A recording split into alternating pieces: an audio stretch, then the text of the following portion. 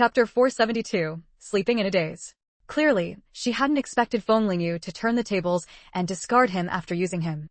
After watching his grandson, Wu Xing, crying and laughing, said to Feng Lingyu, "Comrade Feng, I'm truly too grateful to you. Without your help, Sanla would be gone, and I'd be left alone in this world. I wouldn't be able to face my son and daughter-in-law, and I wouldn't have the face to keep living." Woo-woo. He had just seen his grandson. Though he hadn't woken up yet, just from listening to his breathing, he could tell it was much stronger than before. Not like before, when it was faint and weak, as fragile as a dead man's. Feng Lingyu waved her hand. "Don't say that. Since I said I'd treat him, I'll do my utmost." Wu Xing wiped his tears with his sleeve, then suddenly knelt on the ground and kowtowed to Feng Lingyu. Fortunately, Shen Huaiyu was quick enough to pull him up. "What are you doing?" Feng Lingyu frowned. "I treat your grandson, and you do things for me, wasn't that the deal? You don't owe me anything." Wu Xing's culinary skills were probably among the best in the world right now. Having such an amazing chef cook for her in the future, this trade was way too good to pass up. "It can't be calculated that way," Wu Xing choked out. He was so old, what could he really do for Comrade Feng? But since Comrade Feng didn't like him saying that, he wouldn't say it anymore. He'd keep it in his heart and, from now on, serve Comrade Feng wholeheartedly. "From now on, call me Xiaoyu and call him Huaiyu." Feng Lingyu quickly changed the subject. Feng Lingyu had already decided in her heart that no matter where she went from now on, she'd bring Wu Sheng along. Maybe she'd even spend more time with Wu Sheng than with Shen Huaiyu in the future. After handing over the prepared medicinal herbs and instructions to Wu Xing, Feng Lingyu and Shen Huaiyu left. As they walked out the door, Feng Lingyu glanced at the neighboring wall and asked casually, "No one's been watching you these past few days, right?" Mentioning this, Wu Xing seemed a bit pleased. "Last time you left, she broke her leg. Now she can't even get out of bed, so no one's been keeping an eye on me anymore." After saying goodbye to Wu Xing, they set off on the road home. The sky was just beginning to lighten with the faint glow of dawn. When they reached a deserted mountain path, Feng Lingyu took out a few steaming hot buns from her space. After sharing the buns with Shen Huaiyu, she also pulled out 2 cups of milk from her space. "These buns are really good. Too bad the master won't sell the recipe," Feng Lingyu said with a mix of admiration and regret. Shen Huaiyu raised an eyebrow. "With Grandpa Wu around, are you still worried you won't get good buns?"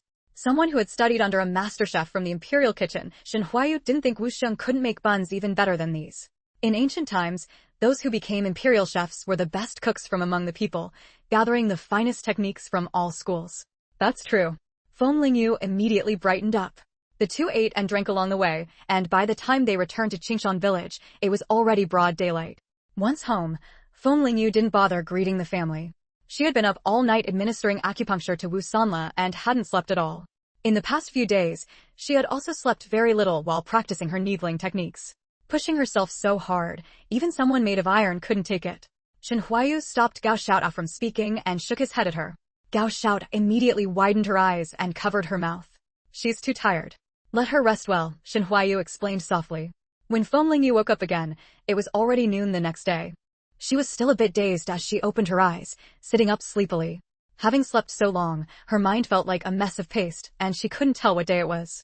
The aroma from outside kept drifting toward Feng Lingyu's nose, and her stomach began to growl in protest. Gao Xiaotao was cooking in the kitchen. Today, she had braised meat and eggs, planning to make braised meat rice. This was a dish Xiaoyu had told her about. After experimenting a few times, she had managed to figure it out.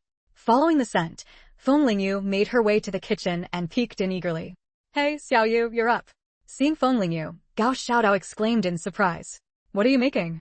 "It smells so good." Feng Lingyu couldn't help swallowing and kept glancing at the pot. "Braised meat rice. It'll be ready soon. Go wait in the living room." Gao Xiaotao had guessed Feng Lingyu would wake up around noon, so she had made extra. "Okay." Feng Lingyu's eyes lit up and her earlier confusion vanished instantly.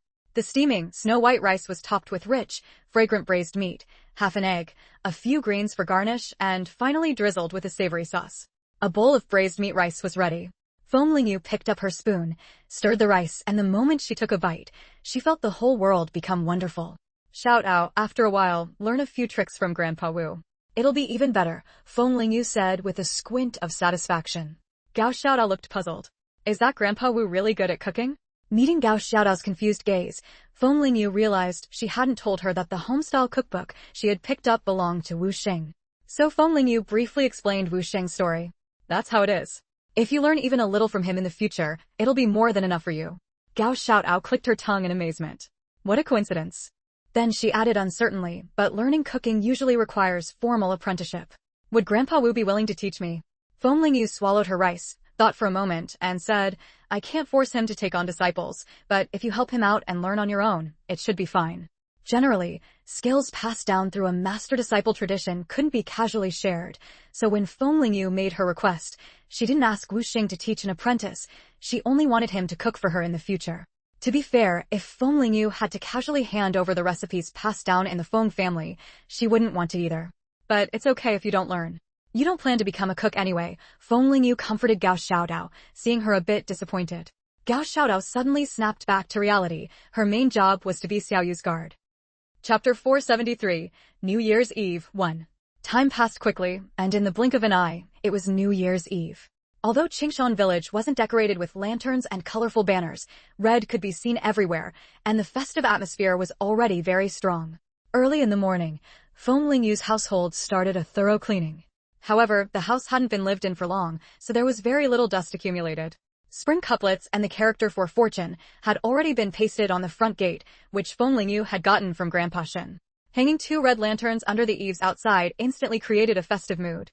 Seeing this, Sun Yiming shamelessly asked Gao Xiaodao for a pair of spring couplets and pasted them on his own door. Since it was New Year's, Gao Xiaodao couldn't be bothered to argue with him and simply gave them to him. Gao Xiaodao fried a series of items, including crispy pork, radish meatballs, fish pieces, tofu, and pork. Another pot was used to braise a large batch of dishes, containing pig trotters, pig head, spare ribs, large bones, intestines, as well as chicken legs and chicken feet, in short, a whole pot full of meat products. Beside it were 2 small charcoal stoves, one simmering chicken soup and the other cooking thick 8 treasure porridge. Various aromas continuously wafted from the kitchen, and Tuanzi and Jinzi crouched there, refusing to leave. After everything was fried, Gao Xiaodao took some of each item to prepare gifts for other families. She planned to send some to the village chief's house, Grandpa Wang's house, Commander Shi, as well as familiar households like Sun Yiming and Chao Zi. Sister Xiaodao, could I also have a small basket? Shen Huiqing hesitated, then pursed her lips and said. Gao Xiaodao paused her action of filling the baskets, but quickly understood. Who are you giving New Year's gifts to? Friends in the village. Shen Huiqing smiled sheepishly. Yeah, to Tai Dan and the others. Hearing it was for Tai Dan, Gao Xiaodao naturally wouldn't refuse. She generously took out 2 small bamboo baskets and also packed some food for Shen Huiqing. Receiving the small bamboo baskets, Shen Huiqing was overjoyed. She thanked Gao Xiaodao and ran out. Slow down. Remember to come back early for dinner. Gao Xiaodao called out loudly. In the few months at Qingshan village, Shen Huiqing had visibly become much livelier. Then the 2 split up to deliver gifts to everyone. But when they returned, the items in their hands hadn't decreased, instead, they had increased. These were all specialty dishes prepared by various households, a mutual exchange, serving as return gifts. Fortunately, the grain shortage had been resolved, and the villagers had money to celebrate the new year. The aroma of meat wafted from every home. It was worth mentioning that young Jangwo decided to slaughter another big fat pig to distribute to the villagers. Every household could get a few pounds, ensuring everyone had meat to eat on New Year's Eve. Hey Xiaoyu, look! Gao Xiaodao exclaimed in surprise, pointing at a pile of things in front of their door. Their doorstep was piled high with all sorts of things, all of them food items. Feng Lingyu's eyes flickered, and she said warmly, they must be from the other villagers. Let's take them all inside. Previously, conditions were poor, and every household could only look after itself. Now that things had improved, the villagers started sending things to Feng Lingyu again. Under a large radish was a note, with crooked handwriting that read, There's fish and cured meat. Gao Xiaodao said, listing the items as she carried them inside. Although Feng Lingyu knew that the villagers' gratitude was also partly due to the village cooperative starting next year. But repaying kindness was still better than doing nothing. She paused in her movements, thought for a moment, and then said, tomorrow, when the children come to pay New Year's visits, take out the milk candies. Also add some of the roasted melon seeds and peanuts you made. The price of milk candies went without saying, everyone knew they were expensive. But roasted melon seeds and peanuts weren't cheap either. Buying them from the supply cooperative cost 5 mao per caddy.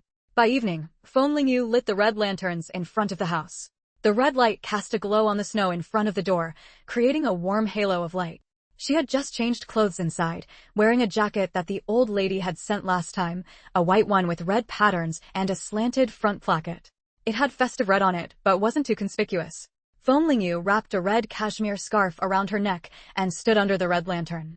She had a kind of unrestrained, bold, and radiant beauty. Everyone usually knew she was beautiful, but she was always aloof and rarely showed herself so openly. When Shin Huayu helped Shin Xiui arrive, what they saw was the delicate-skinned girl slightly tilting her head up, smiling brightly at the lantern above. Hearing the noise, Feng Lingyu turned sideways to look. When she saw the two familiar figures, she quickly said with joy in her voice, "Grandpa Shen, you're finally here." Since it was New Year's, Shin Xiui had also changed into nice clothes, a Zhongshan suit made by Gao Xiaodao. Seeing Feng Lingyu, he teased, "Grandpa Shen is old and slow. I've kept Xiaoyu waiting. I deserve a scolding." Feng Lingyu followed Shin Xiui's lead. "I've been waiting at the door for quite a while." After saying this, Feng Lingyu raised an eyebrow and cast a coquettish sidelong glance at Shin Huayu, who hadn't spoken. "Did you slow Grandpa Shen down? I think you're the one who deserves the scolding." Shin Huayu's deep, dark eyes looked at the rarely playful Xiaoyu, and he cooperated with a hint of a smile. "Yes, the fault is entirely mine." Chatting and laughing, they walked into the house. This was Shin Xiui's first time at Feng Lingyu's home. Gao Xiaodao and Shin Huiqing had already decorated the house early, and the festive atmosphere could be seen everywhere. "Grandpa Shen, you're finally here. We can start dinner now." Gao Xiaodao pulled aside the curtain, her round face smiling so much that her eyes turned into slits, looking utterly endearing. After speaking, she quickly walked over, pushed Shin Huayu aside, took his place, and eagerly helped Shin Xiui to the seat of honor. Shin Huiqing, acting like a little adult, walked over and patted her brother's hand, saying softly, "You'll get used to it." Shin Huayu flicked his younger brother's forehead in exasperation. "Go eat your meal." Today was New Year's Eve. Feng Lingyu felt that the New Year's Eve dinner should be eaten together as a family, so it was just the Shin grandfather and grandson, her, and Xiaodao, 5 people in total. Of course, there were also Tuanzi and Jinzi, the little family members. Gao Xiaodao was the head chef, with the others helping out. They managed to prepare 10 large dishes, symbolizing perfection. In the center of the table was a plate of braised fish, symbolizing abundance year after year. Actually, both Feng Lingyu and Gao Xiaodao were young and only had a vague understanding of New Year's customs, so they just did whatever came to mind. Chapter 474, New Year's Eve, Part 2.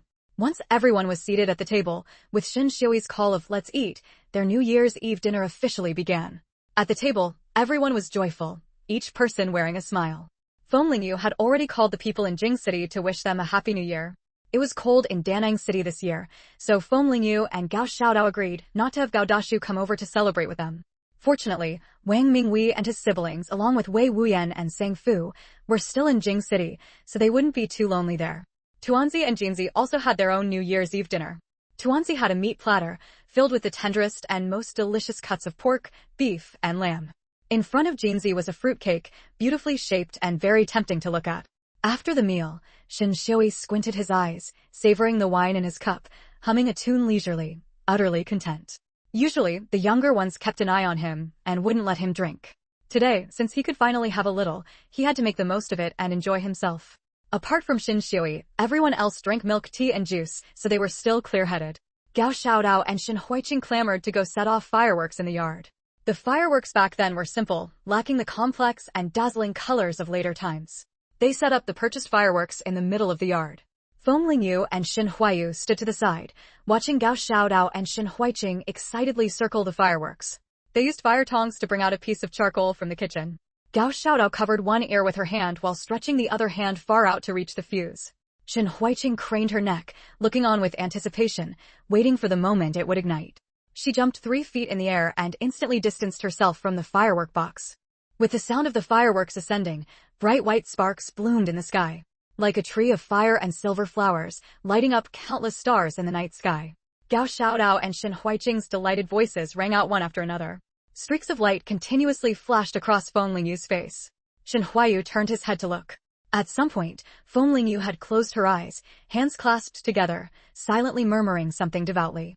The red scarf made her skin look as white as jade, the tip of her nose slightly reddened, her delicate features almost unreal. Shin Huayu thought back to this time last year, when he was still a little cripple. His heart was full of sensitivity and bitterness, his body covered in sharp thorns, filled with rejection toward the whole world. Like tonight's fireworks, his life had been illuminated and healed by her. His core was still pitch black, never to return to that innocent boyish appearance. A moment later, Feng Lingyu finished making her wish and met Shin Huayu's obsidian-like eyes. Feng Lingyu was startled, then shook her head with a smile, saying lightly, "You can't say the wish out loud, or it won't come true." "I just made a wish too." Shen Huayu's narrow eyes glanced at her, looking a bit roguish. He retaliated, if I say it, it won't come true. Feng Lingyu was exasperated, grinding her teeth and saying, I don't want to know anyway. With that, she turned her back and went to play with Gao Xiaotao and the others. Let that clueless fool stay by himself. Watching the three of them fooling around over there, Shen Huayu's lips unconsciously curled up. Xiaoyu, I hope all your wishes come true. Hearing the sound of fireworks, the villagers of Qingshan village came out of their houses. In the countryside, it was rare to see fireworks all year round, so both adults and children were incredibly excited. Most families would just buy a string of firecrackers as a gesture, but no one was extravagant enough to buy fireworks to set off at home. The children's happy voices rang out, and everyone's face carried hope for the new year. At the educated youth point, they also put together a modest feast. It was a good day and no one was foolish enough to cause trouble. So they managed to sit together peacefully and have a meal. Watching the fireworks in the sky, some were envious, others shed tears. Life in the countryside was too hard.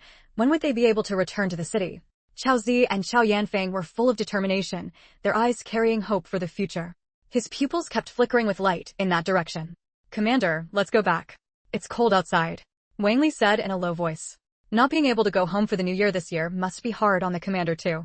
I'll stay a little longer. Shi Wenhao stared blankly at the sky. Only after the fireworks had completely burned out did he let Wang Li push him back inside. Next door to Feng Lingyu's house, Sun Yiming and Zhao Nanshan were also watching the fireworks. Even though there were only two of them, they didn't skimp. But in truth, most of the dishes were brought back directly from Gao Xiaodao's place. Sun Yiming even shamelessly asked Feng Lingyu for a bottle of wine. Now the two of them sat in the yard, both staring unblinkingly at the sky. Sun Yiming's eyes were unfocused, his face as red as a boiled shrimp, clearly drunk. So he forgot that the brother beside him had no family to care about him. The old man keeps driving me to the countryside. This year I'm not there, my grandparents and my mom will definitely beat him up. Hee. As if he could already see his father acting meek at the dinner table. Nanshan, when we get back, we have to take care of that scumbag dad and stepmother of yours. Don't be afraid. Sun Yiming burped, paused, and continued, with Xiaoyu around, those scumbags are nothing. Zhao Nanshan finally responded this time. He leaned back, relaxing, you're right. Anyway, I've decided. From now on, I'm sticking with Xiaoyu. Sun Yiming continued intermittently, I've figured it out. She's no ordinary person. When she makes it big later, won't I be her #1 lackey? Ha ha. By then, I'll definitely go back and slap my dad's face. Zhao Nanshan held his forehead, a low laugh spilling from his lips. He really didn't know that the once arrogant little tyrant son's current dream was to be Feng Lingyu's #1 lackey. Chapter 475, New Year's Greetings and Red Envelopes. Last night, we had said we would stay up together to see the new year in, but in the end, no one managed to hold out.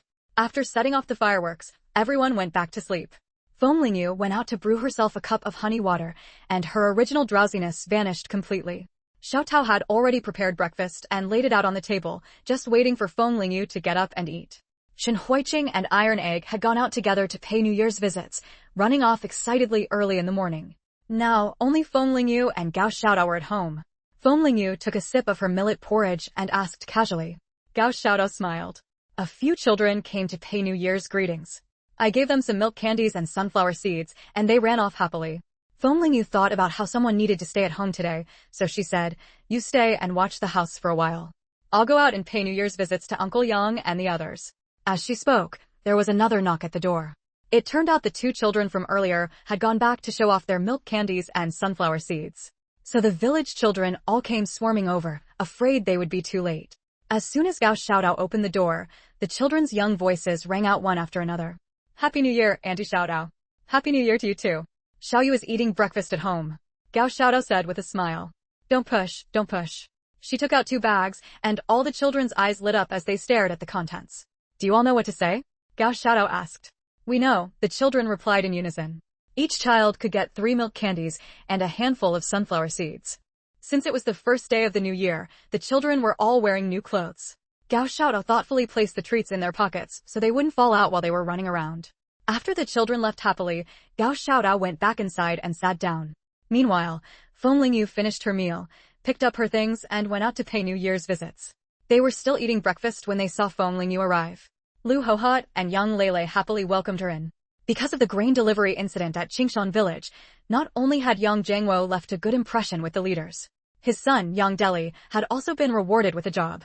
He was just waiting for the new year to pass before reporting to the machinery factory in the city. Come in, come in. Why are you here so early? Why didn't you sleep in a bit more? Lu Hohat said cheerfully, pulling Feng Lingyu along. It's the first day of the new year. I can't spend it in bed. Once inside, Feng Lingyu placed the things she was carrying on the table. Grandpa Yang, Uncle Yang, these are gifts for you. This child, didn't Xiaotao already bring some yesterday? Lu Hohat said hurriedly. Feng Lingyu said, that wasn't a proper New Year's gift. Today, I should formally pay my respects to you.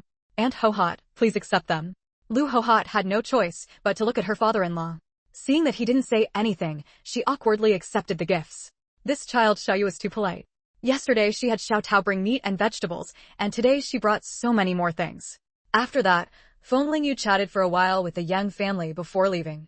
On the first day of the new year, relatives all visit each other. Soon, the Yang family would also go out to pay New Year's calls to others. Next, Feng Lingyu went to the homes of other familiar families in the village one by one to pay New Year's visits. Finally, Feng Lingyu arrived at the small shed at the foot of the mountain. Shin Xiui was practicing Tai Chi in the yard when he heard a sweet voice calling him. Seeing Feng Lingyu arrive, Shin Xiui stopped his practice and pulled her inside the house. He was wearing a turtleneck sweater, with a straight nose and thin lips, his face sharply defined, carrying the elegance of a young man. Go pour Xiaoyu a cup of hot tea. It's New Year's Day, why are you reading? There's plenty of time for that later. Shin Xiui said unceremoniously to his grandson. Grandpa Shin, I've come to pay you New Year's greetings. Feng Lingyu said sweetly. Good. I've been waiting at home for you and Xiaotao. Shin Xiui said with a ruddy complexion and a deep voice. Xiaotao is at home handing out candy to the children. If you want to wait for her, it might not be possible right now. Feng Lingyu said, the corners of her mouth lifting. Ahem. Here, Grandpa Shin is giving you a red envelope. Wishing you a happy new year, and may everything go your way in the future. Shin Xiui pulled a red envelope from his pocket and handed it to Feng Lingyu. Feng Lingyu accepted it with a smile. Thank you, Grandpa Shin. Just as the atmosphere was warm and harmonious, a faint voice sounded. Shin Huayu stood there holding a cup of hot tea, looking at them with a hint of grievance. What about me? Shin Xiui's expression changed instantly. What about you? How old are you, and you still want a red envelope? Xiaoyu, don't mind him. My money is all for you. Shin Xiui turned around, his face immediately changing to a smile. Feng Lingyu glanced awkwardly at Shin Huayu, feeling a rare moment of embarrassment. That's not necessary. You should keep your money for yourself. In the future, Huayu and I will take care of you together. In a moment of mental blankness, Feng Lingyu blurted out. Didn't Xiaoyu's words clearly mean she wanted to marry Shin Huayu? Shin Xiui suppressed his smile and said, well then, will you two get it done next year? Meeting Shin Xiui's knowing and teasing gaze, Feng Lingyu fled in embarrassment. Grandpa Shin, I'm going back now. Remember to come over for dinner tonight. Shin Xiui was amused by Feng Lingyu and laughed heartily. After he finished laughing, he caught a glimpse of his grandson also smiling. Shin Xiui's expression changed instantly. Don't you go thinking nonsense. Xiaoyu is still young. Go read your book and purify your thoughts. Feng Lingyu and Shin Huayu carried their things to Wu Xing's house. Wu Sanla was practicing walking by holding onto the wall when he saw a strikingly handsome man and woman walk in. He immediately realized that these two were the ones his grandfather had told him about, his saviors. Sanla, these are Xiaoyu and Huayu, the ones I told you about. With his grandson awake, the heavy weight that had been pressing on Wu Xing's heart had disappeared. He looked much more spirited. Wu Sanla had only woken up not long ago, and his face was still a bit pale. He actually had a round face, but because of his illness, there wasn't much flesh on it. Wu Sanla smiled shyly at Feng Lingyu and Shin Huayu. Hello, thank you for saving me. Feng Lingyu smiled and said, you're welcome. Your grandfather already gave us our reward. Chapter 476, We and the Moon Have a Connection. This time, Feng Lingyu came specifically for a follow-up examination. After confirming that Wu Sanla's basic metabolism was no longer an issue, he only needed to supplement his nutrition and no longer required additional medication. Fortunately, with Wu Xing as the chef, Wu Sanla would definitely not eat poorly. When Feng Lingyu took Wu Sanla's pulse, she noticed that his heartbeat had gradually become stronger and more vigorous, a good sign. How is it? Wu Xing asked cautiously. Feng Lingyu curled her lips. Grandpa Wu, rest assured, Sanla is fine now. Just give him nutritious food to supplement his health every day, and he will gradually become like an ordinary person. Hearing Feng Lingyu's words, both Wu Xing and Wu Sanla were overjoyed. Wu Sanla had known since childhood that he wouldn't live long, and during his last coma, he felt he wouldn't make it. But this girl, even younger than him, had cured his illness. From now on, he no longer had to worry about his grandfather living alone and lonely in the world. Comrade Foam, I have no way to repay this great kindness. In the future, whatever you need, just tell me and Sanla will not hesitate. Wu Sanla's body hadn't fully recovered yet, so his voice was weak. But the determination in his tone was felt by everyone present. Feng Lingyu joked, I have your grandfather, that's enough. You still need a few more years of practice. In the future, if she opened a restaurant, having the Wu grandfather and grandson in charge would mean she had nothing to worry about. Wu Sanla thought Feng Lingyu was encouraging him, so he quickly said, I will definitely practice my cooking skills with Grandpa. Sanla had been frail since childhood, treated like a porcelain doll, and his nature was very innocent. Although he knew many influential people, once he was gone, who would protect Sanla? If his grandson could stay by Xiaoyu's side in the future, even if he was no longer around, there would be no worries. Therefore, Wu Xing was happy to see Sanla's desire to repay Feng Lingyu. Today was a day of reunion, and everyone sat together to make tangwan. Teacher Xiao had called yesterday, asking him to return to Beijing early. Since hearing this news, Shen Huiqing had been somewhat downcast. Huiqing, your brother will come back, don't be sad. Smile, Gao Xiaodao said, pulling at Shen Huiqing's face to cheer him up. A little kid acting like an old man all day, who knew what he was worrying about. Sister Xiaodao, you got glutinous rice flour on my face. Distracted by Gao Xiaodao, Shen Huiqing couldn't stay in his emo mood anymore. 2 white fingerprints were left on his cheeks, making him look like a little cat. Everyone was amused by his childlike appearance. The tangwan they made varied in size and quality. Gao Xiaodao prepared several fillings, the classic black sesame, peanut, and osmanthus. Once they were wrapped, she took a batch into the kitchen to cook them. The tangwan cooked quickly, and within a few minutes, they all floated to the surface. Feng Lingyu took a small bowl and scooped 5 tangwan of different sizes. Freshly cooked tangwan were very hot. Feng Lingyu carefully took a small bite, and the black sesame filling immediately flowed out. The black sesame was ground to a fragrant and crispy texture, and with one bite, a sweet, rich flavor instantly filled her mouth. Shen Xiui hadn't eaten tangwan in a long time either, and he was too busy eating to lift his head. Shen Huayu looked at the scene with tender eyes, his heart full of reluctance. When would he next see his grandfather, brother, and Xiaoyu? Every time Teacher Xiao said there was a research task, going into seclusion for half a year was common. What are you staring blankly for? Eat the tangwan while it's hot. Just as Shen Huayu was lost in his thoughts, Feng Lingyu suddenly bumped his shoulder. Feng Lingyu looked at Shen Huayu as if he were an idiot. How could anyone zone out in front of delicious food? Seeing the lively Xiaoyu, Shen Huayu suddenly curled his lips and smiled, nodded seriously with an and then buried his head in eating. Seeing Shen Huayu start eating, Feng Lingyu pouted with slight regret. She had been thinking that if Shen Huayu didn't eat, she could take his tangwan.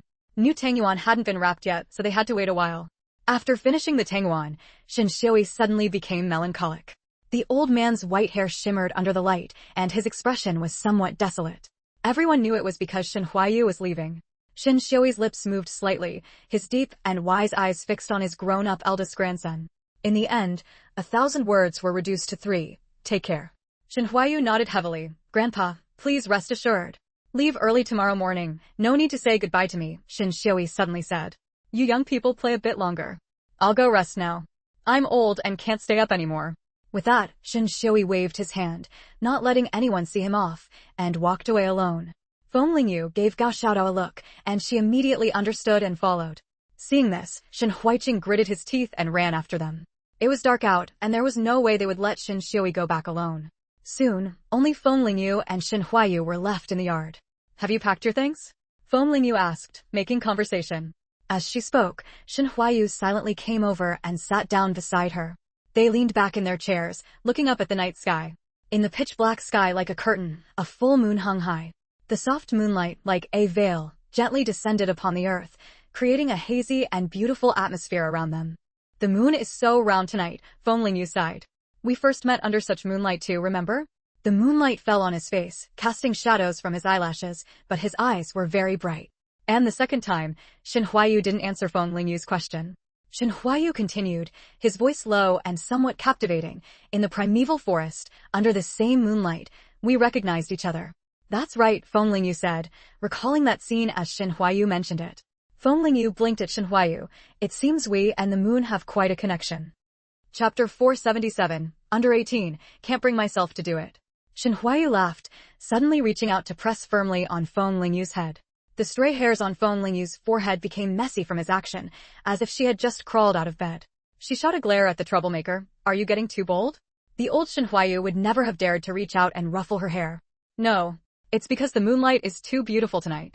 Shen Huayu curled his lips into a slight smile and said gently.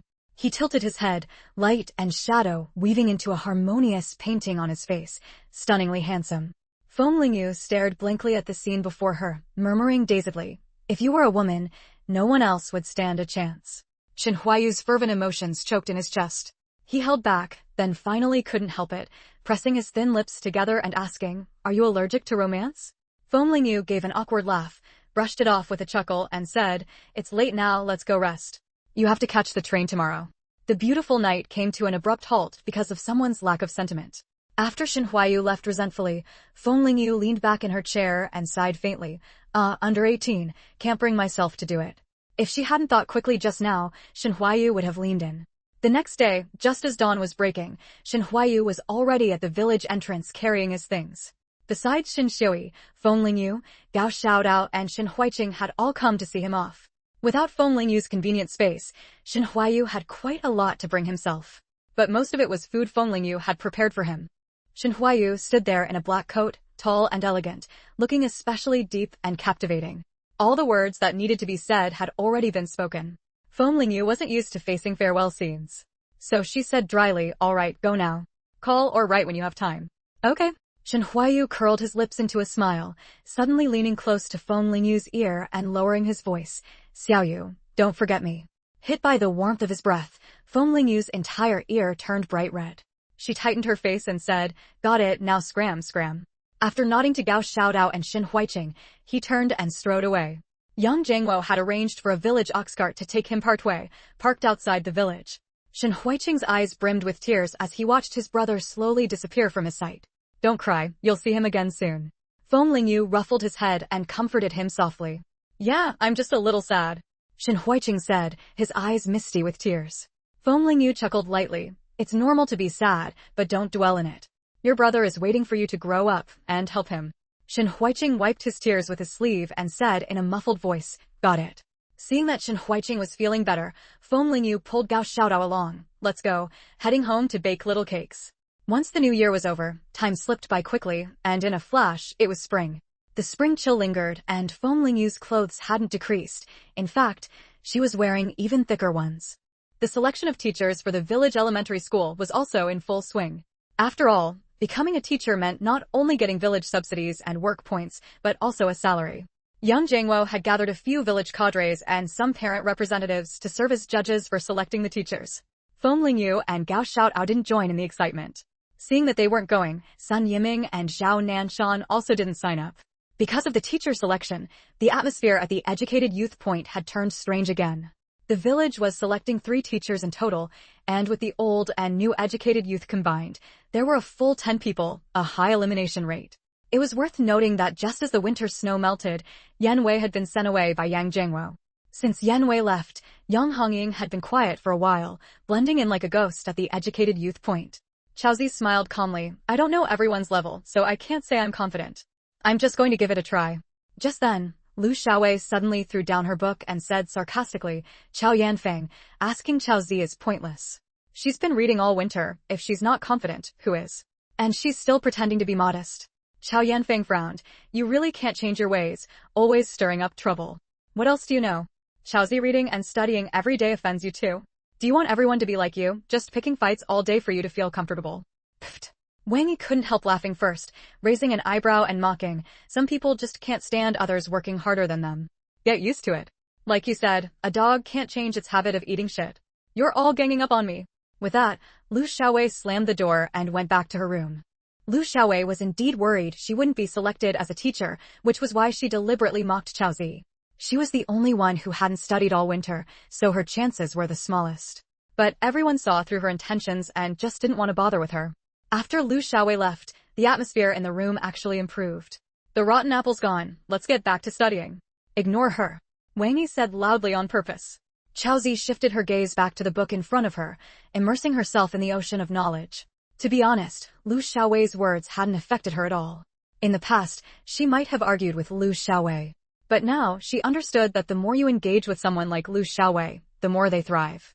Ignore her, and just do what you need to do. The next day, the formal selection competition for village elementary school teachers began. Yang Jiangwo had specially set up a classroom at the school for the applicants to give a lesson. Whoever taught the best would be kept. Xiaozi glanced at the number she drew, 8, a good sign.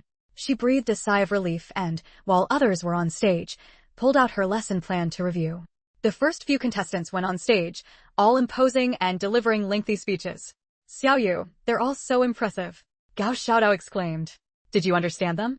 Feng Lingyu asked with a raised eyebrow, arms crossed. Gao Xiaodao shook her head. She had been confused listening just now, but she thought they sounded impressive. They're teachers. If the students don't understand, what use is a teacher being impressive? Feng Lingyu said with some amusement. Besides, the lengthy speeches those contestants had prepared sounded profound and impressive, full of grand talk, but were actually hollow and empty. They could only fool uneducated country folk. Oh right. Gao Xiaodao finally caught on after Feng Lingyu's remark. The other villagers nearby, who had been observing and thought those contestants were impressive, nodded thoughtfully after hearing Feng Lingyu's words. Educated youth Feng was right, they needed a teacher who could actually teach the children. Chapter 478, Like an Old Witch. After the first few people finished their speeches, it was Xiaozi's turn. Xiaozi took a deep breath, thinking about how long she had prepared for this, a look of determination flashing in her eyes. Hello, classmates. Stepping onto the podium, Xiaozi smiled sweetly and began with a light, cheerful tone. She had a bright, striking appearance, with big, sparkling eyes that easily won people over. Her voice was also very pleasant, a playful tone that children loved. Sure enough, as soon as she started speaking, all the judges, including the adults and children listening outside the classroom, turned to look at her. Today, I'm going to tell you the story of the crow drinking water. Soon, everyone present was captivated, including many villagers who couldn't read. Everyone's thoughts were drawn along by the story in Xiaozi's words. In the end, the little crow, using its intelligence, successfully managed to drink the water. Classmates, this story teaches us that when we encounter difficulties, we should use our brains and learn to use the things around us to solve problems. Now, let's look at the new words mentioned in the story. Everyone followed Xiaozi attentively, reading along and learning the strokes. Some villagers muttered quietly, if only the teachers in our old literacy classes had taught us to read like this, it would have been so simple. I could have remembered it. Yeah, from this perspective, Teacher Xiaozi is really good. With a teacher like her, maybe my kid can actually amount to something. Finally, Xiaozi finished the last word, and thunderous applause erupted. Everyone clapped for her enthusiastically, and the children, including Taidan and the others who had been taught by Xiaozi for a while, started cheering, Teacher Xiaozi is number one. Yang Jiangwo even stood up to applaud. Although he wasn't very educated himself, he often attended meetings at the commune and had met many intellectuals. Someone like Xiaozi was exactly what the secretary described as a talent who could simplify the complex and explain profound ideas in simple terms. Great. Comrade Xiaozi, it's clear you prepared with care. The masses have sharp eyes. Yang Jiangwo said loudly. The unexpected scene before her made Xiaozi finally let out the breath she had been holding. She blushed a little with embarrassment and replied loudly, Village Chief, I just did what I was supposed to do. You're flattering me. All right, go down and wait for the results. We know in our hearts whether it's flattery or not, haha. Yang Jiangwo smiled and gestured for her to step down. The other candidates for the teaching position, seeing how popular Xiaozi was, had unpleasant looks on their faces. Especially Lu Xiaowei, whose face turned an ugly shade of green, her teeth nearly ground to dust. After all, judging by the situation, Xiaozi was practically guaranteed a teaching spot. After Xiaozi stepped down, Xiao Yanfeng walked up and said, Congratulations. Your hard work paid off. Only she, who shared a room with Xiaozi, knew how hard Xiaozi had worked, not just during the day, but every night, reading by lamplight. Seeing no discomfort on Xiao Yanfeng's face and confirming her congratulations were sincere, Xiaozi breathed a sigh of relief. You too, keep it up. Coincidentally, right after Xiaozi, the next person to draw a lot was Lu Xiaowei. With Xiaozi setting such a high standard, Lu Xiaowei paled in comparison. What is she doing? Why is she acting so weird? Gao Xiaodao frowned, looking at Lu Xiaowei on the podium. Feng Lingyu smirked sarcastically, trying to imitate but failing miserably. Perhaps Xiaozi's sweet and playful style had inspired Lu Xiaowei, so she abruptly changed her own teaching style, trying to act cute too. But her voice was very shrill, and forcing a cute tone only made it grating, uncomfortable to listen to. Coupled with her stiff, forced expressions, which at first glance looked somewhat ferocious, several children were scared into crying on the spot. I don't want her as a teacher. She's like an old witch. One child shouted, and the others joined in. She's supposed to be teaching, not putting on a play. What is she doing? Gao's shout out-twitched her mouth, speechless. On stage, it was like watching a theatrical performance. She didn't cover a single key point and dragged out her words, giving everyone goosebumps. Feng Lingyu laughed. She's reaping what she sowed. Children have sharp eyes. On the podium, Lu Xiaowei's expression was already unbearably ugly. Her nails snapped the chalk in her hand in half. Rage burned in Lu Xiaowei's eyes, wanting to tear everything before her to shreds. Seeing the scene descend into chaos, Yang Jingwo had to stand up and take charge. All right, everyone, keep an eye on your kids and tell them to stop. Then Yang Jingwo said meaningfully to Lu Xiaowei, who was still standing on the podium, Comrade Lu Jiqing, you can step down now. We've already seen your level. There was no level at all, even I could do better. At this, some people nearby couldn't help but laugh out loud. Lu Xiaowei could barely maintain her composure, but forced a smile anyway. Okay, thank you, Village Chief Yang. As long as she remained a sent-down youth in Qingshan Village, she didn't dare to disrespect Yang Jingwo. After stepping down, Lu Xiaowei hardly dared to look at anyone's expression, feeling they were all mocking her. She didn't want to wait for the results anymore and stormed out the door. With just a few days of preparation, she thought she could get selected? Does she think we're all pushovers? Serves her right. Wang Yi sneered. She's gone. Why are you still talking about her? Just watch the competition properly. Qiao Yanfeng glanced at Wang Yi. Fine. I got it. Wang Yi shrugged. After all the contestants finished, Yang Jingwo and the other judges sat together to discuss for a while before announcing the results. As everyone expected, Qiao Zi was the first to be selected without any doubt. When this news was announced, many children started cheering, knowing that teacher Qiao Zi was very kind. However, the next two spots surprised everyone. They went to Zhu Hongye and Wang Yi. Qiao Yanfeng, who everyone thought had a good chance, was not selected. The moment the results came out, Qiao Yanfeng almost couldn't keep the expression on her face. Chapter 479. In a Dilemma. Zhu Hongye went without saying. He had excelled academically since his school days, something everyone at the Educated Youth Point knew, and they often asked him about anything they didn't understand. But Wang Yi, who kept a low profile, was unexpectedly selected too. Yanfeng, are you okay? Qiao Li asked with concern. Qiao Yanfeng shook her head stiffly. I'm fine. On the way back to the Educated Youth Point, Wang Yi animatedly recounted his thought process. Xianwen tugged at his sleeve, signaling him to stop, since most people hadn't been chosen. Wang Yi wasn't completely oblivious to social cues and immediately shut his mouth. Still, the upward curl of his lips revealed his good mood. Qiao Yanfeng lagged a step behind and said to Qiao Ji, you two go back first. I have something else to do. Without waiting for Qiao Ji's reply, she turned and walked away. Qiao Yanfeng felt a knot of frustration in her chest. She had clearly spoken much better than Wang Yi just now, and she couldn't understand why Village Chief Yang hadn't chosen her. Yang Jingwo was currently discussing school matters with Feng Lingyu when he caught sight of Qiao Yanfeng hesitating nearby, staring at him with hopeful eyes. Village Chief, let's talk another time, Feng Lingyu said with a smile. After Feng Lingyu and her companion left, Qiao Yanfeng approached Yang Jingwo. Village Chief. She bit her lip. I want to ask why the village cadres chose Wang Yi. Clearly you performed better, right? Yang Jingwo finished her sentence. Yes. Since it had come to this, Qiao Yanfeng didn't hide it. Yang Jingwo said, Comrade Qiao, have you forgotten that you're still the person in charge of the Educated Youth Point? Serving as both a teacher and the head of the Educated Youth Point, are you sure you have enough energy to handle both? Qiao Yanfeng's face went pale at his question. She wanted to say she could, but meeting Yang Jingwo's knowing gaze, the words wouldn't come out. Besides, everyone knows the hidden benefits of being the Educated Youth Point leader. That's why so many people fight for the role. I entrusted you with that position because I trust you, Yang Jingwo said firmly. At his words, Qiao Yanfeng suddenly saw things clearly. Yes, her goal was to return to the city, not to stay here as a teacher. If she were both the Educated Youth Point leader and a teacher at the primary school, the first to complain would be the other educated youths. People had to learn to make choices. She couldn't hog all the benefits for herself. Yes, Village Chief Yang, I understand. Qiao Yanfeng blushed and bowed to Yang Jingwo. Startled by her sudden gesture, Yang Jingwo stepped back. What are you doing? Go on back. Opportunities always favor those who are prepared. After Qiao Yanfeng left happily, Yang Jingwo shook his head. He wasn't lying. At the last commune meeting, word was that quotas for worker peasant soldier college students would come down this year or next. Within 2 years, whoever performed best would get to return to the city. When Qiao Yanfeng got back, Qiao Ji secretly observed her expression.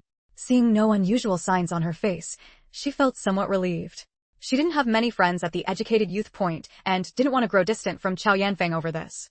Once the teacher matter was settled, the village's primary school opened soon. Thanks to the tuition exemption and Feng Lingyu's rule that girls could attend for free while boys would be charged, every child of school age in the village showed up. The children's faces were full of joy and anticipation. Chaoji, Zhu Hongya, and Wang Yi officially started their posts, receiving students' parents in the classrooms. Besides not having to work in the fields, their jobs were far from easy. These students were at an age where they didn't know better, and there was much to manage. Young Jiangwo watched the children file into the classroom, a wide smile spreading across his face. From now on, every child in Qingshan village would be literate, wherever they went. Wouldn't others hold them in higher regard? Just as young Jiangwo was feeling pleased, a voice suddenly rang out. He turned around and saw his old friends, the village chiefs from neighboring villages, all standing there. Seeing the expressions on their faces, young Jiangwo's heart tightened. Were they here to cause trouble? Steadying himself, he said, "It's spring thaw right now. What brings you all here to see me?" The village chiefs exchanged glances before pushing forward the one who had called out to young Jiangwo. He and Yang Jiangwo had been friends in their youth and could speak openly. "Jiangwo," the man said, frowning apologetically. "We're here today to ask for your help." Hearing it wasn't trouble, Yang Jiangwo relaxed, his tense face softening. "Our village is about to start spring plowing. I don't know what difficulties you're facing, but if we can help, we will. It's like this. We heard your village set up a primary school where kids can attend nearby. Could our village's children come to class too?" The man gritted out, stating his request. They're just kids. Running wild at home isn't good either. Jiangwo, what do you think?" After he spoke, all of them stared at Yang Jiangwo expectantly. Seeing that young Jiangwo remained silent, everyone grew tense. This school had been built with dividends from all the villagers, so in principle, it should only benefit the village's own children. But these neighboring villages were all fellow, and since they'd come asking, and it was for the children's education, refusing would seem heartless. Yet agreeing would mean giving away the villagers' benefits to outsiders. Just as young Jiangwo was caught in a dilemma, a clear voice rang out, "Uncle Yang." The other village chiefs saw young Jiangwo's eyes light up instantly as he stood and brought in a young woman. She had fair skin, delicate features, and was clearly not someone raised in the countryside. "This is an educated youth from our village. She's the head of our village's cooperative." After Feng Lingyu sat down beside him, young Jiangwo introduced her to everyone. Everyone present knew that Qingshan village had made a lot of money from its medicinal herb cooperative. Hearing this, the village chiefs began to take Feng Lingyu seriously. For an educated youth to gain such an important position in the countryside, she was certainly no ordinary person. Chapter 480. Still making a profit. "Jiangwo, why did you call this educated youth Feng over?" a village chief asked hesitantly. Yang Jiangwo explained, "You may not know this, but the school in our village was built with funds from the cooperative's accounts. So educated youth Feng has to be involved in your requests." Hearing young Jiangwo say this, everyone had no choice but to look at Feng Lingyu. "Educated youth Feng, our village doesn't have the ability, nor do we have capable people like you who can set up a cooperative. But watching the children run wild in the fields, wasting their time, is truly hard for us to bear. These children are young and don't know what reading means to them, but we adults all know the benefits of reading." An older village chief spoke hoarsely, his expression very serious. "If there was no opportunity before, that's one thing. But now that the chance to study is right in front of everyone, we have to come and try, or we won't be at ease." Feng Lingyu sat upright in her chair, her expression unchanged. She looked up and surveyed the few people sitting across from her, each looking at her with hopeful eyes. She then made a decision in her heart. Feng Lingyu spoke, "Village chiefs, it's good that you have the desire to let your children study. Our Qingshan village built the school precisely to give children a chance to read. So I can agree to your request." The several village chiefs looked at Feng Lingyu in disbelief, not expecting it to actually work. "Educated youth Feng, on behalf of our village, I thank you. You are truly a great benefactor," the old village chief said with tears in his eyes. Feng Lingyu quickly interrupted him, "Old village chief, I haven't finished speaking. There are conditions for coming to study." Everyone paused for a moment, then cautiously asked, "What conditions?" Some pessimistically thought that if the conditions were too high, they still wouldn't be able to afford schooling. Feng Lingyu said, "The children in our village don't have to pay tuition to attend school, but this is only a benefit for the children of Qingshan village. If people from other villages come to study, they will definitely have to pay tuition. Otherwise, the villagers here absolutely won't agree. After all, the expenses for those children's schooling come from the village's contributions. It wouldn't be fair for the villagers of Qingshan village to work themselves to the bone just to support children from other villages." Feng Lingyu's conditions were very reasonable, and Yang Jiangwo nodded repeatedly. What Educated Youth Phone says is right. It's impossible for every child to be like ours. The teachers' salaries and subsidies, as well as the children's textbook costs, all come from the village's public accounts. And this money was originally meant to be distributed to the villagers at the end of the year. The other village chiefs expressed understanding upon hearing this. They didn't have the audacity to expect free schooling. If we come to study, tuition must be paid. But how much is the tuition? The old village chief paused for a moment, then continued, if it's too high, we won't be able to afford it either. Seeing that they weren't trying to take advantage, but were simply acting for the children's good, Feng Lingyu softened her expression. The commune primary school charges 3 yuan and 50 cents per semester. Our village school charges 3 yuan, but the students have to bring their own meals. This price was neither high nor low. Any family willing to send their children to school could afford it. The old village chief's hands trembled with excitement. Educated Youth Feng, is what you said true? Yes. The teachers' salaries in our village aren't as high as the communes, so a lower fee is only right. But it can't be any less than this. This price is acceptable, it's already very low. We're willing. The old village chief stammered excitedly. Then we'll go back now and have the children come to register. Is that all right? One of the village chiefs looked dissatisfied and wanted Feng Lingyu to lower the price further, but the others held him back. This price was already very fair. It was clear that this educated youth Feng wasn't someone easy to deal with, and if she got angry, the negotiations might fall through. Feng Lingyu said, that's fine, but the children might not have textbooks for the first few days. We only prepared textbooks for the village's children. New textbooks probably won't arrive until next week. That's fine, let them follow along first, or borrow from classmates to look at, several village chiefs said, afraid something might go wrong and wanting to finalize the matter. All right then. Since they didn't mind, Feng Lingyu couldn't say anything to stop them. After the village chiefs left happily, Yang Jiangwo let out a long sigh of relief. That scared me. I thought they'd found out about our village secretly fishing in winter and were coming to cause trouble. That river didn't belong to Qingshan village, so they had essentially kept it all for themselves. It wasn't a very above-board thing to do. But given the food shortage at the time, they had to prioritize their own villagers. Every household kept the fish very quiet. No one would leak that, Feng Lingyu said, amused by Yang Jiangwo. You're right. But still, having done something shady makes you feel guilty. Yang Jiangwo patted his chest. Oh, by the way, Xiaoyu, we haven't told the villagers about this schooling matter. What if they have objections and disagree? Even though letting the children study was a great thing, it wouldn't be good if it caused discontent among the villagers. A glint flashed in Feng Lingyu's eyes, and she smiled faintly. Uncle Yang, when have you ever seen me make a losing deal? Even though our tuition is 50 cents less than the communes, the profit is still high. With the tuition paid by students from other villages, our village won't have to cover the teachers' salaries. If there are enough students, we might even make a profit. In a few years, we'll recoup the cost of building this school. After that, the school won't need subsidies from the village, it might even make money. Hearing Feng Lingyu's words, Yang Jiangwo caught on. That's right.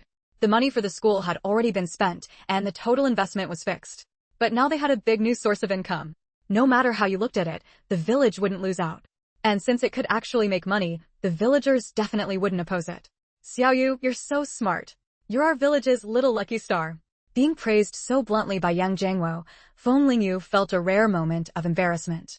After a few jokes, Feng Lingyu suddenly remembered something important to watch out for, so she said seriously, Uncle Yang, while making money is a good thing, the management must treat everyone equally. After all, the others have paid their fees. Don't let it end up with our village being resented by the others. He frowned and nodded seriously. Don't worry. I'll talk to the teachers and make sure there's no discrimination. Every child will be treated the same. Chapter 481, Qingshan Village becomes truly famous. The children had basically all registered, and every school-age child in the village had come. Xiaozi and the other two teachers were distributing textbooks. The commotion made Xiaozi think something had gone wrong. Who are you all? What are you here for? Zhu Hongye stood at the front, blocking the way. A young woman pushed the child in her hands forward and said softly, our village chief told us to come here to register. He said it's 3 yuan per semester. Zhu Hongye and the other two exchanged glances. They hadn't heard anything about this. Seeing Zhu Hongye silent, the villagers who had come thought they were backing out and became agitated. Just as the situation was getting out of control, Yang Jiangwo came running over, panting heavily. Village Chief Yang, didn't we agree? Backing out at the last minute like this is really unfair. We've brought the money. Yeah, you can't mess with people like this. The faces of the arriving villagers darkened, and at the same time, they looked a bit dejected. Yang Jiangwo swallowed a couple of times, waiting until his throat felt less dry before speaking. Folks, you've misunderstood. It's my fault for not telling these teachers about the schooling yet. It's understandable that they didn't dare accept students. They weren't deliberately making things difficult for you. Hearing Yang Jiangwo say this, the villagers' expressions softened a bit. I didn't know you'd come so quickly. I just called the commune to order textbooks and planned to come over after that was settled. This is all a misunderstanding. Don't worry, since I promised you, there's no way I'd go back on it. Village Chief Yang, we were just anxious earlier. We didn't mean to cause trouble. We're really sorry. The ones who had been the loudest quickly apologized. Yang Jiangwo waved his hand dismissively. This is nothing. I understand how you feel. Everyone who wants to register, line up. Tuition payment starts now. Then he said to Zhu Hongya, each student's tuition is 3 yuan. Keep the roster accurate, double-check it a couple of times. The accountant will need it for the books later. Knowing they could register, the crowd calmed down and lined up in an orderly fashion. Meanwhile, Yang Jiangwo called Xiaozi aside, looking at her a bit sheepishly. Xiaozi was confused, not understanding what was wrong with Yang Jiangwo. Yang Jiangwo's face turned red, and he stammered, Xiaozi, you know, our school's textbooks were already ordered in advance, but now there's this sudden batch of extra students. I called the commune, and they said there aren't enough textbooks. Could you ask your father if he could help find some? If it's really not possible, then forget it. We'll think of another way. After saying this, Yang Jiangwo felt like he was sweating all over. This was also Feng Lingyu's idea, to have him ask Xiaozi for help. Xiaozi let out a light laugh. I thought it was something serious. Don't worry, I'll ask. It's just a word. For the sake of the children's education, this wasn't really pulling strings. Her father would probably agree. Yang Jiangwo breathed a sigh of relief. I'm really grateful to you. Otherwise, who knows how long we'd have to wait for new textbooks.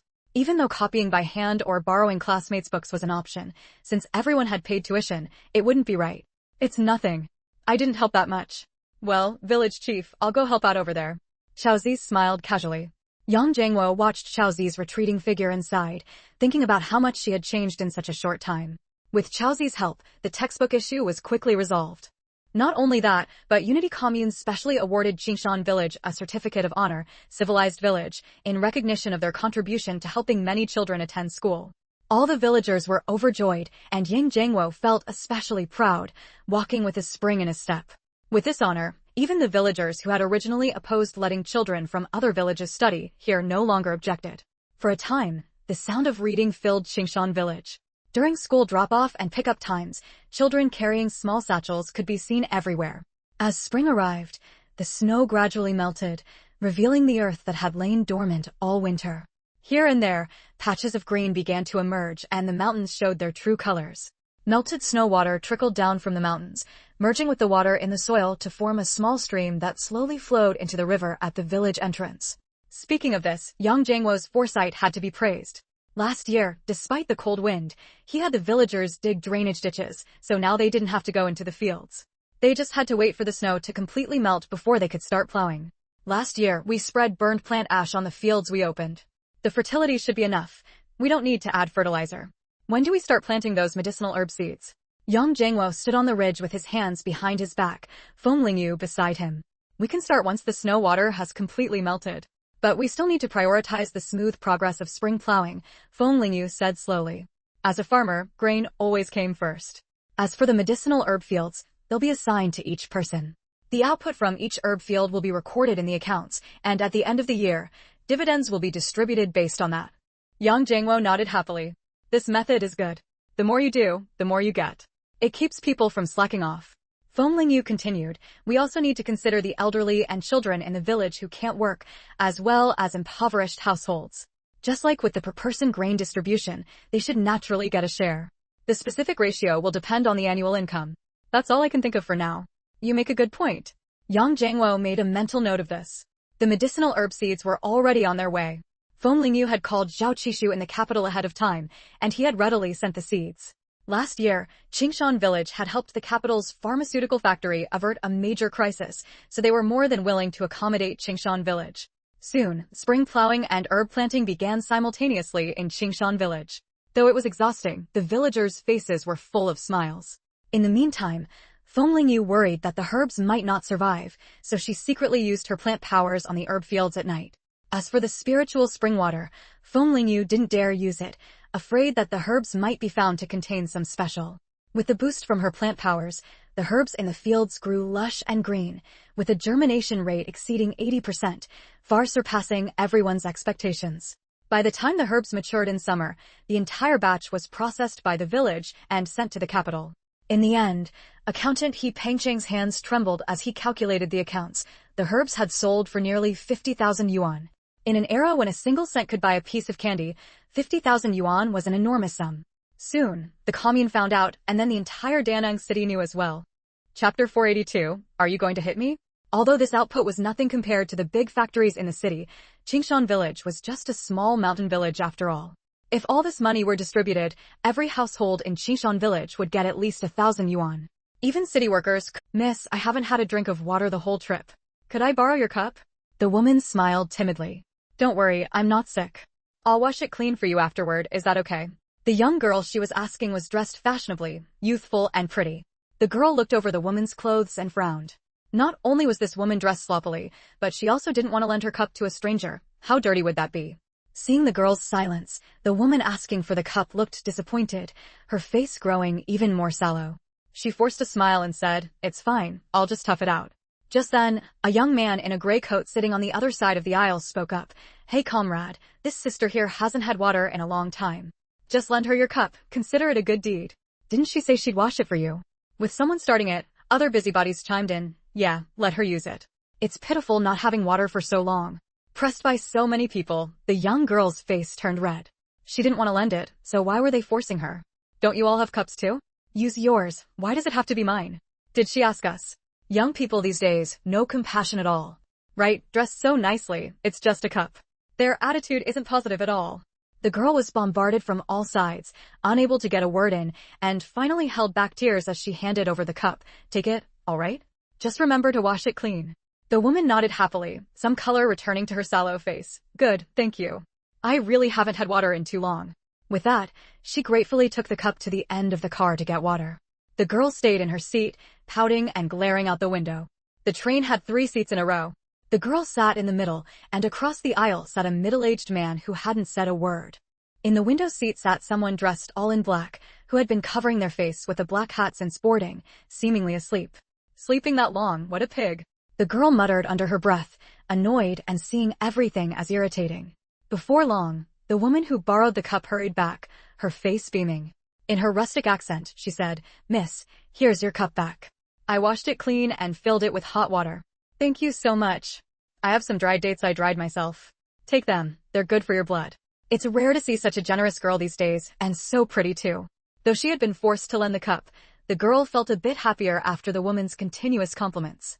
Suppressing the smile tugging at her lips, she said calmly, It's nothing. We should help each other out when we're out. Soon, the two started chatting warmly. The woman said she was visiting relatives because her child was sick, hoping to borrow some money. The girl felt a bit sorry for her and unconsciously softened. They talked about their destinations, and the girl kindly offered to guide her, saying she knew the way. In short, expecting an apology, the person in black remained motionless, as if they hadn't heard, and kept sleeping. The young girl's anger shot straight to her head, and she reached out to grab the person's hat. Let me see what you look like, being so shameless. But just as her hand was about to touch the hat, another hand firmly grabbed her wrist. It was like iron, holding her so tight she couldn't break free. What's wrong with you? Not only do you not apologize for your mistake, but are you going to hit me? The young girl cried out in frustration. Seeing this, the woman who had borrowed the cup blinked and cautiously said, Maybe let it go? I'll get you another cup. Chapter 483, Lost the prime catch. No way, he has to apologize to me today, the young girl said stubbornly. Forget it, it's a small thing. I'll go get you water now. Just wait, I'll be back soon, okay? The sallow-faced woman took the cup without further ado and went to fetch water. Hey, the young girl tried to call her back, but she walked away without looking back. Aren't you letting go? The girl turned around and glared. Then she felt her wrist loosen as the man in black directly released his grip. Smart move, or I would have reported you to the train police, she continued to shout. After a short while, the woman returned with the cup, beaming. Here, miss, hold on to it this time. You young people need to drink more water, it's good for your skin. By now, the young girl had taken off her wet coat and draped a shawl over her shoulders. Having just been soaked, she felt a bit cold, so a sip of hot water was just what she needed. Just as she was about to drink, the man in black next door moved again. She widened her eyes warily, shifting the cup to the other side, and snapped, What do you want now? This time was different. The man in black stood up from his seat, took off the hat covering his face, and placed it on his head. Only then did the girl see clearly, this person in black was actually a woman. Her skin was snow white, flawless, and her eyes sparkled like stars, with slightly upturned corners. When she met someone's gaze, it made them feel instinctively inferior. Excuse me. Feng Lingyu lowered her eyes, looking at the girl expressionlessly. 2 years had passed, and she had grown from a girl with youthful innocence into someone cool yet subtly alluring, every move and smile brimming with charm. To appear more serious, she usually kept a cold face. The young girl's name was Dang Yelian. She usually prided herself on her looks, but compared to this girl dressed in black, she felt like the difference between white clouds in the sky and rubble on the ground. The other passengers in the carriage were also stunned when they saw Feng Lingyu's appearance. Especially the woman who had lent the cup. She broke into a wide smile, looking at Feng Lingyu with satisfaction. Dang Yelian was first shocked by Feng Lingyu's beauty, then quickly snapped back to reality, feeling both jealous and resentful. You're a girl too, how can you be so shameless? Why didn't you apologize after splashing water on me? Feng Lingyu glanced at her indifferently. Apologize? Huh. 2 years had passed, and Feng Lingyu's aura had grown even stronger, pressing down on Dang Yelian until her face turned pale, momentarily forgetting what she wanted to say. By the time Dang Yelian came to her senses, she realized she had already stepped aside on her own. Miss, where are you going? It's not time to get off yet, the woman who lent the cup asked enthusiastically. Feng Lingyu was retrieving her small bag from the luggage rack. Hearing this, she smiled faintly. Is that so? Now is perfect. Before the woman could finish speaking, Feng Lingyu had already walked away with her bag. The moment Feng Lingyu left, several people in different outfits followed her out, though no one in the carriage noticed. Meanwhile, Dang Yelian kept complaining. What kind of person does something wrong and won't even apologize? Oh, don't be upset. It's not worth it. Come on, the water's getting cold. Drink some to warm up. Seeing Dang Yelian tilt her head back and drink the water, the woman across from her smiled so wide her wrinkles deepened. Just then, the people who had followed Feng Lingyu out returned. They subtly shook their heads at the woman. They had lost her. The one who left was a prime catch. Selling her would fetch who knows how much, what a waste. Dang Yelian shook her head, feeling her vision blur, and murmured instinctively. Sleep. I'll watch your things for you.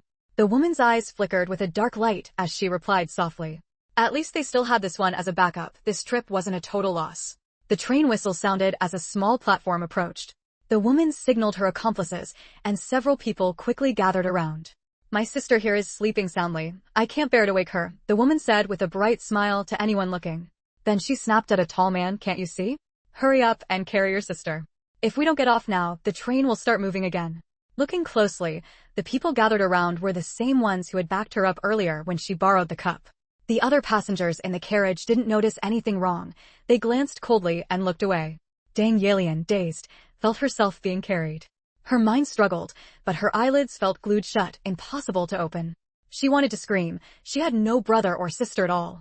Just as despair set in, she heard 2 words, cold yet thrilling, inspection. At that moment, Feng Lingyu was sitting in the dining car, eating. She casually lowered her eyes and opened her lunchbox, which contained corn and shrimp, stir-fried lotus root, and a small pancake the size of a palm.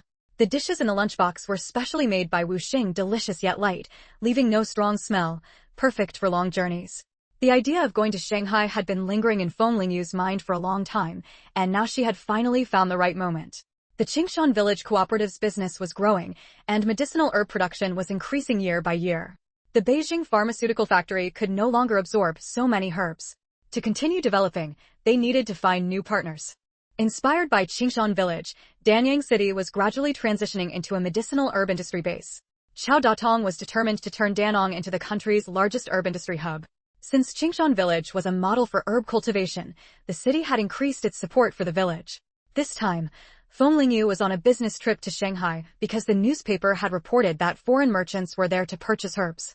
After deliberation, the city decided to send Feng Lingyu to secure the deal.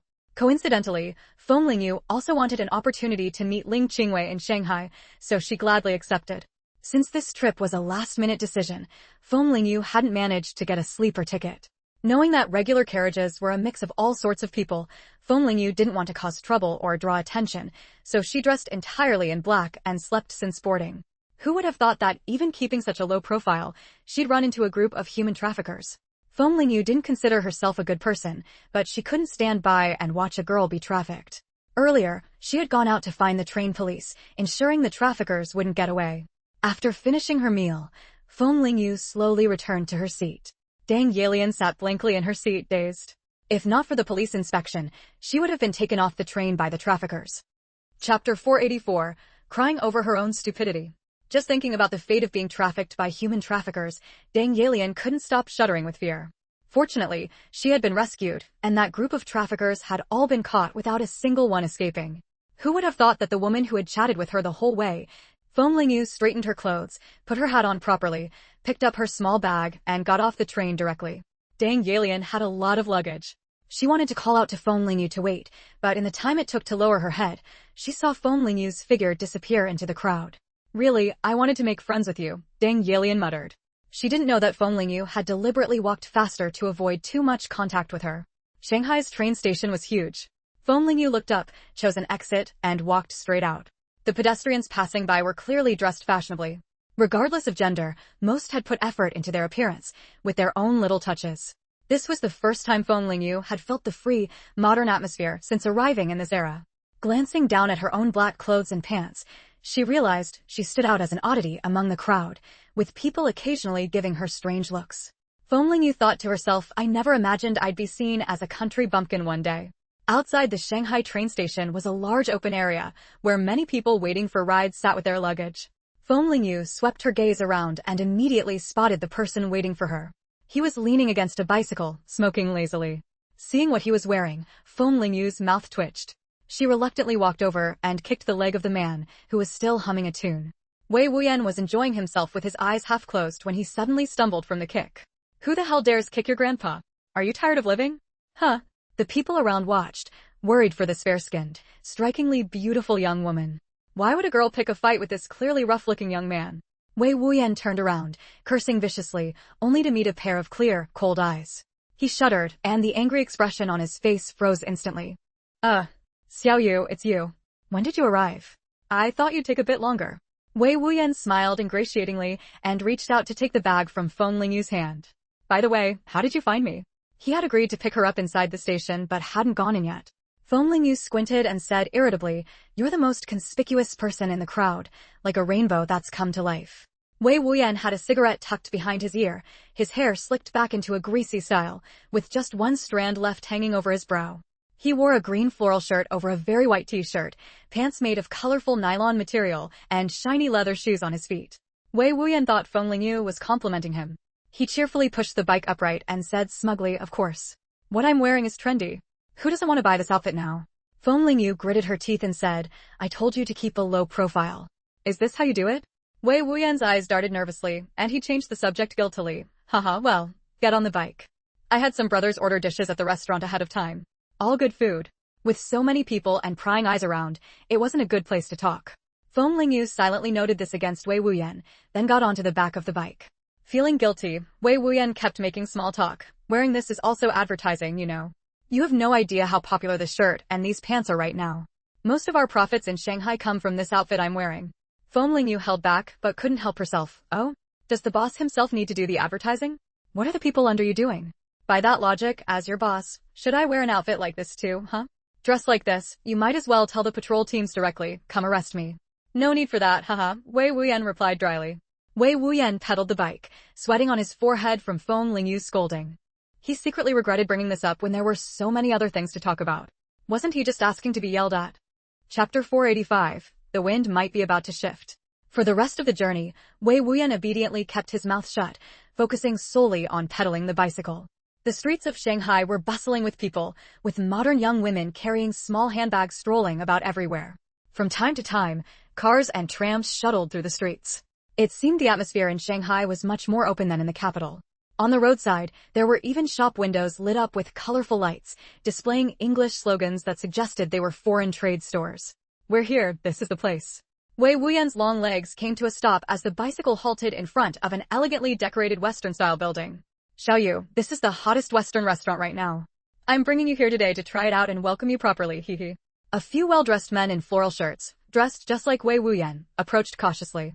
They didn't dare look too much at Feng Lingyu, only muttering to themselves, "Is this the little girl Brother Wei is here to pick up?" "Brother Wei, we've already ordered the food as you instructed. Here are the meal vouchers. Keep them safe. We'll take off now," the leader said with an ingratiating smile. Wei Wuyan took the meal vouchers and nodded with satisfaction. "All right, you can go. Keep a good eye on the place for me." Once those men had left, Wei Wuyan turned to Feng Lingyu and said, "Come on, let's go inside." There weren't many people in the Western restaurant, only 2 or 3 tables were sparsely occupied.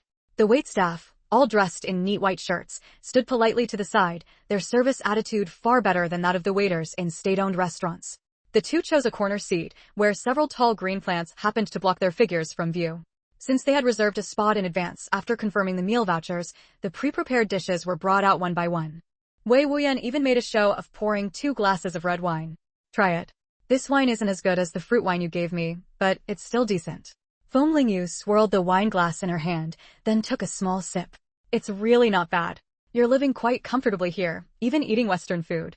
Feng Lingyu set down her glass slowly and looked at Wei Wuyan with leisurely composure. After Wei Wuyan had trained under Wang Mingwei in the capital for 2 years, Feng Lingyu had sent him to Shanghai to develop new markets. "Xiaoyu, you're wronging me with that. I've only been here once before, and this time it's just to treat you." Wei Wuyan's nerves tightened, and he quickly explained. Feng Lingyu asked again, "You've been back for so long. Does the Wei family know?" Wei Wuyan sneered. "I've been hiding well. I know all the places they like to go, and I never go there." Having just arrived in Shanghai with no foundation at all, he naturally wasn't foolish enough to clash head-on with the Wei family. "Good. You mustn't alert the enemy by rash action. This time, I'm here to stir things up. It would be best if I could catch Ling Qingwei in the wrong." The corner of Wei Wuyan's mouth twitched. She said it so seriously, as if causing trouble were a proper mission. After that, the two chatted about their business in Shanghai while eating. When Wei Wuyan first arrived in Shanghai, he had nothing but the startup capital Feng Lingyu had given him. Moreover, the atmosphere in Shanghai wasn't tense, policies in various areas were loosely enforced, and the underground market was thriving. With a large amount of funds in hand, Wei Wuyan's first task upon arriving in Shanghai was to find a suitable business. Profitable ventures like grain trading were already firmly controlled by local powers, and as a newcomer, he couldn't break into them. After suffering several major losses, Wei Wuyan met a clothing merchant from the coastal region. He sourced goods from him and started a clothing business. Many of the clothing styles from the coastal region were imported from Hong Kong, novel and attractive, and they quickly sparked a trend in Shanghai. Within just a few months, Wei Wuyan's principal had doubled, which made him taste success. So now, he was focused on taking a different path, selling clothing in the underground market. After hearing Wei Wuyan recount his entrepreneurial journey, Feng Lingyu was somewhat surprised. "Why didn't you tell me about these things?" She had always thought Wei Wuyan's path had been smooth, never imagining he had been cheated out of money. Wei Wuyan gave a bitter smile. "You have so many capable people under you. This was my first time doing business on my own, and I wanted to do it well. How could he have the face to go to Feng Lingyu? Wouldn't that make him look incompetent? The clothing industry has great prospects. You have good insight." Feng Lingyu praised him. "I just got another batch of goods, these floral shirts I'm wearing. Selling them will bring in a huge sum." Excited by Feng Lingyu's compliment, Wei Wuyan said enthusiastically. Feng Lingyu nodded, then suddenly asked, "Didn't your Wei family mainly run a clothing business before?" "Yes, but the factories were all taken over. Wei Chuming still has some shares. The dividends he used to get were enough to keep him well-fed and carefree." When it came to the Wei family, Wei Wuyan's tone carried a hint of resentment. Feng Lingyu recalled the bankbook with tens of thousands of yuan left by her parents, which also mentioned stock dividends. The Wei family's factory should have yielded even more, given the substantial assets they had on the surface. At least 100,000 yuan or more. No wonder Wei Chuming could use that money to keep a mistress and live a life of leisure.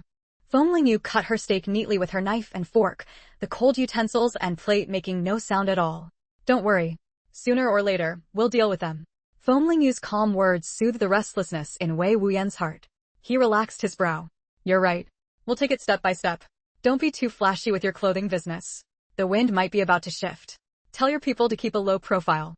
But his trust in Feng Lingyu was deeply ingrained, and he knew she wasn't one to speak without reason, so he instinctively replied, "All right. We'll stop selling clothes for now." Feng Lingyu was satisfied that Wei Wuyan didn't press further. Ever since she had conceived the idea of taking the initiative 2 years ago, she had been secretly sending letters through Xiao Zongqi. Because old Xiao was the one most likely to reach the highest leader, having direct access to him. In her letters, Feng Lingyu quietly predicted several major events that were about to happen, and finally elaborated on the long-term effects of economic stagnation and talent shortages, then secretly sent them to Xiao Zongqi.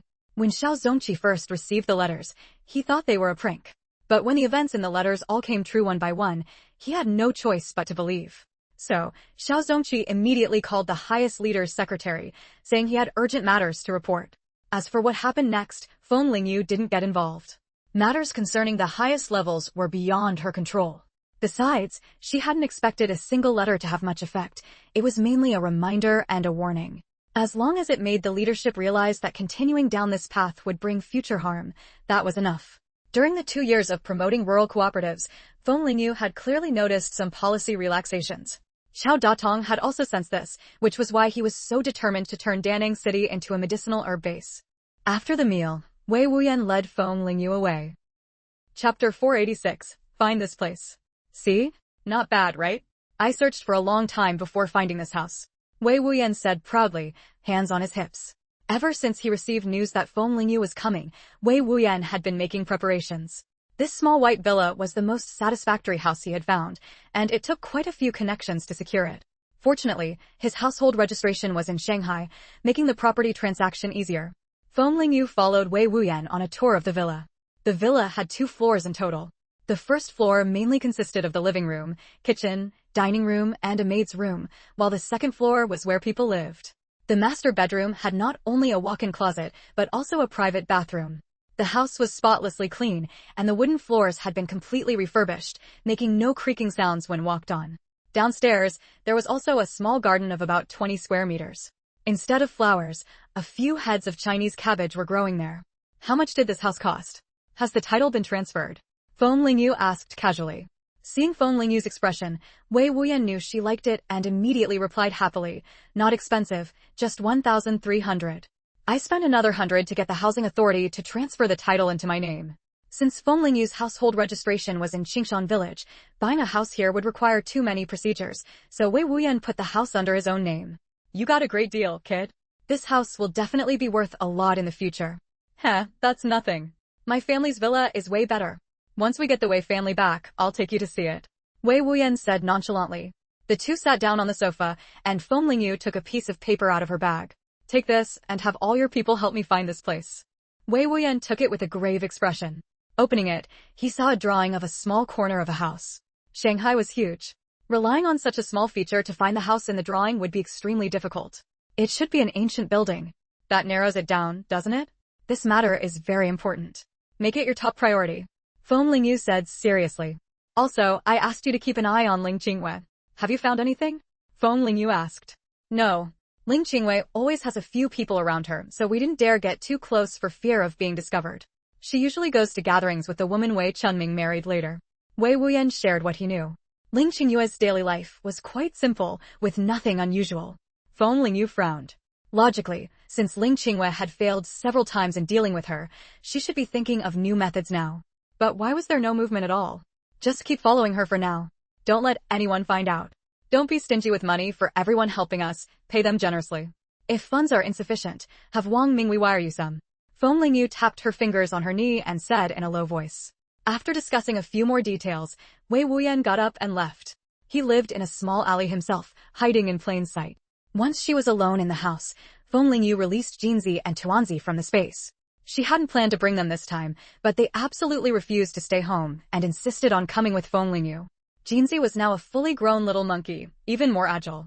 Nourished by the spiritual energy in the space, his eyes were intelligent and lively.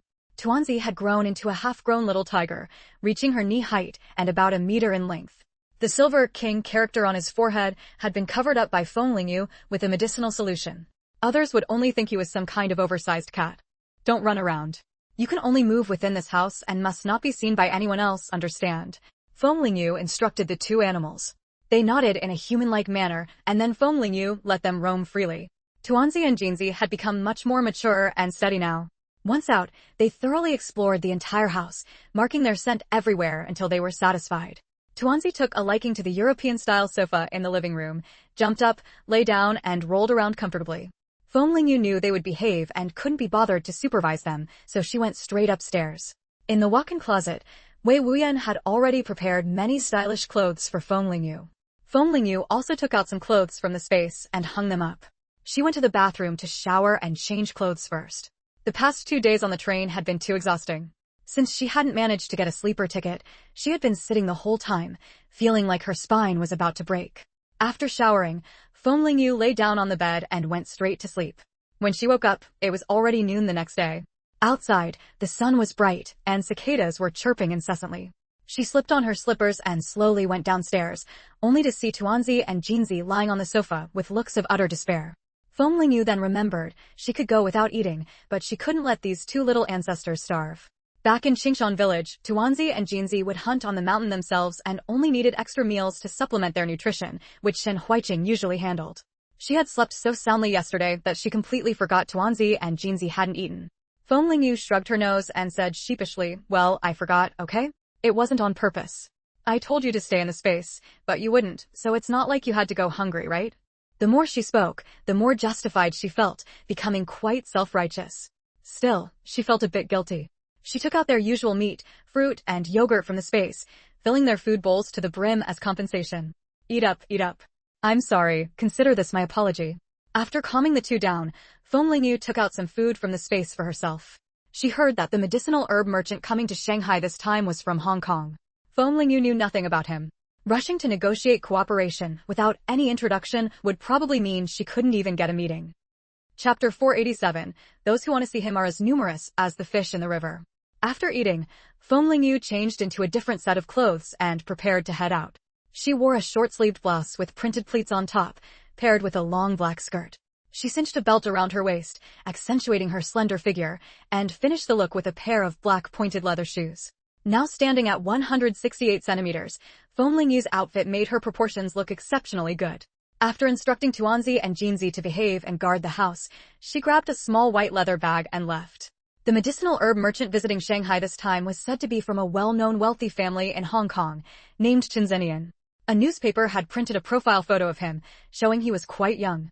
Her black shoulder-length hair and the skirt that swayed gently with her movements made her a striking sight on the street, drawing the attention of countless passers-by. A few young women even blushed as they approached to ask where Feng Lingyu had bought her blouse, wondering if it was the latest style from the department store. Feng Lingyu simply shook her head with a smile and explained that it was made by an elder in her family and wasn't sold in stores. Feng Lingyu knew that Chen Zenian had been attending the government's welcome reception for the past few days. It was common knowledge that the Hong Kong businessman was wealthy, and the government wanted to attract Chen Zenian to invest more, so they had been going all out to entertain him. Feng Lingyu wanted to join the welcome reception to see what was happening, though she wasn't just there for Chen Zenian. She had heard that many factory directors from major Shanghai factories would be attending the reception. Securing orders from the Shanghai pharmaceutical factory would be a great opportunity. However, she wasn't sure if Ling Qingwei would be there. According to information Wei Wuyan had gathered, the second Master Feng's family had been thriving in Shanghai, maintaining connections with many influential figures. At a reception like this, it was highly likely that Ling Qingwei would show up. "Xiaoyu, over here." Wei Wuyan jumped up and waved from across the street. Many pedestrians were drawn to his exaggerated movements. "I think you don't need to hide anymore. Even if you stood right in front of your father in this state, he wouldn't recognize you," Feng Lingyu said, exasperated. When had she ever noticed Wei Wuyan being so lively before? "Hee, I was just afraid you wouldn't hear me." Feng Lingyu rolled her eyes. "I'm not deaf." To get into the welcome reception, Feng Lingyu needed an invitation or someone to bring her in. Today, Wei Wuyan was taking her to meet the person who had sold him the clothing. "Come in quickly, Uncle Meng will be here soon." Wei Wuyan led Feng Lingyu into a small courtyard. The man he referred to as Uncle Meng was named Meng Xing, who had close ties to a coastal clothing factory. When Meng Xing first came to Shanghai to expand his market, he faced repeated setbacks. Local clothing factories had already dominated the market, and both supply cooperatives and department stores were unwilling to order their clothes. Later, Meng Xing was targeted by a group of thugs, and all his money and tickets were stolen. Wei Wuyan happened to pass by and saved him. At the time, Wei Wuyan was also struggling, having lost half of his initial capital to fraud. The Wei family had always been in the clothing business, so Wei Wuyan had a certain sensitivity to fashion. When he saw the sample catalog Meng Xing carried, he realized these clothes had market potential and asked if he could purchase them to sell. Meng Xing initially thought Wei Wuyan was joking. How much stock could a young man like him afford? But Wei Wuyan was serious and insisted on signing a contract to finalize the deal. Feng Lingyu already knew the rest of the story. Wei Wuyan had gradually established himself in Shanghai through this clothing business. After hearing Wei Wuyan's description of Meng Xing, Feng Lingyu had a clear picture. She guessed that Meng Xing not only represented the factory, but also personally profited from Wei Wuyan's sales. Otherwise, why would an employee sell clothes on the black market? It didn't make sense otherwise. Before long, Wei Wuyan led a middle-aged man with a crew cut and average height into the room. Meng Xing had slightly dark skin and a round face. He greeted everyone with a smile, appearing very amiable. "Uncle Meng, this is Feng Lingyu, the one I told you about," Wei Wuyan introduced. Feng Lingyu stood up from the stool and smiled lightly. "Hello, nice to meet you. I'm Feng Lingyu." Meng Xing nodded kindly. "Hello, just call me Uncle Meng like Xiaowei does. No need to be so formal." "Uncle Meng, did you manage to get that done?" Meng Xing shook his head solemnly. Originally, it was agreed that each guest could bring one person in, but suddenly the rules changed. Now everyone needs their own invitation. The banquet is about to start, why change the rules now? Wei Wuyan frowned, displeased. Usually, such changes would be announced well in advance. No need to overthink it. The one who did this is definitely the Hong Kong businessman, Chen Zenian, Feng Lingyu said, lowering her eyes with a slightly grim expression. Why would he suddenly change the rules? Wei Wuyan asked, confused. Meng Xing also looked at her with interest, curious to hear what this young woman had to say. Chen Zenian came here mainly for the medicinal herb business. On the surface, he has no objections to the officials' arrangements, but he's probably annoyed. He might not even want to attend the reception, so the fewer irrelevant people at the banquet, the better, Feng Lingyu said, tapping her finger lightly on the table as she thought. Now that you mention it, that makes sense. But this is too hasty. Wei Wuyan complained discontentedly. With money, he's the boss. Otherwise, everyone wouldn't be rushing to please him. Feng Lingyu paused her tapping and continued. Besides, he's investing in US dollars, which is a great opportunity to earn foreign exchange. The importance of foreign exchange was undeniable. It could be used to purchase many essential goods abroad. So there's no way for us? Wei Wuyan said dejectedly. The first time Xiaoyu asked him for help, he had failed. Uncle Meng, what's the standard for getting an invitation now? Feng Lingyu asked, turning to Meng Xing without showing any discouragement. Meng Xing now saw Feng Lingyu in a new light. With just one piece of information, she had quickly grasped the essence of the situation. So he answered seriously, without underestimating her. You need a formal and legitimate letter of introduction, preferably from a Shanghai factory. If it's from outside the city, it has to be a state-owned major factory. This requirement can be seen as high or low, depending on how it's enforced. The main issue is that so many people want to see Chen Zenian right now that invitations are scarce. If they're strict, ordinary small factories won't get any invitations. Feng Lingyu nodded thoughtfully. I understand. Xiaoyu, do you have a plan? Wei Wuyan pressed. I'm not here for myself this time, so I'll naturally find someone who can solve this problem, Feng Lingyu said, quickly making up her mind. Seeing the confidence in Feng Lingyu's eyes, Meng Xing raised an eyebrow. She had a solution that quickly? It seemed that Xiaowei's so-called ordinary friend was anything but ordinary. After all, even many local Shanghai factories couldn't get a single invitation. Chapter 488, A Puppy of a Man, Captivating Yet Dangerous. After leaving Wei Wuyan's place, Feng Lingyu immediately went to the post office. Since Chao Datong had sent her on this business trip, bothering him with matters was only natural. When the call connected, Feng Lingyu quickly explained the situation. Chao Datong was silent for a moment, then said helplessly, Got it. I'll handle it for you. Xiaoyu, you're the hope of our Danyang city. If you pull this off and bring in foreign exchange for the city, then in the future. Before Chao Datong could finish, Feng Lingyu cut him off mercilessly. All right, you don't need to dangle carrots in front of me. I'll do my best. After hanging up, Feng Lingyu let out a cold, merciless laugh. Has any of those empty promises ever come true? She was no longer the naive rookie who could be easily fooled. If she hadn't needed to come to Shanghai for business anyway, she wouldn't have bothered. With Chao Datong's help, Feng Lingyu smoothly obtained an invitation. Soon, the day of the welcome reception specifically for Chen Zenian arrived. At the entrance of the banquet hall, the crowd was bustling. Everyone who came held a certain social status, so their attire was formal, refined, and elegant. Attendants were stationed at the door to guide the guests. Feng Lingyu had entered the banquet hall early and was now standing with Meng Xing, chatting. She wore a moon-white silk gown that shimmered with a faint silver light under the illumination. As she walked, the hem swayed like rippling water. The dress was a custom-made gown from the old lady, tailored specifically for Feng Lingyu. It wasn't overly luxurious, but simple with an air of elegance, making her look exceptionally graceful. Meng Xing gazed at the stunning woman before him, inwardly marveling. He hadn't expected Feng Lingyu to secure an invitation in such a short time. Meng Xing hadn't come to get acquainted with Chen Zenian. His goal was to network with Shanghai's elite to break into the local market. After all, his dealings with Wei Wuyan weren't exactly legal. If caught, it would be a major disaster. Why isn't Xiaowei here today? Meng Xing asked casually. I only managed to get one invitation. I couldn't get another, Feng Lingyu replied with a faint smile. As she chatted idly with Meng Xing, her eyes kept scanning the activity in the banquet hall. Many people had already arrived, but the main figure of the evening had yet to appear. Suddenly, a commotion broke out at the entrance as a large group of people filed in. At the front were several middle-aged men in Zhongshan suits, exuding authority and clearly holding leadership positions. They wore warm smiles as they spoke to the young man beside them. Everyone present immediately realized that this young man, with his slightly roguish demeanor, was Chen Zenian. He was dressed in a full black suit with polished handmade leather shoes on his feet. His height was imposing, his brows slightly tilted upward, his eyes casually scanning the room, and a carefree smile curling at the corners of his lips. With a high-bridged nose, deep-set eyes, and thin lips turned upward, there was no doubt that Chen Zenian was strikingly handsome. The gaze of everyone in the room was involuntary. Feng Lingyu was leisurely eating small cakes in a corner. The Western-style pastries here were made authentically, topped with mulberries.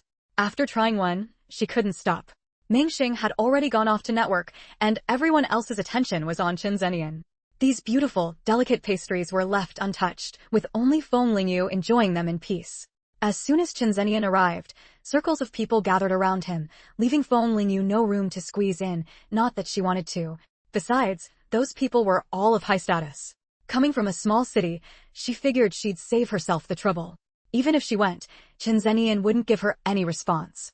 Feng Lingyu planned to wait until the crowd thinned out before trying to talk to Chen Zenian.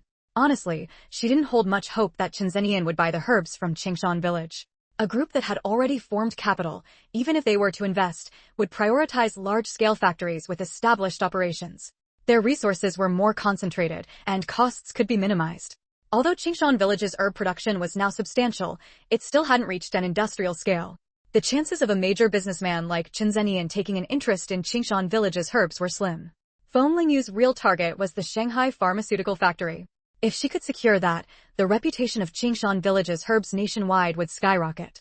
Just as Feng Lingyu was happily eating, a low, slightly amused voice sounded beside her. Is it that good? Feng Lingyu snapped back to attention. Since there was no danger at the banquet, she hadn't been on guard. She turned her head and saw that, at some point, the main figure of the evening had come to stand beside her, smiling as he looked at her. Up close, Feng Lingyu noticed that Chen Zenian's pupils had a faint green tint, like a lake hidden deep within a vast forest, serene yet captivating. But all of this was just a facade. The undercurrents lurking beneath lay quietly dormant, ready to erupt at any moment. This was a man like a poppy, captivating yet carrying an extreme danger. For the first time, Feng Lingyu had no mind to appreciate his handsomeness. In her heart, she raised Chen Zenian's danger level to the highest. Chapter 489. The client is always the boss.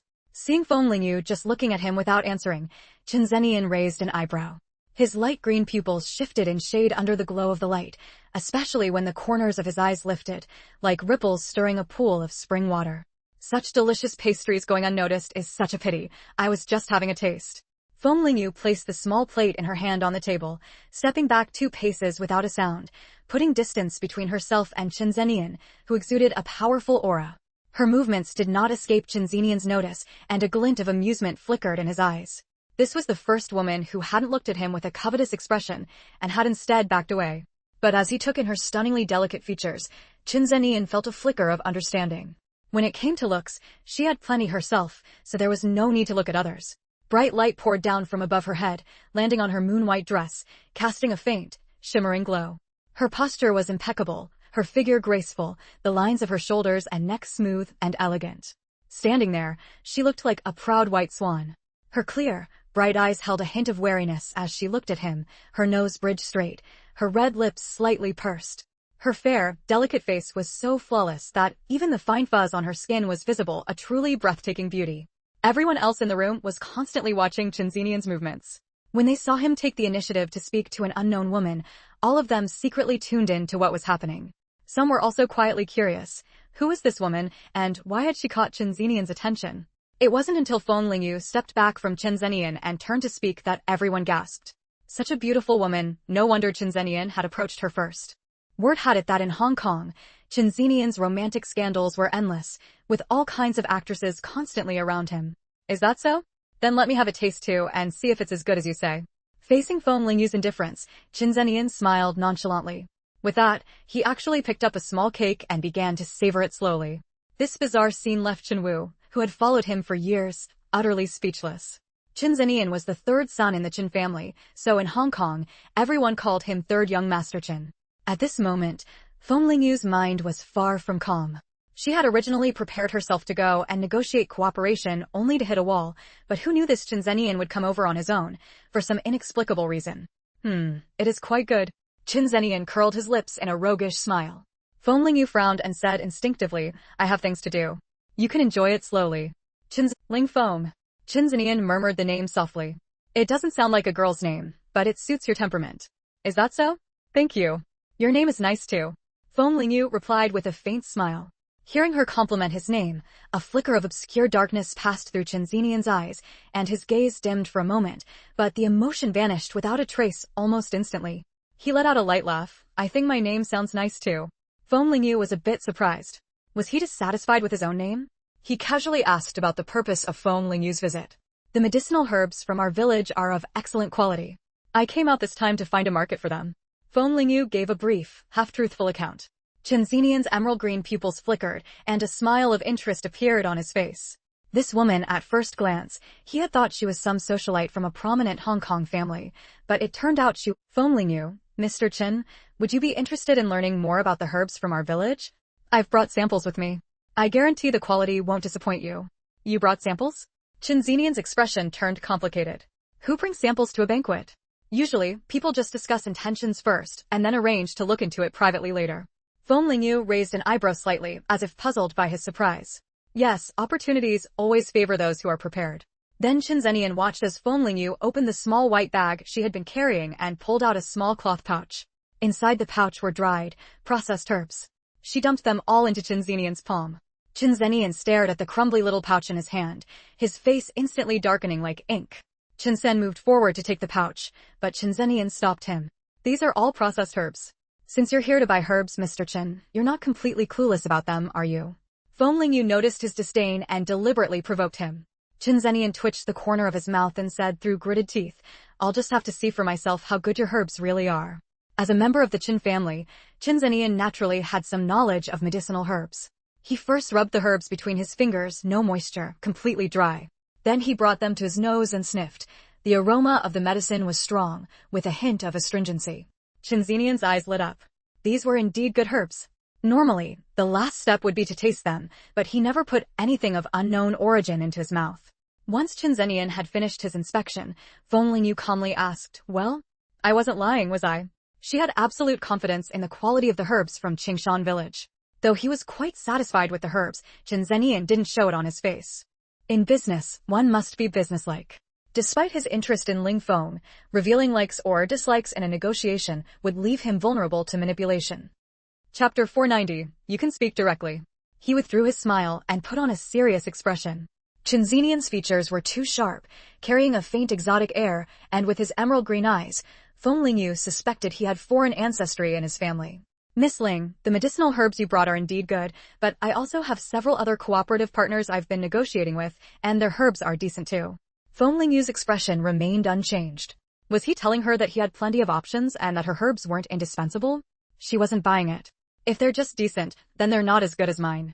Boss Chen, you can speak directly, no need to beat around the bush. The faces of the other herb suppliers who had already shown interest in cooperating darkened.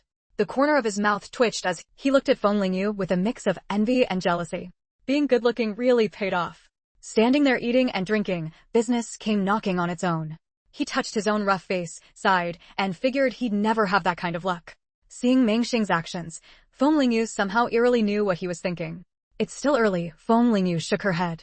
With so many competing suppliers, my advantage isn't that big. Her only edge was the quality of her herbs. Just as they were talking, others curious about Feng Lingyu came over. No matter who asked, Feng Lingyu honestly stated her identity. When everyone heard she came from a small mountain village, their expressions showed some surprise. They had thought she had some special background, but now it seemed she had only charmed the third young Master Chen with her face. Soon, everyone lost interest in Feng Lingyu. He knew Feng Lingyu's abilities. If she wanted to, she could naturally build connections with those people. He really didn't understand why she deliberately acted so dull. Xiaoyu, why did you? Meng Xing whispered. I've already stood out enough tonight. Wei Wuyan's business can't be exposed to the light after all. Drawing too much attention wouldn't be good. Feng Lingyu lowered her voice. Meng Xing was taken aback, the impulsive excitement calming down instantly. Right. Feng Lingyu had been in contact with Wei Wuyan since arriving in Shanghai, and that was easy to trace. If everyone's attention shifted to Wei Wuyan, it would be bad. You're right. I got carried away, Meng Xing said sheepishly. After the banquet, Feng Lingyu was sent home by Wei Wuyan. As soon as she heard the noise, Tuanzi's ears perked up immediately. She hugged Tuanzi's head and ruffled it, letting out a long sigh. She hadn't worn high-heeled boots in a long time, and her feet were now sore and swollen. Putting Tuanzi and Jinzi into the space to let them run around, Feng Lingyu went upstairs to take a bath. In the misty bathroom, Feng Lingyu submerged herself in the hot water. She wouldn't be able to go to Chinzinian's until next week, so she couldn't waste the time in between. She was surprised that Ling Qingwei hadn't shown up at the banquet tonight. Now that she was in Shanghai, she definitely had to find a chance to meet her. After her bath, Feng Lingyu had a good night's sleep. Wei Wuyan placed all the photos he had taken in front of Feng Lingyu. Take a look. These are the places I've found that look somewhat similar over the past few days. Do they match the drawing you made? When Feng Lingyu first arrived in Shanghai, she had given Wei Wuyan a piece of paper with a corner of an antique pavilion drawn on it. He had been busy looking for this place for the past few days. To be honest, even though the scope had narrowed down, the difficulty was still huge. Shanghai still had many places preserving antique-style architecture, and relying on just a corner of a pavilion made it hard to find the exact spot. Feng Lingyu frowned, her delicate brows knitting as she looked through each photo. These buildings were all similar, but she just felt that none of them were right. Xiaoyu, why are you looking for this pavilion anyway? Wei Wuyan couldn't help asking. It has some significance, Feng Lingyu replied evasively. Over the past 2 years, she had studied the 2 remaining treasure maps in the space over and over, but couldn't figure them out. With no other choice, Feng Lingyu had taken the chance during one of Shen Huayu's breaks to show him the treasure map, hoping he could decipher it. Unexpectedly, Shen Huayu actually found a clue on one of the maps. That map clearly showed signs of being altered twice. After tracing part of the drawing, a corner of a pavilion became visible with an ancient place name from Shanghai written on it. Without a doubt, finding this place would lead to the 3rd treasure location. But these were things Feng Lingyu couldn't publicize. Chapter 491, that face I just caught a glimpse of, it felt somehow familiar. You couldn't even come up with a better excuse, honestly, Wei Wuyan complained. Are you sure you've searched everywhere? No omissions. Feng Lingyu ignored him and got straight to business. Wei Wuyan quickly shook his head. How could I guarantee that to you? The main issue is that the key information is too scarce. It's just a painting. No one has a clear idea. All we know is we're looking for a pavilion. Wei Wuyan had only started making some progress in Shanghai this past year. His foundation was shallow, and he didn't have many people under him. Compared to Wang Minghui's business in Beijing, his efforts were just small time. Naturally, he didn't have the commanding presence Wang Minghui had in the capital. Thinking about it was a bit disheartening. After all this time, he was still just a minor leader. Don't let any news about searching for the pavilion leak out. I don't want it spread everywhere. Feng Lingyu furrowed her brows. She didn't expect to find it in just a few days, but it would be bad if Ling Qingwei caught wind of anything. Wei Wuyan understood that much. If even he hadn't spoken openly about it, there was no way he'd go around telling others. Wei Wuyan suddenly added, Didn't you tell me to pause the clothing business for a while? I heard some rumors yesterday. It seems some policies are about to be relaxed. Isn't relaxation a good thing? I could use this chance to expand the scale, and then more people can help you search for the pavilion. Feng Lingyu shot him a glare and sneered. Since ancient times, how many people have bled every time a new policy is implemented? Do you think it's that easy to push through? How many people's interests will be affected? Being the first to stick your neck out isn't easy. Just wait and see. Things are going to be chaotic for a while. I was thinking too simply. Wei Wuyan calmed down. Feng Lingyu asked, Did you ever find that driver from your family back then? His brother and mother had died in a car accident on the way to their grandfather's funeral. He had been immersed in grief for a long time, and by the time he came to his senses, the driver who had been behind the wheel had vanished. If he found that driver, the truth behind his brother and mother's deaths might finally come to light. At the mention of this painful memory, Wei Wuyan visibly became dejected.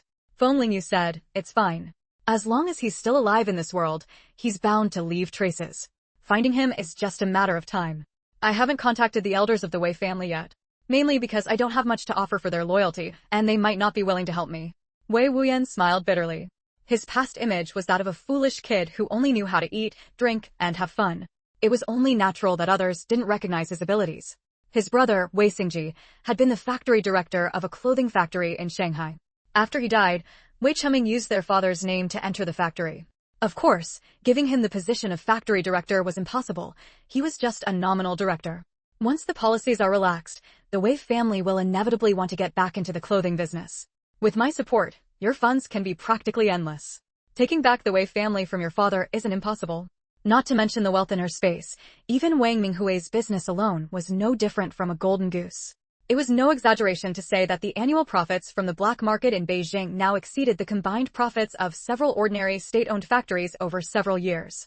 You have to understand, most of the time, money can solve the vast majority of problems. Hearing Feng Lingyu's words, Wei Wuyan's earlier sadness vanished. He let out a laugh, half joking and half serious. Family head, I know you're rich. Brother Sang and I have just been waiting to latch onto your coattails, haven't we? Sang Fu was now a prized protege under the old lady Fong Yusin. Even though the old lady scolded him for being stupid 800 times a day, he still happily followed her to learn painting every day. He was now a young painter with some reputation in the country. All right, stop with the chatter. Go work for me. Feng Lingyu lifted her fair chin and glanced at him sideways. These past few days, Feng Lingyu had been living alone in this small Western-style house and hadn't run into many neighbors. Fortunately, before leaving, she had stored plenty of delicious food made by Wu Xing in her space. She could eat whatever she wanted without having to cook. As for Jinzi and Tuanzi, they took care of their meals in the space every day. With Feng Lingyu's continuous planting, the outline of the small world in her space was becoming more and more distinct.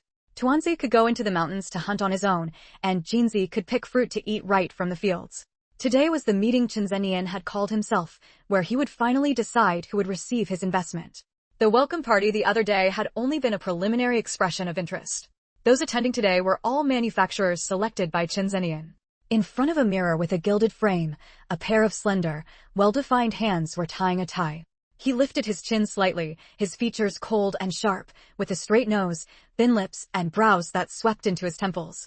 The playful mockery in his emerald green eyes was gone, replaced by a bone-chilling coldness. He wore a meticulously tailored gray suit, pressed without a single wrinkle, with long, straight legs and a robust build. After tying his tie, his originally unrestrained and wicked demeanor was suppressed, becoming proper and gentle. But only Chen San, standing respectfully to the side, knew how terrifying the third young master's methods could be. Seeing that Chen Zhenyan was in a good mood, Chen San tentatively said, "Young master, Madame Feng said to let you." Before he could finish, Chen Zhenyan coldly interrupted, "Chen San, too many words." Cold sweat instantly broke out on Chen San's forehead, and he quickly begged for mercy. It was my loose tongue." Thinking of that woman, full of vanity and hypocrisy, a flash of cruelty crossed Chen Zhenyan's face. "Next time, you can just go back yourself." Early in the morning, Feng Lingyu had already gotten ready and gone out. She had asked Wei Wuyan and Meng Xing to help investigate the situation of several other medicinal material suppliers. After a comprehensive comparison, Qingshan village wasn't entirely without a chance. Today's occasion was more serious and formal. When discussing business, one naturally couldn't dress as if going to a dance party.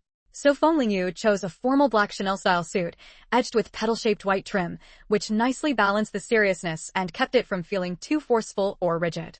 She wore an inconspicuous fabric brooch on her chest, which gave her a lot of elegance and instantly elevated the texture of the entire outfit. As soon as Feng Lingyu entered the foreign guest hotel, someone immediately came to greet her. After verifying her identity information, a waiter in a black uniform led her to the conference room. "Yalian, come on, what are you staring at?" A soft, sweet voice rang out. The voice was as sweet as if it were laced with honey, clearly belonging to a girl who had grown up pampered in a honeypot. It made people involuntarily look toward where the voice came from. There stood a girl in a simple white dress with floral patterns, standing prettily by the glass door. Her features were delicate yet cute, her eyes big and bright, her small lips a vivid red, like a doll displayed in a foreign goods store. She was looking at her companion with a puzzled expression. "It's nothing, maybe I saw wrong." Deng Yalian shook her head and replied softly. "Then let's hurry inside." Brother Zenian must have been waiting for a long time. Deng Yalian recalled the face she had just caught a fleeting glimpse of. It felt somehow familiar. But for now, she couldn't spare the time to identify it closely, as her friend pulled her forward. Chapter 492, Are you crazy? Why are you singing a dirge? Pinging, are you that eager to see your Zayn brother? Dang Yalian pushed aside her stray thoughts and teased her friend beside her, winking. She deliberately emphasized the words, Zayn brother, as she spoke. Feng Pingting felt a bit shy from her friend's teasing, especially when she thought of Chen Zayan's stunningly handsome appearance and those mesmerizing eyes. Her face flushed red like fire. Oh, I just want to get to the meeting room on time. It's not what you think. If you keep talking nonsense, I won't talk to you.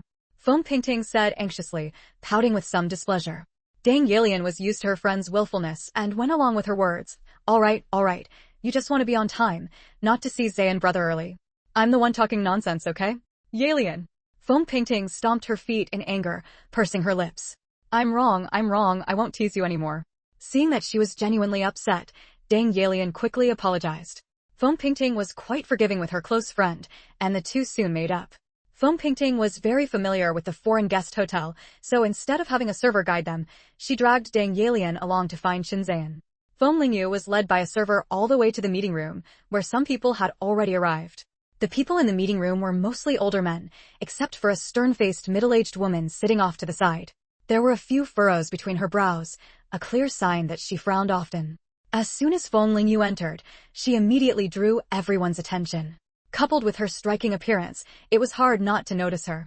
However, a few people recognized Feng Lingyu's face. She was the woman Chen Zayan had chatted warmly with at the welcome reception. Thinking that relying on a pretty face could land a business deal, they wondered which factory she was from. It was utterly unprofessional. So, a few people disdainfully turned away, even pretending to curl their lips. Of course, some felt that someone as young as Feng Lingyu representing a factory to negotiate business already showed extraordinary ability, not to be underestimated. A long table was set up in the meeting room, with 20 seats in total on both sides. Feng Lingyu swept her gaze across the room and walked directly to an empty seat on the right side with no one nearby. Across from her sat the stern, middle-aged woman. They exchanged a glance and quickly looked away. Hey, little girl, this seat is quite forward. Don't you think choosing it is a bit inappropriate? A slightly chubby, middle-aged man suddenly said. Most people present knew each other, and this young girl was unknown, likely from some small factory. At occasions like this, seniority dictated seating. Why was a young girl sitting in the front? Inappropriate? If you were the host today, you might have the right to criticize me here. Otherwise, what makes you think you're better than me? Feng Lingyu said without changing her expression. The others were stunned by Feng Lingyu's blunt words. Everyone thought the young girl would have thin skin and, after being called out, would awkwardly move to the back. No one expected her to push back directly. The chubby middle-aged man was the deputy director of a fertilizer factory in Shanghai. He usually got along well enough outside, but being put down by Feng Lingyu today made his face turn red like a pig's liver. Fine, I've seen it all today. Young people nowadays have little skill but big mouths. I wonder how much salt you've eaten to dare speak such big words in front of so many people. The fat man snorted coldly. The others also looked displeased. This young girl was indeed a bit arrogant. Young people should be humble to be likable. No need for you to worry about that. My taste is light, so I haven't eaten as much salt as you. But I see. Feng Lingyu raised an eyebrow, dragging out her tone. If you keep eating like that, it won't end well for you. His lips were slightly purple, he was fat, and his face was a bit ruddy, clear signs of heart problems. If he ate more salt, the chance of a heart attack was very high. Hearing Feng Lingyu's retort, the woman across from her had a faint smile flicker in her eyes. You. The fat man was furious. He usually did like salty food, but being cursed like this by Feng Lingyu, he snapped. Which factory are you from? How dare you curse me in front of so many people? I'm just telling the truth. Feng Lingyu spread her hands innocently. You'd better skip this meeting and go to the hospital for a checkup right now. Is business more important than your life? I'm just being kind. Hearing this, the fat man actually felt a twinge of pain in his heart, but he dismissed it as anger from her words. Sharp-tongued. Doing business isn't just about talking. Fine, don't believe me then.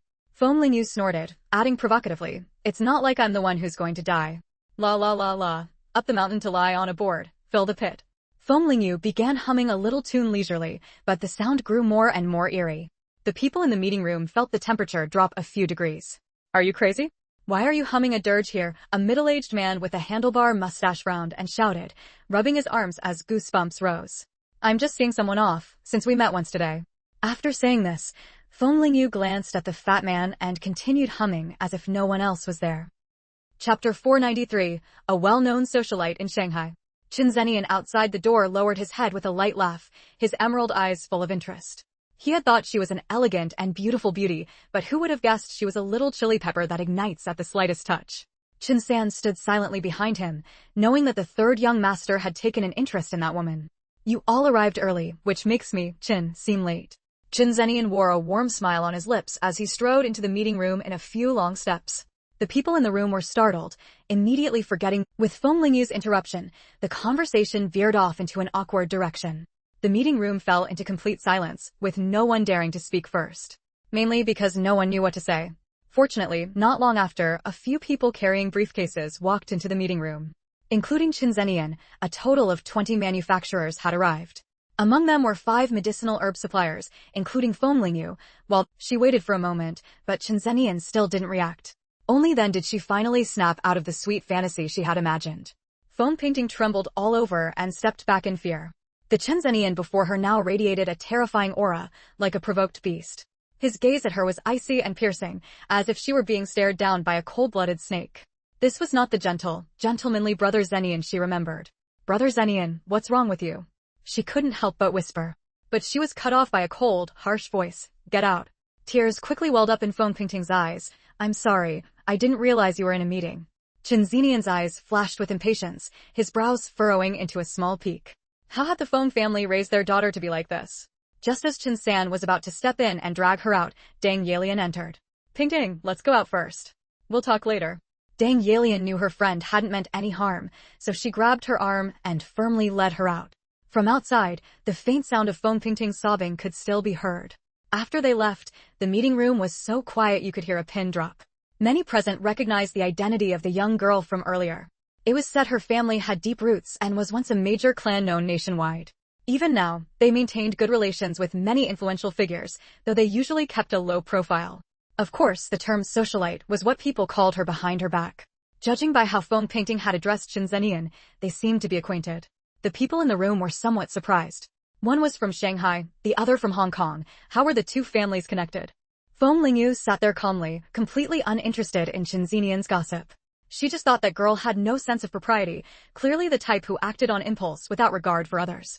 She did recognize Dang Yalian, but only felt a brief flicker of surprise. At this moment, Feng Lingyu had no idea that this willful girl was the daughter of the enemy she had been yearning to find. Let's continue.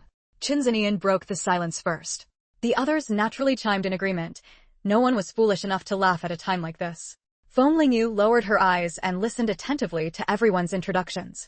To her surprise, she actually learned quite a bit about the current state of various industries. During work, Chin Zenian's expression was serious, his face taut, and he occasionally raised questions, a far cry from the carefree, unserious demeanor he had shown at the welcome party. Soon, aside from the 5 medicinal herb suppliers including Feng Lingyu, everyone else had introduced their situations. Overall, in terms of infrastructure, the mainland lagged far behind foreign countries. Chin Zenian wasn't very interested in these matters. The Chin family's main business was shipping and medicinal herbs, with only minor involvement in other areas. Investing money in mainland factories wouldn't yield much return. But if he didn't invest at all, his medicinal herb business wouldn't progress smoothly either. After arriving in Shanghai, Chin Zenian was well aware of why he had received such a warm reception. The people in the room were quietly observing his expression, unsure whether he was satisfied or not. Feng Lingyu discreetly glanced at Chin Zenian. His brows were tightly furrowed, as if he were deep in thought. Fortunately, this period of deliberation didn't last long. In the end, Chin Zenian selected 2 factories, investing $200,000 in each. Among the 2 chosen factories was the Fat Man's fertilizer factory, and the other was Chapter 494. Feng Painting did not dare to ask his thoughts. The fat man laughed happily, and even shot a smug glance at Feng Lingyu. Feng Lingyu looked at his reddened neck, her brows slightly furrowed. His emotions were too intense, causing a surge of blood. This was not a good sign. Don't get too pleased. Go to the hospital now or else. His blood vessels might burst, leading to sudden death. The fat man hadn't expected that at a time like this young woman would still say such discouraging words. His face instantly darkened, and his heart gave another violent thump. Why do you have to speak so harshly? I've already let go of what happened earlier, and now you're saying these things right in front of me. Isn't that going too far? He was, after all, much older than her, yet she showed no respect in her words. Feng Lingyu let out a scoff. Forget it. You can't save someone who's doomed. She had done her best by warning him twice. That was already more than enough. Miss, that's too much. The crowd glared at her. Feng Lingyu sat there with her arms crossed, ignoring them. Just as the atmosphere was about to turn into another standoff, Chen Zenian coughed twice and said with a smile, "Miss Ling speaks her mind. Everyone, please don't mind her. It's almost noon now. I've prepared lunch in the dining hall. Please do me the honor of moving there. After lunch, we can continue in the afternoon." Chen Zenian had deep-set eyes and a straight nose, and his smile was especially gentle. With just a few words, he soothed everyone's anger. Since the host had spoken, no matter how angry they were, they had to show some respect. Led by Chen San, they all began to slowly make their way to the dining hall. "Miss Ling, you've truly impressed me today." Chen Zenian curled his lips into a wicked smile as he approached the chair where Feng Lingyu was sitting. He carried a strong fragrance, a mix of several floral scents, rare for a man to wear such a sweet perfume. Feng Lingyu slightly furrowed her brows. She still preferred the woody fur scent on Huayu. What was a grown man doing wearing such a strong fragrance? Without answering Chen Zenian, Feng Lingyu stood up directly, putting distance between them. Her clear eyes seemed to pierce into his heart. "It's been a while now, aren't you hungry yet, Mr. Chen? In other words, stop showing off and go eat." She had no time to play this "you're so interesting and special" game with this rich second-generation air. Feng Lingyu glanced toward the door and smirked with schadenfreude. Someone's backyard was about to catch fire. Chen Zenian was left standing there, for the first time so unwelcome in front of a woman. He first covered his forehead with a laugh, then slowly walked toward the door. Unfortunately, his good mood lasted only until he stepped outside. A pair of tear-soaked, shimmering eyes gazed at him, on the verge of crying, filled with accusation. "Brother Zenian." Chen Zenian's face suddenly darkened, as if stained with ink. Hearing such cold and heartless words, Feng Pingting widened her eyes in disbelief. "Brother Zenian, why are you treating me like this? Didn't Mom and you agree that you'd spend some time playing with me? Why are you saying such hurtful things? Just now, when you were talking to that woman who went out, you weren't like this. You kept smiling at her, just like how you smiled at me when we were kids." Feng Pingting wanted to ask if he had fallen for her, but the words got stuck in her throat. She was afraid that once she said it, some things could never go back. Mentioning their childhood, Chen Zenian's mind conjured up an image of a small, thin girl with eyes as bright as stars, always chasing after him, calling him brother. No matter how cold or impatient he was, she always followed him. Chen Zenian's expression softened. Ling Qingwei was hypocritical and selfish, but her daughter. Thinking of this, he couldn't help but soften his tone. "I have something very important to do today. Go home first. I'll take you out to play tomorrow." Feng Pingting naturally noticed the shift in Chen Zenian's mood. The sadness in her heart instantly vanished. She knew it, Brother Zenian still cared about her. He must have been in a bad mood earlier, which was why he spoke so coldly. Feng Pingting subconsciously ignored the look and tone Chen Zenian had used when speaking to Feng Lingyu. "I'm sorry, Brother Zenian. I wasn't mindful of the occasion today."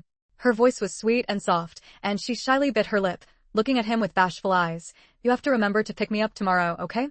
I'll be waiting for you at home." "Chen Zenian, go on. When have I ever broken a promise?" Feng Pingting blushed, feeling that Brother Zenian was at his best when he was this gentle.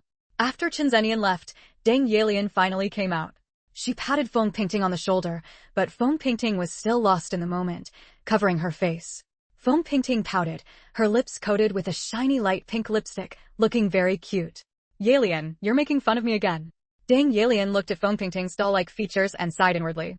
With looks like that, what man would have the heart to hurt her? "How would I dare to laugh at you? I told you, with your beauty, just act a little spoiled with your brother Zenian and apologize, and he'd definitely forgive you. Was I right? It really was my fault earlier. An apology was only right." Thinking back on her rashness, Feng Pingting felt a bit of regret. It was too rude. If her mother found out, she would definitely scold her. Deng Yelian clicked her tongue twice, thinking, "Since when did you become so understanding? By the way, didn't you say you were going into the meeting room to find him? Why were you outside and didn't go in?" Deng Yelian asked again. She had just been in the restroom and hadn't seen what happened earlier. Thinking of that woman of unearthly beauty, Feng Pingting's expression soured. She wasn't sure what Brother Zenian thought of that woman. Chapter 495. Did you have a hand in this? "Yelian, tell me, will Zening Ji fall for someone else?" Feng Pingting asked, her voice tinged with dejection. Deng Yelian's eyes widened in surprise. "Are you okay? You're so beautiful. If he doesn't fancy you, who else would he fancy? I've never seen anyone more beautiful than you." She cut herself off mid-sentence, her words catching in her throat. Because she suddenly remembered the woman on the train, like a celestial fairy, with an ethereal, unmatched aura. Though she'd only caught a brief glimpse, it was unforgettable. As close as Deng Yelian was to Feng Pingting, she couldn't lie and say her friend was prettier than that woman. In this Shanghai, who's as beautiful as you? Don't worry, he definitely likes you, Deng Yelian quickly amended. She thought her reassurance would ease Feng Pingting's mind, but instead, her face grew even darker. Feng Pingting bit her lower lip, leaving a pale, shallow mark, her delicate face showing restraint, looking utterly pitiful. So you're saying, if someone prettier than me comes along, Zening Ji will fall for them instead, right? The scene she tried to forget came rushing back.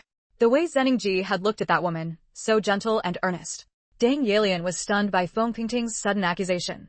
She'd only meant to comfort her, but somehow she'd upset her. You know what kind of person Zening Ji is, don't you? Trust me, he won't. The cheerful mood was now shattered, and Feng Pingting's mind was a tangled mess. She forced a smile. All right, let's head back.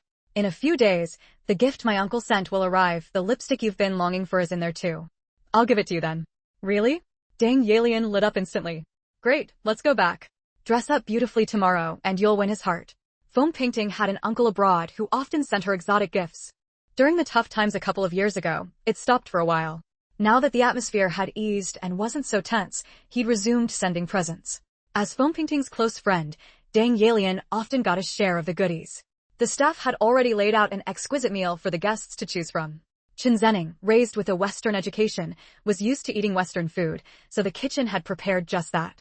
When Feng Lingyu arrived at the dining hall, she saw the others had already taken their seats. It was a large round table, so seating didn't matter much. She picked a spot and sat down. Feng Lingyu paused, turning her head to find the stern-faced middle-aged woman from the meeting room earlier. Now her expression was warm, as if making small talk, as she looked at Feng Lingyu. If Wei Wuyan's intel was correct, this woman was likely Feng Lingyu's biggest competitor. Yao Huilan, from the Southwest No. 1 Medicinal Herb Factory. Compared to Feng Lingyu's rural cooperative, her factory was a behemoth. The Southwest No. 1 Medicinal Herb Factory, leveraging the humid, warm climate of the South, grew herbs exceptionally well and dominated most of the medicinal herb supply market south of China. This woman carried a serious demeanor, dressed sharply and efficiently, and her gaze seemed to pierce straight through people, no simple opponent. I'm from Beijing, Feng Lingyu said with a slight nod and a faint smile, offering a greeting. Yao Huilan was surprised. Comrade Ling is from Beijing? I'm a sent-down youth now, Feng Lingyu explained, understanding Yao Huilan's surprise. Yao Huilan was inwardly taken aback. Sent out at such a young age for such an important task, and as a sent-down youth at that. It meant she had excellent ties with the locals, otherwise, they'd have sent someone local. She'd thought the medicinal herb deal was in the bag, but now there was a dark horse. Yao Huilan quietly began to keep an eye on Feng Lingyu. She'd walked a similar path and knew how small, overlooked things could snowball into major changes. They exchanged a few casual words, each making a basic assessment of the other. Once everyone was seated, lunch began. Feng Lingyu glanced at the food before her and took a few small bites. She wasn't fond of Western food, she had a true Chinese palate. Perhaps due to the earlier conflict, everyone collectively ignored Feng Lingyu, no one speaking to her. She seemed isolated, cut off from the lively scene around her. But her relaxed posture, composed expression, and the way she casually swirled the red wine in her glass showed she wasn't affected at all. In fact, she seemed to enjoy it. For a moment, it was the others who felt awkward. Chen Zening naturally noticed the subtle tension at the table and quietly smirked. His emerald green eyes rippled like wind across water. Just as an eerie harmony settled over the table, a man suddenly toppled from his chair, dragging the tablecloth and plates down with a deafening crash. Oldly. The sudden scene stunned those nearby, who called out in panic. The man who fell was the fat one who'd argued with Feng Lingyu earlier. He clutched his chest, veins bulging in his neck, eyes wide, mouth agape as if vomiting, his face flushed red, a terrifying sight. Chen Zening frowned and stood up. As the host, if something went wrong, he'd be held responsible. We don't know either, Oldly was eating, and then, he just collapsed. Stammered the person sitting next to him. Suddenly, someone recalled what Feng Lingyu had said earlier and pointed at her accusingly. Others glared at her with anger or fear. While everyone panicked, she sat upright, calmly cutting her steak as if it were a piece of art. The crystal chandelier above cast dazzling light. Her graceful posture and stunning beauty made her look like a painting, captivating. She slowly lifted her eyes, calm and unruffled, as if annoyed they'd disturbed her meal. Picking up her napkin, she dabbed her lips lightly before speaking in a displeased tone. He's so far from me. How could I have done anything? The others looked. Feng Lingyu's seat was practically on the opposite side of the table from the fat man. There was no way she could have acted. The accuser faltered, then said, "Then your curse came true. You argued with Old Lee earlier, and you even sang a dirge for him." Chapter 496. Perfect phones are a work of art. Feng Lingyu looked at the speaker as if he were an idiot. Superstition is not to be believed. The others also found it speechless. Curses were far too unlikely. The fat man lay on the ground, foaming at the mouth, with more breath out than in. Feng Lingyu couldn't be bothered with the argumentative man and walked straight toward the fat man. At that moment, Qin Zenian had just instructed Qin San to call for a doctor. He had a personal family doctor traveling with him, who would arrive soon. The man, already angry that Feng Lingyu hadn't replied, saw her holding several needles and about to stab Old Lee, and quickly stopped her. "He's having a heart attack. If I don't save him now, he'll die soon." Feng Lingyu, without waiting for him to finish, thrust 3 silver needles from her fingers all at once into the fat man's body. Everyone was stunned speechless. How could she just act without warning? But the needles were already in Old Lee's body, and the others, knowing nothing of medicine, dared not step in to stop her. Qin Zenian watched Feng Lingyu calmly and steadily acupuncture the fat man. Her movements were clean and precise, her hand incredibly steady, her demeanor no less impressive than the old Chinese medicine practitioners in his family's pharmacy. For a moment, no one in the restaurant dared to make a sound, afraid of disturbing Feng Lingyu. When the fat man fell to the ground, he felt a sharp pain in his heart and couldn't catch his breath at all. No matter how hard he tried to breathe, his lungs simply couldn't take in fresh air. Just as he thought he was about to die, his throat suddenly felt as if it had been unblocked, allowing him to breathe again, and his heartbeat slowly steadied. "It was you. You saved me," the fat man said weakly. Feng Lingyu coldly pulled out the silver needles. If she hadn't been there today, he really would have died. "Old Lee, you're okay?" The others, seeing the fat man recover, were overjoyed. No one expected that this young woman had real skill and had actually brought Old Lee back. Qin Zenian looked at Feng Lingyu with delighted eyes, a smile on his face and a focused gaze, as if he had discovered some treasure. "You know medicine too?" Qin Zenian stared intently at Feng Lingyu. Feng Lingyu leisurely packed away the silver needles before replying casually, "A little." Her earlier display had already proven her level. Though Qin Zenian himself didn't practice medicine, he had picked up enough knowledge through exposure to understand something. Saving someone with silver needles was no simple feat even in his Jiha Hall. Only a few old Chinese medicine practitioners had that skill. And Ling Feng, how old was she? Barely under 20, yet she already possessed such profound ability. "Miss Ling is too modest," Qin Zenian said, his mouth twitching. If she only knew a little, what did that make everyone else? Hadn't they even started? "Comrade Ling, thank you so much. If it weren't for you, I'd be dead by now," Old Lee said, feeling somewhat better, supported by 2 people as he came over to thank her. Everyone now realized that Comrade Ling understood medicine. Traditional Chinese medicine emphasized observation, listening, questioning, and pulse-taking. She must have noticed Old Lee's condition, which was why she urged him to go to the hospital. "Feng Lingyu, no need to thank me. You should go to the hospital as soon as possible and put your work aside. What I did was only a temporary fix." Scattered on the floor were plates of various meats. Feng Lingyu glanced at them and understood immediately it was definitely excessive fat intake that had triggered the heart attack. The fat man's heart was under immense strain. He simply couldn't continue working normally, or his heart would keep having problems. It all depended on whether he was willing to give up his career. "All right, I'll go now right now." This time, the fat man dared not dismiss Feng Lingyu's words. Just then, Qin San arrived with Qin Zenian's personal doctor. The leading man wore a suit and carried an iron box. He had a refined appearance, with a pair of silver-rimmed glasses, looking every bit the intellectual. There were thin calluses on his knuckles, marks from holding a scalpel. "Third young master, who needs treatment?" Tan Cheng looked around but saw no patient. "It's fine now. Sorry for making you come all this way for nothing," Qin Zenian said apologetically. Though Tan Cheng was Qin Zenian's personal doctor, that didn't mean he was beneath him. They had a very equal employer-employee relationship. Tan Cheng was a renowned doctor in Hong Kong, performing many surgeries himself. He had published several papers internationally and was a celebrated young talent. Interested in mainland Chinese medical techniques, he had accompanied Qin Zenian on this trip. Tan Cheng's eyes behind his glasses flickered. Without medical equipment, how had the heart attack been cured? Qin San had already described the symptoms to him on the way, and Tan Cheng had formed a basic diagnosis. For such an acute condition, in such a rudimentary environment, the chances of survival were actually slim. It was Miss Ling here. She performed acupuncture on the patient, and now he's fine. Qin Zenian, knowing what Tan Cheng was curious about, explained. Tan Cheng turned his gaze to Feng Lingyu. Her striking appearance went without saying, but what truly amazed him was the structure of her bones. Every single one was perfectly proportioned. As a surgeon who often performed operations, appearance was just a shell. Perfect bones were the true work of art worth appreciating. Feng Lingyu felt unnerved by Tan Chang's intense stare. It felt like being seen through, as if her bones were exposed without clothes. "Hello, I'm Tan Cheng, a surgeon." Tan Cheng extended his hand, offering a gentle smile to Feng Lingyu. His entire demeanor was completely different from the unruly Chen Zhenyan. He was like a spring breeze after rain, a warm sun after snow, not aggressive, but making you feel comfortable and at ease.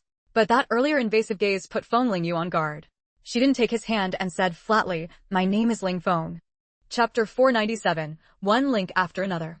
Chen Zhenyan felt a bit more balanced when he saw that Feng Lingyu had no intention of shaking hands with Tan Cheng. It seemed she wasn't just cold toward him alone, it was simply her nature. Tan Cheng didn't mind Feng Lingyu's indifference either. He turned to the others and said, "A heart attack patient needs to be sent to the hospital as soon as possible. Don't delay, or the consequences could be serious." "All right, we'll take him to the hospital now," the others said anxiously. Fortunately, aside from a few herb merchants, everyone else had finished their business for the morning and had no reason to stay. "Miss Feng, it's remarkable that someone so young has already learned acupuncture to save lives," Tan Cheng said admiringly. Although he had studied Western medicine, that didn't mean he rejected traditional Chinese medicine.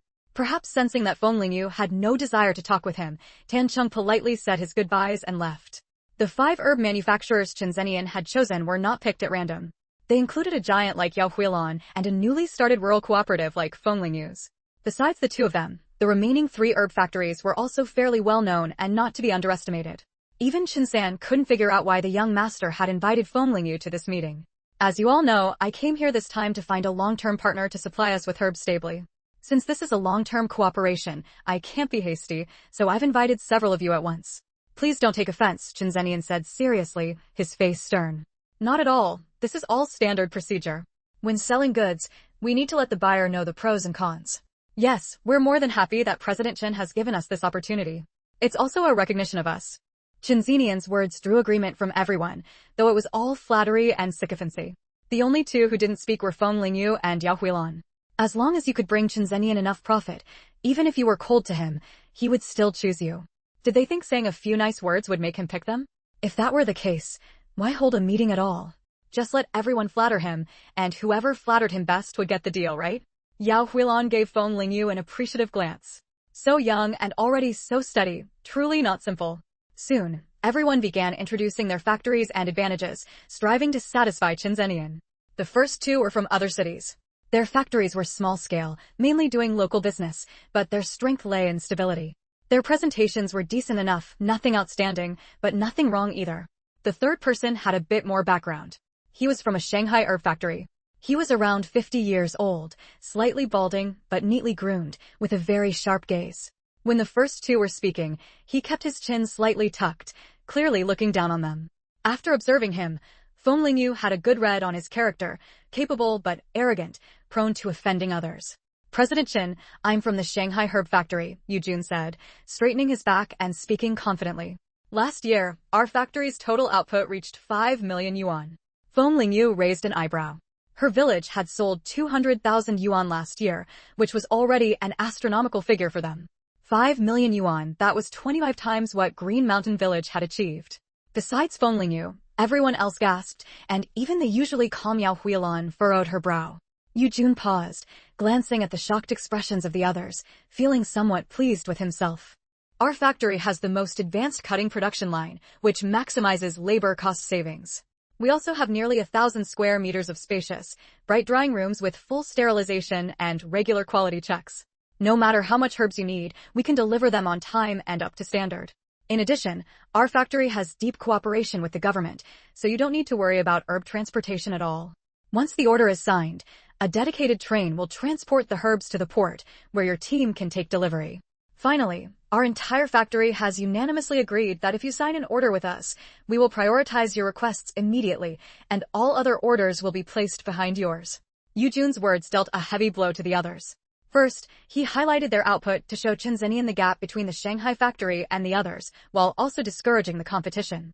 Then, he deeply analyzed their factory's advantages, conditions none of the others could match. In short, one word, impressive. Finally, he mentioned government support. With the government's help and green lights, Qin Zenian would save countless hassles along the way. Not to mention Yu Jun's promise to prioritize Qin Zenian's orders, ensuring no delays. One link after another, layer upon layer, all conditions and advantages that others couldn't possibly achieve. Feng Lingyu felt a heavy weight in her heart. This Yu Jun was no simple character either. Yao Huilan's expression was also very serious. The smile that had been in her eyes was long gone. She unconsciously straightened her back a little more, fully on guard. It was clear she was under a lot of pressure, because she was the next to speak.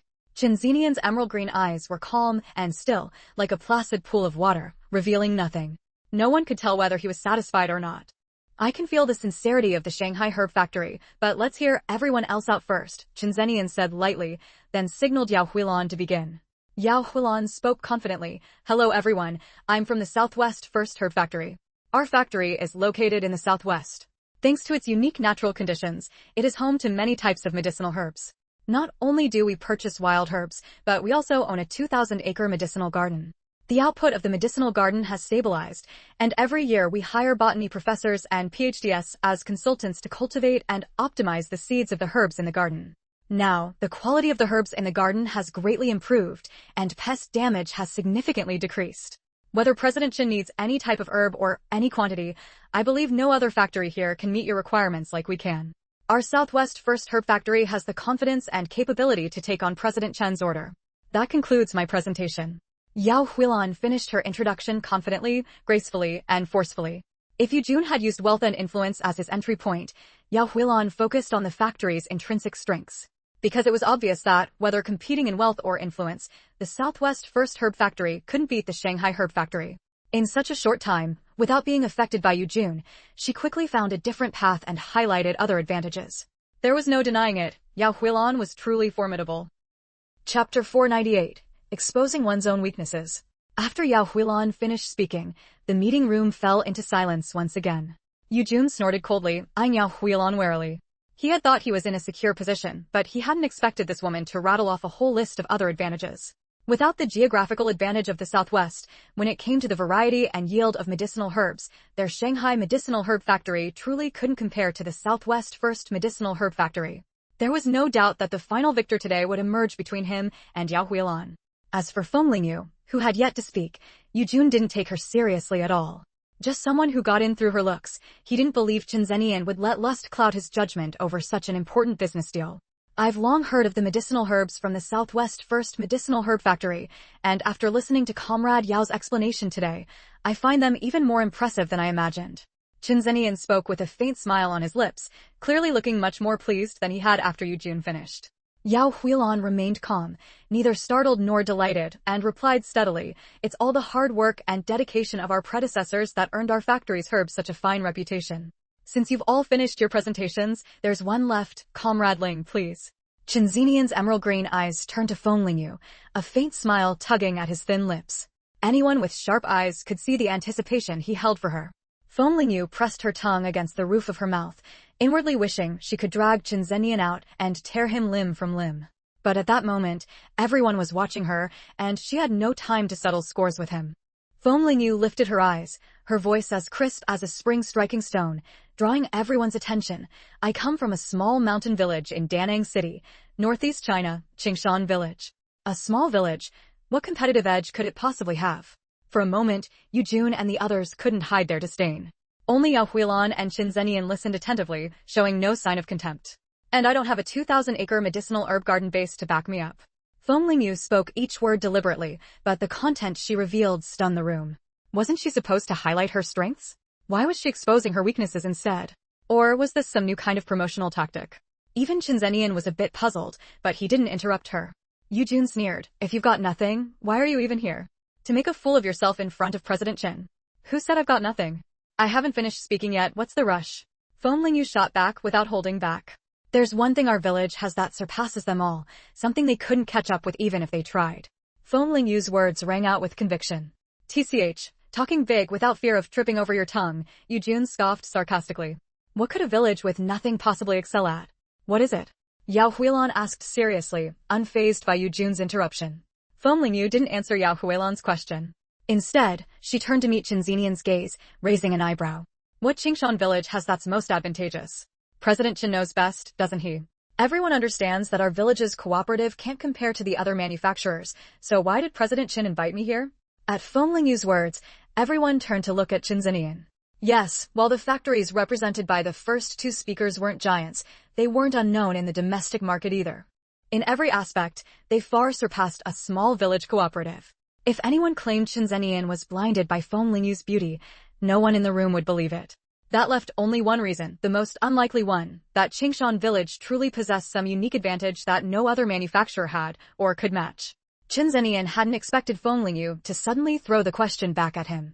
He leaned back in his chair, having already removed his gray suit jacket, leaving only a crisp white shirt that made him appear more approachable. His unfathomable eyes were like a deep, still abyss, and his voice dropped to a low tone. Comrade Ling is right. The medicinal herbs from their Qingshan village are indeed different from everyone else's. Different how? Yu Jun asked impatiently. Chen Zenian exchanged a glance with Feng Lingyu, an unspoken understanding passing between them. It's the most important aspect of medicinal herbs, their efficacy, or rather, their quality. Yu Jun was momentarily stunned, clearly not expecting that answer. Currently, the domestic market didn't differentiate between the quality of medicinal herbs. They were simply classified as usable or not, without any grading system like superior or inferior. Yu Jun, but isn't it enough as long as the herbs are usable? Even if there's a difference, how much could it really be? Yao Huilan shot him a glance. The fact that he could ask such a question showed he didn't have a deep understanding of medicinal herbs and was merely a factory manager. She explained patiently, let me put it this way. To make a finished medicine, ordinary herbs might require a full gene of material. But with high-efficacy herbs, you might need less than half a gene. Tell me, how much of a difference does that make? Half a gene per dose. What about 10 doses, 100, 1,000? The cost savings in between were incalculable. And judging by Chen Zenian's tone, Feng Lingyu's herbs must be exceptionally good for him to make an exception and invite her. Yu Jun was taken aback by Yao Huilan's words, clearly never having considered the math that way. Comrade Ling, may I ask just how good the quality of your herbs is? Could I take a look? Yao Huilan turned to Feng Lingyu. Feng Lingyu had brought samples with her and didn't hesitate to hand the small cloth pouch to Yao Huilan. It was clear that, unlike Yu Jun, Yao Huilan had some knowledge of medicinal herbs. When Yao Huilan opened the pouch, a rich, medicinal aroma wafted out, slightly bitter, but not pungent. Just one look at the thickness of the herb's roots and the patterns on their cross-sections, and she already had a good idea. Without even needing to test the efficacy in a lab, she knew that in their southwest herb garden, they had never grown roots as thick as these. Chapter 499, Mastering the Art of Hypocrisy. Comrade Ling truly keeps her cards close to her chest. Such excellent medicinal herbs, yet you only brought them out now. Yao Huilan looked at Feng Lingyu with a complicated expression. We've only just started after all. Aside from these herbs, we don't have much else to offer. After Feng Lingyu finished speaking, she continued in a leisurely tone, looking at Chen Zenian. Every item I mentioned earlier that we don't have now will be available in the near future. Whether it's advanced equipment or other things, they can all be made up for. But efficacy, that's something no other manufacturer can compensate for. I dare say that these local herbs of ours cannot be replaced anywhere else except in Danang City. Our Mayor Chow of Danang City is determined to turn Danang into the largest medicinal herb base in the country. This has long been in the plans. If President Qin wants long-term and stable development in the mainland, our cooperative will bring you the greatest benefits. Feng Lingyu's words were reasoned, neither humble nor arrogant, and quite compelling. Most importantly, having spoken after Yu Jun and Yao Huilan, she didn't fall behind at all. Chen Zenian withdrew his smile, stretched out his long legs, and crossed them. The things Comrade Ling mentioned haven't been realized yet. In business, unrealized things aren't bargaining chips. Chen Zenian raised his eyes and sneered. He was idly twirling a pen in his hand, his tone flat, revealing nothing of his thoughts. Feng Lingyu, what President Chen says makes sense, but these are benefits that will be realized in the future. It's only right to lay out the project's prospects in advance. A project that can earn 1 yuan in the future and one that can earn 100 yuan naturally have different prices. President Chen is a businessman. You should understand this logic very well. Comrade Ling doesn't seem like someone who lives in a mountain village. You're more like a seasoned player in the business world. Instead of responding to Feng Lingyu's words, Chen Zenian made an ambiguous comment.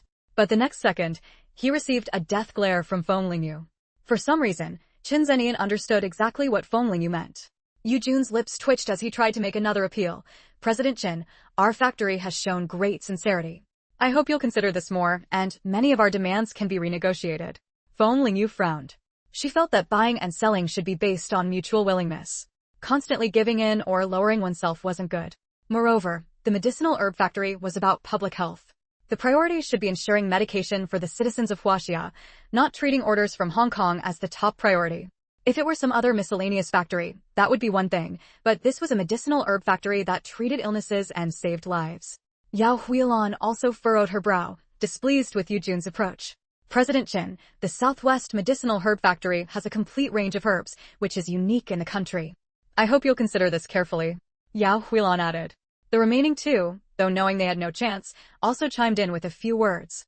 I've received everyone's opinions. This time I came to Shanghai to find a suitable herb supplier. Overall, the Southwest First Medicinal Herb Factory has a complete range of herbs, which meets my requirements. And Comrade Ling's herbs have remarkable effects, which I must also take into account. As for the rest of you, I'm sorry. If there's a suitable opportunity next time, we'll cooperate again. Qin Zhenyan almost without thinking blurted out the above words. It could be guessed that he had already settled on his choice. Yu Jun's face darkened. Their Shanghai Medicinal Herb Factory had made so many concessions, yet Qin Zhenyan remained unmoved. And losing to the Southwest First Medicinal Herb Factory was somewhat understandable, but losing to a small rural cooperative. Before Yu Jun could sit there with his face hanging, Qin Zhen opened the conference room door and politely asked Yu Jun and the others to leave. Next, they would discuss pricing. This was confidential, so unrelated parties naturally couldn't stay.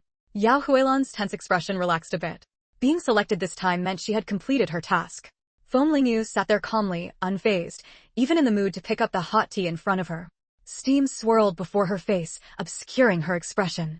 But from her movements, it was clear she wasn't nervous at all. What kind of family could raise such an outstanding daughter? How could they bear to send her to the countryside to suffer? If she had entered politics early, she would surely have made a name for herself. Qin Zhenyan stepped out midway to freshen up, smoothing out the wrinkles on his shirt.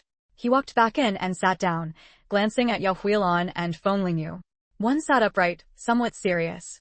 The other leaned lazily against her chair, drinking tea as if no one else was there, as if she were at home. Qin Zhenyan teased, I didn't expect two female comrades to be left in the end. Truly, women are no less than men. President Qin flatters us. We just happen to meet your conditions. Yao Huilan said calmly. She clearly mastered the art of social hypocrisy. Qin Zhenyan suddenly developed a strong interest in Feng Lingyu's background. From her exquisite and beautiful attire at the banquet to her elegant dining etiquette today, all of it showed her good upbringing. Children from ordinary families couldn't develop such a noble and proud demeanor. How could a child from such a family come to the countryside as an educated youth? Or was there some hidden story? Qin Zhenyan held two documents in his hand, clearly just obtained from outside. You can take a look at these two documents.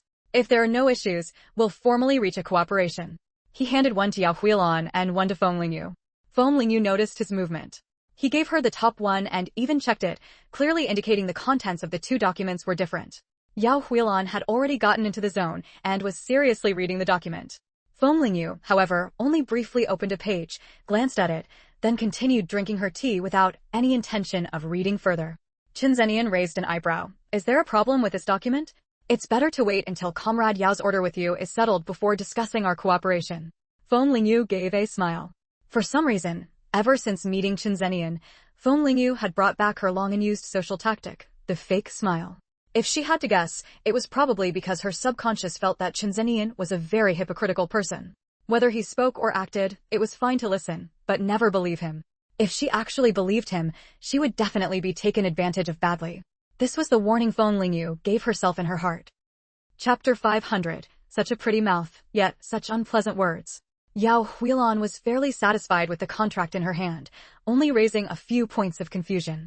Qin Zhenyan immediately explained them to her in a gentle tone, and soon the two reached an agreement and signed the contract.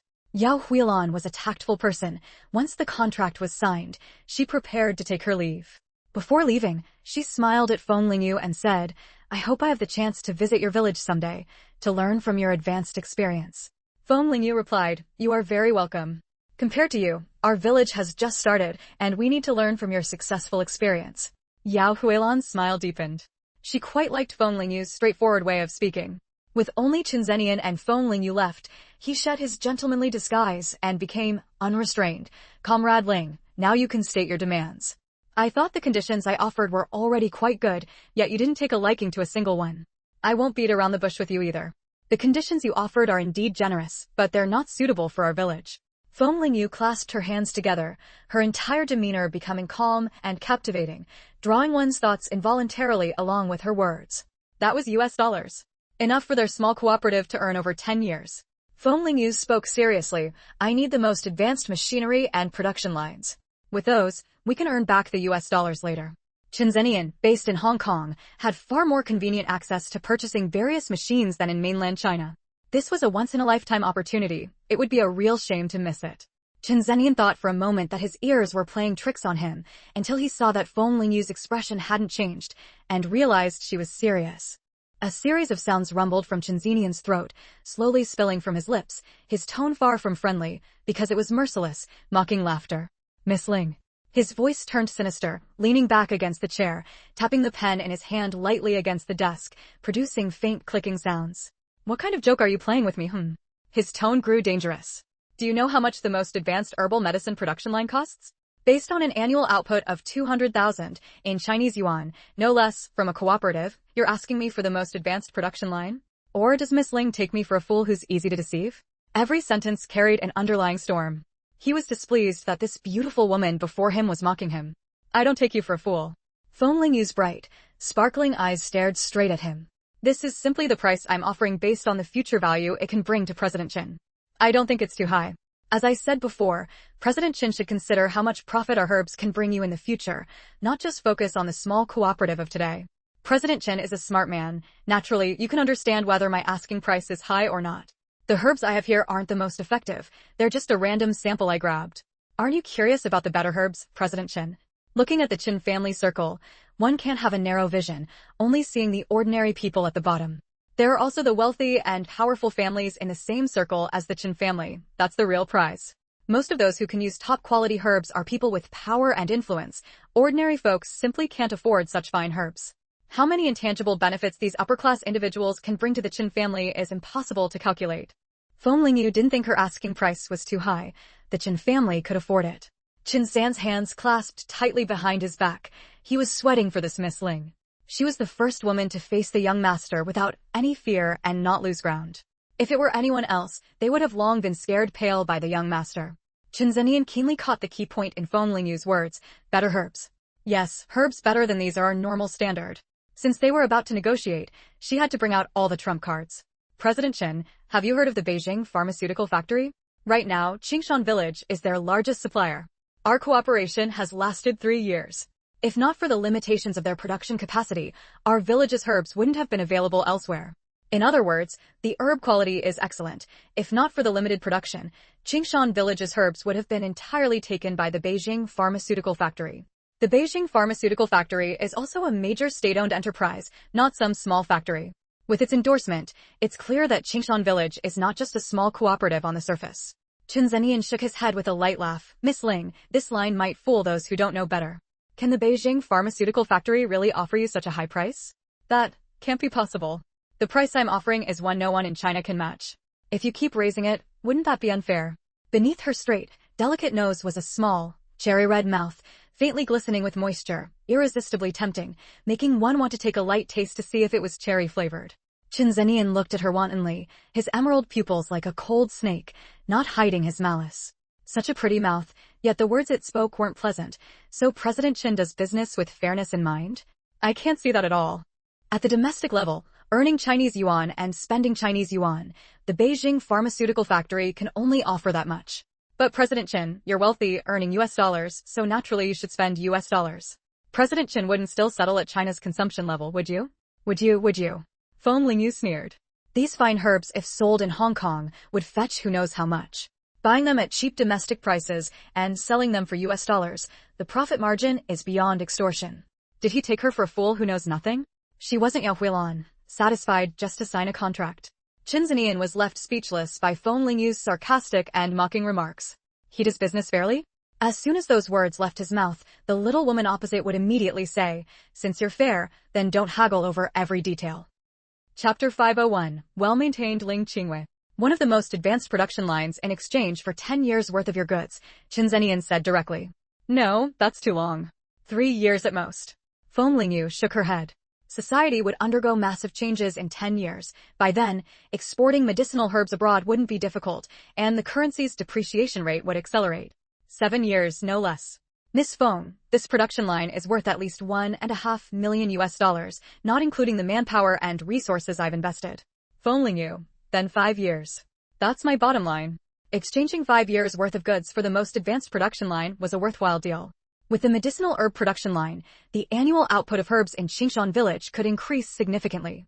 Other villages in Danang City could also start planting herbs, and Qingshan village's production capacity would be more than enough to handle it. 5 years would be enough time for Qingshan village to grow into the top medicinal herb factory in the southwest. Qin Zhenyan looked at Feng Lingyu's determined gaze and knew she wouldn't budge any further. 5 years. I'll add one condition. For the next 10 years, you must prioritize supplying us with medicinal herbs. If you agree, we can sign the contract now. President Qin, we can rephrase that condition. We promise that, barring force majeure, we will supply the required amount of herbs each year. What do you think? Feng Lingyu's eyes flickered as she responded quickly. The wording might change, but the details were vastly different. Qin Zhenyan added, if you fail to deliver on time, you'll pay 10 times the original price as compensation. Feng Lingyu nodded, agreed, but your orders must be within a reasonable range, otherwise, we have the right to refuse. After a heated back and forth, they finally settled on the details of the cooperation. The conditions Ling Feng proposed were almost pressing against his bottom line. Was this a coincidence? President Qin, happy cooperation. I believe this partnership won't disappoint you. With everything settled, Feng Lingyu finally gave Qin Zhenyan a pleasant expression. I hope so. A smile tugged at the corner of Qin Zhenyan's mouth. No one knew better than Feng Lingyu how high the quality of Qingshan village's herbs was. If Qin Zhenyan brought these herbs back, the Qin family's pharmacy would at least rise another level.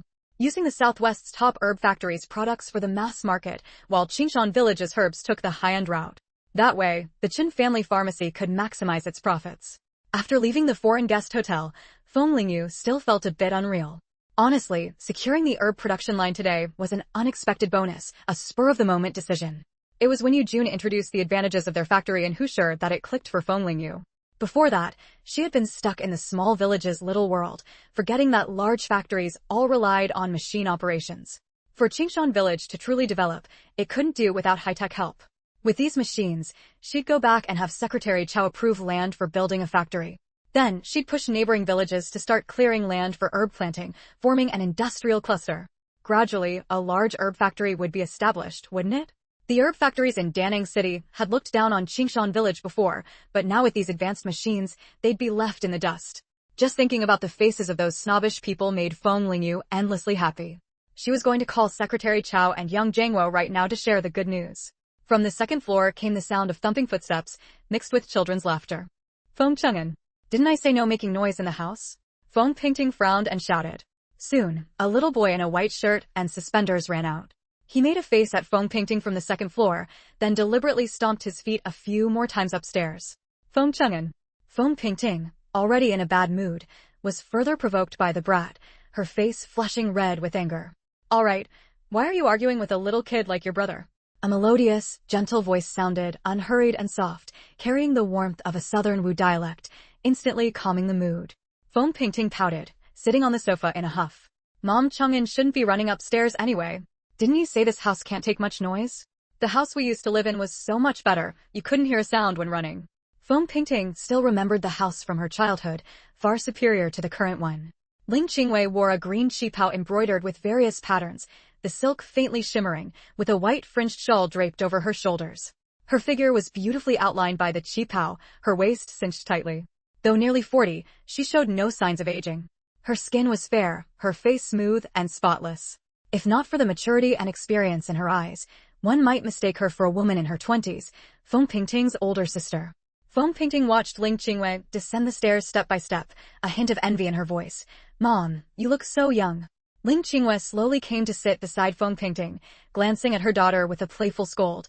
You're in the prime of your youth, and yet you envy an old woman like me. I'm just complimenting you. Feng Pingting muttered softly. Seeing Feng Pingting's expression, Ling Qingwei knew something was bothering her, so she asked, What's wrong? Did Zhenyan upset you? You've been pouting since you got back. It's almost like a little oil bottle. Though a bit unhappy, Feng Pingting didn't want to tarnish Qin Zhenyan's image in her mother's eyes. She shook her head. Mom, Zhenyan said he'd take me out tomorrow. He didn't upset me. Despite her words, Ling Qingwei knew her daughter too well to believe her. In Ling Qingyue's view, it would be best if Chen Zhenyan married Pingting. She observed coldly that Chen Zhenyan was the most capable of the Qin family's children. If something happened to her in the future, given Chen Zhenyan's loyal and sentimental nature, he would surely take good care of Pingting. Besides, the Qin family was in Hong Kong. Once Pingting left, domestic matters wouldn't involve her. What? Lying to your mother? Tell me what's wrong and I can give you advice. Especially if you're unsure about something, I've been through it all, and I might offer some insight. Ling Qingyue first feigned hurt, then offered comforting suggestions. Feng Pingting bit her lip, hesitated, and finally spilled everything that happened today. Ling Qingyue frowned. Is that girl really that pretty? Well, I think so. Though reluctant to admit it, Feng Pingting didn't lie. No one knew better than her what a beautiful face meant to a man. There are so many beautiful people in this world. Do you think Chen Zhenyan will fall for everyone he sees? Besides, your engagement was arranged by me and your Uncle Chen. He wouldn't dare not marry you. Ling Qingyue soothed her gently. It was normal for a young girl to yearn for love, but reality would teach her that some things were more solid than love, namely interests. Chapter 502. Like people from two different worlds. Mother, you know that's not what I meant. Feng Pingting grew anxious, her voice tinged with tears. Ling Qingyue's voice carried a seductive tone. I know you like him, and I hope he can like you too. But this is the final outcome. The process beforehand doesn't matter. As long as you can marry him, my Pingting is so beautiful. How could he possibly not want you? Mother, you're right. Feng Pingting sniffled, a spark of light shining in her eyes. By the way, didn't Uncle say he was sending something back? Has the package arrived? I want to wear a new dress. Feng Pingting's emotions came and went quickly as she suddenly asked. And me. I want a toy car. Feng Chang'an, with sharp ears, quickly ran downstairs. Ling Qingyue's expression flickered with a moment of unease, but she quickly adjusted it. Don't worry, everything's there. It should arrive in a few days. Feng Chang'an was only 7 years old, just at the mischievous age. The family found him quite a handful but usually spoiled him. Good, I'm the king of the kids at school, and only I have a toy car. Ha ha. Feng Chang'an clapped his hands happily. Have you done today's homework? When Dad gets back, he'll deal with you again. Feng Pingting gently tapped Feng Chang'an's forehead with a hint of affection. She doted on her little brother too, though she occasionally found him a bit too noisy. Feng Xueseng was quite strict with him, often testing him on his studies. At the mention of Dad, Feng Chang'an felt a bit guilty and quickly reached out to hug Ling Qingyue. Mom, you'll help me, right? If you don't do your homework, I won't help you. Since it's still early, go read for a while now. Hurry up, or Dad will get angry and spank your bottom. Ling Qingyue patted her youngest son's head with a loving expression. Seeing that even his most beloved mother said so, Feng Chang'an had no choice but to obediently go upstairs. All right then. After the troublemaker left, Ling Qingyue and her daughter went into the dressing room. Her daughter was so beautiful, she just hadn't dressed up properly today. Otherwise, she truly didn't believe anyone could outshine her. He wore a long gray cloth robe, with handsome features and a straight posture. A pair of thin-rimmed glasses sat on his face, giving him the refined air of a scholar from ancient times. Compared to the Western-style attire of Ling Qingyue and her 3 children, he seemed like someone from a different world. Xuesong, you're back. Ling Qingyue greeted him gently, taking the briefcase from his hand. Was work tiring today?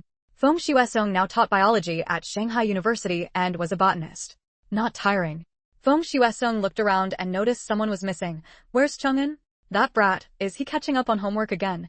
Dad, if you already know, why expose me? Feng Pingting pouted as she walked over, hugging Feng Xuesong's arm and shaking it coquettishly. Stop changing the subject. Though his words were stern, Feng Xuesong clearly showed a hint of a smile. He had always doted on his daughter Feng Pingting, even more than on Feng Chang'an. Originally, he only wanted one daughter, but Qingyue had an unexpected pregnancy, and he couldn't bear to have her abort the child, so Chang'an was born. But when it came to love and effort for the 2 children, Feng Pingting, as the daughter, received the most. Brother is young. It's normal for him to be playful. I was quite mischievous when I was little too, Dad. Give him a day off. Feng Pingting continued to act coy. All right, call him down for dinner. Since his sister is pleading for him today, I won't scold him. Feng Xuesong said helplessly. Soon, the family sat happily around the dining table, eating together. Pingting, look how thin you are. Eat more. Being too thin isn't good for your health. Feng Xuesong frowned when he saw Feng Pingting only picking at the dishes in front of her. In his view, his daughter was already beautiful enough. Dieting to lose weight was completely unnecessary. The young ladies of the Republic era starved themselves until they could barely walk, deliberately cultivating a frail, willow-like figure. He didn't want that trend to appear in his own daughter. Dad, tomorrow Brother Zenian is taking me out to play. I need to fit into the dress Mom picked for me. If I eat too much, the dress won't look good. Feng Pingting said dreamily. Feng Shuesong suddenly slammed the table in anger, knocking over the soup bowl, which spilled across the table and onto the floor. Dad, what's wrong? Feng Pingting asked fearfully, not understanding why her usually calm father had suddenly lost his temper. Didn't I tell you not to let Pingting have contact with the Chen family? Feng Shuesong shouted loudly at Ling Qingwei, his brows furrowed tightly, clearly very angry. He had always been refined and composed. Feng Pingting had never seen her father so furious. She pulled her brother close and held him, not daring to speak. Ling Qingwei had known something was wrong the moment Feng Pingting mentioned Chen Zenian. She had forgotten to remind Pingting not to tell Feng Shuesong about Chen Zenian. Shuesong, the two children have known each other since childhood. Going out to play together now and then is no big deal. Don't be too old-fashioned. Ling Qingwei softened her voice, a pleading look in her eyes. Do you think I don't know what you're thinking? Pingting absolutely cannot be with Chen Zenian. Feng Shuesong didn't let things slide as he usually did when Ling Qingwei acted coy. He looked sternly at his daughter and said, when he comes to pick you up tomorrow, you're not allowed to go. Why? Feng Pingting's eyes widened in disbelief that this domineering person was her elegant father. Dad, you can't restrict my right to make friends. No reason. I'm doing this for your own good. Chen Zenian isn't what he seems on the surface. Feng Shuesong said with restraint. Pingting, do you know how complicated the Chen family is? I just want you to live simply and happily, and not get caught up in those storms again. Chapter 503, Marrying him is to use him. He had brought his wife and children to Shanghai to live a peaceful and stable life. In this chaotic era, he was already satisfied to be able to find a safe haven untouched by any turmoil. If his daughter married Chen Zenian and got entangled again in the conflicts of the aristocratic families, then what was the point of him staying in Shanghai all these years? But Feng Pingting did not understand Feng Shuesong's thoughts. She only thought that her father was trying to stop her from being with Chen Zenian. Mom, say something. She looked at Ling Qingwei with tearful eyes. Ling Qingwei shook her head at her, signaling her to stop talking. All right, you two go back to your rooms first. Let me talk to your father. After Feng Pingting and Feng Chang'an left, Ling Qingwei slowly walked over to Feng Shuesong and reached out to rest her hand on his shoulder. Shuesong, the child has grown up and has her own thoughts. You can't make decisions for her. Back when I forced her to learn piano, wasn't that what you said to me? After a moment of thought, he said to Ling Qingwei, have you been unhappy staying in Shanghai all these years? Ling Qingwei's expression stiffened for a moment before she replied with a smile. How could that be? If I were unhappy, would I have the mood to dress up every day? Feng Shuesong's silver-rimmed glasses concealed the obscure emotions in his eyes. He let out a deep sigh. Qingwei, isn't it good for us to just stay in Shanghai peacefully and simply? Why must we get involved with the Chen family again? Now that the situation is clearly improving, our family's wealth is enough to last us a lifetime. Later, we can find a hardworking and steady young man with excellent academic records for painting, watch Chang'an grow up, and the two of us can retire in this small Western-style house. His gentle and calm voice spoke slowly, just like Feng Shuesong himself, peaceful and indifferent, enough to calm anyone down. But Ling Qingwei could not calm down at all. Instead, she clenched her fists. That bitch Ling Qingshue's daughter was still alive and well, and she hadn't gotten her hands on the Feng family's property yet. She refused to accept it. And, thinking about the things she had done, Ling Qingshue's eyes sharpened. She had long since boarded a pirate ship, and there was no turning back now. Shuesong, what you described is the life many people dream of, but how many can actually achieve it? We have to live in reality. Pingting has liked Chen Zenian since she was little, you know that. Asking her to give up now, you know your daughter's personality. Do you think it's possible? Ling Qingwei turned her head and wiped the tears from her face. I know you blame me for not stopping her, but I also want our daughter to get what she wants. A flicker of struggle passed through Feng Shuesong's eyes, and his lips moved slightly. Fine, let her try. But you are not to have any private contact with the Chen family anymore. Alright, this might not even work out anyway. Chen Zenian is already so old, and Pingting still has the heart of a child. Ling Qingwei said slowly. Once Feng Shuesong went upstairs to shower and change, Ling Qingwei could no longer hide her anger. Feng Shuesong was a man who was indifferent to fame and fortune by nature, unwilling to get involved in family disputes, and he had deep feelings for Feng Dingbang. She never expected that after all these years, he still wanted to be a coward. He didn't even know that his good brother Feng Dingbang had already died a miserable death, leaving no intact body. The more she thought about it, the angrier she became. Ling Qingwei swept all the fruit on the table onto the floor. Madam, our informant in Danang City says that Feng Lingyu has been staying indoors lately, and we can't find out what she's doing. Zhou San appeared silently behind Ling Qingwei and spoke respectfully. Staying indoors? Ling Qingwei narrowed her eyes. Increase the payment. You must find out what she's doing. Don't just watch her house. Ask the villagers too. Even if Feng Lingyu was different now, Ling Qingwei didn't believe she had no weaknesses at all. And as for the Feng family's treasure, the person most likely to know its location was Feng Lingyu. That person couldn't wait any longer. She had to speed things up. Yes, I understand. Zhou San lowered his head in acknowledgement. One more thing, madam. The underground market's direction has been shifting very quickly lately.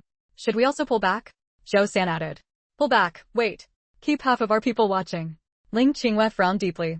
Sure, she earned a lot, but her expenses were also huge, especially the money she had to send to that person, and the bribes she had to pay all over Shanghai. Did Feng Xuesing really think that just relying on the things he donated could keep their family safe and sound in Shanghai? After Zhou San left, Ling Qingwei composed herself and gracefully went upstairs. Feng Xuesing must still be hiding something. She had to set her sights on that. Feng Xuesing had showered, changed into pajamas, and was leaning against the bed with a newspaper in hand. Xuesing, I remember you once gave me a jade bracelet. Where did you put it? In a few days, Wei family's wife Li Shuqing has invited me to a gathering at her place. Feng Xuesing furrowed his brows. Didn't I tell you not to associate with that woman? She doesn't conduct herself properly. She's not a good person. Everyone in Shanghai knew a little about the Wei family scandals. Families with any integrity looked down on Wei Chunming. How could it be such a coincidence that the original wife and the most promising eldest son both died in a car accident? Feng Xuesing, being such an aloof scholar, had a very low opinion of Li Shuqing. But Ling Qingwei insisted on being close to Li Shuqing, which gave him a headache. Xuesing, you're biased against her. Besides, our families have been friends for generations. If she invites me, how can I not go? Ling Qingyue's brows were knitted with a hint of sorrow, as she looked at Feng Xuesing with a plaintive expression. Feng Xuesing's face showed helplessness. Fine, fine, fine. Go ahead, go ahead. I'm just telling you not to get too deeply involved with her. Keep up appearances, that's enough. You don't want others to look at painting with strange eyes, do you? That's more like it. Ling Qingyue's lips curled up, and she walked over gracefully, lying down in Feng Xuesing's arms. Xuesing, I know my limits. Where's that bracelet? You haven't told me yet. I don't want to lose to Li Shuqing at the banquet. I'll bring it back for you tomorrow. Don't worry, it's stored in a safe place. Feng Xuesing's expression softened, and he smiled contentedly. What do you mean by that? I've been married to you for so many years, and you're still guarding against me. Ling Qingwei raised an eyebrow, her fingertips playfully lifting her husband's chin. The man before her, without his glasses, had eyes that hadn't changed at all. Instead, they were even more charming. He looked at her gently, as if he could drown her in that tenderness. But after all these years, Ling Qingwei hadn't been completely unmoved. Yet, whenever she thought of Pingting's identity, Ling Qingwei had to force herself to wake up. He loved Pingting the most as his daughter. If he ever found out that Pingting was not his biological daughter, he would surely hate her to death.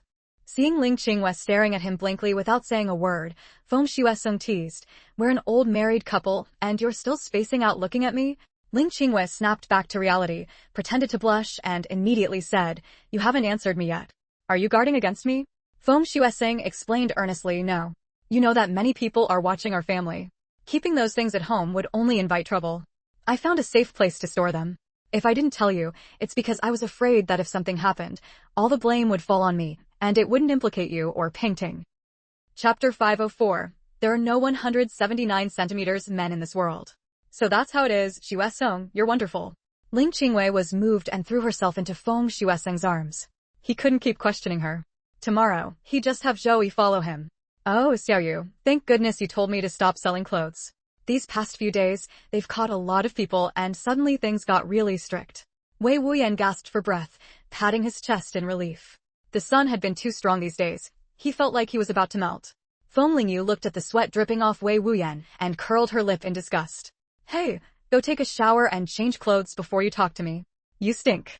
The bathroom on the first floor of the small villa could be used for showers too, but you had to heat the water yourself. At Feng Lingyu's words, Wei Wuyan really did notice an indescribable stench on himself. He blushed a little in embarrassment. After all, he used to be a refined young master. No matter how careless he'd become now, being this smelly was too much.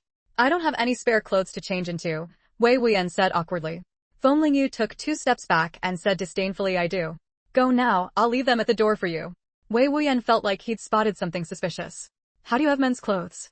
"I have dead men's clothes too. Want some?" Feng Lingyu shot him 2 sharp glares. Wei Wuyan shuddered and obediently said, no thanks, hee. I'll go shower now. The temperature was scorching, 37 or 38 degrees Celsius. Even sitting at home doing nothing left a thin layer of sweat on your skin. These past few days, Feng Lingyu had been negotiating a contract with people from the Shanghai pharmaceutical factory. It wasn't fully settled yet, but both sides were interested. As for why she was seeking out the Shanghai pharmaceutical factory despite already having Chen Zenian's order. In short, Feng Lingyu couldn't stand people who acted arrogant. That day, when Yu Jun gave his introduction speech, he was so full of himself he could barely fit in the conference room, practically floating up to the sky, and he looked down on the Qingshan Village Rural Cooperative that Feng Lingyu represented. Feng Lingyu held grudges. She'd silently noted that one down. Without the Shanghai pharmaceutical factory as a major client, she wanted to see how smug he'd still be. Yu Jun's speech that day had actually revealed a lot of information. From those 2 points alone, Feng Lingyu could be sure that the medicinal herbs they sold to the Shanghai pharmaceutical factory were definitely not cheap. But with pressure from the authorities and no other suppliers, the Shanghai pharmaceutical factory had no choice but to swallow their pride. Now that there was a new option, the Shanghai pharmaceutical factory would surely be eager to break free from the Shanghai medicinal herb factory's control. Everything was being done in secret. By the time Yu Jun and his people found out, it would already be a done deal. Even if Yu Jun and the others were unhappy and tried to pressure them through the authorities, why couldn't others choose cheaper and better herbs? Thinking about the look on Yu Jun's face, Feng Lingyu couldn't help but laugh out loud. Wei Wuyan stood hesitantly in place, holding his dirty clothes, not daring to move.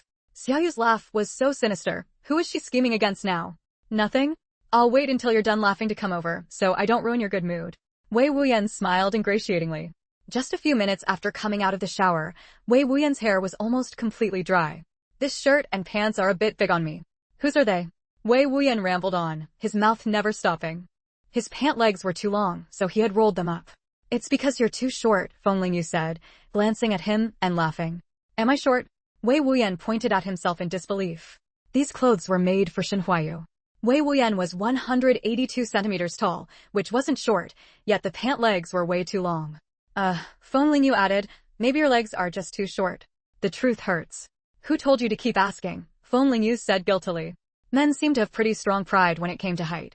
As the saying goes, there are no 179 centimeters men in this world. Wei Wuyan glared at Feng Lingyu indignantly and noticed a cup of fruit tea on the table. He picked it up and took a big gulp. The refreshing honey and light fruit fragrance soothed his spirit, driving away the heat. He let out a long sigh.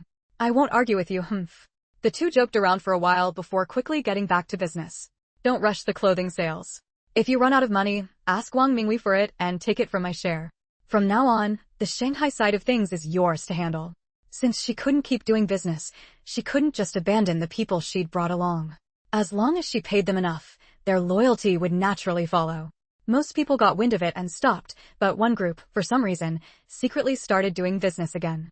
Last time, a lot of them got caught, and most of them were from that group, Wei Wuyan suddenly said. Do you know where that group comes from? Feng Lingyu raised an eyebrow. If they came out despite knowing the risks, it meant that group was really desperate for money. I heard from a friend that they seem to have someone backing them, someone. Wei Wuyan pointed at the ceiling. They're very bold and well-informed. It feels like they're not afraid of getting caught. Feng Lingyu raised an eyebrow. Then they might be in trouble this time. Who knows how long this chaos will last? Everyone's tightening their belts. Who would dare to step in and protect them? Make sure to dig around for me and find out who's really behind them. Feng Lingyu lowered her eyes, her crow-feather-like lashes hiding the spark of cunning within. Chapter 505. One day I will return with my head held high. By the way, there's one more thing. That woman Li Shuqing is throwing a birthday banquet for Wei Chunming, and Ling Qingwei will be there too. Also, a few days ago, our people saw Chen Zenian coming and going from her house, looking very close. Chen Zenian knows Ling Qingwei? Feng Lingyu sat up straight from the sofa, somewhat surprised. Wei Wuyan furrowed his brows and ventured cautiously, Xiaoyu, have you forgotten? Among the 4 auxiliary minister families, there's also the Chen family. Feng Lingyu sat there in silence. She really hadn't thought that Chen Zenian might be from the Chen family. Now that he was so close with Ling Qingwei, did it mean the Chen family had already formed a partnership with Ling Qingwei birds of a feather? Didn't they say the Chen family went abroad? Why are they in Harbor City now? Because of this, Feng Lingyu had never even considered Chen Zenian as being connected to the Chen family. Wei Wuyan shook his head.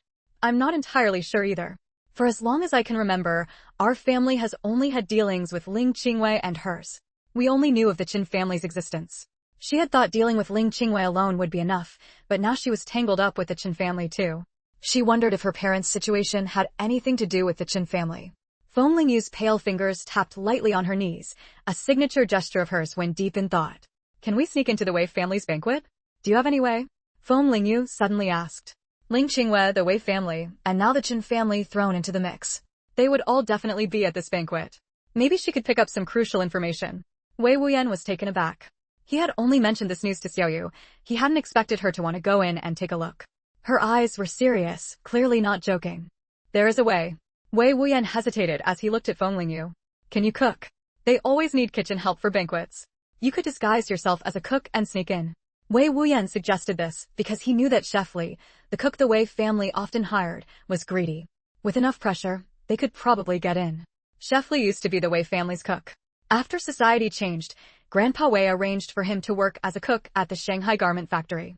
Out of gratitude for that past connection, every time the Wei family had an event, Chef Li would bring his apprentices to handle the cooking. I can cook. Feng Lingyu nodded. She could manage simple meals. Besides, since they were paying him, she would just be going through the motions. They wouldn't actually make her cook. Chef Li wouldn't risk his reputation on her. Seeing Wei Wuyan sitting there in a daze, head down and silent, Feng Lingyu ventured cautiously.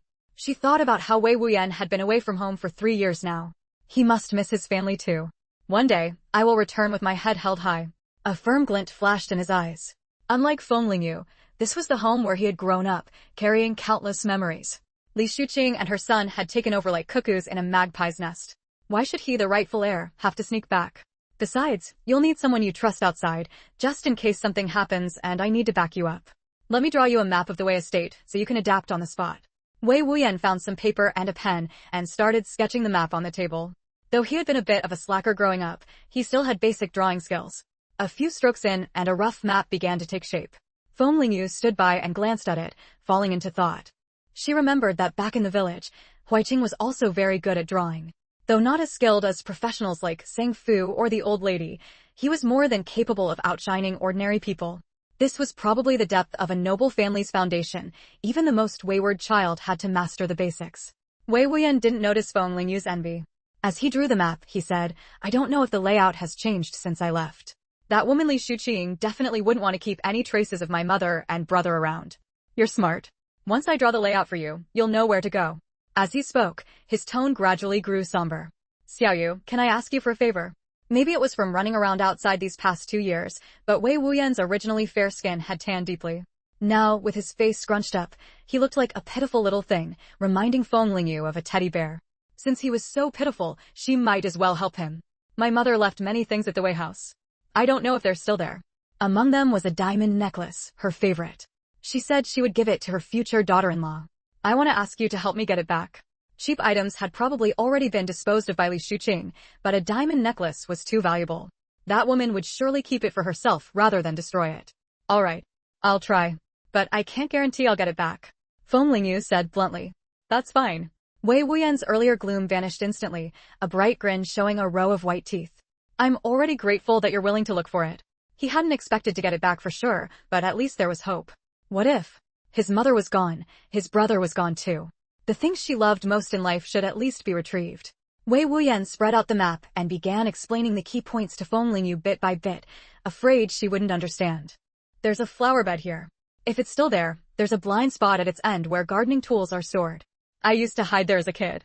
She was still thinking, this kid was so earnest and had been through so much. Maybe she should just clean out all of Li Shuqing's things. She had her space, and with no cameras around, she could hide whenever she wanted. Chef Li, this is my sister. Please take good care of her. A young man in a sweat-stained shirt smiled broadly as he pulled out a roll of cash and a pack of cigarettes. She wants to go in with you to see the world. When the time comes, just bring her out. Standing before him was a short, stout middle-aged man in a white chef's uniform, his face and hands glistening with grease.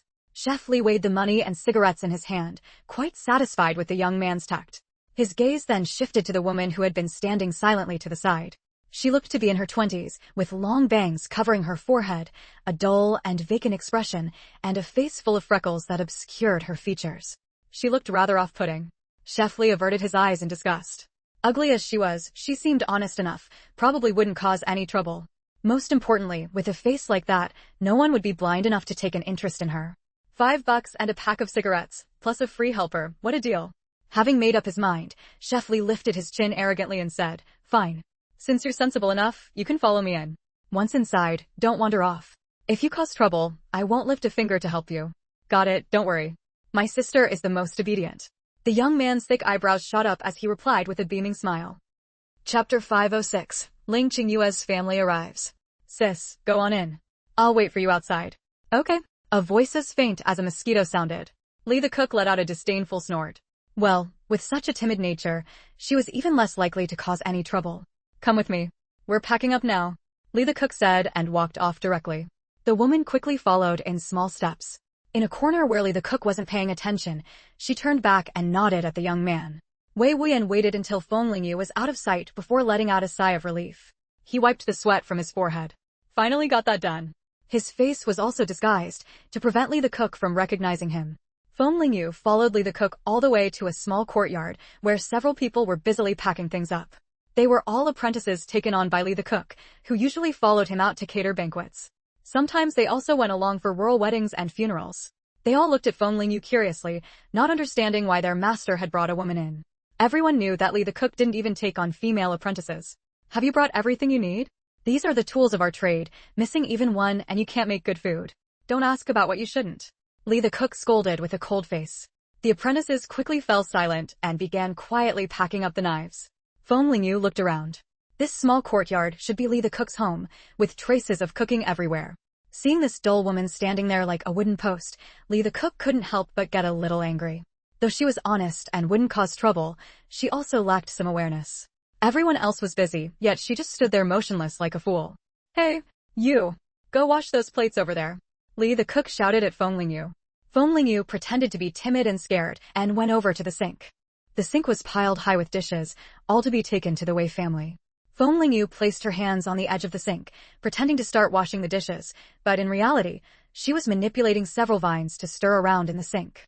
Fortunately, after a while, Lee the cook called everyone together to head to the Wei residence.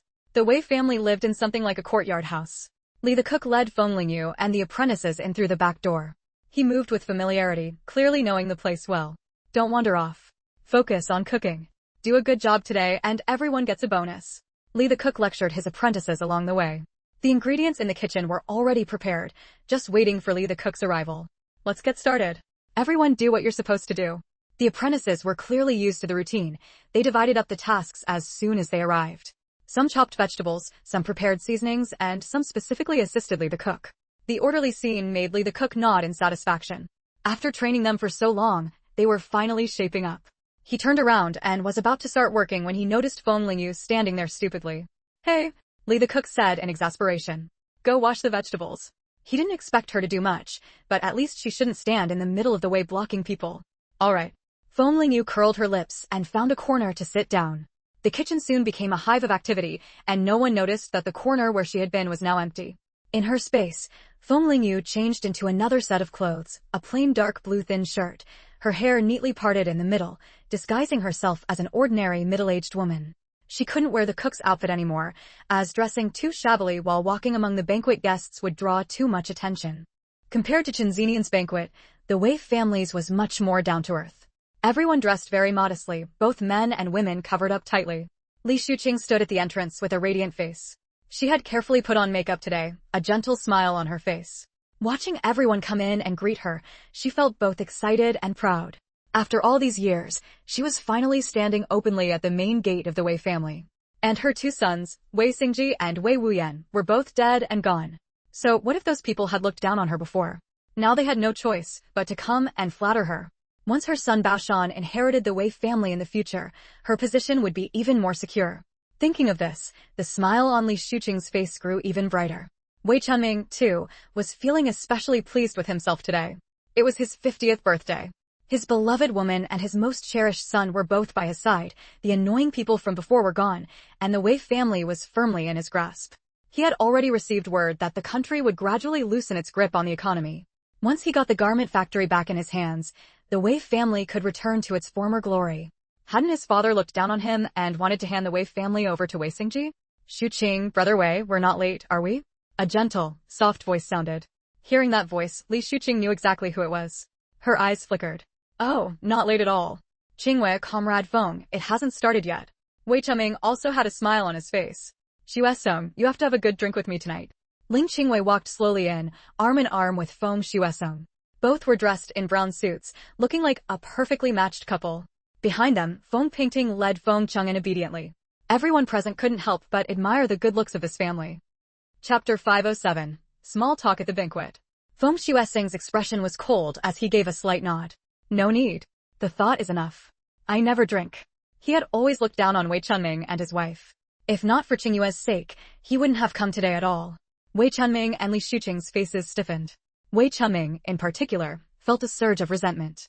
Now that everyone had fallen from grace, what did Feng Xuesong have to be so arrogant about?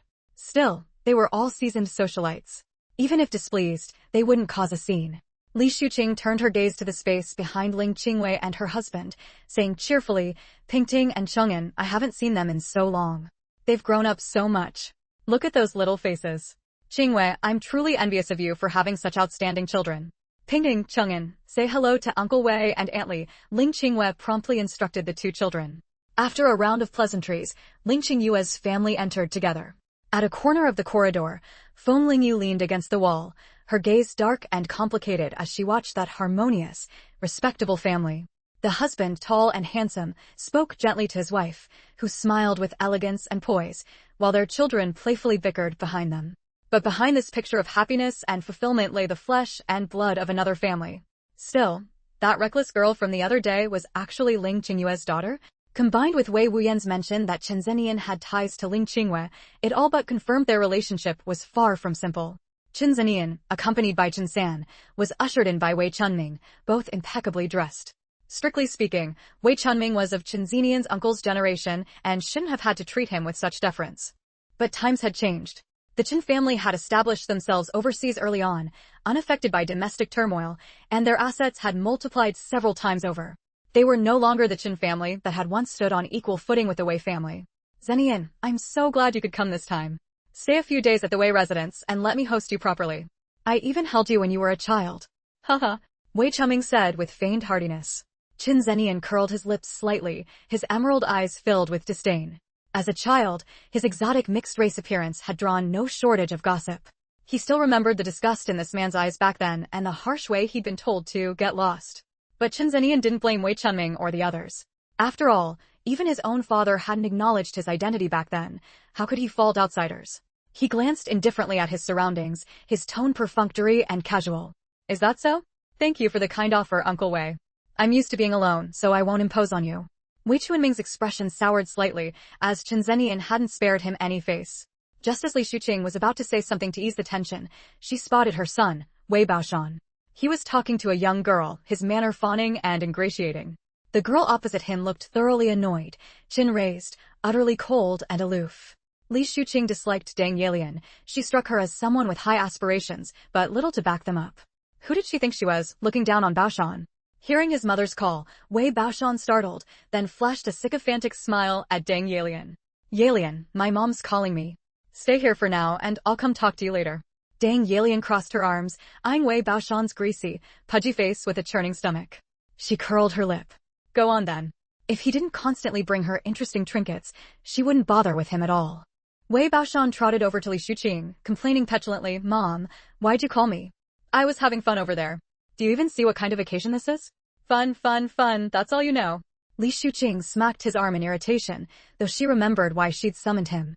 Zenian, this is my son, Baoshan. He's a few years younger than you.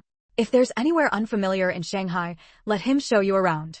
Our families have been close for generations. The next generation shouldn't grow apart either. Wei Chunming added, exactly. You young people probably share similar interests and can get along. Baoshan, this is your elder brother Chen. Hurry and greet him. If his son could forge a good relationship with Chen Zenian, it might open another path for them later. Wei Baoshan looked at Chen Zenian's strikingly handsome face and his commanding, noble aura and felt nothing but envy. He was short, overweight, and his features had inherited none of his parents' strengths, only their flaws. Standing next to someone as outwardly superior as Chen Zenian made him feel like mud at the bottom of a pond in comparison, inferior, humiliated, and simmering with an inexplicable rage. But Wei Baoshan knew Chen Zenian's status and dared not show his displeasure. He smiled obsequiously. Elder brother Qin, if you ever get bored, I can take you out. I know all the fun spots in Shanghai. Qin Zenian frowned, looking down at Wei Baoshan with a disdainful snort. No need. I'm usually busy and don't have much time for leisure. Of course, that's why someone so young can operate independently and handle such important investments. You must be exceptionally capable, Wei Baoshan said, still smiling as if oblivious to Qin Zenian's mockery. Ugly as he was already a seasoned operator in speech and social dealings, well-versed in tailoring his behavior to the person. Wei Chunming was satisfied with his son's performance. Though his appearance was lacking, he still had ability. The Wei family truly had declined to choose a sycophantic bootlicker as their heir. Feng Pingting had wanted to find a chance to approach Qin Zenian, but Ling Qingwei had stopped her each time. With so many people around, if she were seen entangled with Qin Zenian, her reputation would be ruined. Fortunately, Feng Pingting understood the stakes and barely restrained her urge to seek him out, though she couldn't stop herself from glancing at him. To her disappointment, Qin Zenian never turned to look at her. He was constantly in conversation with those around him. He was relaxed, occasionally curving his lips upward, with no excessive gestures, yet his carefree demeanor and the faint smile in his eyes made him the center of attention. He must be discussing very important business, she thought. That's why he has no time for me. Chapter 508, Ling Qingwei and Li Shuqing's conversation. I haven't contacted you during this time, but it looks like you've been living quite comfortably. Ling Qingwei looked at the woman across from her with a blank expression. Li Shuqing tucked her chin slightly, her fingers gripping the bag strap tightening unconsciously as she said with an awkward smile, "Didn't you say that if you didn't come to me, I shouldn't come to you?" Ling Qingwei said coldly, "Then what about the task I asked you to do? I helped you get what you wanted, and now you want to renege." "No," Li Shuqing hastily explained, "I haven't gotten my hands on the thing yet either. There's a password on the safe. If I force it open, there are mechanisms inside." Then that little brat Wei Wuyan ran off, and part of Wu Meiyun's dowry was hidden by him. I couldn't get the password out of him, so I didn't dare mess with the safe, and I was afraid of arousing Old Wei's suspicion. Thinking of Ling Qingyue's methods, Li Shuqing felt a bit scared. She had indeed been trying to stall for time, but even if she had 10 times the courage, she wouldn't dare to renege. Ling Qingyue said, "Give me the safe. I'll find a way to open it myself." But Li Shuqing was somewhat reluctant. She still wanted to hold on to this bargaining chip, hoping she could get Ling Qingyue to do a few more things for her if possible. No buts. Ling Qingyue's delicate face looked somewhat sinister against the backdrop of the night. She said in a grim tone, "I'm informing you, not negotiating with you. Or do you want the truth about Wu Meiyun and her son's deaths to be exposed to the world?" Li Shuqing's face turned pale as she frantically shook her head. "No, I'll give you the safe." She had finally managed to be with Wei Chunming openly and legitimately. She couldn't let it all be destroyed. Ling Qingyue cast a disdainful sidelong glance at her. This woman was just cheap. If she wasn't threatened a bit, she wouldn't know what was good for her. "It's not convenient today. I'll have my people pick it up tomorrow. If you try any tricks this time, don't blame me for being rude. Your son Wei Baoshan has so much fat on him. Cutting off a few pounds then wouldn't be such a bad thing, would it?" Ling Qingyue said slowly, but the content of her words sent chills down one's spine. "Don't touch Baoshan. I'll definitely give you the thing. I definitely will." Li Shuqing trembled with fear at her words, responding repeatedly. Seeing that Li Shuqing had finally come to her senses, Ling Qingyue couldn't be bothered to deal with her any longer. She resumed her gentle and demure demeanor and gracefully left the corridor. Thinking about the safe she had to hand over, Li Shuqing's heart bled. Although the Wu family had fallen on hard times, the dowry given to Wu Meiyun was said to be very generous. When she first took over the Wei household, she had handed over all the dowry of Wu Meiyun that she could find to Ling Qingyue.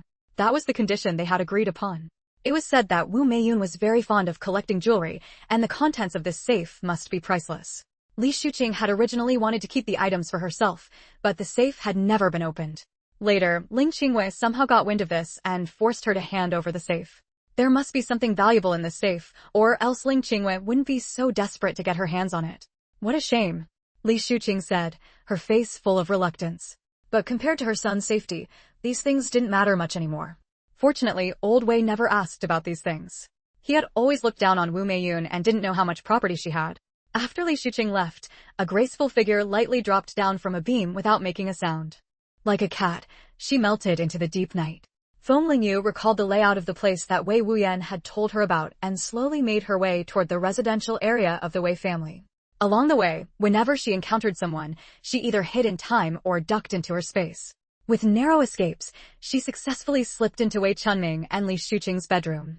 The information revealed in Ling Qingwei and Li Shuqing's conversation just now was enough for Feng Lingyu to infer part of the truth. Ling Qingwei and Li Shuqing had struck a deal. Li Shuqing would trade Wei Wuyan's mother's dowry for Ling Qingyue's help. What exactly that help was remained unknown, but it was likely connected to the deaths of Wei Wuyan's elder brother and mother. Ling Qingyue's elite fighters, from Zhou Yi to Zhou Jiu, were her greatest asset and support. Also, what was in Li Shuqing's dowry that attracted Ling Qingwei so much that she had to get her hands on it? Feng Lingyu didn't think it was just for the money. As she pondered in her mind, Feng Lingyu searched the room. Finally, she found a hidden compartment in the wardrobe, which contained a silver safe. There was no time to examine it closely, so Feng Lingyu directly put the safe into her space. Wei Chuming and Li Shuqing's room was decorated in a Chinese style, with many wooden cabinets. To avoid arousing Ling Qingyue's suspicion, Feng Lingyu swept all the valuables in the room clean, creating the illusion of a burglary. The banquet was only halfway through, and the hosts wouldn't leave in the middle. They wouldn't discover that the master bedroom had been visited by a thief until late at night. Having done her deed, Feng Lingyu flicked her sleeves and left lightly, with no one noticing that anyone had been there. Returning to the banquet, Feng Lingyu sat in her seat with a calm expression. She casually glanced at Ling Qingwei and Li Shuqing. Both were socializing with smiles and laughter, occasionally covering their mouths to giggle, showing no signs of the earlier tension. Feng Pingting, meanwhile, had gathered with Deng Yelian. The two young girls were holding hands and whispering intimately, clearly getting along very well. Who would have thought that the girl she met on the train would turn out to be a close friend of Ling Qingyue's daughter? As Feng Pingting whispered with Deng Yelian, she kept stealing glances at Qin Zenian. Perhaps because Qin Zenian had been drinking, his face was slightly flushed. The top buttons of his shirt were undone, and he was leaning back in his chair, exuding a carefree charm. She couldn't help but blush. Brother Zenian was so handsome. Feng Pingting's shy expression was not lost on Feng Lingyu. Was Ling Qingyue's daughter really that innocent? And Qin Zenian, what were his thoughts on Feng Pingting? The moment she lifted her eyes, a pair of emerald green eyes immediately met hers, sharp and penetrating. Feng Lingyu pretended to look past him casually, focusing on something behind Qin Zenian. But this also revealed one thing: Qin Zenian's attitude toward Feng Pingting wasn't exactly favorable. Feng Lingyu and Qin Zenian's tables were practically on opposite sides of the entire banquet hall. In such a noisy environment, she had only glanced at him briefly, and he had immediately noticed. It didn't make sense that Feng Pingting had been practically staring a hole through him, yet he showed no reaction at all. That left only one possibility: he didn't want to respond. Chapter 509, Treated like a bastard as a child? Feng Lingyu developed new speculations about the relationship between the Qin family and Ling Qingwei. Qin Zenian furrowed his brows slightly. He had just sensed someone watching him and turned to look back, only to see a plain-looking middle-aged woman. Searching his memory, he found no recollection of this woman. Fortunately, the woman quickly looked away. It was probably just a mistake. Young master, should we head back? Qin San asked, bowing respectfully. Qin Zenian rubbed his forehead. The people at the table tonight had plied him with quite a bit of alcohol. All right, go tell Wei Chuming that we're leaving now. Wei Chunming was basking in the glow of everyone toasting him, clinking glasses back and forth in a lively scene. The only exception was Li Shuqing beside him, whose expression seemed strained, a forced smile, with her lips turned up but her eyes drooping downward. After hearing Qin San's message, Wei Chuming frowned in displeasure. By all rights, Qin Zenian should have come to toast him tonight, yet now he was leaving right after eating, showing him no respect at all. The hospitality tonight was lacking. I haven't even had a drink with Zenian, and now he's leaving. Let me go have a word with him, Wei Chuming said with a laugh, patting Qin San on the shoulder. If he let Qin Zenian walk away like this, wouldn't everyone be laughing at him? Coming down from his high status to eat a meal and not even saying much to him, the birthday boy, he might as well have not come at all. Oblivious to his own place, Wei Chuming approached Qin Zenian with the air of a caring elder. Zenian, the meal isn't over yet. Why are you leaving? Is the food tonight not to your liking? He had drunk quite a bit tonight, and as he came over, the stench of alcohol on him was overwhelming. A cold glint flashed in Qin Zenian's emerald green eyes. With a long stride, Qin Zenian stood up from his seat, stepping away from Wei Chunming's vicinity. His expression was cold, his nose straight and lips thin, as he looked down at Wei Chuming from above. My regards have been delivered. I'll take my leave now. We'll gather another time. With that, ignoring Wei Chunming's sour expression, he turned and walked away. Qin San, unfazed, followed behind Qin Zenian without changing his expression. If you said Qin Zenian didn't give Wei Chuming face, he had still shown up at the banquet today. But if you said he gave him much face, he hadn't even offered a single word of congratulations. Everyone, keep eating, the dishes aren't all out yet. That child Zenian got drunk and couldn't handle it, so he left early. As his aunt and uncle, we have to prioritize the child's health, don't we? Li Shuqing stepped in gracefully to smooth things over, her words saving face and letting Wei Chunming off the hook. No one wanted to sour the mood for Wei Chunming at that point, so everyone resumed their lively eating and drinking. Chunming, I've made you some hangover soup. Come have a bowl with me. Li Shuqing gently tugged at Wei Chunming's sleeve. That little brat Chen Zenian, I think he's forgotten how he was treated like a bastard when he was a kid. Now that he's got power, he looks down on me? Truly lowborn. What do you mean? How could Chen Zenian have been treated like a bastard? Li Shuqing asked. Haven't you seen those green eyes of his? Like a wolf's, makes people feel uneasy. The Chen family doesn't have any foreign blood, so when Chen Zenian was born with those green eyes, his father thought his mother had cuckolded him. Wei Chunming curled his lip in disdain. Everyone in the big families knows about this. To cover it up and save face, his father had to swallow his pride, but Chen Zenian was raised like a dog when he was little. Back then, when he was starving, he even knelt and clung to my leg, whimpering. Back in the day, he'd held a steamed bun and made Chen Zenian bark like a dog for it, no bark, no food. Now that Chen Zenian was so successful, the fact that he'd once knelt before him, begging and fawning, gave Wei Chunming a secret thrill. He just didn't know how Chen Zenian had turned things around after all these years in Hong Kong. The Chen family had been gone for years, and Wei Chunming knew nothing about their internal affairs now. When he first learned that the Chen family's young master coming to Shanghai was Chen Zenian, he'd been stunned speechless. Li Shuqing clutched her handkerchief tightly in shock. She had no idea Chen Zenian had gone through something like that. Suddenly, a thought struck her, and she asked anxiously, Chunming, if you bullied him when he was little, what if he holds a grudge and retaliates against us? The Wei family had nothing now, some wealth, yes, but they didn't dare to use it. Wei Chunming had no real talent either. He was only a nominal deputy director at a Shanghai garment factory, with no actual authority. The Chen family, on the other hand, had developed over the years and carved out a place for themselves in Hong Kong. Who knew if they secretly kept a retinue of people, like that woman Ling Qingyue? Thinking of the skills and ruthless methods of Ling Qingyue's people, Li Shuqing's heart pounded with fear. Wei Chunming had calmed down by now. He waved a hand dismissively. No need to worry. When he first arrived in Shanghai, I tested him. He doesn't remember anything from his childhood at all. He was only 3 years old back then. What could he possibly remember? Wei Chunming leaned back on the sofa, smug. Good. Li Shuqing thought it over and agreed with his reasoning. I still think we shouldn't let Baoshan deal with him. I've heard that children raised in bad environments often have psychological issues. Women's talk. Wei Chunming snorted. Chen Zenian rising above the Chen family proves his ability. Baoshan befriending him can only bring benefits. Seeing him angry, Li Shuqing wisely chose not to argue. Fine, whatever you say. We've rested enough, let's go back out. You should talk more with the factory director and party secretary of the garment factory. We'll need their help plenty in the future. Li Shuqing's gentle demeanor pleased Wei Chunming. Over the years, she had always been like this, unassuming, agreeing with everything he said. All right, let's go. Wei Chunming softened his tone. I was too harsh just now. You know it. Li Shuqing shot him a flirtatious sideways glance, playfullying. Wei Chunming felt a warmth in his chest at her look. After all these years, she was still like a young girl. As Wei Chunming pulled her along intimately, Li Shuqing smiled smugly to herself. Handling a chauvinist like him meant going along with him. She felt like a weasel hopping around a melon patch tonight. And Wei Chunming, dressed up decently but with no scruples, even bullying and teasing children, then bragging about it, was truly despicable. Still, thinking about how he doted on his mistress and ignored his wife and son, it was almost expected that he'd stoop to such low behavior. Sure enough, with people this disgusting, you never knew what even more repulsive things they might do. Chapter 510, The Arrogant Thief. Having gathered all the information she needed for the night, Feng Lingyu quietly slipped away from the banquet. It was normal for unfamiliar faces to appear at the feast, and no one bothered to ask which family Feng Lingyu belonged to. She found a spot to change back into her simpleton disguise, then hurried straight to the kitchen. By then, the kitchen work was nearly finished. Everyone was washing up and cleaning their tools. Chef Li was fuming because Feng Lingyu had disappeared. He feared she might cause trouble, and he would be held responsible since he had brought her in. He hadn't expected this foolish girl to have such a sly side, told to wash vegetables, yet she sneaked off alone. Thinking about it, Chef Li's anger flared up again. I ask you, what are your eyes for, huh? A grown person goes missing and none of you noticed. If anything goes wrong today, none of you are getting paid. His apprentices all hung their heads, not daring to speak. In these times, finding a master willing to teach skills wasn't easy. Apprentices were worked like beasts of burden.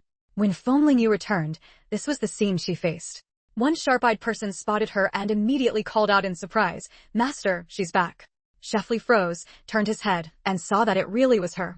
She stood there timidly, shrinking her neck in fear. Chef Li, caught between fear and relief, asked nervously, "You didn't cause any trouble, did you?" He was now deeply regretting it. If this woman had offended someone she shouldn't have, he might lose his job. It was just a few bucks and a pack of Dakianman cigarettes, nothing compared to his livelihood. "No, I just had a stomachache and went to the toilet," a weak, mosquito-like voice replied, tinged with tears. "I saw you were all busy. I didn't dare disturb you." The other apprentices were speechless. What a mess. Just going to the bathroom, and she got them scolded for half an hour. Since she was back now and hadn't caused any trouble, and she wasn't his apprentice, Chef Li couldn't scold her too harshly. After all, she had paid him just to see the world, hadn't she? "Fine, help us pack up. Once things are done out there, we can leave," Chef Li said in an irritated tone. He no longer expected her to do anything useful, just getting her out safely was enough. By now, all the cold and hot dishes had been served. Chef Li and his apprentices only needed to wait until the banquet ended to leave. They stayed on standby in case any guests had extra requests, like asking for a bowl of noodles. The next hour passed without incident. Chef Li settled the payment with the manager and led his apprentices out of the way residence. Patting his bulging pocket, Chef Li's steps grew light with joy. Even after splitting some with each apprentice, what remained was worth a month's salary. Plus, they had packed up leftover food from the banquet. These leftovers, with meat and fine grains, would last his family a long time and even help nourish them. With money and goods in hand, Chef Li's mood improved, and he no longer felt as angry at Feng Lingyu. Wei Wuyan was waiting at their prearranged spot. "Chef Li, you're finally back. Everything went smoothly today." "Not bad." Chef Li snorted arrogantly. Remembering the $5 this kid had given him, he handed the bag to Wei Wuyan. "I've brought your sister back. That settles it. All right, I'm off now." Wei Wuyan stared at the bag in his hands, momentarily confused. What was this? Still, he instinctively replied, "Got it, take care on the road." After Chef Li left, Feng Lingyu pushed back her bangs and straightened her back.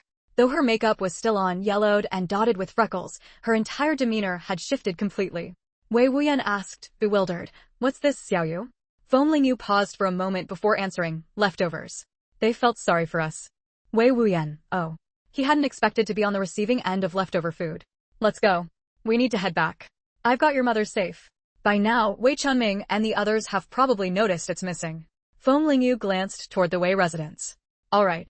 Wei Wuyan understood the gravity of the situation. The two immediately headed for the small Western-style house. Earlier, Feng Lingyu had handed the safe to Wei Wuyan outside the wall, as they had prearranged. There was a small hole in the Wei family garden, which Wei Wuyan often used to sneak in and out. It now came in handy for their mischief. Li Shuqing and Wei Chunming ended the banquet and returned to the bedroom together. The bed sheets and blankets were strewn across the floor. The dressing table and other cabinets were wide open, their contents scattered everywhere.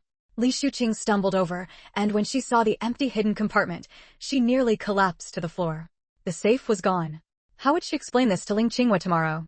Just this morning, she had checked, the safe was perfectly fine in its place. It had to be that during tonight's banquet, a thief had sneaked in and stolen everything.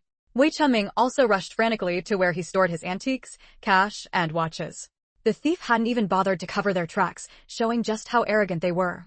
Wei Wuyan's eyes turned red with rage. These were his years of collection, all gone now. The Wei household, which had just calmed down, erupted into chaos once more. Chapter 511. Is the Wei family's kindness an illusion? In the first-floor hall, a silver safe sat on the coffee table. Wei Wuyan's eyes were red-rimmed as he ran his hand over the simple patterns on the safe, sobbing. When my mother was still alive, she would open it every day to look inside. Wu Meian loved collecting jewelry and said these were her treasures. Aside from focusing her attention on her brother and him, she spent the rest of her time collecting and admiring jewelry. I took part of my mother's dowry back then, but another part disappeared, and I couldn't find the safe either. Feng Lingyu said, those dowry items were all handed over to Ling Qinghua by Li Shuqing. I heard her admit it with my own ears. What? Wei Wuyan was furious. I knew that woman wanted to take my mother's things. Unfortunately, he had fled in such a hurry back then that he couldn't take everything with him. Who would have thought that, after all this time, his mother's dowry would end up in Ling Qinghua's hands? Why would Ling Qinghua want my mother's dowry? It's not like Feng Xueseng is short on money, right? Wei Wuyan said sarcastically. A lean camel is still bigger than a horse. He didn't believe Feng Xueseng had no reserves. Feng Lingyu said, there must be something in your mother's dowry that Ling Qinghua needs. Besides, no one ever has too much money. Do you know the combination to the safe? Once we open it, we might find the answer. Wu Meiyan would never guard against her own son, and Wei Wuyan remembered the combination well. When they opened the safe, both of them were momentarily blinded by the light inside. Oh my god, your mother was hiding quite a lot. Feng Lingyu clicked her tongue in amazement. Wei Wuyan was also stunned. I didn't know she had collected so much jewelry. The scattered colorful gems and diamonds in the safe were nothing compared to the eye-catching sets of jewelry neatly arranged around the edges. The facets of the diamonds sparkled continuously, and both of them held their breath, not daring to reach out and touch them. So this is the diamond necklace you mentioned. It turns out it's part of a set, Feng Lingyu said. Good thing we got it back. It feels like these are the real treasures. The dowry that was taken isn't worth much. Wei Wuyan said gratefully, if it weren't for you, these would have ended up in Ling Qingyue's hands tomorrow. I don't know how to thank you. Feng Lingyu rubbed her nose and suddenly remembered that she had also taken some of Wei Chuanming's things. Wei Wuyan was Wei Chuanming's son too, so handing them over to him made sense. How could taking something from family be called stealing? I forgot to mention, I also took some of your father's things. With that, Feng Lingyu pulled out a small cloth bag from behind her. Open it and see, it's some luxury watches and money notes. Wei Wuyan's mouth twitched. You took these too? In such a short time, that's impressive. Wei Wuyan laughed. Wei Chunming must be furious. He loves collecting these watches the most. Hey, what's this? Feng Lingyu suddenly pointed to a corner of the safe. There was a dusty cloth bag that looked completely out of place among the jewelry. Wei Wuyan leaned in to look. Take it out and see. Feng Lingyu focused. Could this be what Ling Qingwei was looking for? Wei Wuyan opened the bag, revealing a few cylindrical objects inside. Looks like some kind of scrolls. He handed the items directly to Feng Lingyu.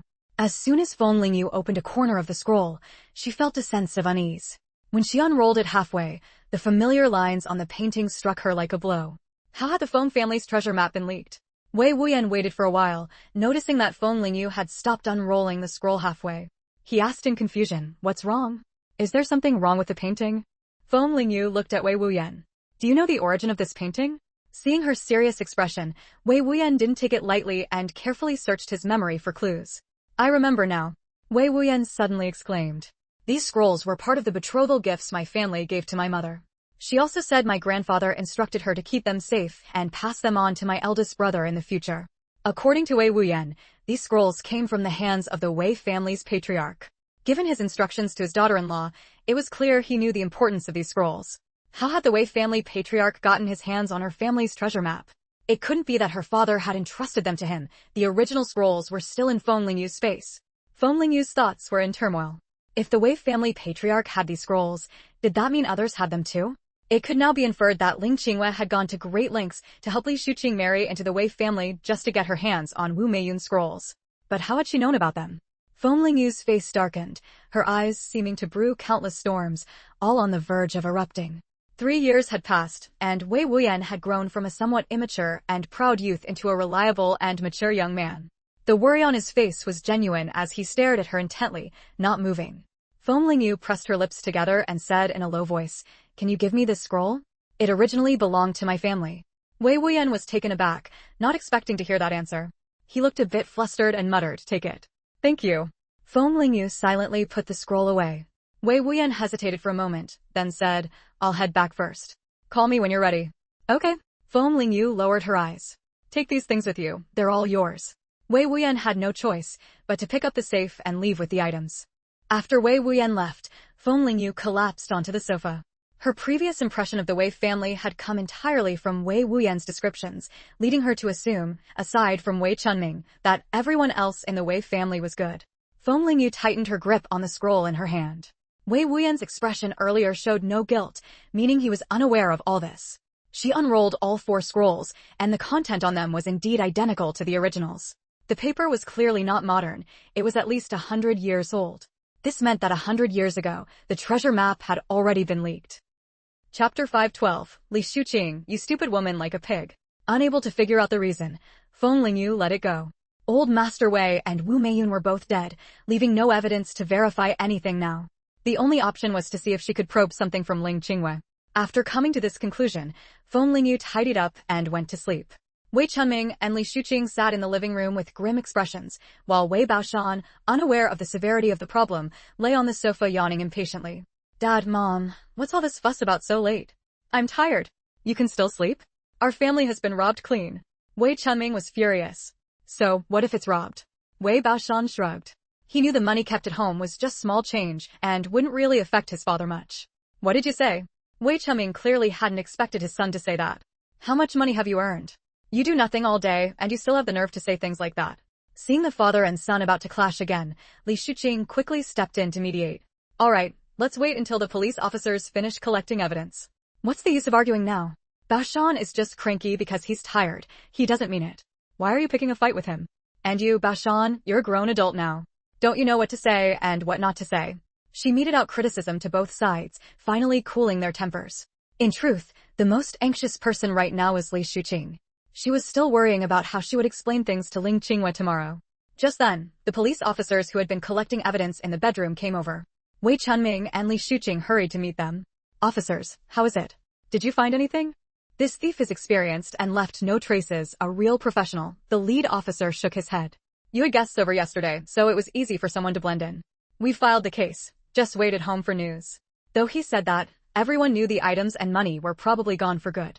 Officers, all our savings from years are gone. You have to help us, or our family is doomed. Wei Chunming put on a pitiful face to garner sympathy.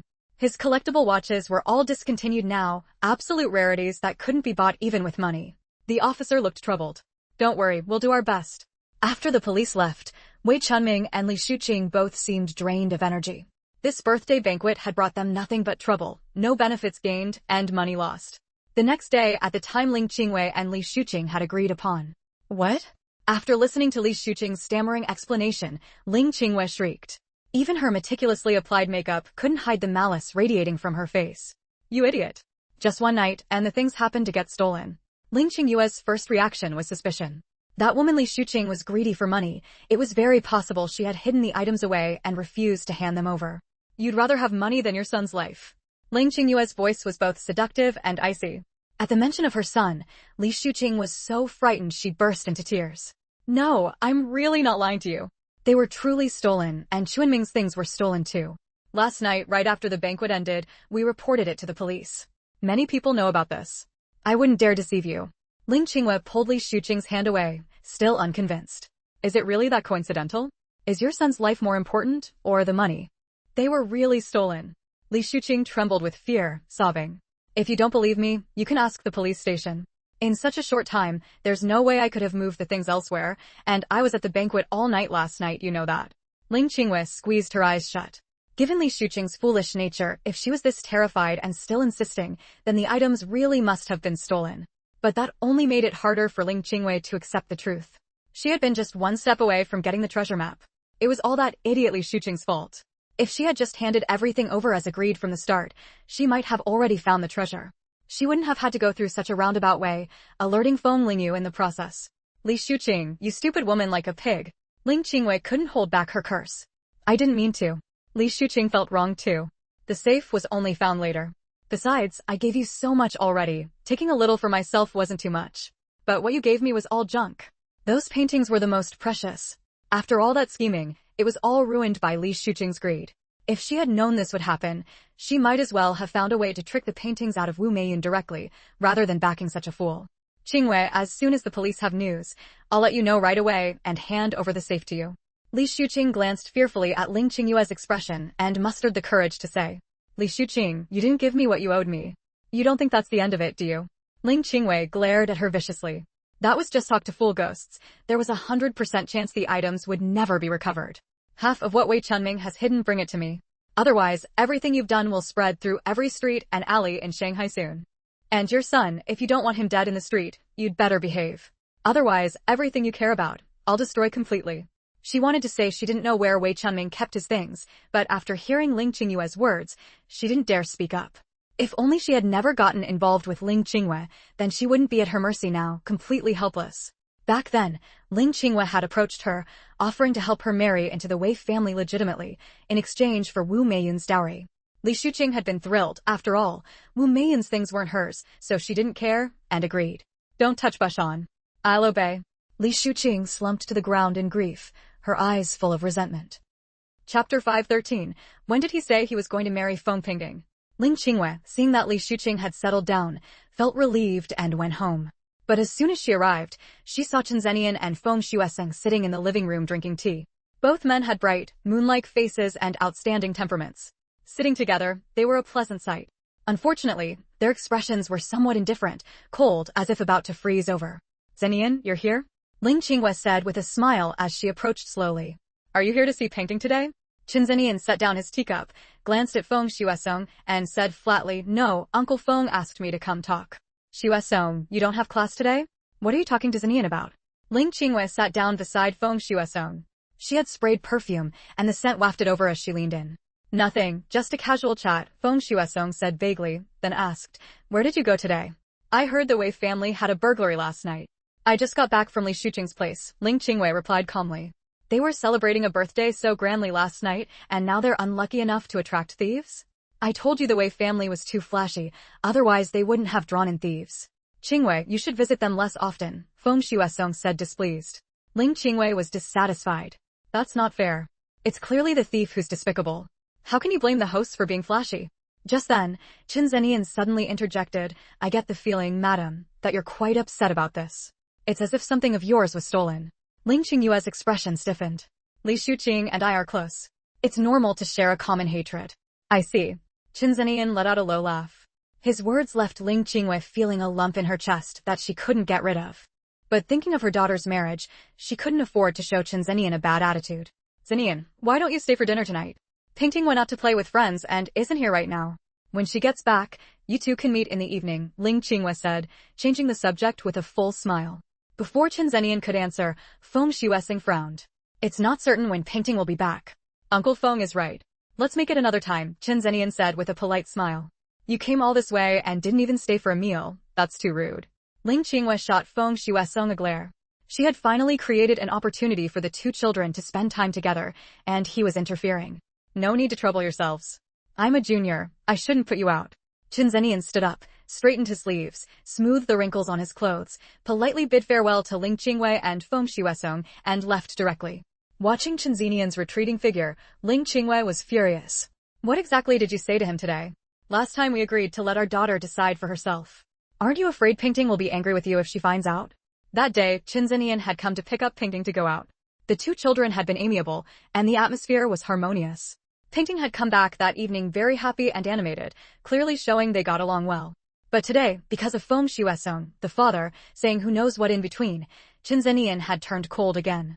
"If he truly has sincere feelings for Painting, nothing I say will change his attitude," Feng Shueseng said unmoved, calmly. "If he's swayed by a few words from me, then he's not the right match for Painting." Ling Qingyue's heart ached with anger at Feng Shueseng's words. She wanted to say, "What do you know? Your daughter's heart is already set on him, and you're still playing hard to get." But she didn't confront Feng Shueseng directly. Instead, her eyes glistened, and she chided him coquettishly. "I can't be bothered to argue with you. If you cause trouble again, I'll tell Painting what you've done. When she gets angry, you can deal with the headache yourself." Thinking of his daughter's crying, Feng Shueseng also felt a headache coming on, but he still blustered, "I'm her father. Everything I do is for her good. If she doesn't appreciate it, I won't bother with her anymore." Usually, Feng Shueseng would be heartbroken the moment Feng Painting even pouted, let alone cried. "If you could actually follow through on that." Ling Qinghua shot him a sidelong glance. They exchanged a few more words, and then Feng Shueseng said, "By the way, didn't you say the other day you were looking for that bracelet? I got it back for you. I couldn't find it yesterday." Ling Qinghua had originally planned to wear that jade bracelet to the Wei family banquet. The jade bracelet in Feng Shueseng's hand was clear in texture, blending green and emerald hues with a faint glow, clearly not an ordinary piece. He looked at Ling Qingyue's face expectantly, hoping to see a happy expression. But to his disappointment, Ling Qingyue was first shocked for a moment, then asked eagerly, "Did you go out today? I went out too after you left." "What's wrong?" Feng Shueseng didn't understand why Ling Qingyue was unhappy. Wasn't it she who asked for the bracelet? Now that he brought it, she wasn't pleased. Ling Qingyue suppressed the surging emotions in her eyes. If she had known, she should have kept someone following Feng Shueseng all along, then she would definitely know where he hid things. "Nothing. The occasion has passed. Who am I supposed to wear it for now? I even picked the wrong time to please someone. Bringing it out today just makes me angrier." Ling Qingyue quickly shifted her mood, feigning anger. "I didn't have time a few days ago. Besides, even without wearing this jade bracelet, you're still the most beautiful," Feng Shueseng explained hastily. He finally managed to soothe Ling Qingyue and let out a sigh of relief. Ling Qinghua leaned against Feng Shueseng's chest, but in her mind, she was scheming about when to find another excuse for Feng Shueseng to retrieve something. Recently, she had been desperately short of money, and that fool Li Shuqing probably couldn't come up with much. Last time, most of her black market business was shut down, and many of her subordinates were arrested. Bailing those people out would cost a fortune. Although Feng Shueseng was considerate and graceful, he only knew about romance and pleasure, never bothering with worldly matters. If it weren't for her maneuvering behind the scenes, given his background and profession, he would probably have been sent to the northwest to herd cattle by now, let alone enjoy the stable life they had today. So, using his money was only right, it was for the safety of their whole family. After leaving Feng Shueseng's house, Qin Zhenyan took a car straight back to the foreign guest hotel. Young master, the master wants you to call him back. The master and young master had a poor relationship. Every time father and son contacted each other, it inevitably led to arguments, and the young master's mood would turn sour. Qin Zhenyan rubbed his temples and sneered. Which woman did he crawl out of this time to spare a thought for his son? The master's affairs were not something a lowly person like him could comment on. Qin Zhenyan didn't expect Qin San to respond. He just said coldly, if anyone dares to gossip about my business here, they can pack up and leave when we get back. Yes, Qin San understands. Qin San bowed his head respectfully. Qin Zhenyan strode back to his room. Thinking about what Feng Shueseng had said to him today, he let out a cold laugh. Chapter 514. How can you have the nerve to ask me to marry your old flame's daughter? After the call connected, Qin Zhenyan remained silent for a long time. It was as if he was competing with the person on the other end to see who had more patience. Finally, the person on the other end of the line couldn't hold back. You've been in Shanghai for so long, and you still haven't chosen a supplier? Qin Zhenyan said indifferently, don't you already know who I chose? Why pretend? He didn't believe that there wasn't someone sent by Qin Kongmao around him. He must have gotten the news early and only called to interrogate him, now pretending to know nothing. Qin Kongmao was choked by Qin Zhenyan's words. His third son had grown wings now and didn't show any respect for him, his own father. That Qingshan village you picked, it's just a small village, why does it cost millions of dollars? I heard you're also buying machines through connections. Third son, although the Qin family's wealth is substantial, it's not for you to squander like this. But his voice sounded a bit weak, lacking energy. Qin Zhenyan curled his lips in disdain. His father was indulging in women, and his body had long been drained. Fortunately, the family had top-notch doctors and medicine, or he might not be able to continue fooling around with those women. Qin Zhenyan, the medicinal herbs from Qingshan village are of excellent quality. They're worth the price. Besides, why are you so angry? My useless eldest brother was cheated out of $5 million in a business deal last time, and you said it was understandable, didn't you? Compared to him, I'm just a small fry. What's the rush? Mocked by Qin Zhenyan like this, Qin Kongmao coughed uncontrollably, wheezing sounds swirling in his throat and chest, unable to utter a single word. You unfilial son, are you trying to anger me to death? How could that be? Big brother cost you a loss of $5 million and you were fine. This mere $1 million probably doesn't even catch your eye, does it? Qin Zhenyan said with a nonchalant smile. Qin Kongmao was left speechless. He thought about the purpose of this call and forced himself to swallow his anger. But, Zhenyan, that girl Feng painting is a good one. She's of age now and you're not getting any younger either. Since you're in Shanghai this time, why not settle the marriage between the two families? You used to play with her often when you were little, and you even said you'd marry her. This marriage would fulfill your wish. After the wedding, bring her back to Hong Kong to meet us. It's been a long time since the Qin family added a new member. Qin Kongmao rambled on, his tone softening considerably. After saying a lot without hearing any response from Qin Zhenyan, Qin Kongmao had to patiently ask, what's wrong? Don't you want to marry her? Qin Kongmao was puzzled. Why? Feng painting is beautiful, has a good personality, and you like her too. If you marry her, both families will be happy. What's your problem now? I know you think I wasn't good to you when you were young, but aren't I making it up to you now? Enough. Qin Zhenyan could no longer control his temper. He took a couple of heavy breaths before speaking in a suppressed tone. Do you think I don't know why you want me to marry her? Qin Kongmao was silent for a moment. If you marry Painting, the Qin family will be yours in the future. Qin Zhenyan let out a low laugh, his emerald green eyes flashing with a fierce light. You really do like her. To satisfy her demands, you've even loosened your grip on the position of heir. Tell me, if I were to tell big brother and second brother this news, what do you think they'd think? Their mothers aren't pushovers either. Qin Zhenyan, have you lost your mind? I said I'd give you the Qin family, and you're still not satisfied. Qin Kongmao panicked. The women in the household were no ordinary people. If they found out he was still thinking about another woman, they would tear him apart. I haven't lost my mind, you're the one who's lost it. This time, you wanted to come to Shanghai yourself, didn't you? To rekindle old times with Ling Qingwei, right? Too bad your feelings aren't worth even dog shit. You saw a pretty woman on the road and forgot all about it, eventually sending me instead. Oomph. Mocked by his own son like this, Chen Kongmao was both ashamed and furious. What do you mean by that? Did you send that woman? He wasn't stupid and immediately realized something. The woman accompanying Chen Kongmao now was indeed someone he'd met on the road, a young girl of 18 or 19, being harassed by thugs. He was moved by her big, watery eyes and her youthful, immature body, shamefully stirred. It turned into the usual story of a hero saving a beauty, with the beauty throwing herself into his arms.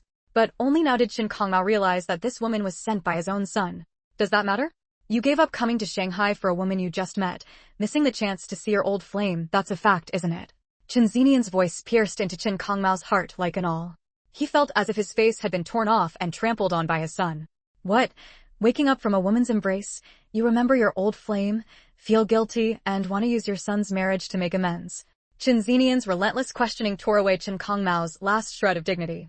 Chen Kongmao gasped for breath, the sound traveling through the phone into Chen Zinian's ears, but he only felt a sense of relief. This hypocritical man always waved the banner of deep affection while doing the most disgusting things, sanctimonious, hypocritical, and repulsive. How could he have the nerve to ask him to marry his old flame's daughter? Chen Zenian, do you really think I have no way to deal with you? Since it had come to this, Chen Kongmao stopped pretending. Qinghua Garden has fallen into disrepair. I want to tear it down and build a new garden. What do you think? Chen Kongmao asked in a sinister tone. Chen Zenian's hand gripping the receiver suddenly tightened, the veins on the back of his hand all bulging out. Chapter 515. The second master of the Feng family has an older brother abroad. Do you think I wouldn't dare? Do you think just because your wings are hardened, I can't do anything to you? Chen Kongmao let out a sinister chuckle. I'm telling you, if you want the position of the Chen family heir, you marry Feng Pingting. Otherwise, you know the consequences yourself. With that, Chen Kongmao hung up the phone with a sharp click. The veins on Chen Zenian's forehead and neck bulged, his eyes wide open like a beast ready to strike. He swept everything off the desk onto the floor, roaring in fury. Chen Kongmao. The 3 syllables escaped through his clenched teeth, sounding as if he wished he could tear the man apart and devour his flesh. Qinghua Garden was where his mother had lived her entire life, a place holding his most cherished memories. Chen Kongmao knew exactly how to exploit that, threatening him without fear. After all, he was in Hushur now. If he refused to marry Feng Pingting, Chen Kongmao could level the house before he ever made it back. Ling Qingwei was utterly repulsive. Chen Zenian still remembered seeing her as a child, flitting between several men. She had even tried to get her hands on that upright, honorable man. But he was different, he didn't fall for her tricks and threw her out of the house. Yet Chen Kongmao, like a dog spotting a bone, would drag any woman, sweet or foul, into his arms. Now Ling Qingwei was trying to control him through Chen Kongmao. He was never meant to be a good man in this life. So why did she insist on sending her daughter to him? A twisted, sinister smile spread across Chen Zenian's face. What if Feng Pingting fell for someone else and refused to marry him? Ever since Wei Wuyan left that day, Feng Lingyu had been lost in confusion. She felt as if a thick fog surrounded her, the situation growing more complicated by the day. But one thing she was now certain of. The root of all the scheming was the Feng family's treasure. The treasure map had been circulating for over 100 years, meaning the plotting might have been going on for just as long. Now, the Feng family had dwindled to just her alone. At this moment, Feng Lingyu was desperate to find the third treasure. Ling Qingwei had been searching for the map that day too, which meant she and her backers didn't know the treasure's exact location. Feng Lingyu still had a chance. Just as she was sorting through her thoughts, Wei Wuyan arrived. Xiaoyu, we've identified the people caught in the black market, Wei Wuyan said excitedly. A man named Zhou Wu. They've been operating in Hushur's black market for years. Word is they have connections. Every time they get caught, they're released quickly. That's why a lot of people follow him. But this time, they pushed their luck too far and ran into trouble. They still haven't been let out. Wei Wuyan relayed everything he had found out. Zhou Wu. Feng Lingyu let out a rare, gleeful laugh. Her fair cheeks flushed pink, delicate, and dewy, as if they could be pinched to release water. Stop investigating. The person backing him is probably Ling Qingwei. Xiaoyu, how do you know? Wei Wuyan asked. Back in Jingshi, the night I saved you, I caught a man named Zhoujiu. He told me Ling Qingwei has 9 loyal men under her, Zhou Yi through Zhoujiu. This Zhou Wu is likely one of them, Feng Lingyu said with a smile. But Ling Qingwei and Feng Xuesong are together. Their family shouldn't be short on money. Why would she get involved in the black market? And she's after my mother's dowry too. Feng Lingyu narrowed her eyes. Not being short on money is one thing, but human greed is endless. Wanting more is normal. Still, Ling Qingwen needing that much money probably has another purpose. We need to look into it carefully. She had a feeling that following the trail of Ling Qingyue's black market dealings might lead to some truth. Here's what I want you to do. Focus on what business they're running and whether anyone is still operating outside. We can plan how to deal with her. Wei Wuyan grinned. Got it. I'll give the orders now. This time, Ling Qingwei was in the open while she was in the shadows. Finally, she could make Ling Qingwei taste what it felt like to be schemed against. What do you know about Ling Qingyue's husband and daughter? Feng Lingyu had only met Feng Xuesong, the legendary second master of the Feng family, for the first time at the banquet that day. Wei Wuyan thought carefully before answering cautiously. Feng Xuesong is a professor at Husher University. He's very refined, a typical intellectual. He looks down on Wei Chunming and has a good reputation and high standing in public. As for Feng Pingting, I know her a bit. She's quite innocent and naive. Honestly, she doesn't seem like the kind of child Ling Qingwei would raise. Sounds like you think highly of both of them. Feng Lingyu chuckled lightly. Wei Wuyan panicked, afraid she might misunderstand, and quickly explained, no, that's not it. If you asked anyone who knows them, I think most would say the same. Ever since their family moved to Husher, Feng Xuesong has kept a low profile. But Ling Qingwei is always out at social events, making friends. Feng Lingyu found it amusing. Why are you so nervous? Do you think I'd misunderstand you over something so trivial? Not everyone connected to Ling Qingwei is bad. I know who to blame and who to spare. That's not what I meant either, Wei Wuyan said with a sheepish grin. It's just that their family's reputation in Husher is genuinely good. It's not just me, everyone feels that way. Being able to pull that off meant the Feng family was either genuinely good or very dangerous. After all, pretending to be a good person isn't easy. Feng Xuesong is the second master of the Feng family. Does he have an older brother? Feng Lingyu asked. I'm not sure about that either, Wei Wuyan recalled. I think there was someone, but he went abroad long ago. I don't know if they're still in touch. After this conversation with Wei Wuyan, Feng Lingyu finally had a deeper understanding of Ling Qingyue's family. Keep a close watch on Ling Qingyue's people, especially those around Zhou Wu. If you can find their hideout, even better. Make sure to inform me right away, Feng Lingyu instructed seriously. All right, I understand. Wei Wuyan didn't take it lightly. Now that he knew about the deal between Ling Qingwei and Li Shuqing, both women were his enemies as well. After Wei Wuyan left, Feng Lingyu disguised herself. She planned to go meet Feng Xuesong, the man who had always been behind Ling Qingwei. It was final season, and people on campus were rushing about, no one lingering on the paths. Most students here had been recommended from local areas rather than admitted on their own merit. The learning atmosphere wasn't strong, they just wanted a college diploma to go back and get a promotion or raise. Chapter 516, Teacher Feng is truly a very good person. Feng Lingyu changed into an ordinary student outfit and wore a pair of thick black-rimmed glasses that covered most of her face. Dense brown freckles were dotted around the bridge of her nose, making anyone who saw her not want to look a second time. Anyone who met her would think she was a bookworm. This was the second time Feng Lingyu had entered a university since coming to this world. As soon as she entered the school, Feng Lingyu saw several bulletin boards set up by the roadside. They contained introductions to the school and its teachers. Feng Lingyu immediately spotted the person she was looking for. As Wei Wuyan had said, Feng Xuesong was now a professor and had been teaching for nearly 20 years. His photo was like night and day compared to the other teachers. Feng Xuesong lived up to his name, like a pine tree in the snow, clean and full of charm. The bulletin board also had a map of the school. After committing all of this to memory, Feng Lingyu strolled into the campus. Several female students curiously gathered around, their eyes full of admiration. Teacher Feng was not only good-looking, but also especially cared about his students. All the students liked him very much. Why have you come over? Feng Xuesong paused his movements and asked gently. He remembered these girls from his class. The leading girl blushed and said sheepishly, Teacher Feng, finals are coming up and next semester we won't be able to take your class anymore, so we pooled our money to buy a gift to thank you for teaching us. As she spoke, she placed a gift box on Feng Xuesong's desk. Feng Xuesong was taken aback. As a teacher, teaching you is my duty. You don't need to thank me. If I accepted your gift, I'd be making a mistake. Please take it back. No, this is our way of showing appreciation. Please accept it, and it's completely voluntary. The leading girl grew anxious. The others also chimed in, saying it was voluntary and urging Feng Xuesong to keep the gift. Those are two different things. I appreciate your sentiment, but I can't accept the gift. If others found out, I wouldn't be able to handle it. You wouldn't want to harm me, would you? Feng Xuesong still spoke softly, without any impatience. These days, teachers had to uphold integrity and set a good example, avoiding any missteps. Hearing this, the students realized their actions were inappropriate.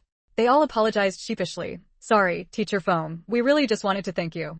We didn't mean anything else. Getting good grades on your finals and contributing more to our country after graduation would be the greatest thanks you could give me. Foam Shuesing smiled faintly. Though he was middle-aged, he didn't look old, and his smile was quite charming. The female students were momentarily stunned. Then we won't disturb you anymore. Goodbye, Teacher Foam. The girls picked up the gift and left the office. Teacher Foam is such a good person.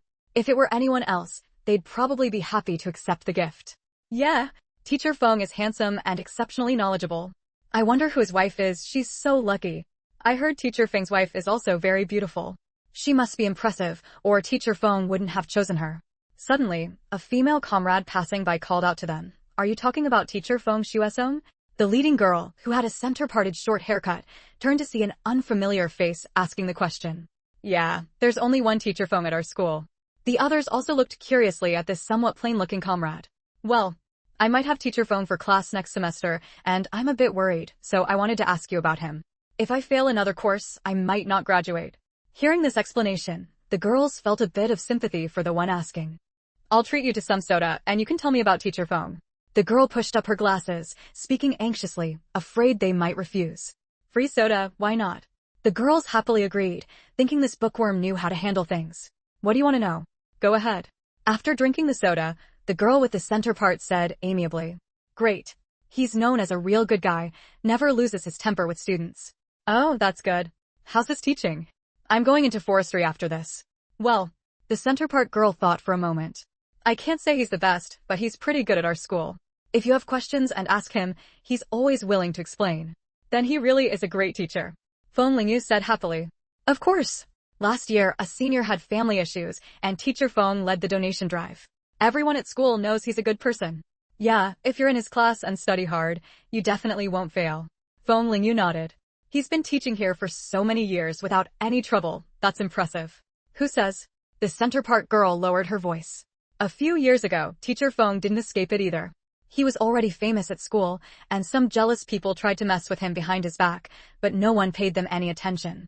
That shows Teacher Feng must have backing, so eventually, they stopped. I see. It's tough for everyone these days.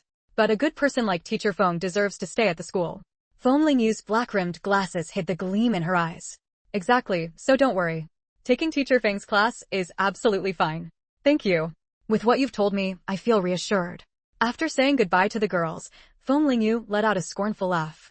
Ling Qinghua had quite the reach, even having her people in places like this. To win over so many people, she must have spent a lot of money, right? Chapter 517, The Origin of the Fake Treasure Map. Early in the morning, Feng Lingyu received a letter from Xiao Tao. The village's medicinal herbs had a bountiful harvest this year, and everyone was overjoyed. Yang Jiangwo, in particular, had been cheerful every day since learning that Feng Lingyu had signed a large order that could earn foreign exchange. City leaders even made a special trip to supervise and reward the villagers of Qingshan village. Gao Xiaodao also mentioned that she had been idle lately and was learning cooking skills from Wu Sheng. Although he hadn't agreed to take her as an apprentice, he didn't avoid her when cooking. 2 slots for worker peasant soldier university students were allocated to Qingshan village. Based on her performance, Feng Lingyu was certain to get one. But she had long since given up the opportunity, and ultimately Chao Yanfeng and Zhu Hongya received the 2 slots. Chao Zi originally had a chance to compete, but she wanted to stay in Qingshan village to teach, and also gave up her chance to return to the city. Finally, Gao Xiaodao noticed unfamiliar faces in the village inquiring about Feng Lingyu. She stayed vigilant, believing they were sent by Ling Qinghua. Gao Xiaodao rambled on about everything that had happened recently in her mind, then urged Feng Lingyu to stay safe and return soon. After closing the letter, Feng Lingyu directly entered the space. Since Ling Qinghua had sent people to investigate in the village, she must be suspicious of her. It shouldn't be long before she guessed that Feng Lingyu was no longer in Qingshan village. As soon as Feng Lingyu entered the space, Tuanzi and Jinzi gathered around her. She had been at home these past few days, so she hadn't let them out. Tuanzi affectionately rubbed its big head against Feng Lingyu's leg, purring softly. Feng Lingyu hugged its soft fur and stroked it. Go play with Jinzi. I'll feed you some dried meat later. Tuanzi nodded in a human-like way and then dashed off with Jinzi. Feng Lingyu entered the small bamboo building and took out the treasure map rubbing she had retrieved from Wei Wuyan's mother's safe. She held up the fake painting and carefully compared it to the real one, finding that aside from the slightly clumsy painting technique, the fake was identical to the real one. It was clear that these fake paintings had been done hastily, likely due to time constraints or fear of being discovered, so the last one was somewhat sloppy. Centuries ago, the Feng family's control over the four great families was still deeply entrenched. The Wei family must have gone to great lengths to obtain these fake paintings. Moreover, even after acquiring the paintings, they dared not make any moves for so many years, probably out of fear of being discovered by the Feng family. Feng Lingyu tried various methods on the fake paintings, heating them with fire, exposing them to light, smoking them, and more, hoping to uncover any useful hidden information. Finally, after accidentally spilling tea on the paintings, black ink traces began to appear on the back of each one. Suppressing her excitement, Feng Lingyu waited for the writing to fully emerge before slowly studying the content. After reading every word, she finally understood the origin of these paintings. It turned out that Feng Dingbang's grandfather had been close friends with the head of the Wei family in his youth. One night, after getting drunk, he spoke recklessly, slurring that his family possessed an ancient treasure, a fortune beyond the imagination of later generations. The Feng family's wealth was well known to all. Their accumulated riches from ancient times were already enviable, let alone a treasure passed down for so long. How could it not stir greed? So the Wei family head played along, pretending to be drunk and deliberately saying he didn't believe it unless the Feng family head showed him. The drunken Feng family head, with no clarity of mind, immediately opened the secret chamber and took the Wei family head to see the treasure map. Taking advantage of the Feng family head's drunkenness, the Wei family head suppressed his excitement and secretly copied the 4 treasure maps. When the Feng family head woke up the next day, he vaguely remembered what had happened the night before and immediately sensed trouble. If news of the Feng family treasure leaked, it would inevitably cause an uproar and attract prying eyes from all sides. But after testing the Wei family head twice, the latter claimed to be drunk and remembered nothing. From then on, the Feng family head moved the treasure map to another location and kept the Wei family head under close surveillance. If he made any suspicious moves, the Feng family head would have no choice but to eliminate him. The Wei family head, having obtained the treasure map, was no fool and naturally noticed the surveillance. Holding the treasure map but unable to decipher it and too afraid to go treasure hunting, it became a hot potato. The Wei family head deeply regretted his actions and ultimately decided to hide the 4 fakes, instructing his descendants to only retrieve them for treasure hunting if the Feng family declined. Otherwise, the secret was to remain buried. So that was how these 4 paintings had been passed down. When the Wei family patriarch offered them to Wu Meiyun as a betrothal gift, he must have already given up on cultivating Wei Chunming. By the time Wei Wuyan's older brother, Wei Xingji, grew up, the Feng family had already fallen. Wu Meiyun could then hand over the treasure map for Wei Xingji to hunt for treasure without attracting attention. But the question remained, how did Ling Qingwei know that Wu Meiyun had the treasure map? Ling Qingwei helped Li Shuqing kill Wu Meiyun to obtain the treasure map. Wei Chunming was too foolish to know about it. As for Wei Wuyan, when they first met, he was naive and innocent, lacking such deep cunning. Then, the problem must have originated with Wei's grandfather's generation. After uncovering the secrets of the 4 paintings, Feng Lingyu burned them all. She reached out and took down the 3rd painting, the one of the pavilion, to examine it closely, hoping to find new clues. The matter of the fake treasure map made her feel a sense of urgency, wanting to find the real treasure quickly. But no matter how long she stared at the painting, she couldn't spot anything different, and she finally had to give up in frustration. She was far too unfamiliar with Shanghai. Trying to pinpoint a specific location based on a few details was nothing short of a fantasy. She would have to rely on whether Wei Wuyan could find any clues. After finishing her meal in the space, Feng Lingyu slipped out. A few days later, Wei Wuyan arrived in high spirits. Xiaoyu, our people have been watching for days and have actually found quite a bit. After Zhou Wu was arrested, Ling Qingwei has been pulling strings everywhere to get him released.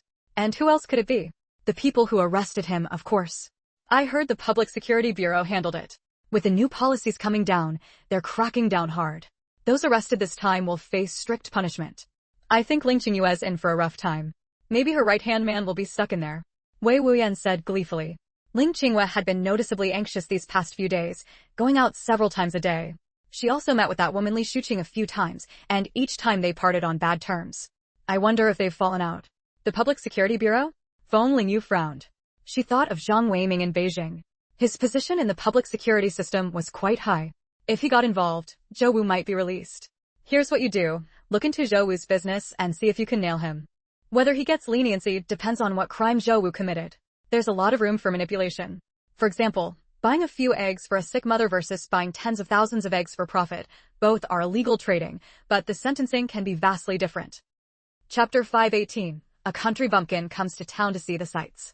If they could get the key evidence from Friday's business dealings, even if the Heavenly King himself showed up, he wouldn't dare to let him out. Wei Wuyan's eyes lit up. You've got a point. We can't give her a chance to turn things around. First, we'll cut off her helpers one by one, and then we'll deal with her. Has there been any news about the theft at the Wei family that day? It had been a few days since the incident, and the outside world was calm with no word at all. The police traced it to Sheffley, since he was the only one who brought a stranger in. Sheffley is a shrewd guy, he ratted us out on the spot. But we were in disguise, so no matter how hard they look, they can't figure out who we are. Wei Wuyan grinned smugly, his brows and eyes full of relaxed delight. There are plenty of unsolved theft cases in Shanghai. It's not easy to catch a thief. Wei Chunming will just have to swallow this loss.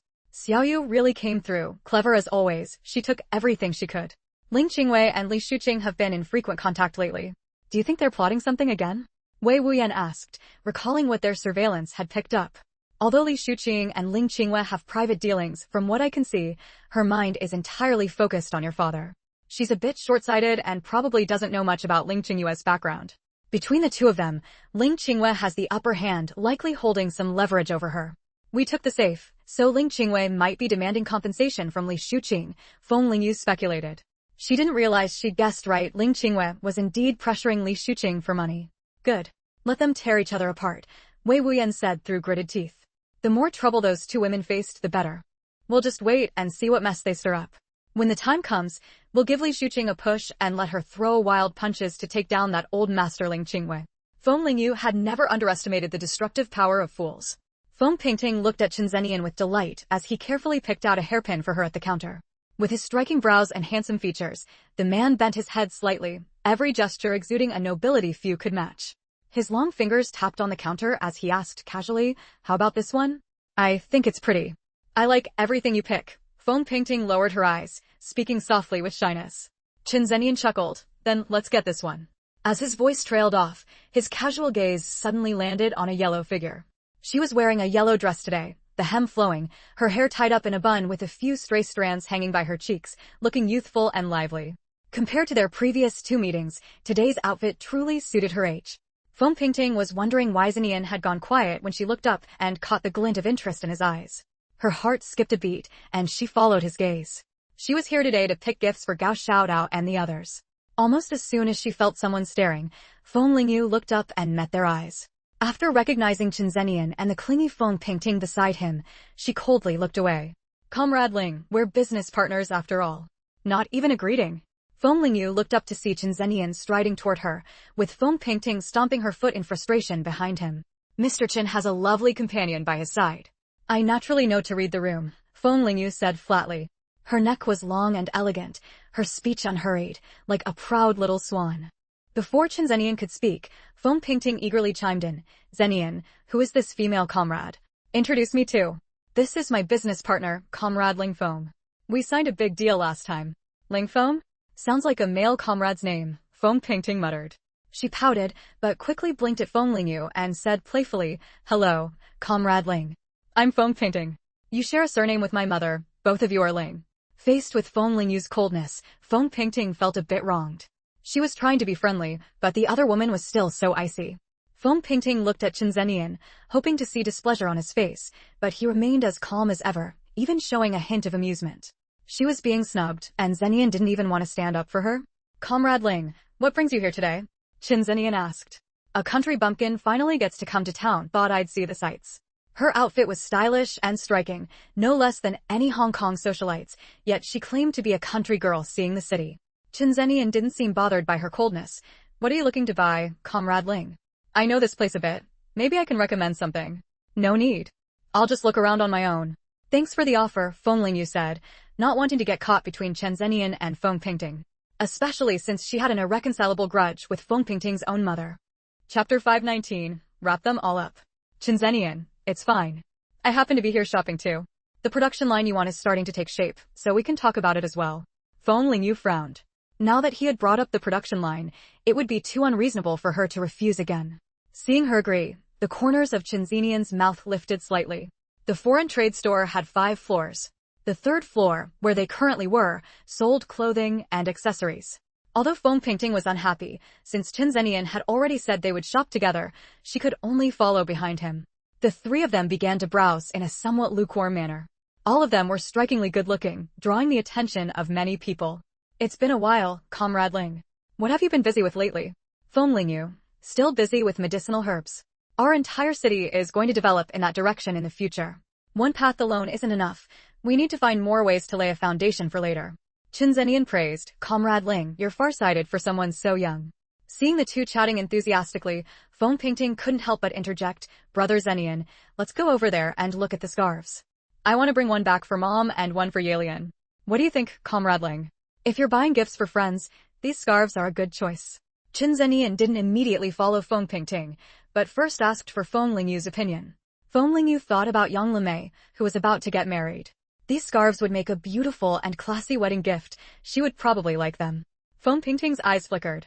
She didn't understand why Brother Zhenyan insisted on staying with this woman.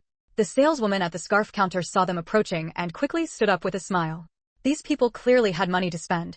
Today's scarves should sell well. Comrades, what would you like to see? The young saleswoman said warmly.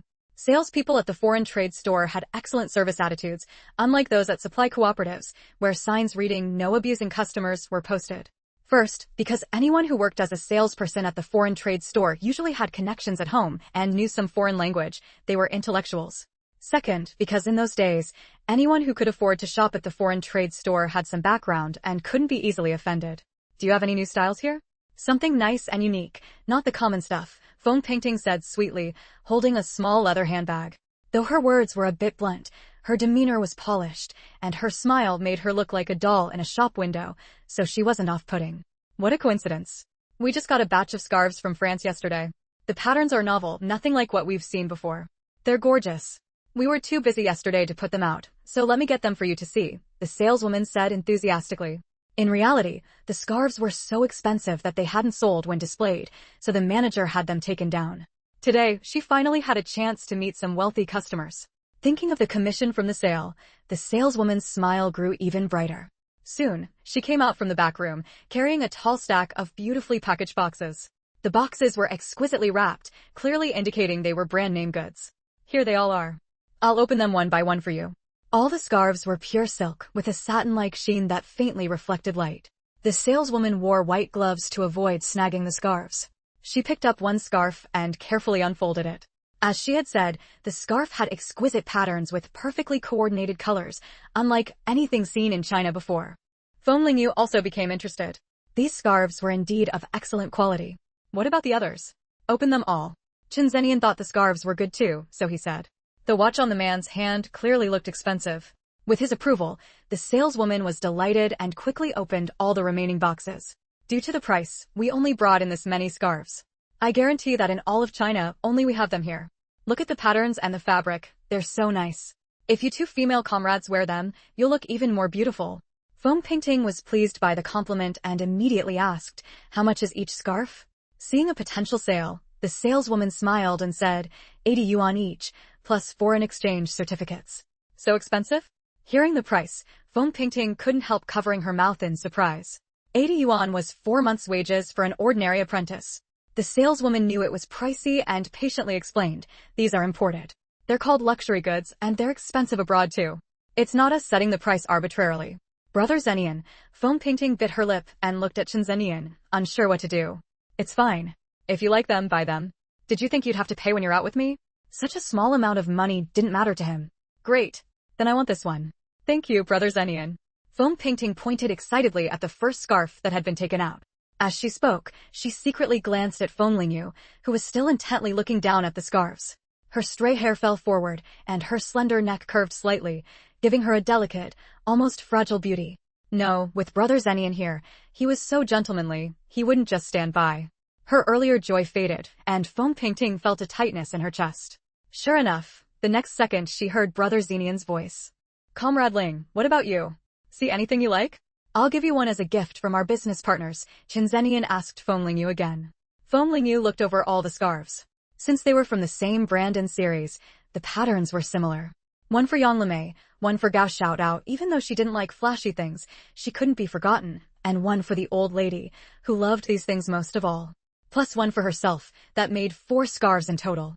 The saleswoman had already wrapped up Feng Pingting's scarf. Hearing that another sale might happen, she was thrilled and politely asked Feng Lingyu, "Comrade, which one do you like?" Feng Lingyu thought for a moment, then pointed at the scarves in front of her and said, "I want this one, and the 2 on the far right." As soon as Feng Lingyu finished speaking, the atmosphere fell silent. For scarves, that was 320 yuan in total. When the saleswoman looked at Feng Lingyu again, her gaze carried a hint of disdain. So beautiful, yet so greedy. When someone politely offered to give you one, you went ahead and demanded 4. The other girl was much more sensible. She just picked one. Feng Pingting also looked at Feng Lingyu in disbelief. Was this woman crazy? Even with her close relationship with Brother Zenian, she wouldn't dare ask him to buy such an expensive gift.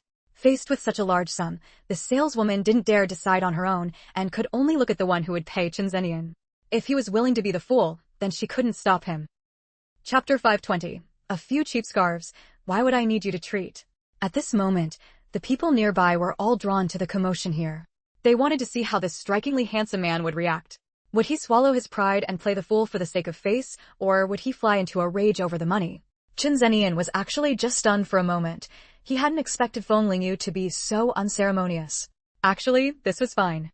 A few scarves, was he really unable to afford them? Then he slowly curled his lips, his emerald green eyes like stirred spring water. Just as he was about to say they'd take them all, a cool female voice rang out. "Excuse me, what are you waiting for? Is there a problem?" Feng Lingyu, seeing the saleswoman hesitate for so long, spoke with some displeasure. The others exchanged glances. Was this woman genuinely clueless or just pretending? The one paying hadn't spoken, so of course the saleswoman wouldn't move. Some were watching for the drama, eager to see this greedy woman rejected and flee in shame and anger. In the end, it was Feng Pingting who couldn't hold back.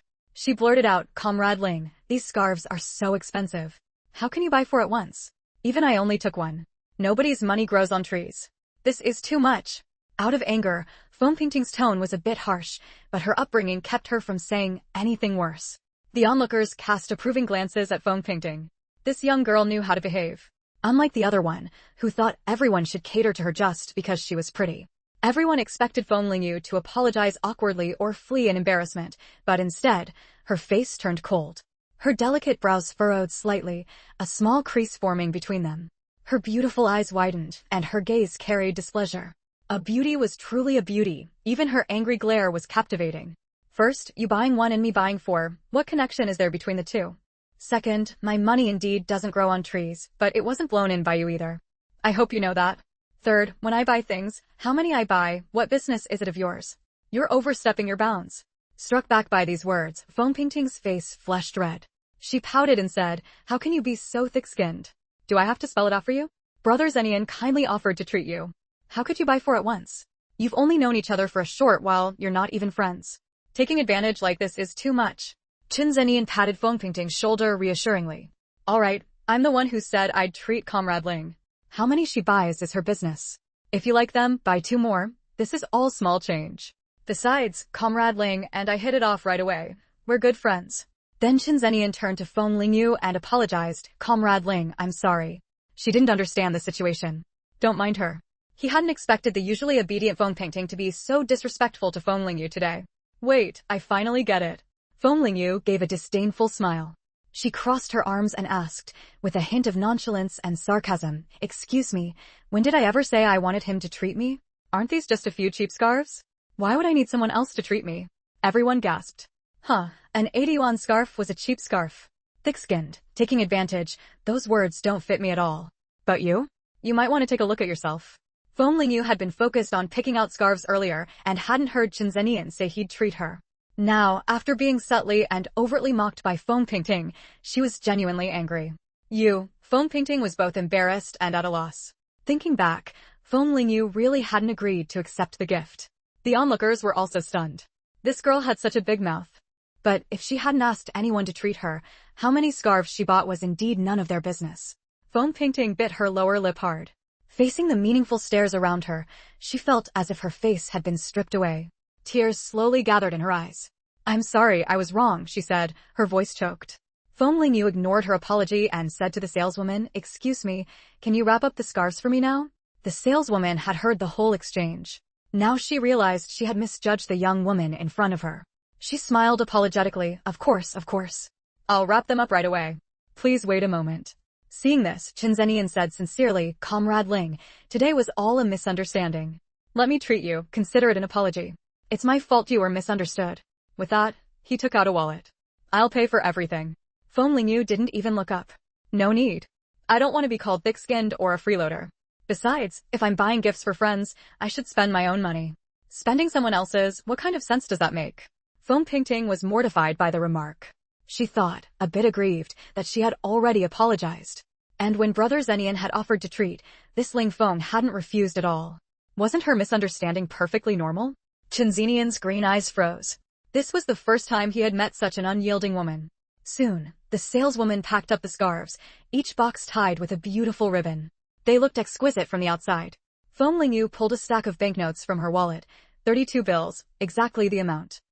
Chapter 521, The Dispute Between Chen Zenian and Ling Qingwei. These days, people who could pull out this much money without blinking were mostly high-ranking officials or scarce talents like engineers. The onlookers were stunned by Feng Lingyu's decisiveness. So she really hadn't been bragging, she genuinely didn't care about others buying things for her. Well, since she wasn't short on money, why would she want to be seen as taking advantage of someone? After handing the money to the sales clerk, Feng Lingyu pulled out a stack of foreign exchange certificates. The sales clerk beamed as she accepted the cash and vouchers. Thank you for your patronage. How do you have so many foreign exchange certificates? Feng Pingting scrutinized Feng Lingyu.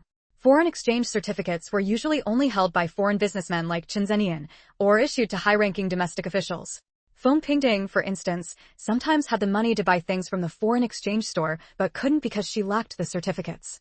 But Feng Lingyu was so young and from a small place, how could she have so many foreign exchange certificates? It was too strange. Feng Lingyu shot her a dismissive glance. What's it to you? Which government department do you work for? If you want to investigate me, show me the proper procedures. Cooperating with official investigations is every citizen's duty, I won't refuse. If you want to interrogate someone, first check if you have the authority. Feng Pingting, having been repeatedly put in her place, finally lost the smile on her face. Her eyes darkened like ink. I was just curious. If Comrade Ling doesn't want to say, then forget it. Feng Lingyu had no intention of engaging with her further. She picked up the bag with the silk scarf, her cool, indifferent gaze landing on Chen Zenian. President Chen, didn't you say you wanted to discuss the production line? With all this unpleasantness, I think we should save it for another time. In business, we stick to business. Mixing in personal feelings cheapens things, don't you think? Chen Zenian coughed lightly, knowing he had displeased Feng Lingyu today. He didn't try to keep her. All right, I'll contact you when I have concrete news. With that assurance, Feng Lingyu picked up her bag and left without another word. Zenian Ji, Feng Pingting pouted, her voice tinged with grievance. Comrade Ling was too much. I only asked a couple of questions, and she gave me such attitude. Chen Zenian's jaw tightened, his profile forming a smooth yet cold, hard line. His thin lips were pressed together, making him look icy and ruthless. Feng Pingting's heart tightened, she knew he was angry. Chen Zenian handed her the wrapped silk scarf, paid, and then said, let's go. I'll take you home. Feng Pingting's face went pale in an instant, and she hurried after him. Hadn't he promised to take her to dinner tonight? And now he was saying he'd take her home? Was he really getting upset with her over that woman he'd only known for a few days? Feng Pingting's heart ached and swelled, as if a drill were churning inside her. She felt like she was dying of sorrow. All those years of friendship meant nothing to Chen Zenian. When Feng Pingting got home, she rushed straight into her bedroom and refused to open the door no matter who called. After seeing her safely back, Chen Zenian turned and left without a backward glance. I've delivered her safely. Anything else? Chen Zenian paused mid-step. She was happy when she left, and now she's like this. Don't you owe me an explanation? Ling Qingwei glared at Chen Zenian. She's still a young girl. Just coax her a little. Why did it have to end with her this heartbroken? Chen Zenian let out a cold snort. Madame Ling is usually so sharp. Why not teach your daughter a thing or two? As if recalling something amusing, he curled his lips maliciously. If Pingting had learned even a third of your skill at seducing men, wouldn't I have been wrapped around her finger by now? Instead of blaming me, why not teach her how to flatter men properly? That would be more useful. Ling Qingyue's eyes burned red, her upper body trembling slightly. I'm still your elder, and this is how you speak to me? Furious and humiliated, she guessed that Chen Zenian must have known about her past. Save it.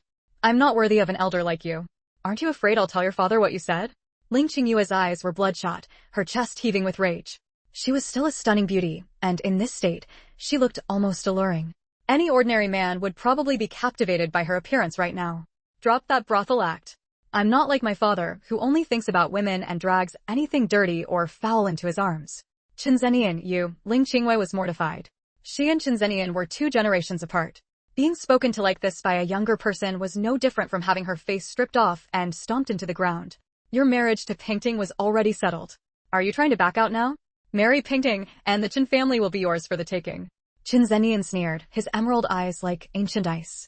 Whether I marry her or not, the Chen family is already mine. Do I need a woman to secure my inheritance? Does your father know what you're doing? You have 2 older brothers, you're not the only heir. Ling Qingwei calmed down, her tone flat. With my help, your position will be secure. Chen Zhenyan's malice was undisguised. Then, does Professor Feng know about your affair with my father? Should I kindly inform him? Ling Qingyue's eyes widened, her throat tightening as if blocked, unable to make a sound. Don't think you can control me through Chen Kongmao. Who do you think you are? With that final remark, Chen Zhenyan left Ling Qingwei with nothing but a cold, retreating back. Ling Qingwei slumped onto the sofa, her mind a tangled mess.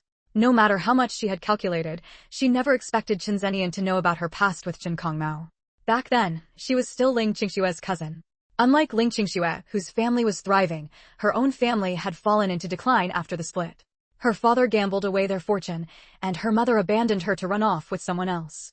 Ling Qingxue took pity on her and begged her parents to let her stay with the Ling family for a while.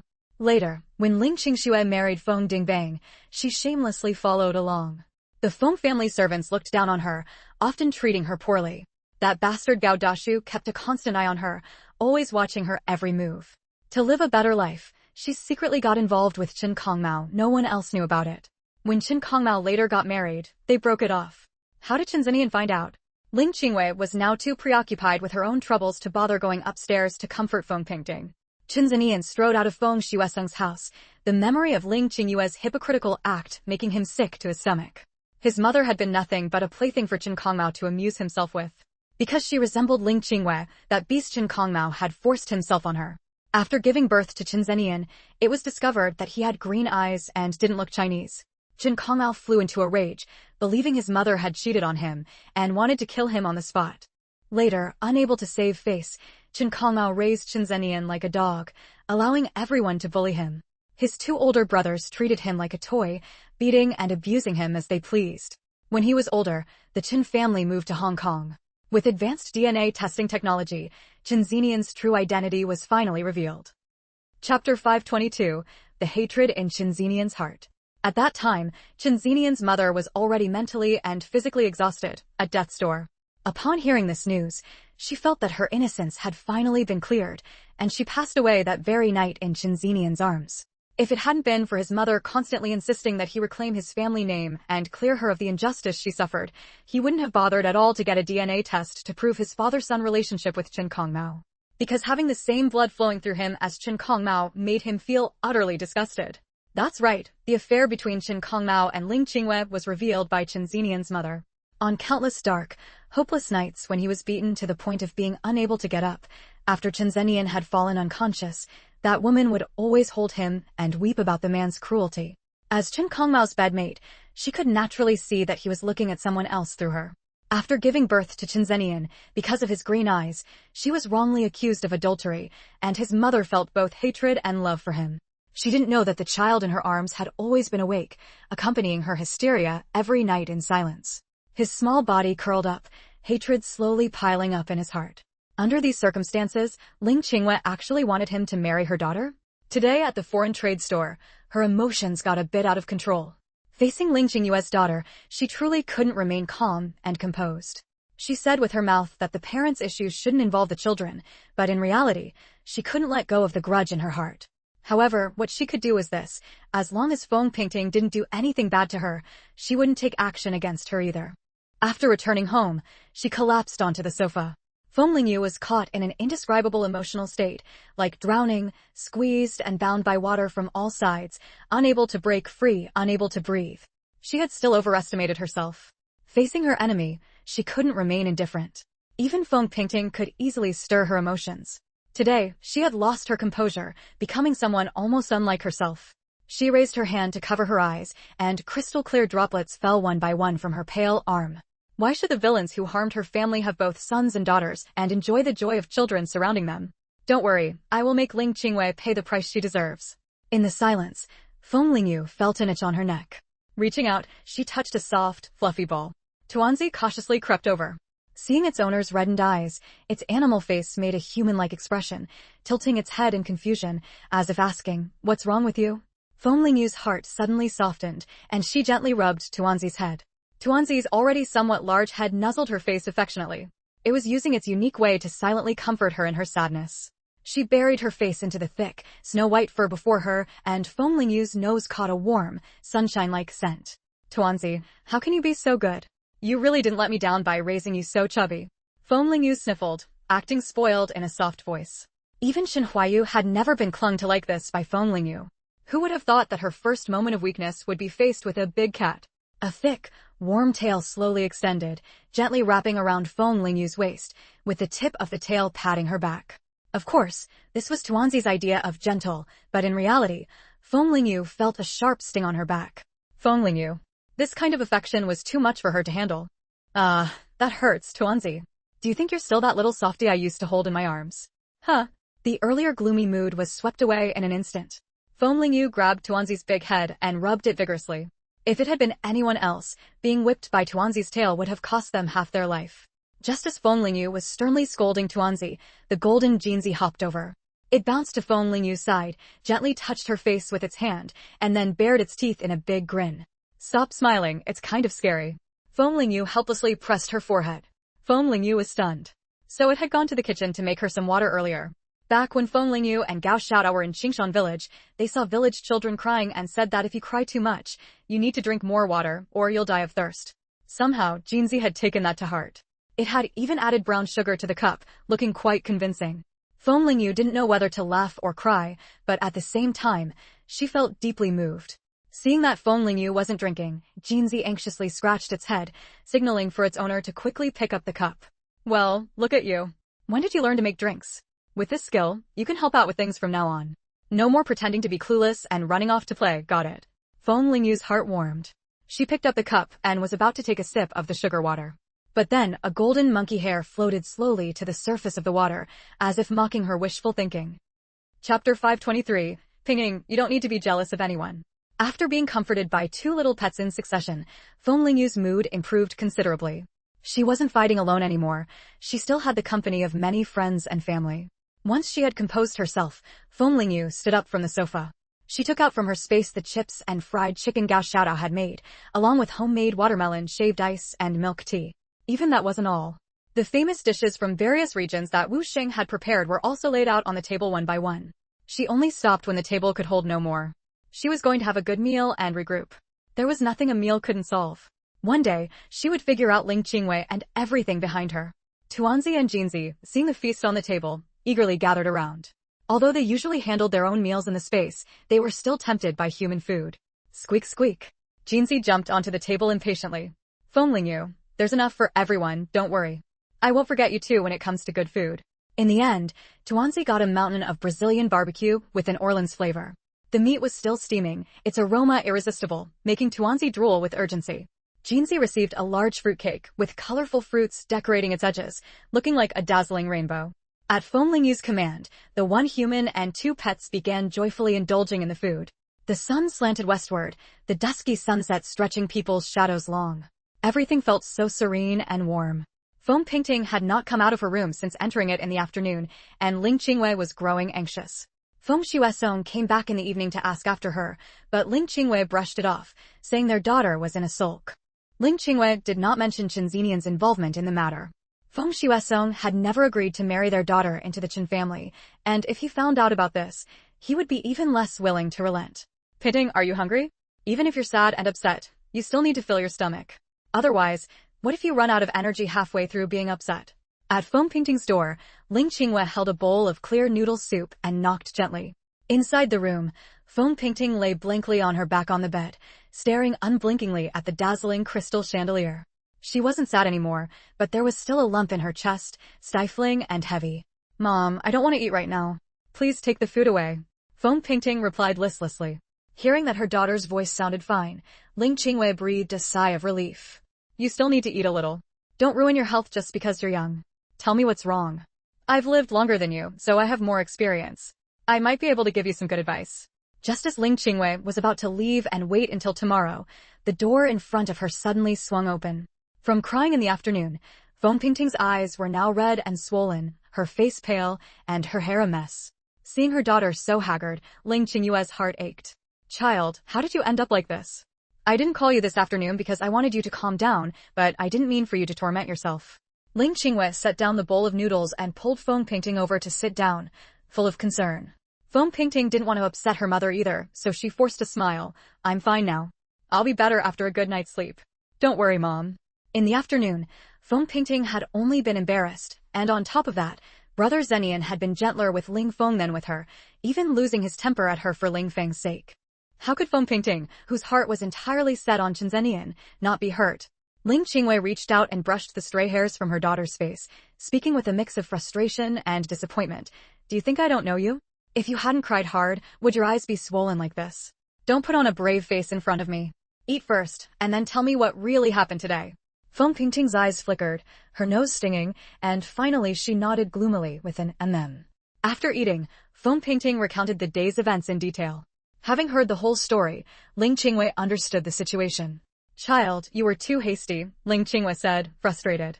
As her daughter, how had she not learned even a bit of how to handle a man? Feng Pingting was confused and a little aggrieved. I was just asking reasonably. I didn't mean anything else. That female comrade overreacted, and that's why Brother Zenian got angry with me. In that situation, you shouldn't have asked. From what you described, that woman is very beautiful. Men are visual creatures. Being momentarily captivated by beauty is normal. But for someone like Chen Zenian, appearances are only temporary. For the long term, it's still about character and substance. Chen Zenian is clearly interested in that woman now, and she's his business partner. Given those two conditions, it's normal for him to be more lenient with her. At a time like this, you should get along well with his partner, show some grace, and let Zenian appreciate your virtues from the heart, realizing that a refined lady like you is truly his match. But look at what you did. You undermined his partner right in front of him. Isn't that indirectly slapping his face? It's no wonder he didn't give you a good expression. Seeing her daughter staring at her blankly, Ling Qingwei had to break down the reasoning piece by piece and explain it clearly. Feng Pingting's heart sank. She asked anxiously, Mom, what should I do now? I messed things up today. Will Brother Zenian ever want to marry me again? Chen Zenian had long known about the matter between her and his father, yet he still treated Pingting as usual and even took her out to play. That showed he still had some affection for her. In my opinion, Chen Zenian still values old ties. You have a history of playing together, so he won't completely ignore you. At most, he'll give you the cold shoulder for a while. Hearing this, Feng Pingting breathed a sigh of relief. That's good, that's good. Mom, should I apologize proactively? She asked again. Ling Qingwei, wait until next time. Just say you didn't mean it and let the matter drop. If you run into that woman again, don't make things difficult for her. Be magnanimous. You're going to marry Chen Zenian in the future. She's just a business partner at best. Feng Pingting pursed her lips, unwilling, and said, but what if I see other women around Brother Zenian and feel furious and jealous? And that woman is very beautiful. If Brother Zenian falls for her, he'll never marry me. Ling Qingwei froze. Her daughter's eyes were now filled with jealousy. The original innocence and naivety had vanished, and her angelic, delicate face was tinged with darkness. It reminded her of her own teenage years, huddled in a corner, gazing with envy at that lofty, beautiful, and refined cousin. Ling Qingxue was not only beautiful and from a good family, but had also married a perfect husband from the top noble family, who was devoted to her. And her? Her beauty was her nightmare, enduring endless lewdness and humiliation every day. Ling Qingwei hid in the dark corners, her resentment and jealousy growing strong. She dreamed of taking Ling Qingxue's place. In a daze, Ling Qingwei smiled grimly. She heard herself say, I'll help you, Pingting. You don't need to be jealous of anyone. Chapter 524. True love is nothing more than this. Madam, Friday's situation still hasn't been smoothed over. The higher-ups refused to release him. Wednesday lowered his head and spoke cautiously. This wasn't the Feng residence, but a secret hideout. With Friday no longer managing the black market, Ling Qingyue's business had taken a nosedive. What do you mean by hasn't been smoothed over? Ling Qingyue asked with a displeased expression. Wednesday hesitated. They think it's not enough. They've really grown their appetites. 2,000 per person isn't enough. Ling Qingyue slammed the table in anger, speaking with venom. This time, nearly 20 of their people had been arrested. At 2,000 per person, that would cost 40,000 yuan. In an era where the average monthly wage was just over 10 yuan, 40,000 yuan was an astronomical sum. Did they say how much they want? Thinking of the batch of goods she hadn't yet shipped out, Ling Qingwei swallowed her anger. This batch had been stockpiled for a long time. That person had called to urge her several times already. She couldn't keep stalling. If these items were discovered, the loss would be incalculable. If she weren't short-handed, she wouldn't be paying such a heavy price to bail people out. They said they want 4,000 per person. Wednesday's face showed distress, and cold sweat beaded on his forehead. Why don't they just rob someone? Hearing that astronomical figure, Ling Qingwei couldn't sit still. She paced anxiously around the room. It had doubled outright, 80,000 yuan. This was beyond what the phrase "lion's mouth wide open" could describe. Ever since Friday was arrested, the black market business had stopped, and she had no new income coming in. On top of that, shipping the goods out would cost another fortune. To get the money and safely transport the goods, she needed Friday out to manage the black market. None of her other people knew the first thing about it. But now Friday was locked up, money was needed to get him out, and she didn't have enough. This was a dead end, with no way out no matter how she turned. Perhaps, madam, you could contact the people in the capital. They're in the same system, after all, maybe they could put in a word. Wednesday suggested cautiously. Do you think I haven't thought of that? Ever since Feng Lingyu was sent to the countryside 2 years ago, Zhang Weiming has been under surveillance. If he dares to make a move and contact me, I'll be exposed immediately. Ling Qingyue's hands clenched tightly together. Her usually neat clothes were now wrinkled. She looked like a trapped beast at the end of its rope, agonized and helpless. Wednesday reminded her softly, in the end, it's just a matter of not having enough money. If we could get money from somewhere else, Friday and the others could be freed. You're right. I need to find a way to get money. Ling Qingwei calmed down. She slowly sat sideways on the chair, carefully thinking about where she could scrape together the 30,000 yuan shortfall. Suddenly, her eyes lit up. She thought of Li Shuqing and the safe she had lost. A few days had passed. It was time for her to go collect the debt from Li Shuqing. Otherwise, with Li Shuqing's thick skin, she would never come looking for her on her own. Ling Qingwei regained her usual elegance and composure. She gently smoothed the wrinkles on her clothes, her red lips curling into a seductive smile. Let's go. We're going to the Wei residence. Ever since she had been given that ultimatum that day, she had been on edge. She wanted to probe Wei Chunming about his assets, but this man, who claimed to love her, would clam up the moment she asked about money. If she pressed too much, Wei Chunming would immediately turn hostile. Why are you asking about all this? In the end, it'll all go to our son anyway. Li Shuqing felt bitter inside. Though she did want to drain the Wei family dry, it stung that the man was so guarded against her. He called it true love, but the moment interests were at stake, his true colors came out. Mom, do you have any money? Wei Baoshan pressed his greasy, pudgy face close to Li Shuqing, pouting and acting spoiled. His nearly 200-gene body was like a mountain, and when he twisted, the fat on him jiggled. Li Shuqing irritably pushed her precious son away. Stop bothering me. Where would I have money? If you need money, go ask your father. Wei Baoshan was a bit unhappy. He frowned and said, Mom, Dad said all the money is with you. How could you not have any? The money at home was all stolen, don't you know that? Li Shuqing said crossly. It's not like that's all we have at home. If you don't give me money, I'll go tattle to Dad. Wei Baoshan was getting anxious. He had already made plans to go see a movie with Deng Yelian. How could he go out without money? How embarrassing would that be? At the mention of Wei Chunming, Li Shuqing's expression soured, but she still relented. How much do you want? 50 or 80 would work too. Wei Baoshan, having achieved his goal, said nonchalantly. Li Shuqing shot up from her seat. 50? What do you need so much money for? Your dad's monthly salary is only 110. You want half of it in one go? The rest of us don't need to eat? No, absolutely not. Last time, all the visible savings at home had been stolen. Wei Chunming hadn't given her any extra allowance. She only had the household expenses on hand. If she gave this away, they'd be eating the northwest wind for the rest of the half-month. Don't you have to be generous to chase a girl? If Dad had been broke back then, would you have even looked at him? Wei Baoshan said angrily. Besides, it's not like I don't know there's more money in the house than that. I'm your only son. If you don't give your money to me, who will you give it to? Li Shuqing felt dizzy with anger at her precious son. Chapter 525, The Deadline. There's more money at home, but your father has to give it to me first. Li Shuqing said, hurt and aggrieved. Wei Baoshan refused to back down. Mom, I don't care. I know you have money. If you don't give it to me, I'm not leaving. In the past, when her son acted spoiled and clingy like this, Li Shuqing would only feel pleased. Her son had grown up, but hadn't drifted away from her. He was still very attached. But now, with Ling Qingwei threatening her using Wei Baoshan's safety, Wei Baoshan was only making things worse. Li Shuqing grew anxious. I really don't have any money left. You're my own son, why would I lie to you? The little money we have left is for the family to eat. You love meat so much. If I give you the money today, there won't be any left for meat later. We'll have to drink porridge. You choose. Wei Baoshan usually loved eating all kinds of meat, which was why he was so overweight. Hearing this, he actually hesitated for a moment. On one side was the young woman he liked, on the other, the meat that satisfied his cravings. After a moment of hesitation, he pouted and said discontentedly, then just give me a little less. 10 yuan should be enough, right? Too bad, he had originally planned to take Dang Yalian to a movie and then buy her things. Li Shuqing reluctantly pulled a 10 yuan note from her bag. Spend it carefully. All our savings are gone now. Your father won't take out the things he's hiding, so we have to rely on his fixed salary. If we keep wasting money like before, we'll have nothing. I know, Wei Baoshan said impatiently, taking the money and stuffing it into his pocket. He then asked, where did Dad hide the money? Why won't he use it?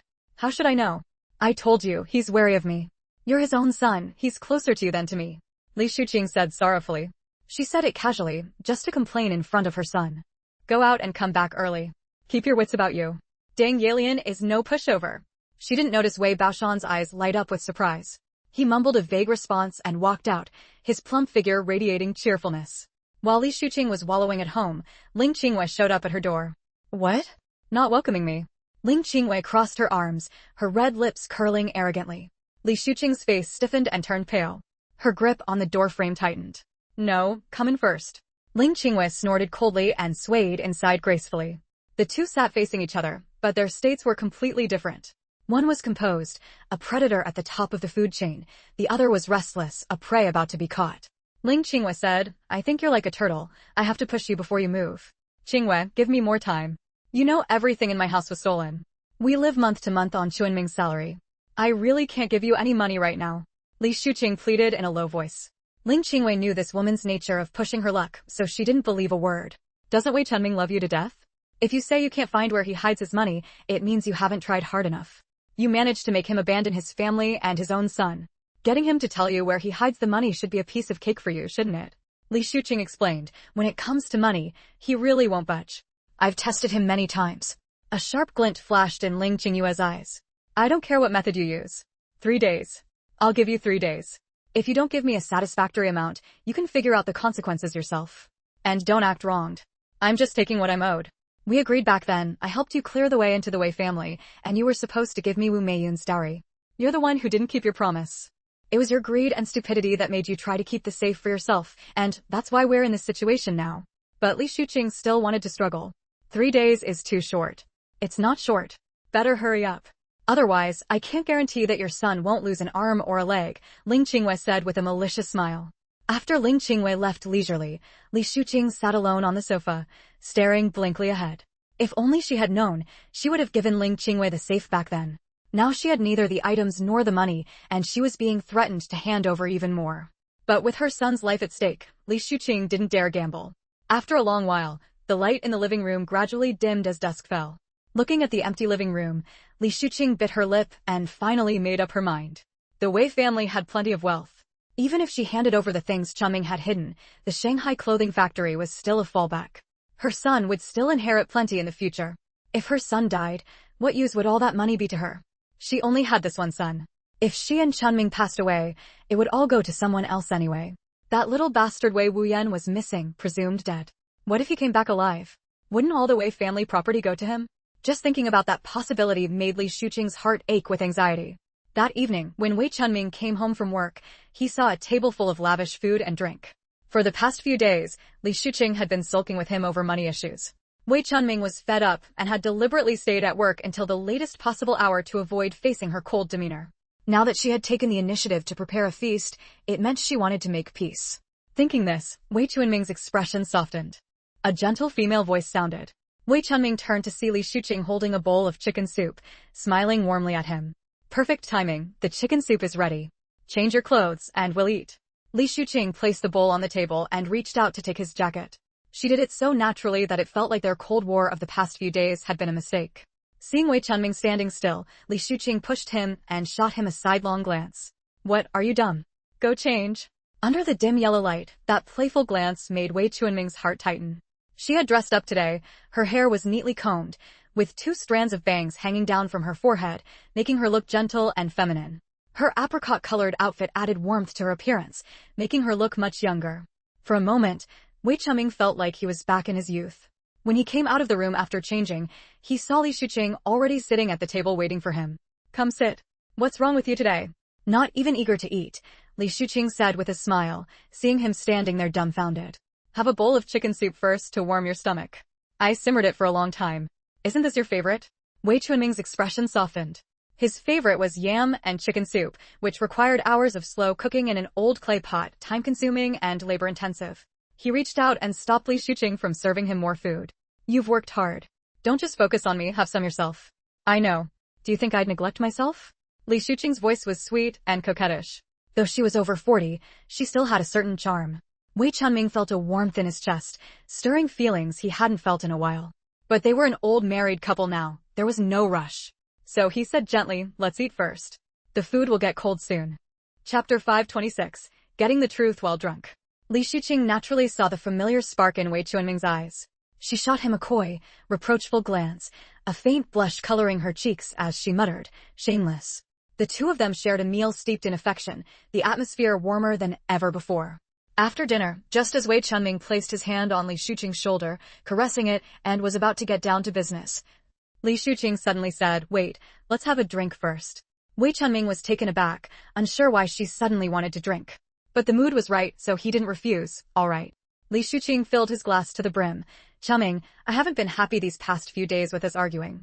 Let's not fight anymore, okay? Drink this glass, and it'll mean we've made up.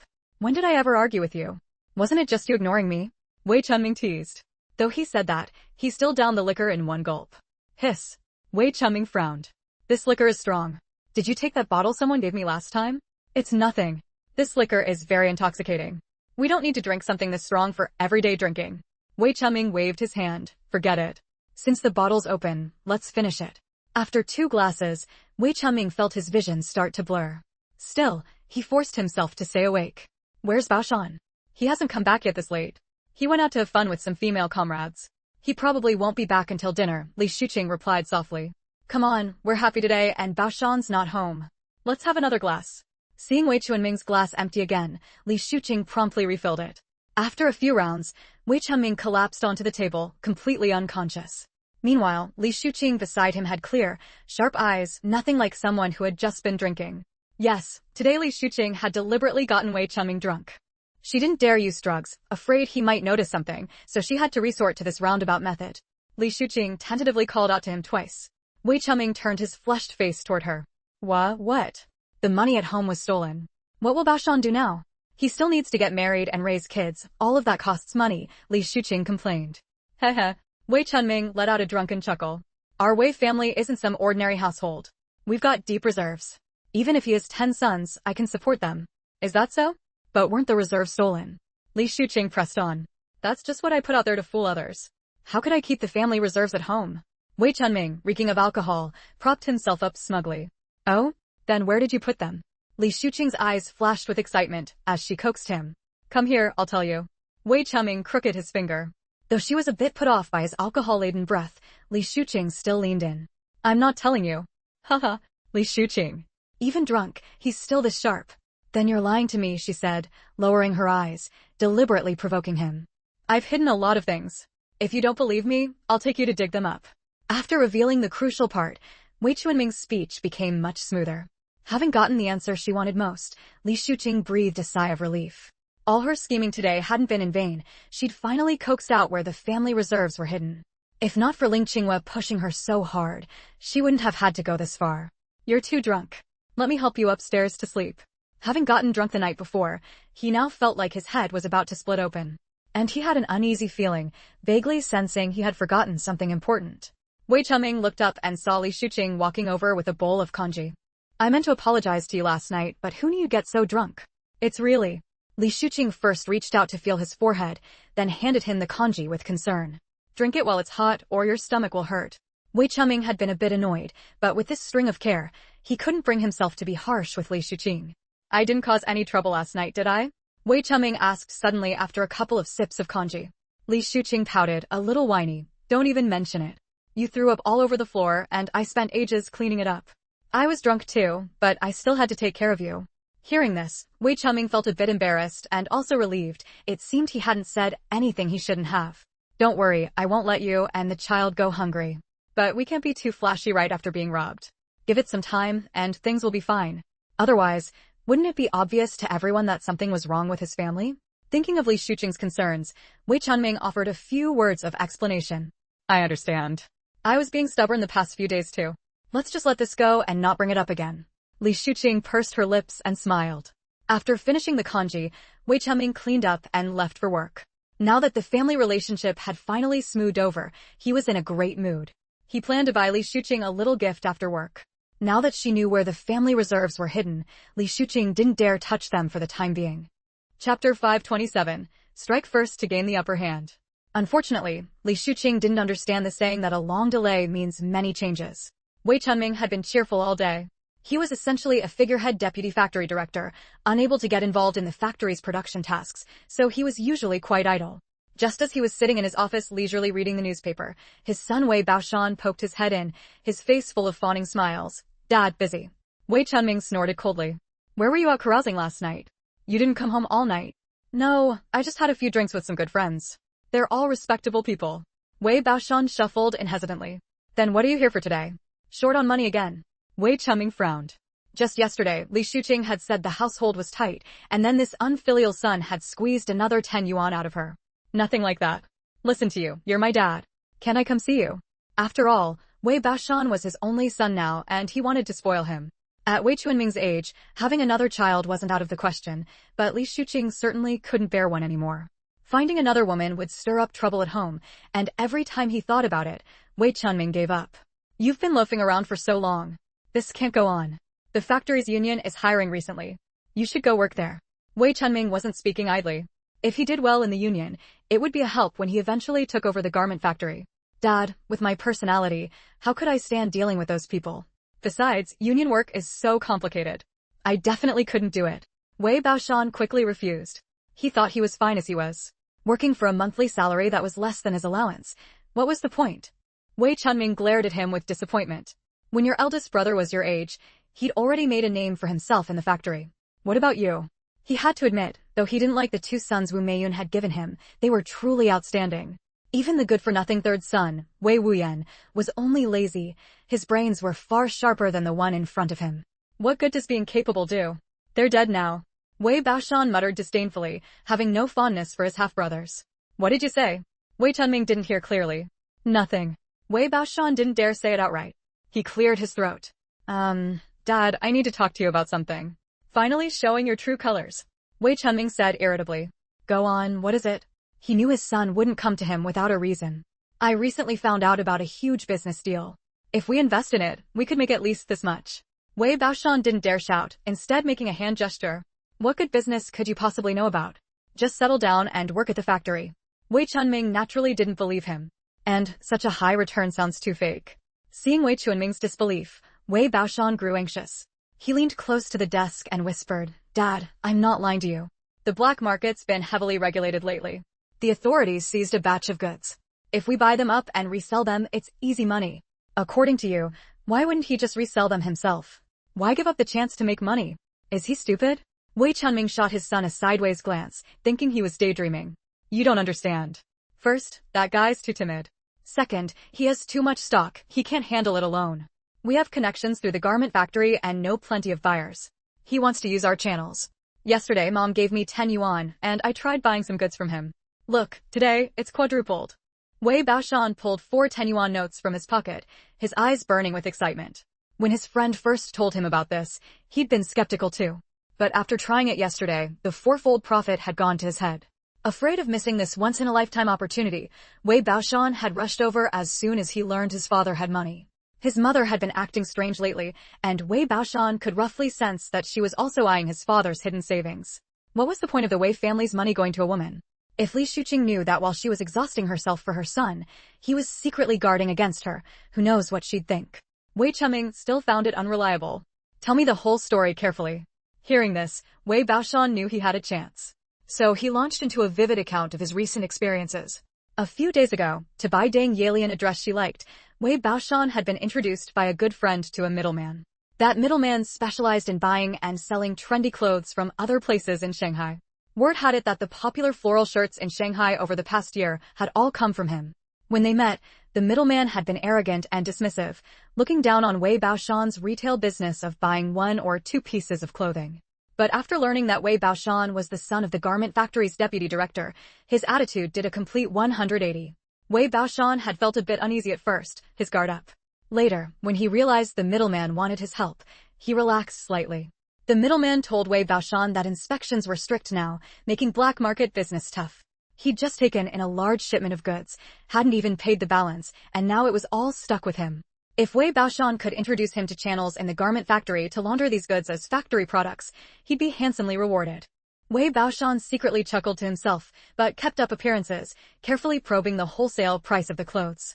Since the middleman needed his help, he was forthcoming.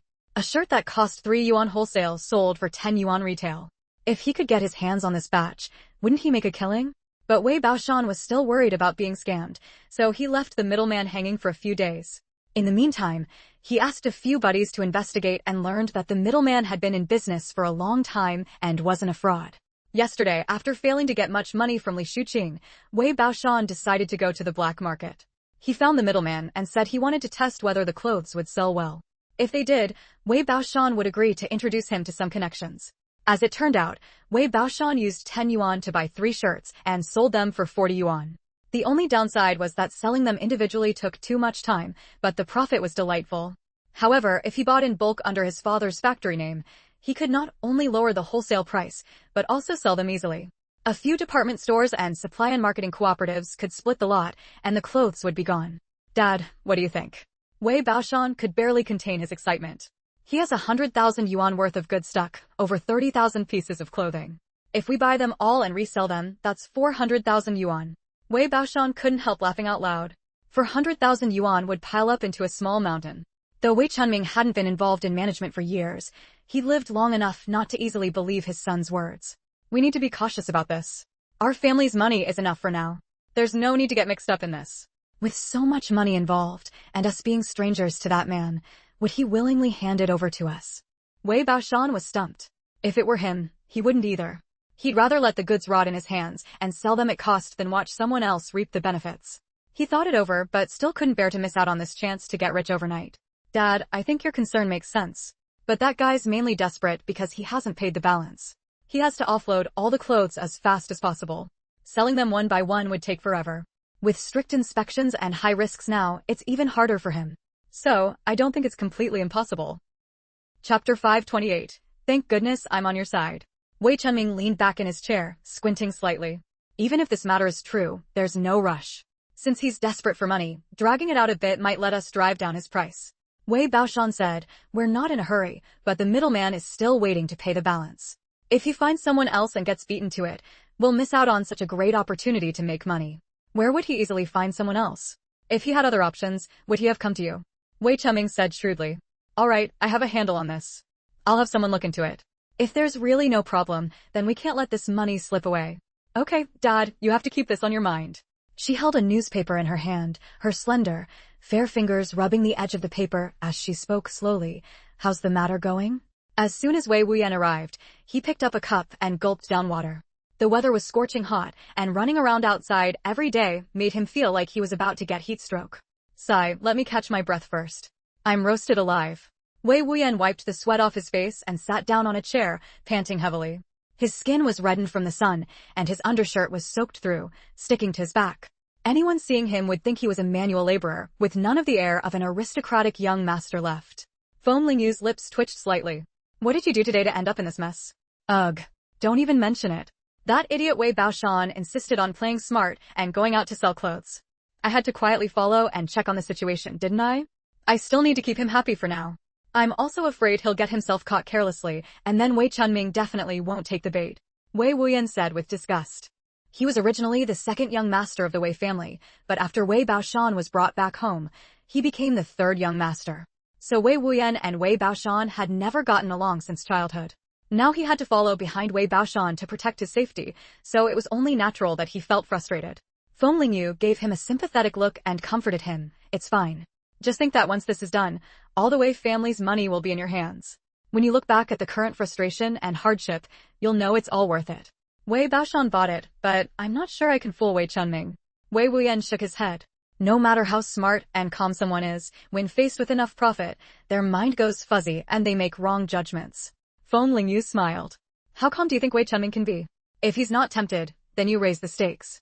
If 200,000 isn't enough, go to 400,000. If 400,000 isn't enough, go to 800,000. If it really doesn't work, give him a taste of profit first. In the end, the money will come back to you with interest. After hearing Feng Lingyu's words, Wei Wuyan said with a mix of envy and fear, Xiaoyu, thank goodness I'm on your side. Otherwise, you'd definitely ruin me. At such a young age, she was far too experienced when it came to scheming against others. What was most terrifying was how thoroughly Xiaoyu understood human nature. After just one brief encounter with Wei Chunming, she had him figured out. With money and intelligence on her side, few people could probably escape her schemes. Good that you know. So don't make me angry in the future. Otherwise, I'll make you lose everything. Feng Lingyu wasn't angry either, and instead joked around. After a few more casual exchanges, they quickly got back to the main topic. Mingxing has our backs on the clothing supply, so no worries there.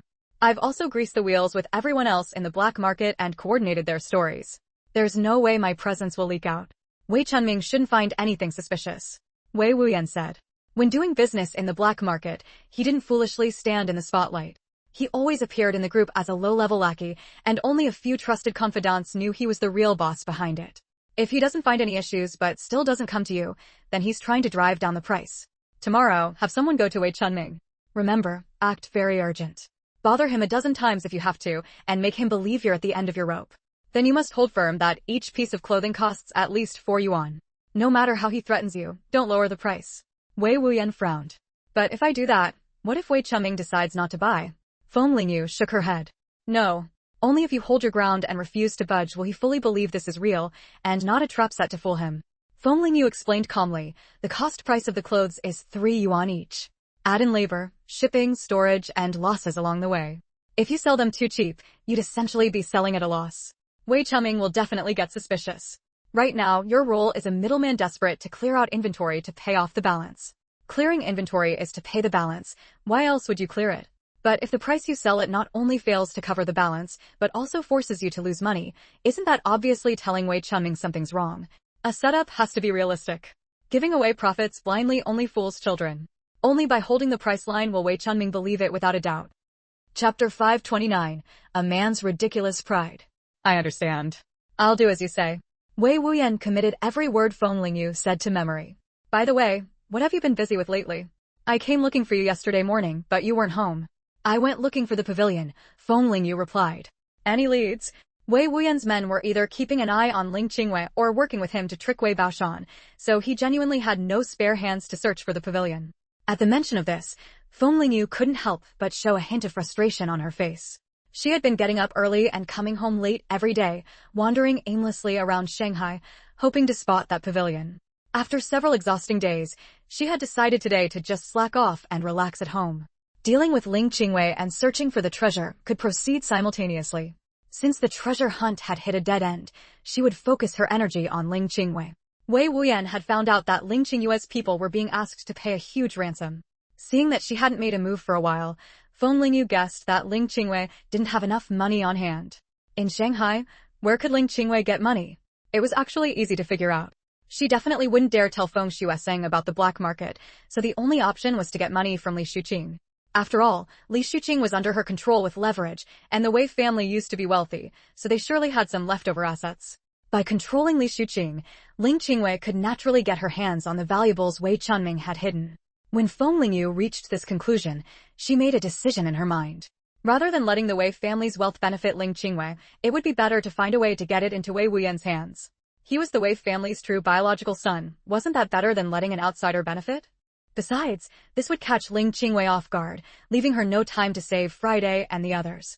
Losing Friday and his crew would basically destroy Ling Qingyue's foundation in the black market. In the short term, it would be extremely difficult for her to cultivate another group of such capable and loyal people. Without the black market's support, Ling Qingyue would have no money to make a splash, and the Feng Shuesong family's days in Shanghai would be easy to imagine. All in all, the root cause of everything was the letter Feng Lingyu had sent. She had wanted to speed up the historical process to deal with Ling Qingyue, but it had led to policy changes that tightened things up significantly. Then she had intercepted the safe Ling Qingyue wanted, preventing her from getting the jewelry and treasure map, which made Ling Qingyue insist on having Friday continue business during a time of panic and fear. Then Friday got caught. Ling Qingyue was hit with a huge ransom demand, and she had no choice but to turn to Li Shuqing again. Once Feng Lingyu's plan succeeded and Ling Qingyue couldn't get money from Li Shuqing, she could only imagine how devastated she would be. By then, Li Shuqing would definitely not get off easy either, let them tear each other apart. Maybe it would even drag out the old Wei family affairs and directly avenge Wei Wuyan. Thinking of this, Feng Lingyu curled her lips in satisfaction. This wasn't just killing 3 birds with 1 stone, it was killing many. Wei Wuyan looked at her confused. Why had she suddenly started smiling? And that smile was so sly, was that even appropriate to say? Feng Lingyu smirked. I wonder how Li Shuqing will feel when she finds out she's been set up by her own son. Wei Baoshan has always been like that. Only Wei Chunming treated him like a treasure. I don't count, I'm useless, so it's normal he looks down on me. But my brother, someone you could call knowledgeable about heaven and earth, a dragon among men, even he wasn't liked by Wei Chunming. Instead, he doted on that fat pig Wei Baoshan. They say a tiger doesn't eat its own cubs, but Wei Chunming wasn't even as good as an animal. You don't get it, do you? Feng Lingyu shot him a glance. Wei Chunming's is what you call a man's ridiculous pride. I've heard you talk about your family. Your grandfather really looked down on your father, thought he disgraced the family, couldn't measure up to others, and later forced him to marry your mother, right? Wei Chunming was crushed by your grandfather's criticism since childhood, felt inferior, and surely held resentment toward your grandfather. So he didn't like your mother, the wife arranged for him, that was his rebellion against your grandfather. After your eldest brother was born, he excelled in every way. Your grandfather praised him endlessly every day, and everyone else sang his praises, pushing Wei Chunming into the dirt. How could he possibly be happy? This reasoning from Feng Lingyu stunned Wei Wuyan. His eyes widened, and he said incredulously, but that's his own son. Are you saying he was jealous of my brother? Wei Wuyan had always thought Wei Chunming disliked him and his brother because he didn't like their mother. But Feng Lingyu was telling him that was just an excuse. Other men might not like their wives, but how many ignored their own children? Otherwise? Wei Baoshan is ugly and inferior to your brother in every way. Anyone with eyes can see that. And you, though not as good as your brother, are still far ahead of Wei Baoshan, right? So why do you think Wei Chunming doted on him? Because it satisfied his pride. Feng Lingyu rambled on, and seeing Wei Wuyan sitting on the sofa with a blank stare, looking like his mind had drifted off into space, she rubbed her nose awkwardly. She had spoken too quickly, analyzed too much, and stunned the kid. He felt like his whole worldview had been reshaped. He never thought that the reason he and his brother weren't liked by Wei Chunming had this layer to it. Just take it as me talking nonsense. Listen if you want, it's just my guess, haha, Feng Lingyu said with a forced laugh. Wei Wuyan, who had been frowning, suddenly said seriously, but even ordinary people who feel inferior wouldn't neglect their children. In the end, it's Wei Chunming's character that's the problem. You're right about that, Feng Lingyu agreed deeply. I was feeling a bit awkward about harming him this time, but now it seems there's no need to show any mercy to a scumbag like him. Wei Wuyan clenched his fist and suddenly stood up from the sofa. I'm leaving now, he said, looking at Feng Lingyu. Seeing how fierce he looked, Feng Lingyu asked worriedly, what are you going to do? She hadn't driven Wei Wuyan crazy by revealing the truth, had she? To do something righteous, Wei Wuyan said coldly. Feng Lingyu, it's just going to trick someone, why make it sound so noble? After saying that, Wei Wuyan hurriedly left. Feng Lingyu released Tuanzi and Jinzi from the space, stroking their soft fur. Stay hidden for me, you almost got discovered today. Wei Wuyan had come in a rush. If Feng Lingyu hadn't reacted quickly and put them into the space, he would have seen a big white cat lying on the sofa and a monkey jumping around. Just thinking about that scene made Feng Lingyu feel suffocated.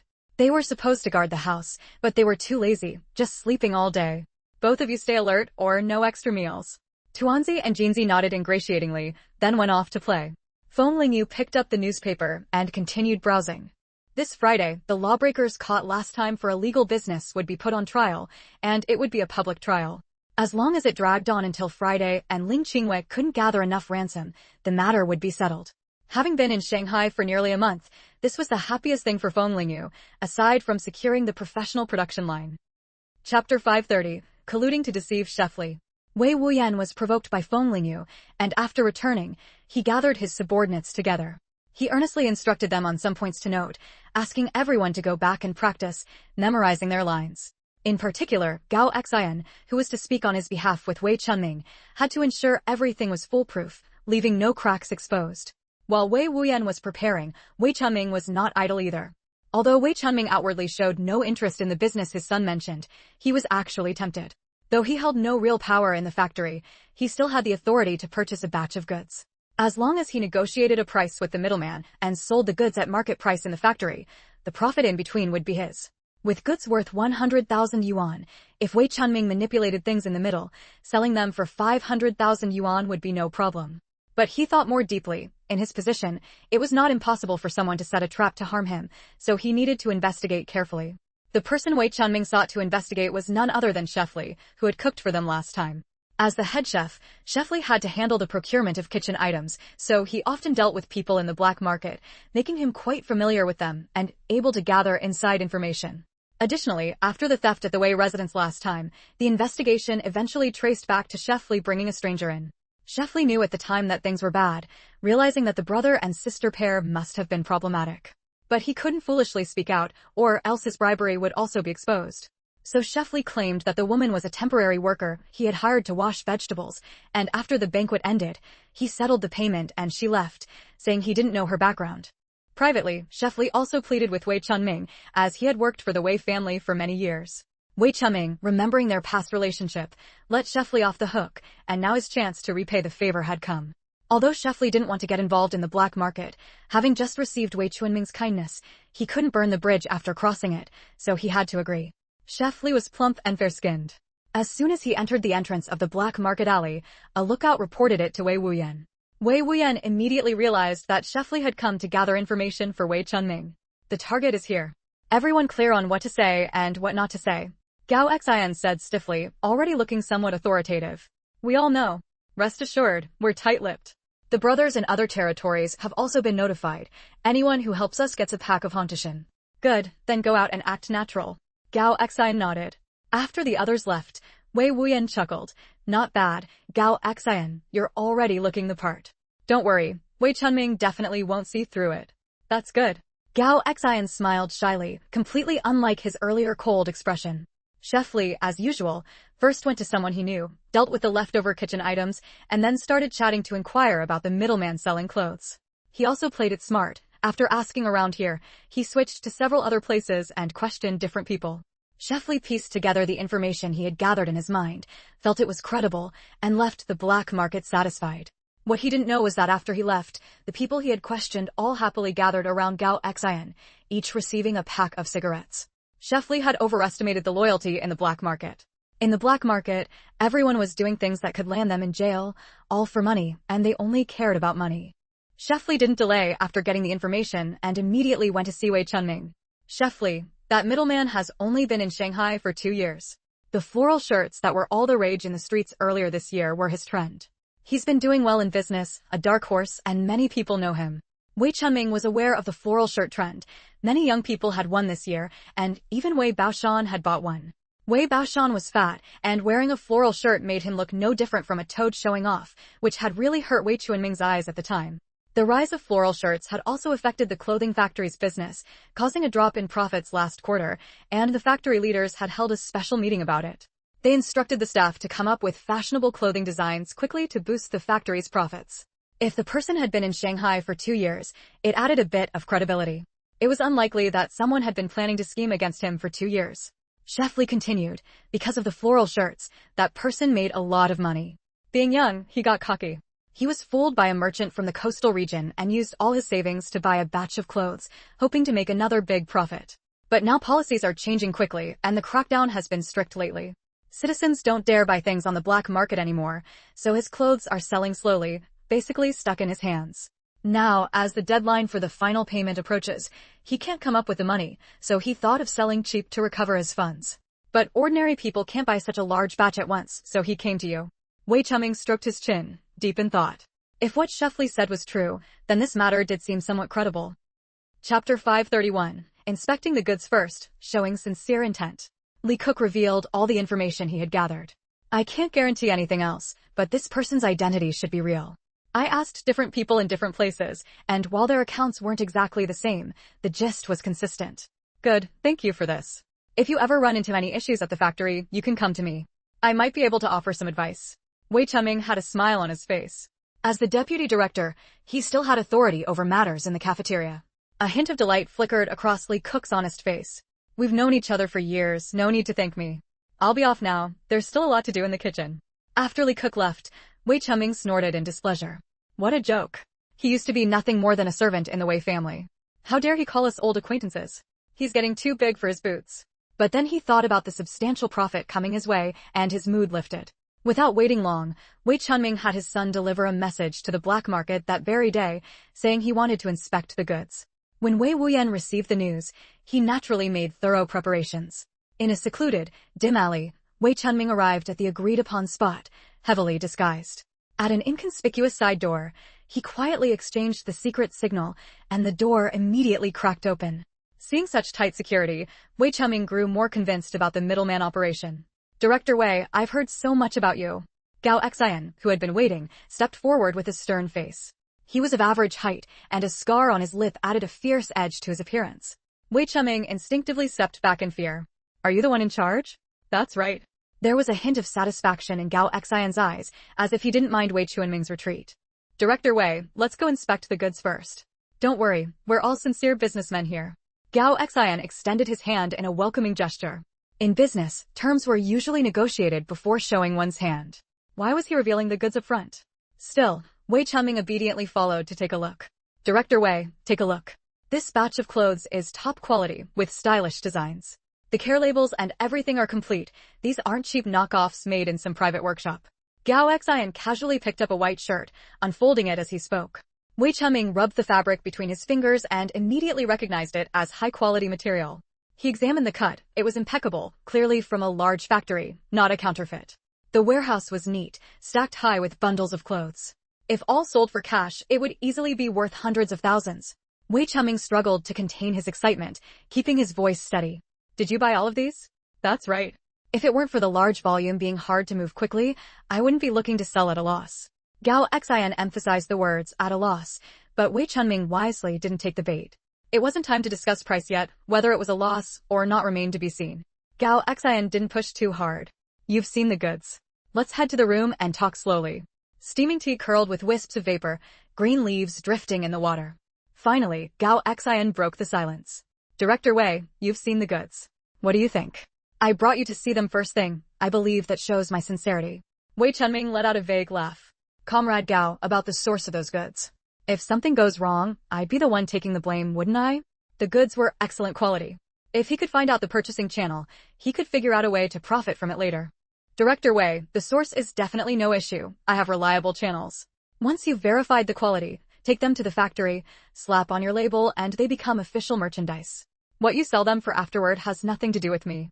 Wei Chunming narrowed his eyes, picked up his teacup, took a light sip, and then said with satisfaction, I'm not trying to cause trouble, but you know we're a state-run unit. If anything goes wrong with the goods, I'm the one held accountable. I really can't disclose the source. The person supplying me has their own concerns. If I revealed their identity, I wouldn't last long in the black market. Gao Xian shook his head. Seeing Gao Xian's firm stance, Wei Chunming felt a pang of disappointment. Since he couldn't pry it out, he'd let it go. Securing this batch of clothes would still net him a decent profit. Wei Chunming said, Comrade Gao, you know the risks I'm taking are considerable. Give me a fair price for this batch. Finally getting to the point, Gao Xian breathed a quiet sigh of relief. But he kept a thoughtful expression on his face. Your son should have told you, each piece cost me 3 yuan to acquire. Add in transportation costs and losses, plus the brothers working with me, I can't let them come out short. They need at least a little something. If Director Wei is serious about buying, let's say 5 yuan per piece. Gao Xian's eyes locked onto Wei Chunming, not missing any shift in his expression. I think this price is very sincere. What do you say, Director Wei? Wei Chunming narrowed his eyes and shook his head, a mocking tone in his voice. Comrade Gao, I don't think this price is sincere at all. To be honest, Wei Chunming didn't believe the clothes cost 3 yuan each. For bulk orders like this, wholesale prices could always be negotiated lower. Besides, Gao Xian was desperate. Letting him make a small profit above cost was already Wei Chunming being lenient. Paying 5 yuan wasn't impossible, but wasn't Gao Xian the one begging him? Director Wei, you've seen the fabric. This high-quality polyester cotton isn't cheap, let alone the finished garments. 5 yuan is already a fair price. Gao Xian frowned. That's not how it works. The clothes are good, but you have to consider the situation. As you said, these could sell for over 10 yuan each on the open market, but can I buy them at that price? Wei Chunming raised an eyebrow. Gao Xian's hands on the table tightened, and he gritted his teeth. Then, Director Wei, what price do you think is reasonable? Seeing this, Wei Chunming curled his lips in smug satisfaction. 3 yuan. At that price, I can take the whole lot. Otherwise, I can't make the call. The men behind Gao Xian wore indignant expressions. 3 yuan, wasn't that just too outrageous? Chapter 532, finally settled.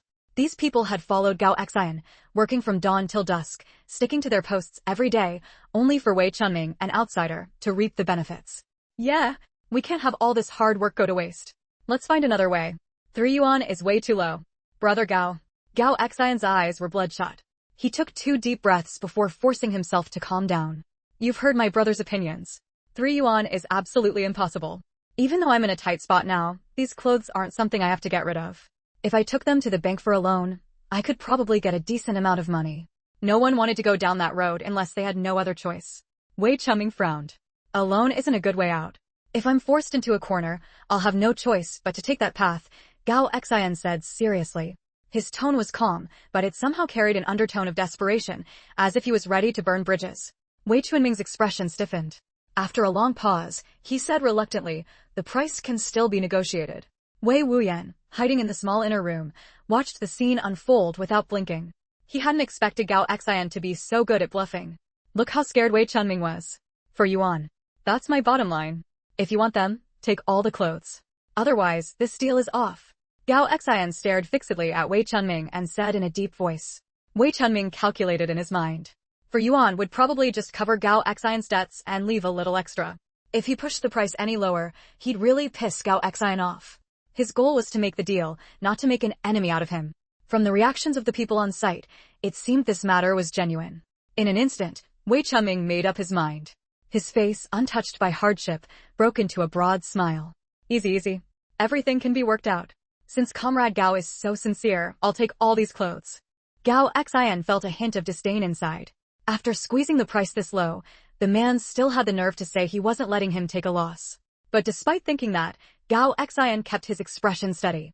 I have one condition. The payment must be settled in full at once. Wei Chunming frowned. Paying the full amount up front meant he'd have to come up with 120,000 yuan. In this day and age, who kept over 100,000 in cash at home? Of course not. Other items of equal value are fine too, but we set the price, Gao Xian said, his eyes glinting. Gold or something similar would be even better, those were hard currency. Brother Wei had said to make Wei Chunming empty out everything he had. Wei Chunming snorted coldly. This was practically treating him like a fool. If they set the price, he might as well just take the goods and exchange them for cash himself. Tomorrow. We'll do a hand-to-hand exchange here, cash for goods, Gao Xian said, catching Wei Wuyan's signal, and set a time with Wei Chunming. I don't want to rush either, but the final payment on my end is due. If I don't pay up soon, I'm afraid I'll be in serious trouble. Director Wei, please bear with me. His tone was polite, but it left no room for argument. Fine then. Wait for my good news. Wei Chunming agreed reluctantly. Nice one, Gao Xian. Well done. That act of yours almost fooled me too, Wei Wuyan said happily as he came out after seeing Wei Chunming leave. Gao Xian shook his head shyly, looking like a gentle lamb. I still have to thank the brothers for helping me put on the show. Seeing such a tall, big guy acting all bashful like a young bride made Wei Wuyan's teeth ache. Tisk, tsk, tsk. Of course. Everyone did their part. Once this is done, every brother will get a reward. As soon as Wei Wuyan said this, the atmosphere in the room immediately heated up. After all, who wouldn't be happy following a generous boss? Meanwhile, once Wei Chunming stepped outside, he could no longer hide the joy on his face. Once this deal was done, he would convert all the profits into gold. Over the past couple of days, Li Shuqing had been feeling restless, as if something big was about to happen. Especially with Wei Chunming and his son Wei Baoshan acting so secretive, she had no idea what they were up to. But the more they acted that way, the more Li Shuqing's heart itched like a cat scratching at it. That night, Wei Chunming lit a plate of sandalwood incense by the bedside. The fragrant smoke slowly filled the bedroom, light and refreshing. Before long, Li Shuqing felt drowsy, her eyes too heavy to keep open. Wei Chunming called out to her twice. Li Shuqing's eyes were shut tight, sound asleep. Once he was sure she was completely out, he tiptoed out of bed. It had to be said, these two were truly a matched pair, even using the same tricks on each other. In the back garden, two dark figures were busy digging a hole, their shovels working with a soft thud. In the silent night, the sound of the spade cutting into the earth made the atmosphere especially eerie and unsettling. Wei Baoshan panted heavily, wiping the sweat off his face. Dad, are you sure you didn't remember wrong? We've been digging for ages and haven't found anything. Could someone have dug it up? Wei Chunming's face darkened at that. He snapped, you useless brat, if you don't know how to talk, then shut up. Your old man isn't that old yet. How could I forget something I buried with my own hands? Looking at Wei Baoshan's greasy belly and pudgy face, Wei Chunming felt a rare wave of disgust. If his eldest son were still around, he definitely wouldn't be this worn out after just a few shovelfuls of dirt. During the day, two familiar aunties came to the Wei house to cook and clean, and Wei Chunming paid them regularly. Of course, this was done privately. They went home at night, which was why the Wei father and son could dig around in the garden so freely now. With a crisp clink, a small iron chest gradually revealed itself. Dad, did we find it? Hey, you really didn't remember wrong. Wei Baoshan said, jumping for joy. In a good mood, he asked casually, what's the valuable thing inside? Wei Chunming wiped the dirt off the surface of the iron chest, exposing its shiny metal exterior to the air. This chest had been buried for about 10 years. Back then, Wei Chunming had hidden it himself, telling no one. Chapter 533, Wei Chunming thought he was a genius. They're all things left by our ancestors. These days, if you run into someone who knows their worth, they're valuable. If you run into someone who doesn't, they're just a pile of junk. Wei Chunming sighed. If he hadn't been clever back then and hidden some things in advance, the Wei family's life wouldn't be so comfortable now. Over the years, he had gradually taken out quite a few items to exchange for money, and there wasn't much left. But if this deal went through, he wouldn't have to worry about the Wei family's livelihood anymore. At that time, the average monthly income per person was at most a dozen or so yuan. In the eyes of the vast majority, 5 or 600,000 yuan was enough to squander for several lifetimes without running out. Hurry up and open it so I can take a look. Wei Baoshan said impatiently. His mother hadn't been wrong after all. His father really had hidden treasures privately. He was already his father's only son, and these things would be his sooner or later. He really didn't understand what the point was in keeping them from him. He had thought his father would let him see, but instead, he just glanced at him, then hugged the box to his chest without any sign of opening it. Wei Chunming shook the dirt off the box. These things can't be exposed to the light, and you're not experienced yet. Knowing too much isn't good. Oh. Although Wei Baoshan obediently replied, his greasy face showed reluctance. Wei Baoshan had grown up in the shadow of his elder brother, and to be honest, he was insecure. His elder brother was not only outstanding in appearance, but also exceptional in knowledge. Anyone would say he was destined to be a talent. Even Wei Wuyan, who only knew how to eat, drink, and have fun, would be praised by others for having a pure heart. Only Wei Baoshan had been fat since childhood and wasn't good-looking. Others would cast contemptuous glances at him and secretly mock him for being an illegitimate child, inferior in every way. Fortunately, now that one of the Wei brothers was dead and the other was in grave danger, Wei Chunming only had him as his son. Wei Baoshan had thought everything in the family would be his alone. But now, when it came to matters about the family's assets, his father was unwilling to tell him, his only son. Could it be that Wei Chunming still intended to leave these things to Wei Wuyan? The fat on Wei Baoshan's face squeezed together, looking somewhat sullen. However, Wei Chunming, lost in his own thoughts, didn't notice this. In fact, Wei Chunming had other reasons for not wanting to open the box for Wei Baoshan to see. Wei Baoshan had a restless temperament. If he found out about the family's possessions and accidentally let something slip outside, wouldn't it bring disaster to the family? As for Wei Baoshan's guess that he wanted to leave things to Wei Wuyan, that was pure fantasy. Wei Chunming knew full well that Wei Wuyan must hate him to the core. So why would he leave his property to a son who hated him? Baoshan, you've worked hard. Once this matter is settled, your allowance will go back to what it was. This time, I won't force you to work at the factory either. Wei Chunming said cheerfully to himself. His thinking was simple. Before, he had made Wei Baoshan work at the factory because he worried that after he retired or died, Wei Baoshan wouldn't be able to support himself. But soon, the Wei family would have a huge sum of money, almost enough to last several lifetimes. Even if Wei Baoshan did nothing all day, it wouldn't matter. Father and son, one was planning for his son, the other harboring ulterior motives. Early the next morning, Wei Chunming hurriedly left home clutching his small iron box. After Li Shuqing woke up, she muttered a couple of words about sleeping soundly last night. She felt the spot beside the bed, It had long been cold. Is the factory really busy now? Why leave so early? You say you've landed a big order? Guo Jiangwen, the director of the Shanghai garment factory, raised an eyebrow at the man before him. It wasn't that he didn't believe him, but Wei Chunming was basically dead weight at the factory. If it weren't for the fact that his eldest son, Wei Xingji, had passed away and that the factory itself had originally been donated by the Wei family, he wouldn't have had the ability to sit in the deputy director's position. Things had been peaceful for the past 2 years, and now he suddenly came claiming to have landed a big order. Wei Chunming smiled obsequiously, but inwardly he felt contempt. Back in the day, this factory had belonged to the Wei family. Why should he have to grovel to Guo Jiangwen, a country bumpkin? Director Guo, I wouldn't dare come and deceive you so early in the morning. It was a coincidence. A former supplier of our Wei family suddenly contacted me. He has a batch of fashionable clothes from the coastal region, but he's not familiar with the area and couldn't find a unit to take them. So he hoped I could act as a middleman.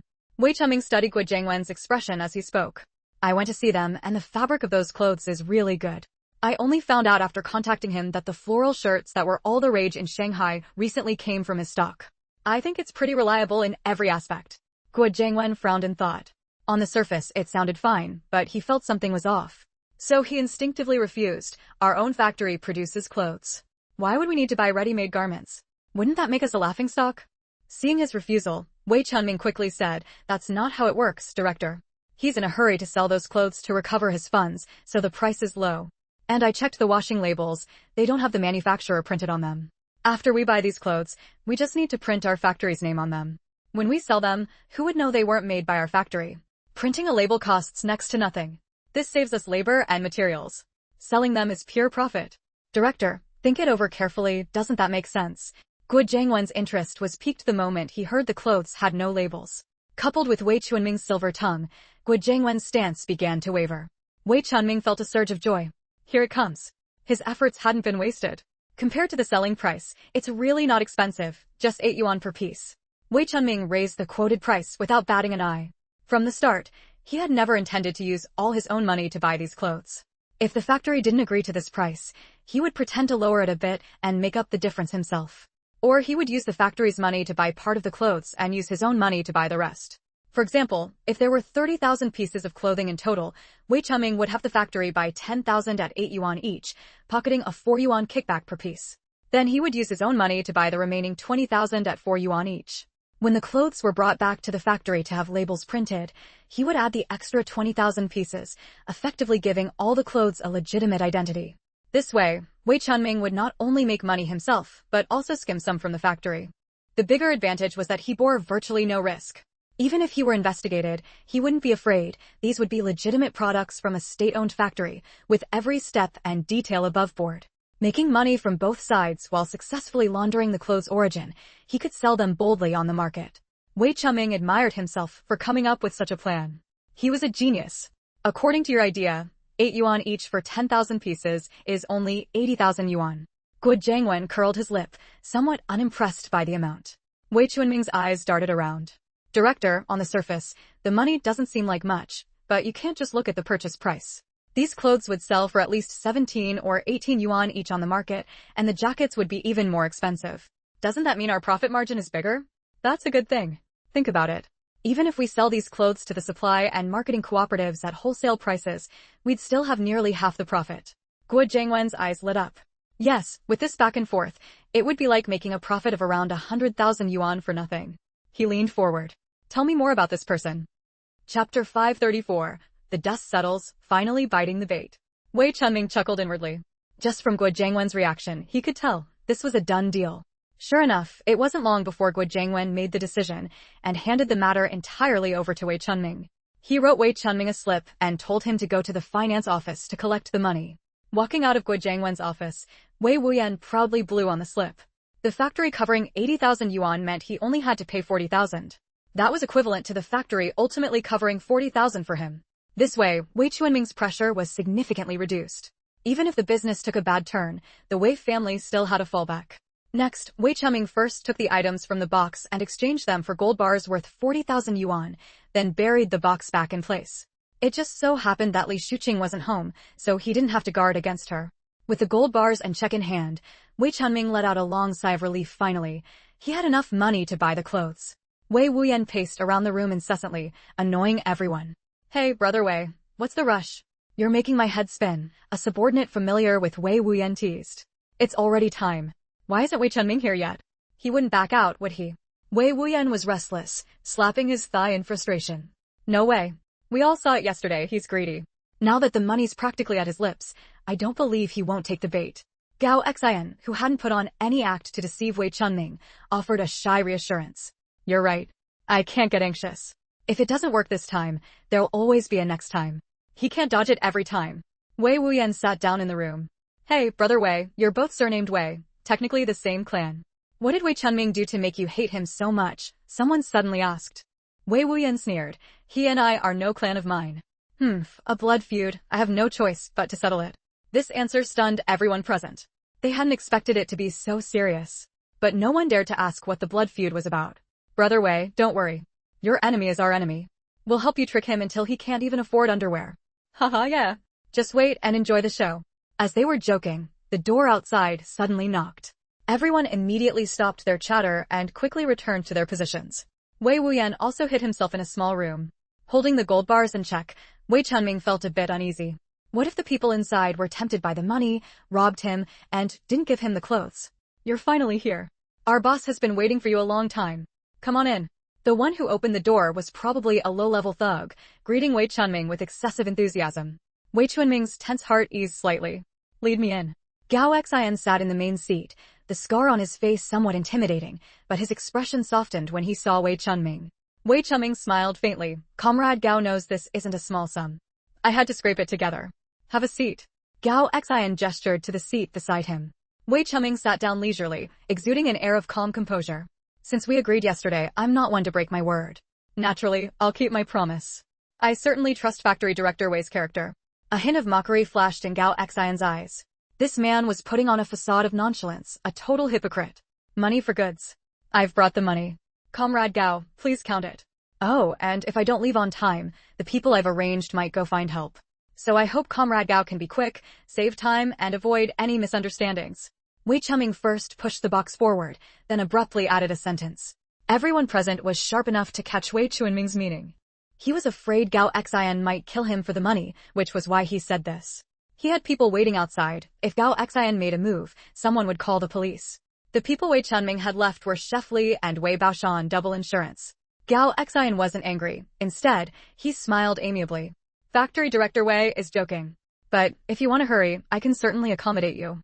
Inside the inner room, Wei Wuyan couldn't help but smile. The ones who should be hoping for speed were them. Now Wei Chunming's request played right into their hands. The gold bars and check in the box were taken out and inspected one by Gao Xian's subordinate, who subtly nodded to Gao Xian, signaling everything was fine. With the confirmation, Gao Xian's slightly furrowed brows finally relaxed, though Wei Chunming didn't notice these subtle changes. The money's fine, Factory Director Wei.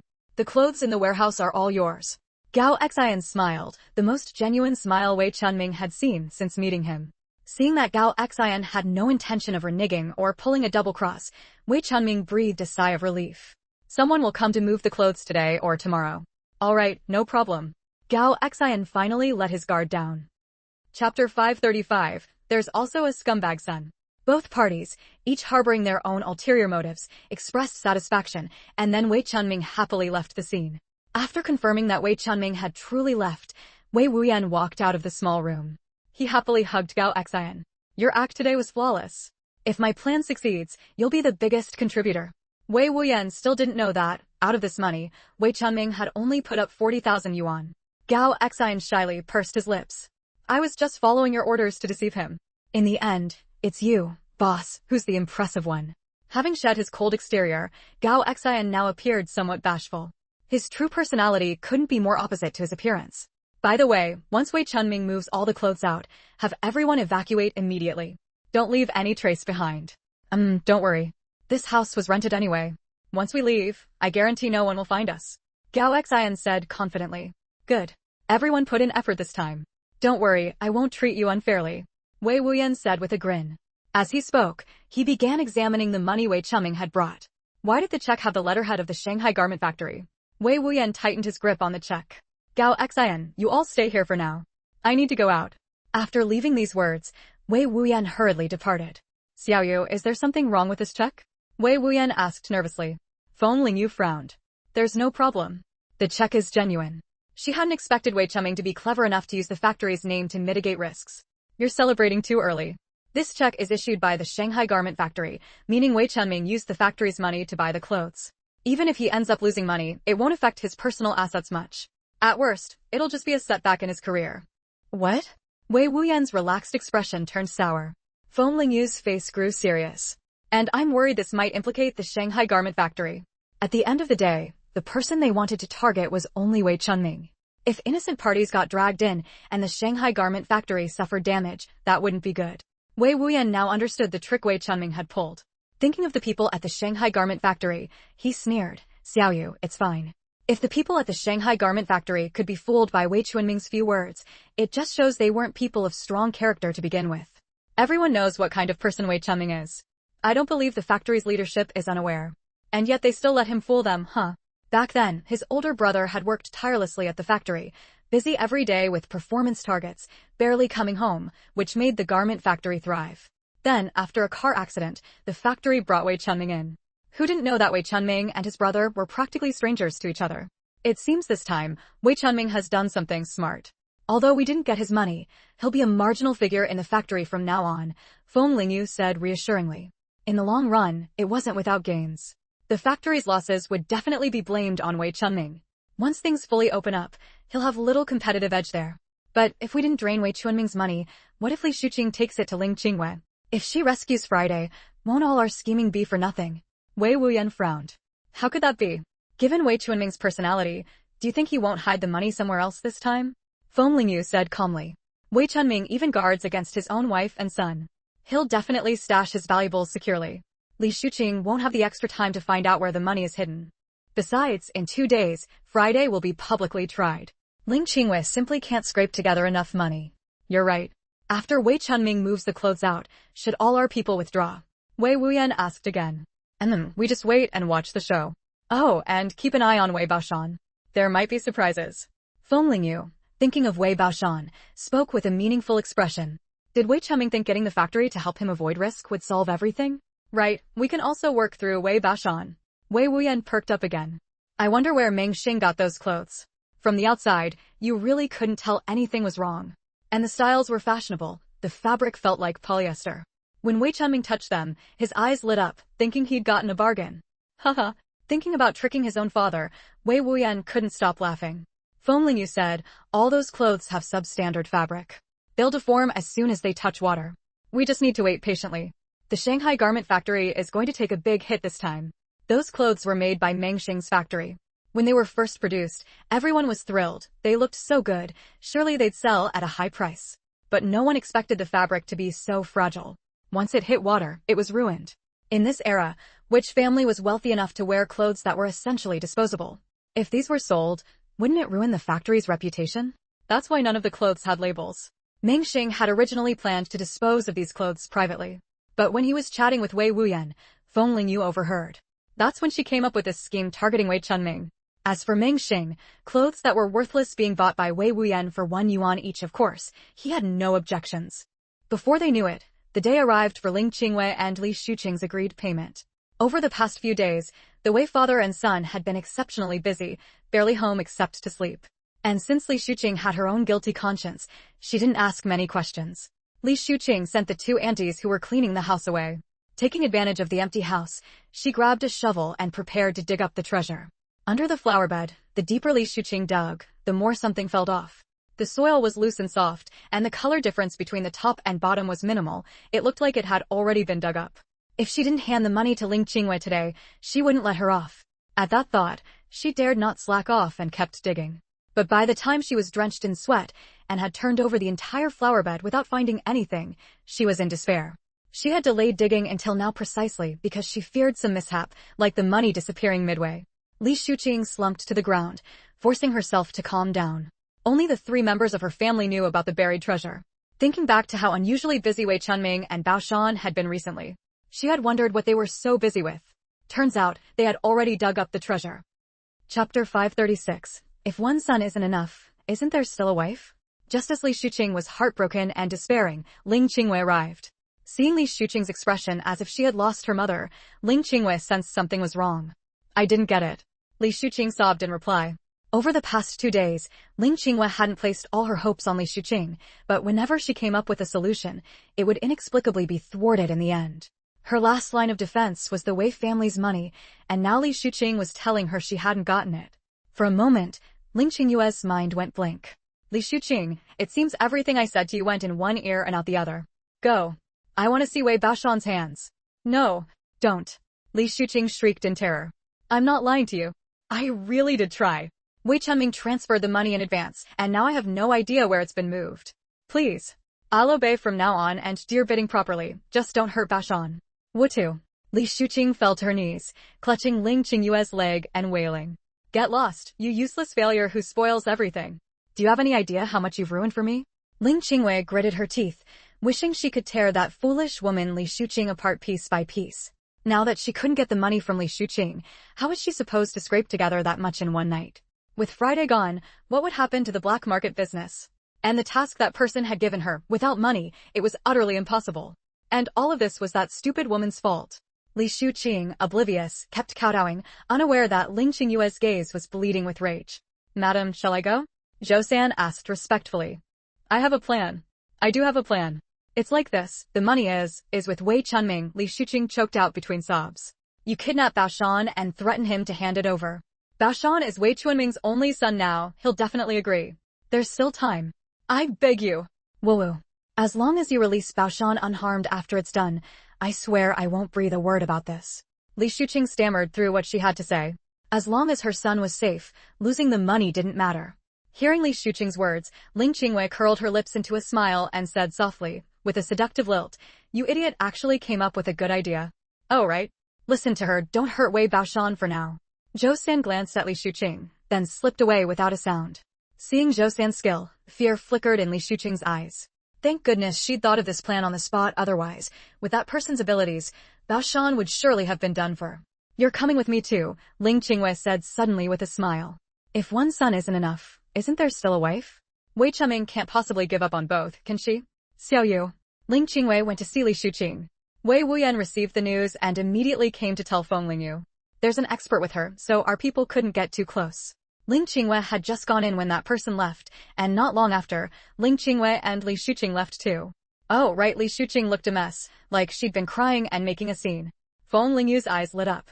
That means we guessed right. Ling Qingwei really didn't get the money from Li Shuqing. You go follow Ling Qingwei and Li Shuqing. What about Wei Baoshan? Is he still playing cards? Yeah, over in Gaoxin, where I took you last time, Wei Wuyan replied immediately. I'll go find Wei Baoshan. Don't just stand there, let's split up and act as the situation calls for it.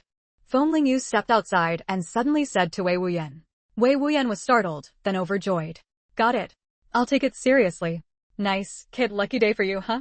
Ever since Wei Baoshan had been brought here to play once and learned mahjong, he'd been running over every day. After a few days of practice, once he felt confident enough, he got itchy and started playing himself. Over this period, he'd had wins and losses, but overall, he came out ahead. Counting it up, he'd won nearly 50 yuan in a month, more than he could earn from a regular job. Thinking about what he'd done, Wei Baoshan grinned happily. With that in mind, he lazily tossed out an 8-1. Hey, I win. Sorry, it's a pure suit, the man across from Wei Baoshan said smugly. TCH, when have I ever skimped on money? Wei Baoshan replied dismissively, full of confidence. The other three exchanged a glance and laughed. Yeah, we're just common folk, how could we compare to your generosity? Just wondering, where have you been striking it rich lately? If you've got a good lead, share it with us. Wei Baoshan rolled his eyes. You think money's that easy to make? Chapter 537, Wei Baoshan gets disciplined. How could the wealth left at home compare to what these country bumpkins had? Luckily, he was clever and secretly stole the treasure chest his father had hidden away.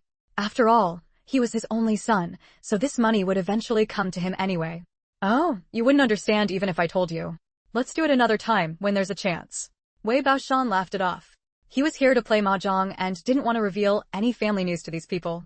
But what he didn't know was that every person here actually knew who he was. After all, Gao Xian was one of Wei Wuyan's men, and he knew all these gamblers. He had tipped them off to keep an eye on Wei Baoshan's every move. Hey, and here I thought we were brothers.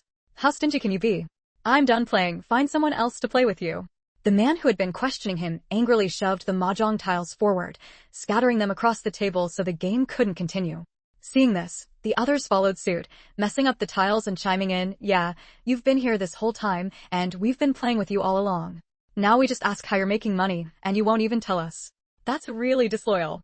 Wei Baoshan was hooked on mahjong right now, and seeing them all drop their hands, he panicked. "Hey, why did you push the tiles away? I told you, I'll bring you along later. The money I have is all from my parents. What, am I supposed to have my parents support you too?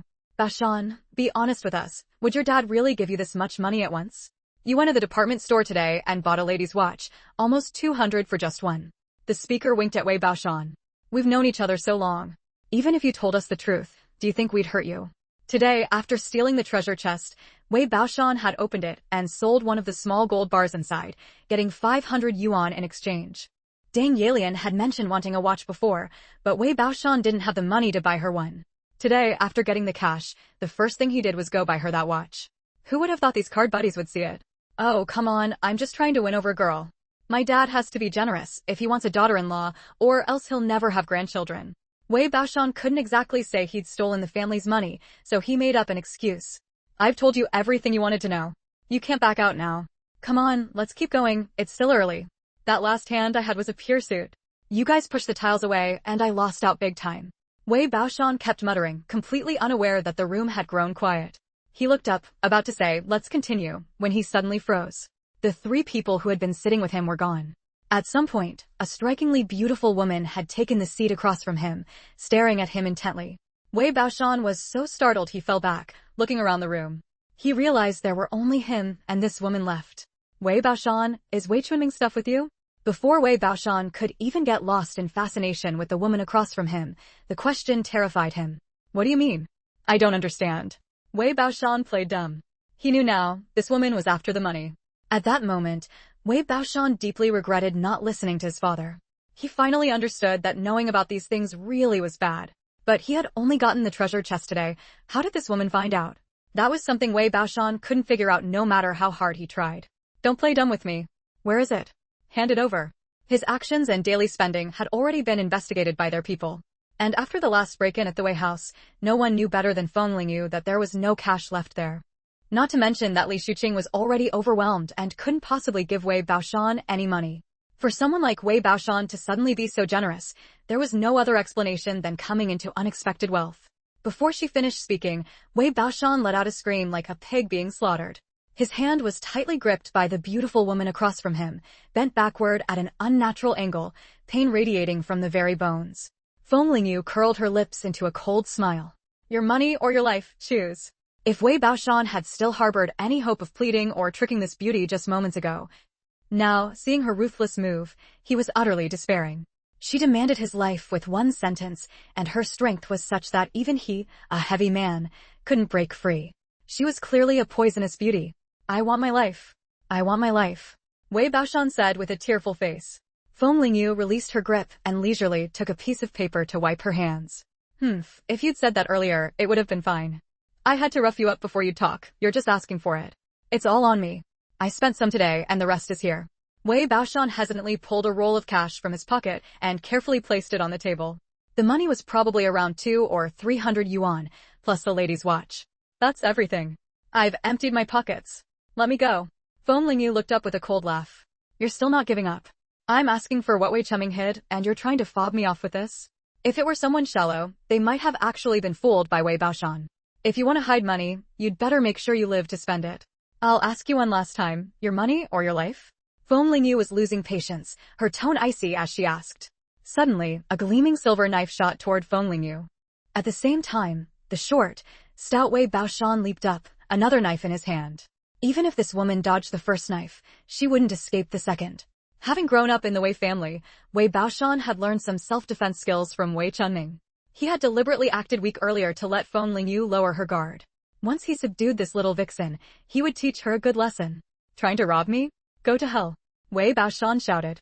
Feng Lingyu had already reacted the moment the knife was thrown. With a casual flick of her wrist, a silver needle shot from her bracelet, deflecting the knife midair. She shot Wei Baoshan a contemptuous smile. Wei Baoshan knew things were going wrong, but he was already committed and couldn't back down. He had to go all in. The next moment, he was kicked flying, arcing through the air and crashing through several tables before stopping. Wei Baoshan felt like his internal organs had been rearranged. A flash of silver, the knife he had thrown earlier was now pressed against his neck.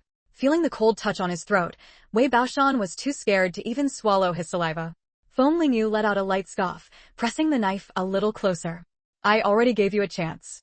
The knife pierced straight through Wei Baoshan's palm, pinning it to the ground. Wei Baoshan writhed in pain, cold sweat pouring down his face. He never expected this woman to strike without any warning. I hid it, in the house where my mom used to live. This time, Wei Baoshan didn't dare play any tricks. He was afraid that if Feng Lingyu didn't get the money, she would kill him on the spot. Take me there now. Don't try anything clever. The rivers around here are wide and deep, a few floating corpses wouldn't be unusual. Don't you think? Wei Baoshan trembled in fear again, stammering, I understand. Chapter 538. The show is about to begin. The house Wei Baoshan mentioned was where Li Shuqing used to live when she was still a mistress. Although it couldn't compare to the Western-style villa, it was still quiet and clean. You sure know how to hide things. If your mom and dad knew their son had stashed the treasure chest here, I wonder how they'd feel. After all, it was their love nest back then, TSK. They really raised quite a son.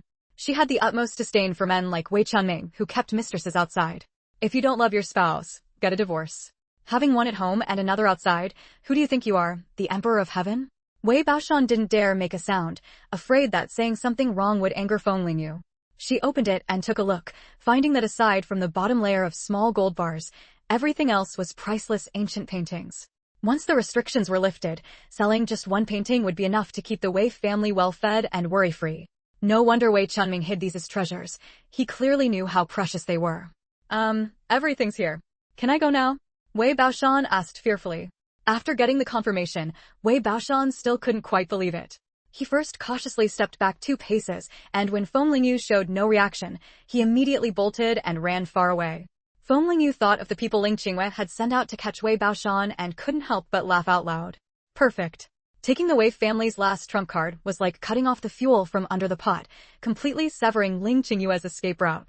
When Ling Qingwei bustled around only to find the stuff was already gone, she'd definitely be hopping mad. Just imagining that scene made Feng Lingyu find it amusing. Then it would be time to see how Li Shuqing and Ling Qingwei tore into each other. Feng Lingyu quietly slipped away, ready to find Wei Wuyan. How could she miss such an important spectacle? He followed Ling Qingwei all the way and noticed quite a few people guarding the place. Everyone who saw Ling Qingwei respectfully called her madam. He wanted to see what exactly this woman, who had done so many heinous things, was after. Before coming, Wei Wuyan had already given Gao Xian the specific address, telling him to be ready to assist at any time. He wondered how Xiaoyu was doing. Ling Qingwei was also trying to catch Wei Baoshan. What if they ran into each other? That wouldn't be good. Ling Qingwei sat on a wooden chair, looking down and pointing at Li Shuqing beside her. Tie her up. Li Shuqing's face was drained of all color from fear. She had imagined Ling Qingyue's ruthlessness beforehand. But now that she was actually here, she realized just how much power and confidence Ling Qingwei had. If Ling Qingwei wanted to kill her, she surely wouldn't leave any loose ends, would she? Li Shuqing couldn't muster any courage to resist. Like a puppet on strings, she was tied to a pillar. Ling Qingwei was very pleased with her compliance. Don't worry. If I get the money today, you and your son will be fine. Okay, I'll cooperate. Li Shuqing forced a faint smile. Why isn't Zhou back yet? Catching just one Wei Baoshan, does it take this long? After another while, with no sign of movement for a long time, Ling Qingwei grew anxious. She didn't know that Wei Baoshan had been intercepted by Feng Lingyu midway, so Zhou hadn't found Wei Baoshan at all, and had ended up going back to the Wei residence to wait. Luckily, Wei Baoshan was foolish. After being scared out of his wits by Feng Lingyu, he didn't dare stay outside anymore, terrified of running into more trouble. He only wanted to go home to find his parents. He scrambled back home in a panic, but the moment he stepped through the door, before he could even call out Mom, a shadow descended from above and knocked him out cold and clean. In the second before he passed out, Wei Baoshan thought in despair. I just escaped, haven't even caught my breath, and now I'm getting caught again. Funny enough, Wei Baoshan had only stolen the treasure chest this morning and hadn't even started spending yet when Feng Lingyu took the box. Now Ling Qingwei, who was after him, was also after the contents of the chest. Zhou and his men hid Wei Baoshan in a scrap-collecting cart and pushed him all the way back. Ling Qingwei nodded in satisfaction, speaking with haughty pride. Well done. Take him and lock him up with Li Shuqing. For now, only Li Shuqing knew Ling Qingyue's true face, and Ling Qingwei herself didn't want to be exposed yet. Li Shuqing had been tied up with vacant eyes until Wei Baoshan was carried in like a dead pig, only then did her eyes regain some life. Ling Qingwei slowly curled her lips. Now we just wait for Wei Chunming. Chapter 539. Wei Chunming collapses. Li Shuqing wanted to rush over and help her son up, but her hands were tied, leaving her completely unable to move. The wound on Wei Baoshan's hand caught her attention. Her pupils contracted sharply. Didn't they say not to hurt him? Why don't they keep their word? Ling Qingwei also saw the wound, which was still bleeding profusely. She frowned and looked at Wednesday. What's going on? Wednesday quickly explained. When I found him, he was already injured. I don't know who did it. After speaking, she looked at the crying Li Shuqing. Stop crying. He must have gotten himself into other trouble. If my people had done it, they would have admitted it. Li Shuqing swallowed her resentment and murmured in agreement. These were all Ling Qingyue's people. Couldn't they easily lie to her if they wanted to? As long as you can help me fool Wei Chunming and get the items, I promise you and your son will leave safely. But if you try any tricks... Ling Qingyue smiled sinisterly. I can't guarantee your safety. All right, I'll cooperate. Li Shuqing quickly agreed. On the other side, Feng Lingyu learned from Gao Xian about the abandoned factory where Wei Wuyan was located and was rushing over without stopping. Wei Chunming had been feeling proud and elated these past 2 days. Everyone in the garment factory knew he had brought back a large batch of clothes, reportedly set to earn the factory a significant amount of money. Because he was entirely focused on the garment factory's affairs, he had no time to pay attention to his wife and son at home. As a result, he was still unaware of the huge mess the two of them had created. A mess that would plunge his entire family into an irreversible disaster.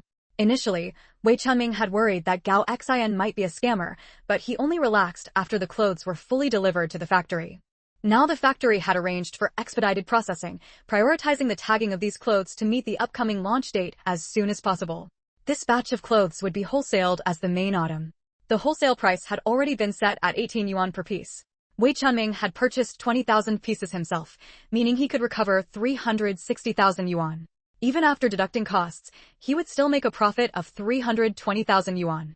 Not to mention the money, but through this matter, he would also gain a voice in the factory. Unlike before, when he was just a figurehead in the factory with no real power. Just thinking about the life ahead, Wei Chunming couldn't help but feel overjoyed. It was worth taking such a big risk this time, going all the way to the black market to cooperate. While Wei Chunming was busy inspecting the workshop, the security guard suddenly handed him a note, saying someone was looking for him. Send them away. I'm busy right now. I don't have time to deal with those people. Wei Chunming was completely absorbed in the clothes and had no mood for such trivial matters, so he said impatiently. The security guard pursed his lips. He still had the cigarettes someone had given him in his pocket, so he had to pass along the message. That person said if you wouldn't come out, to give you this. The security guard took a small pocket watch from his pocket and handed it over. Security guard, it's this watch. That person knows you pretty well, Factory Director Wei. Is he one of your relatives? This was the pocket watch Baoshan always carried with him, containing a family photo of all of them. Wei Chunming's heart sank. Something must have happened to Baoshan. Don't slack off. This is an urgent task for the factory. There must be no delays. If we can't deliver on time, everyone here will be held responsible. Before leaving, Wei Chunming instructed the workers in the workshop. With that, he hurriedly left. I'll go check it out. After Wei Chunming left, the workers, who had been diligently working, all sneered disdainfully. Look at how arrogant he is. He's only been in charge for a few days, and he's already acting like this. Pfft. Yeah, we only put up with him because of his eldest son. Otherwise, who would care who he is?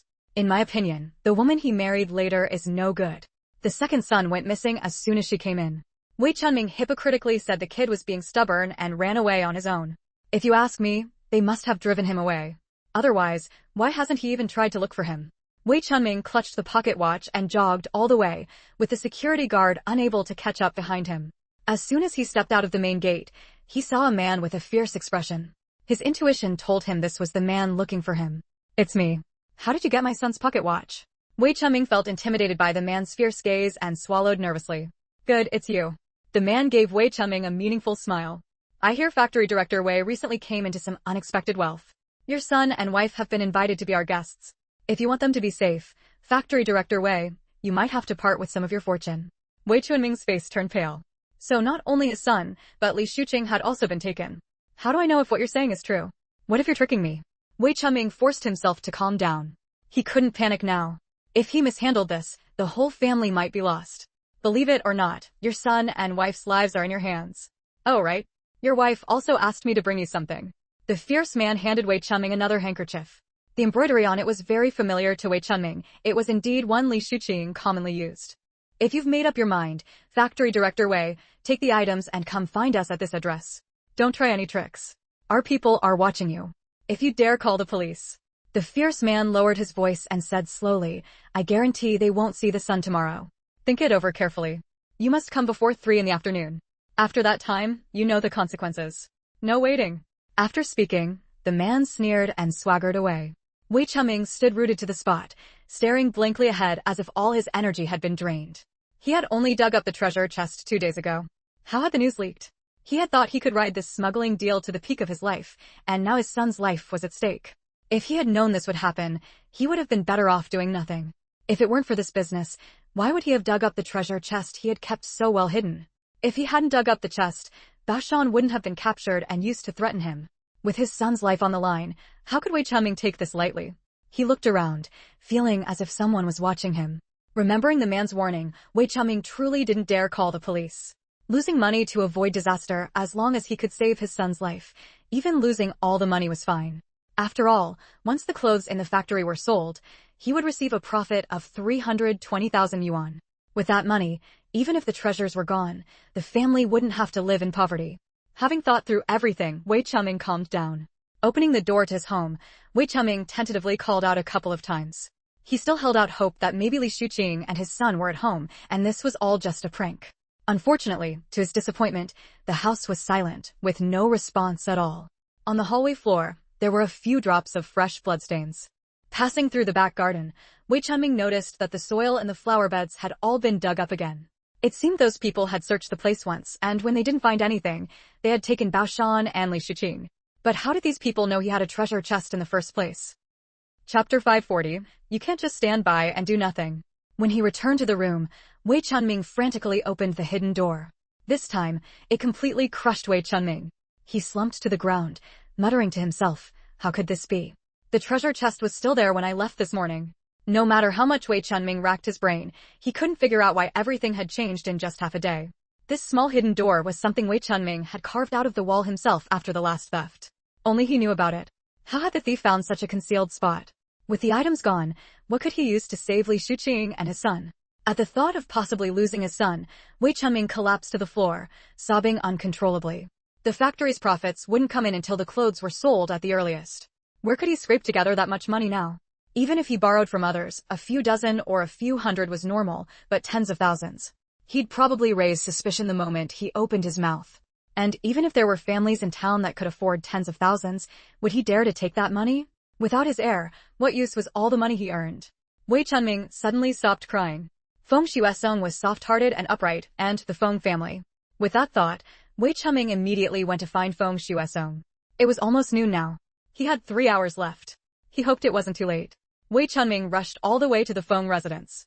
The moment he stepped inside, he wailed, Xuesong. You have to save me. Feng Xuesong, wearing silver-rimmed glasses, was sitting elegantly on the sofa reading a newspaper. Hearing Wei Chunming's voice, he frowned. Wei Chunming, and he had never been on good terms, maintaining only a surface-level peace. They rarely interacted privately. What did he want now? Xuesong. Thank goodness you're home. Wei Chunming's eyes lit up. What are you doing here? Feng Xuesong looked at him coldly. Wei Chunming couldn't afford to be angry now. Circumstances forced him to bow his head and beg. Xuesong, Baoshan and Shuqing have been kidnapped. The kidnappers threaten me for money, or they'll kill them. My things were just stolen and you know. I'm at my wit's end. In Shanghai, you're the only one who can help me.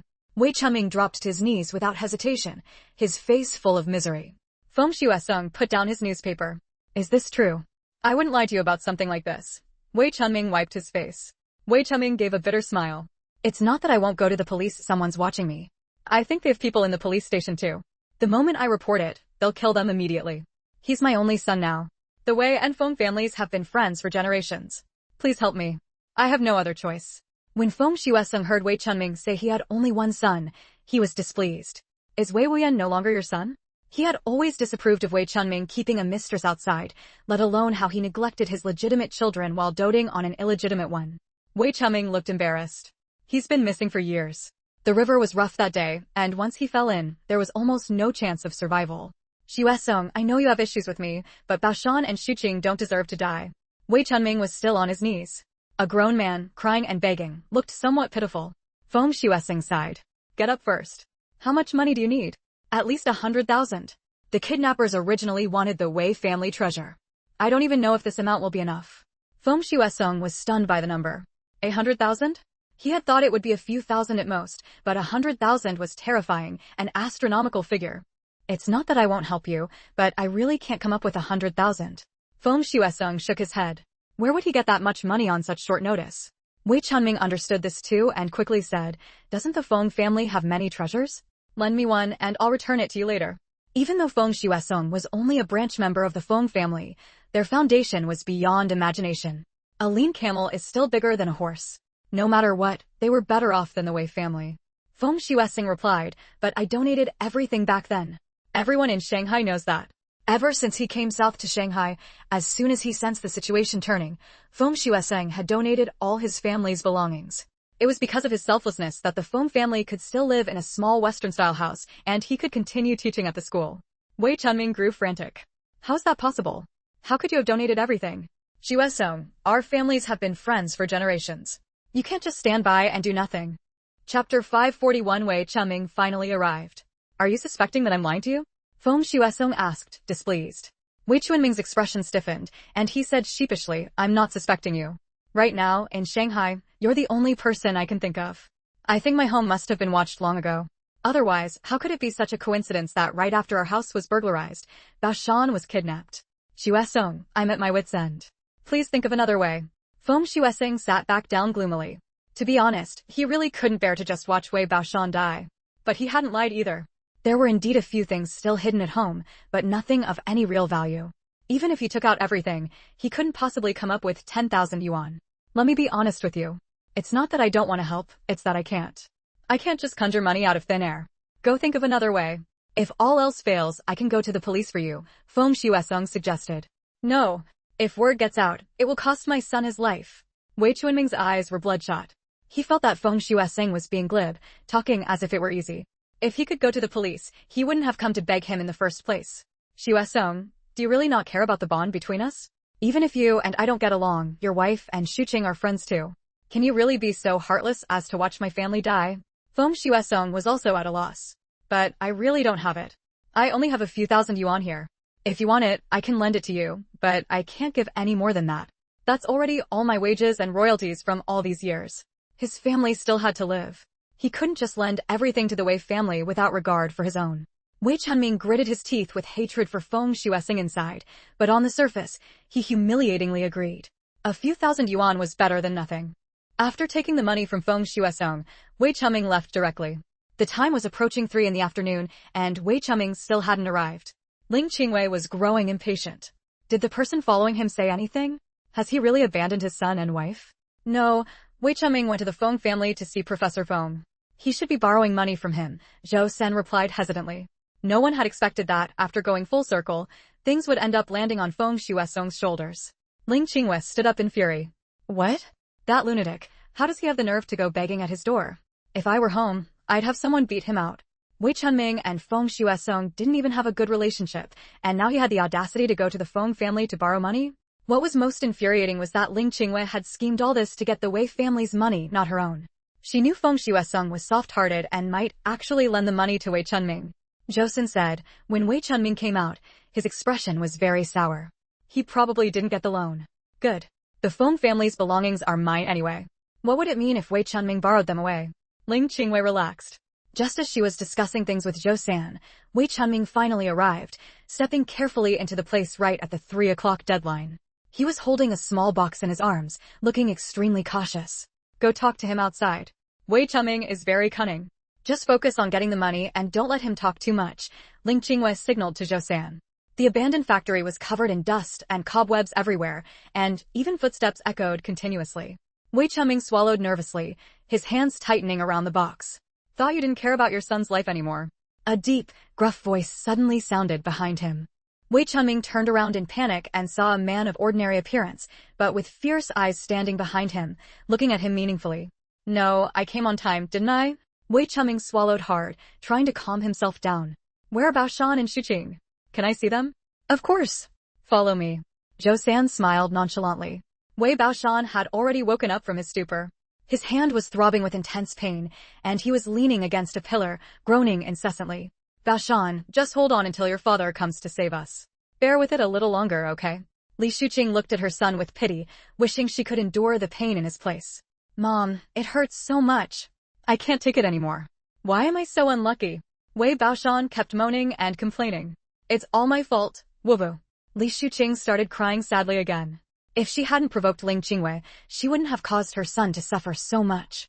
This mother and son had been putting on a show all day, and they weren't even tired. Li Shuqing was still shedding tears when she heard a familiar call. She looked up with tear-filled eyes. Chunming, you're finally here. If you hadn't come, your son and I would have been dead. When Wei Chunming heard that his son was injured, he didn't care about Li Shuqing anymore and rushed over to his son. Dad, hurry up and get me and Mom out of here. If I don't get to the hospital, my hand will be ruined. How could you lay a hand on him? Didn't I come here as you told me to? Zhou San couldn't be bothered to explain that it wasn't them who did it. You've seen them. Now hand over what we want.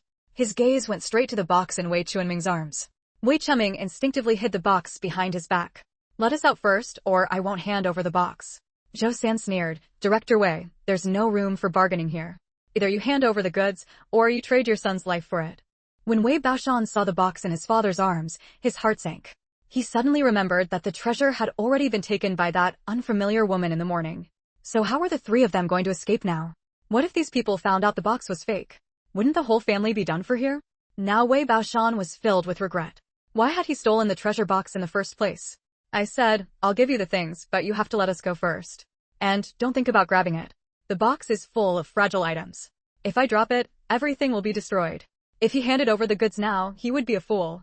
With no one to turn to here and no way out, without the bargaining chip in his hands, wouldn't he be at their mercy? Zhou San squinted his eyes.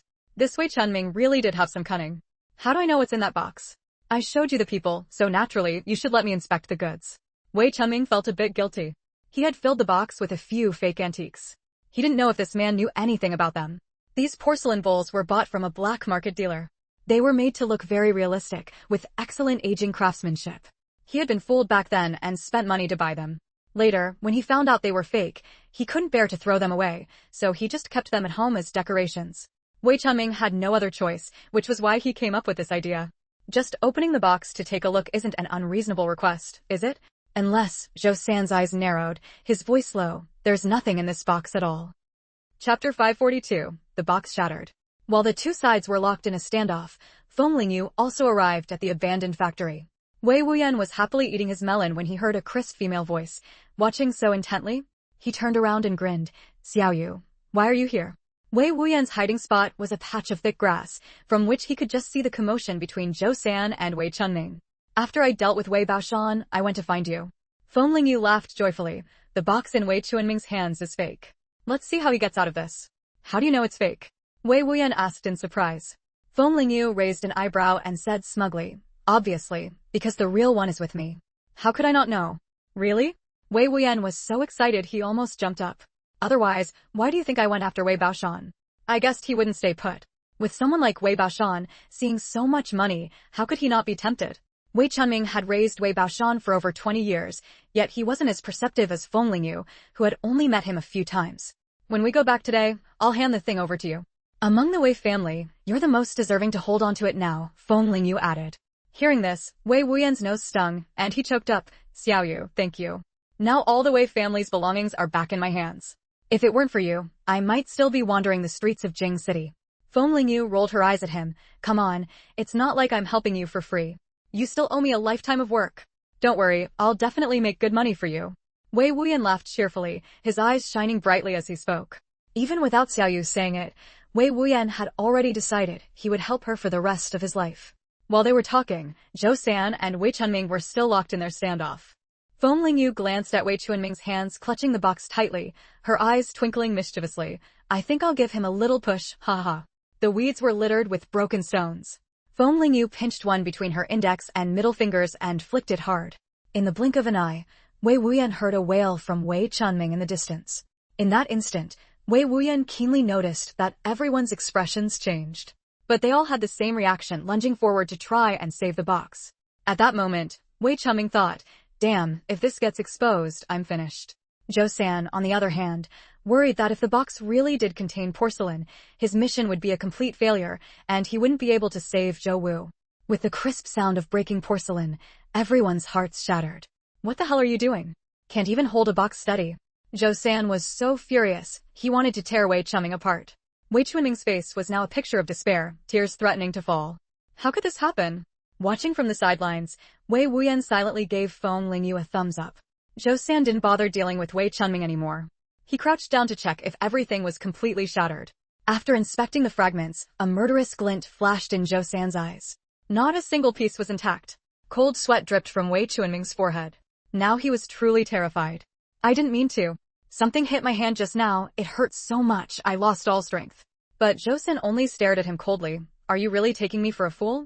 Wei Chunming's lips trembled, and he stood there dazed, his mind blank. It was all smashed to pieces, how could he tell they were all fake? Li Shuqing had been too scared to speak until now, but upon hearing the things were fake, she completely broke down. How can they be fake? My sons and my life are still in their hands. No one knew better than him that his father currently had nothing to offer. If he told the truth, he feared not only his father, but even his mother might abandon him. Boss, I didn't mean to deceive you. The thing you want has been stolen. Could you give me a little more time? I'll definitely scrape together the money, Wei Chunming stammered. Stolen again? That excuse gets old fast, Director Wei. I'm telling the truth. Wei Chunming's heart ached. Go cut off Wei Baoshan's right hand. Zhou San ignored him and ordered his men directly. Yes! The henchman smirked and slowly approached Wei Baoshan. Wei Baoshan screamed in terror, Dad! Dad! Save me! Don't cut off my hand! Please! It's not my fault. Wei Chunming and Li Shuqing were both terrified. No. I really didn't refuse to give it, I just can't produce it. The treasure box was really stolen. It was really stolen. Li Shuqing also shrieked, No. Wei Chunming, hand over the thing. Is it more important than your son's life? Chapter 543, Wei Chunming, that sneaky bastard. I told you I don't have it. Wei Chunming was losing his mind. Don't touch him, I have an idea. I have an idea. Wei Chunming had a sudden inspiration. The Feng family in Shanghai. The Feng family used to be very famous, much richer than our family. If you go after them, you'll definitely get money. I'm very close to Feng Shuesong, I can help you. Please, just spare my family. Li Shuqing, who knew the truth, thought. For heaven's sake, stop talking. Feng Lingyu and Wei Wuyan, hiding in the bushes, laughed. Haha, what a sneaky bastard. Wei Chunming, oblivious to this, kept rambling. Coming after our family is pointless. Go after them instead. The Feng family's assets must be huge. Enough, cut the crap. Hand over the stuff now. Zhou San interrupted him. This Wei Chunming was truly shameless, utterly devoid of decency. Just earlier, when he went to beg Feng Shuesong for help, he was blubbering and crying, putting on quite a show.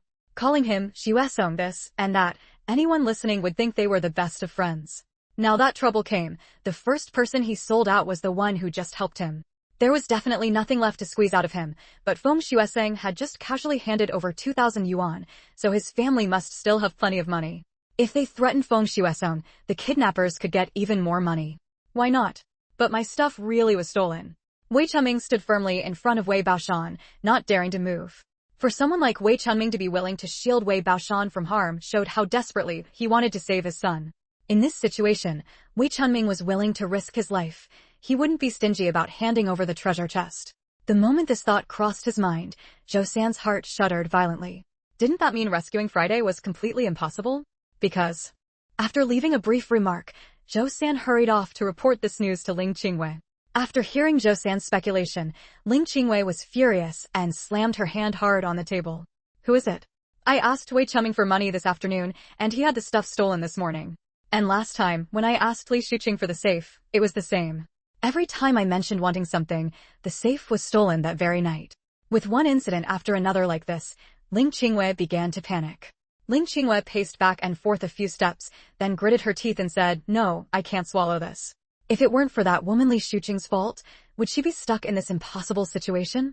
Letting her family go, letting them continue living comfortably, while she herself had to bear huge losses. Don't you still hold leverage over that woman? Let them go for now.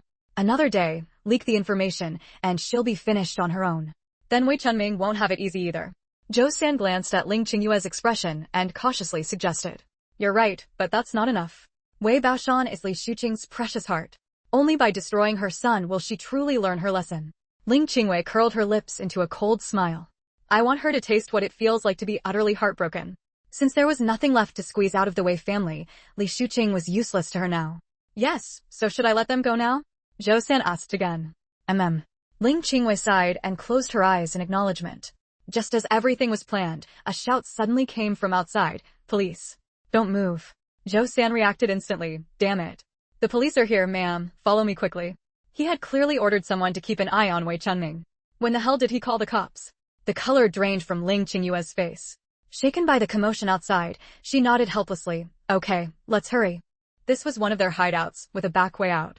The 3 members of the Wei family were also terrified by the situation, scrambling in panic. Until they realized the arrivals were police, Wei Chunming's eyes darted, and he ran out crying, "Officers, you're finally here. Thank you so much. If you'd been a step later, our whole family's lives would have been lost here." The young officer in charge eyed Wei Chunming suspiciously, pointing his gun. "Get over there and squat down. Is it your turn to talk now?" Wei Chunming shrank back, stepping away in fear, and went back to squat down. He had just wanted to cozy up. Besides, his family weren't criminals, they were victims. Li Shuqing couldn't quite describe what she was feeling now. Wasn't this a setup orchestrated with Ling Qingwei? Did this mean Ling Qingwei would never be able to threaten her again? Li Shuqing squatted there with her head down, her eyes burning with intensity. Wei Baoshan was also overwhelmed with mixed emotions. He never expected the police to show up, truly. Heaven wasn't abandoning him. Everyone present looked dejected, holding their heads and squatting in 2 rows. After all, the police were well equipped, and these thugs were no match for them. As they squatted there holding their heads, their faces were especially cheerful, a stark contrast to the others. The officer taking names twitched his mouth and frowned. "What are you so happy about?" Hearing the question, Wei Chunming quickly said, "Officers, aren't you here to rescue us? My wife and son were kidnapped. The kidnappers made me bring money to ransom them." The officer paused his pen and hurried to report the situation to his superior. Soon, a dignified middle-aged man walked over. "You say you were kidnapped?" "Yes, I'm Wei Chunming, deputy director of a garment factory in Shanghai.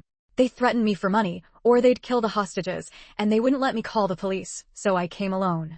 "Officers, you can verify all of this." "I wouldn't dare lie." "Take them all back to the station first," the middle-aged man said to the young officer behind him. Then he added, "Don't worry, we'll verify your story."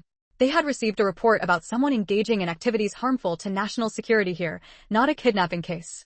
After arriving, it was clear these people had issues, and this family of 3 was especially odd. Chapter 544, The Whole Family of 3 Has Issues. Feng Lingyu clapped her hands, knocking a uniformed person to the ground. "TCH, what a national parasite." Wei Wuyan spat lightly. This person had come to tip off Ling Qingwei and her group, but was intercepted by Feng Lingyu and Wei Wuyan. Otherwise, Ling Qingwei would have long since gotten the news and fled. Of course, it was also Feng Lingyu who sent someone to call the police. Having finally found Ling Qingyue's main base, she had to make sure she suffered heavy losses. The arrest of Friday and those from the black market had already dealt a severe blow to Ling Qingwei, and now this place being completely raided only added insult to injury. "Should we go after Ling Qingwei?" Wei Wuyan asked. "No need. She's definitely long gone. Catching these people this time is already an unexpected bonus." Feng Lingyu shook her head. They wouldn't need to get involved in what came next. They just had to wait for Li Shuqing and Ling Qingwei to tear each other apart. In short, for the time being, their days would definitely be far from easy. Over on this side, Ling Qingwei, along with Wednesday and several key members, fled in panic. Damn it, why didn't the informant come earlier? I give him so much money every year, was it all for nothing? Her once neat and tidy hair was now a mess, her delicate makeup smudged, and with sweat streaming down her face, she looked utterly disheveled. He looked back anxiously. Someone must have leaked the news today, or the police wouldn't have shown up suddenly. Ling Qingwei, of course, understood the severity of the situation, but she couldn't run anymore. "Help me get back to the main street first." "Don't worry, we're not in the factory now, so they can't just arrest us arbitrarily." A flash of malice crossed Ling Qingyue's brow. If she ever found out who was behind this, she would tear that person to pieces. Wei Chunming's family of 3 was all taken back to the police station. "So you really are the deputy director of the Shanghai garment factory?" Ma Xiaoqing raised an eyebrow at Wei Chunming. "Yes, my son and wife were kidnapped. Today, I was at the factory working when someone suddenly came to me, saying I had to bring money to that factory. Otherwise, I'd regret it. Many workers at the factory saw this, and the security guard too. He was the one who delivered the message. They can all testify." Ma Xiaoqing nodded at this. "Then why didn't you call the police?" "Wei Chunming, the person who delivered the message said someone was watching me. If I dared to call the police, he would directly kill the hostages. That's my only son, I couldn't bear even the slightest risk of losing him." How would I dare to call the police? If Wei Chunming hadn't called the police, then how did the person who did call know about all this? He wanted to bring the caller in to ask for details, but the people at the station said that person had already left. Li Shuqing was initially happy to be brought to the police station, but now she had calmed down. None of these low-level thugs who were caught knew anything about Ling Qingwei. Even if they were arrested, they couldn't reveal anything useful. She herself knew, but she didn't dare to come forward and expose it. Because the leverage she had was still in Ling Qingyue's hands, and if things went wrong, she might end up in jail herself. So when the police questioned her, she just said she was arrested at home and knew nothing else. Wei Baoshan was even more innocent. He didn't dare mention the morning robbery and only said he was kidnapped on his way home. In the end, the Wei family of 3 was released that same day, while the others were charged with kidnapping and extortion. Chief, these people are clearly just small fry. Ma Xiaocheng sighed upon hearing this. But we don't have any more leads right now. Questioning them got us nothing. They just said they were paid to do the job. The 3 Weiss don't know much either. Basically, they're clueless about everything. We have no leads. Even if we sense something's off, there's no way to investigate. The young man speaking was a new recruit to the police station named Joko. He hesitated for a moment before saying, "Today at the scene, I noticed footprints from high heels, suggesting a woman was present. I checked Li Shuqing, and she wasn't wearing high heels today." So you're saying the mastermind might be a woman? Ma Xiaocheng asked. Or at least that this woman holds a high status.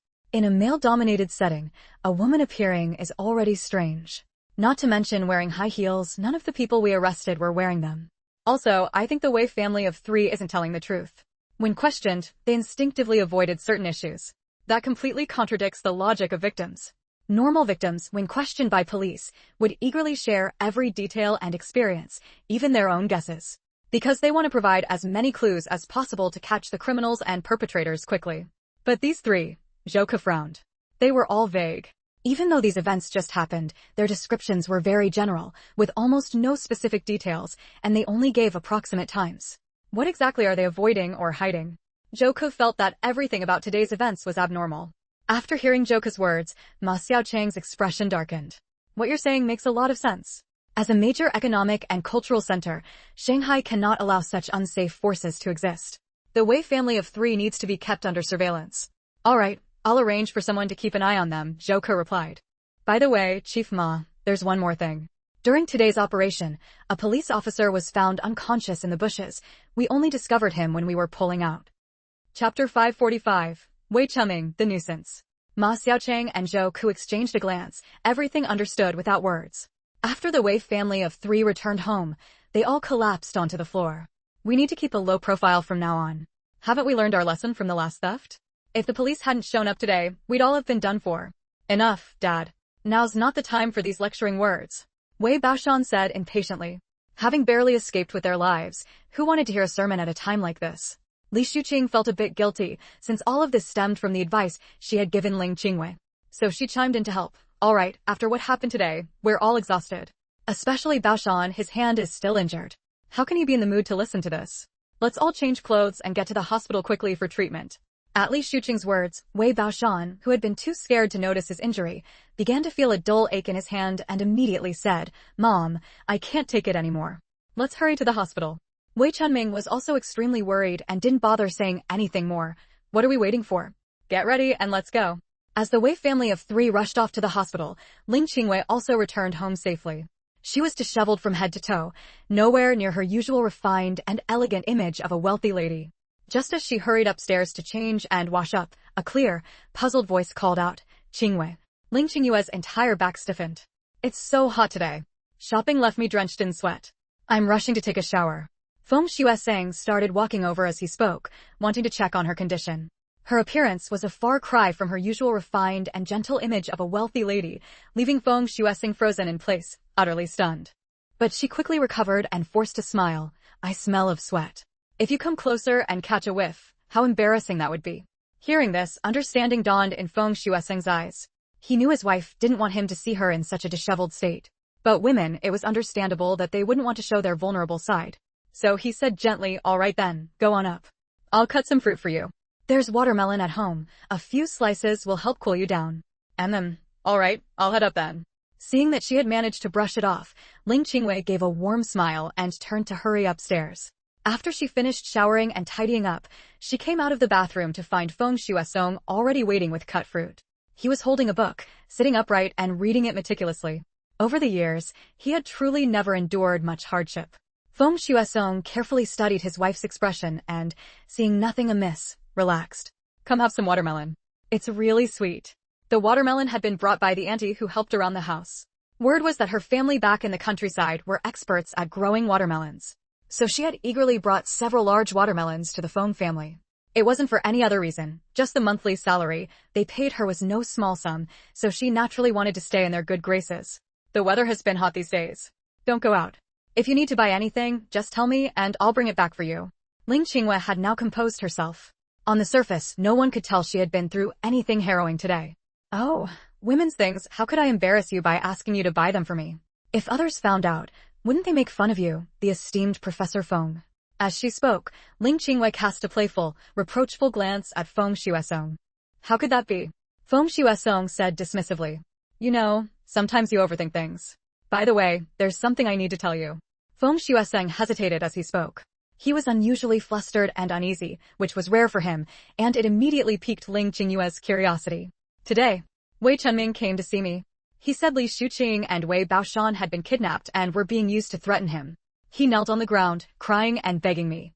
It was hard to watch, Feng Shuesong said, pausing to gauge Ling Qingyue's expression. Seeing no displeasure, he continued, so I lent him our family savings. The moment Feng Shuesong started speaking, Ling Qingwei already knew what it was about. That Wei Chunming, what good could ever come from that nuisance? But don't worry, I didn't act without thought. Even though the money is lent out, my monthly salary and royalties are still enough to support our family, Feng Shuesong quickly added. Ling Qingwei was seething with hatred inside, but she couldn't show it on her face, because she had always pretended to have a good relationship with Li Shuqing. What could she say now? Could she blame Feng Shuesong for taking out the money to save Li Shuqing? That despicable Wei Chunming, she was determined to get that money back. Even if she didn't use it herself, she wouldn't let the Wei family have it. Now, whenever Ling Qingwei thought of the Wei family, she wished she could devour their flesh. Of course I trust you, Ling Qingwei said with a smile, gazing softly at Feng Shuesong. But without savings, it will be tough for a while. I wonder if Pingting can adapt. You know, that child has never known hardship. As she spoke, Ling Qingwei let out a feigned sigh. Her demeanor, so understanding and reasonable, only deepened Feng Shuesong's guilt. After all, if it had been anyone else, a husband lending out the family savings without a word would surely have sparked a fight. And Ling Qingwei had always been free with money, insisting on the best for food and daily needs. He had braced himself for her anger, yet she hadn't uttered a single reproach. Qingwei, don't worry. I have another royalty payment coming soon. I won't let you and our daughter suffer. Besides, I'll make sure Wei Chunming pays back the money I lent him, Feng Shuesong said earnestly. Oh, you were just doing a good deed. And surely, you did it partly for my sake, didn't you? Ling Qingwei shook her head. In Feng Shuesong's eyes, she and Li Shuqing were close friends. His willingness to lend the money so readily must have been influenced by that. Chapter 546, Avoid Excessive Contact with Li Shuqing. After their conversation, Feng Shuesong noticed that his wife hadn't expressed any dissatisfaction about him lending money to Wei Chunming, which made him somewhat pleased. He immediately said, By the way, didn't you mention wanting a bracelet last time? A single bracelet isn't much, and since you go out every day, you still need some accessories to maintain appearances. So I found you a few simple, understated pieces. Take a look, are these nice? Do you like them? As he spoke, Feng Shuesong placed a small box on the table and slowly opened it. Inside the box were some simple accessories, silver earrings, a plain pearl bracelet, and the most eye-catching item, a jade bangle, entirely emerald green, crystal clear, and shimmering with a faint glow. Feng Shuesong placed it in Ling Qingyue's hand. This bangle had been passed down from Feng Shuesong's parents. Its jade was clear and fine, clearly not an ordinary piece. Ling Qingyue's eyes flickered. She pressed her lips together and gave a faint smile. I've been asking you about this for so long. Why did you think to bring it out today? Well, I've been busy lately, Feng Shuesong said with a slight sigh. I feel a bit guilty, actually. I promised to give you this bangle a long time ago, but I kept putting it off. It's my fault. With that, Feng Shuesong gently slipped the bangle onto Ling Qingyue's wrist. The green bangle hung on her slender, delicate wrist. Its diameter was a bit large, swaying lightly twice. Feng Shuesong nodded in satisfaction and smiled. Truly lovely. This bangle only shines as it should when worn on your hand. Just wait a little longer. One day, you'll be able to wear these beautiful accessories openly. Feng Shueseng had expected Ling Qingwei to be thrilled to finally get the bangle she'd been longing for, but she remained silent. Her brows furrowed slightly, the corners of her eyes drooped, and she seemed subdued, showing no sign of joy. What's wrong? Don't you like it? Feng Shueseng asked, his expression awkward. It wasn't entirely that he was trying to appease her out of guilt over lending money to Wei Chunming. He had simply happened to pick up these accessories today. The two events coinciding, he thought seeing them might lift Ling Qingyue's spirits. Tomorrow, Friday, the case would be publicly tried, and the outcome was essentially decided. Missing today's chance to redeem someone meant there was no room for turning back. If Feng Shueseng had brought out these accessories earlier, maybe she could have scraped together the 80,000 yuan to redeem that person. But how could she let Feng Shueseng know about these thoughts? Ling Qingwei had no choice but to feign anger and glare at Feng Shueseng. Oh, you couldn't bring this out sooner or later, but you had to give me the bangle now. Tell me, did you do something wrong? Hearing his wife's words, Feng Shueseng relaxed, his tense heart settling back into place. He gave a somewhat ingratiating smile, his eyes clear and bright. You already know, don't you? It's just the matter of lending money to Wei Chunming. I spend all day at school. Where would I find the chance to do anything wrong? Besides, I don't even have the opportunity, right? Ling Qingwei raised an eyebrow, looking at the man before her, still the same as years ago. Her heart softened a little. As long as you know your limits. I'm telling you, if you ever dare to act first and report later like this again, I'll take Pingting and Chang'an and leave. You can be all alone by yourself. How could I? Don't you know my character? I promise you, just this once. Familiar with Ling Qingyue's expressions, Feng Shueseng knew she wasn't truly angry, so he quickly assured her. Forget it. Let's not talk about this. Have some watermelon, it's really sweet. Faced with Feng Shueseng's eagerness, Ling Qingwei had to suppress her inner anxiety and worry, forcing herself to eat the watermelon. Sweet, Ling Qingwei nodded, though her movements and expression betrayed a hint of distraction. You go ahead and eat. I'll head to the study to read for a bit, Feng Shueseng said, not noticing her unease, and stood up contentedly. Oh, by the way, the Wei family is probably in a bad spot lately. You should avoid too much contact with Li Shuqing. I'm worried she might cause you trouble. Wei Baoshan wouldn't have been targeted by kidnappers for no reason. It must be that either he or his father did something flashy. Whether Wei Baoshan was rescued or not, the Wei family wouldn't have much peace during this time. Sometimes money was the lesser concern. The fear was that the kidnappers were after more than just cash. Feng Shueseng didn't want Ling Qingwei to be too close to Li Shuqing during this period, lest they draw the attention of those criminals to their own home. The Feng family's background wasn't entirely clean either, and it couldn't withstand close scrutiny. This was also part of the reason Feng Shueseng lent money to Wei Chunming. He was afraid Wei Chunming might act desperately. After all, in Shanghai, the person who knew the Feng family best was Wei Chunming. They had finally managed to live a peaceful life, and it had been a hard one. Moreover, Pingting was frail and Chang'an was young and naive. If anything happened to either of them, Feng Shueseng couldn't bear it. Baoshan has been kidnapped, and Shuqing is my good friend. By all rights, I should go visit her. Ling Qingwei paused in eating the watermelon, pretending to look displeased. This is a special time. I'm saying this for the sake of our family, for the sake of our son and daughter. What if those kidnappers set their sights on Pingting and Chang'an? Feng Shueseng said, walking back and standing opposite Ling Qingwei. His eyes were intense. Qingwei, you have to put the children's safety first. Feng Shueseng knew that Ling Qingwei and Li Shuqing were close, and she wouldn't easily agree. So he had no choice but to bring up their son and daughter. No matter how important a friend was, they couldn't outweigh one's own children. Sure enough, at Feng Shueseng's words, Ling Qingwei immediately said guiltily, I didn't think of that. I'll listen to you. I won't meet with Shuqing during this time. I hope Baoshan stays safe. I'm being selfish. Ling Qingyue's eyes reddened, and she looked deeply remorseful. Good. Seeing his wife convinced, Feng Shueseng breathed a sigh of relief. Watching her husband leave, Ling Qingyue sneered coldly. Shueseng bringing this up himself actually gave her a perfect excuse to distance herself from Li Shuqing. Just wait, Li Shuqing. Ruining her plans and causing her such trouble, don't think you'll get off so easily. Chapter 547, causing a scene at the hospital. Over on this side, the Wei family of three rushed to the hospital in a panic. From a distance, the Wei family's clamor erupted, drawing countless disgusted looks from others. It hurts so much.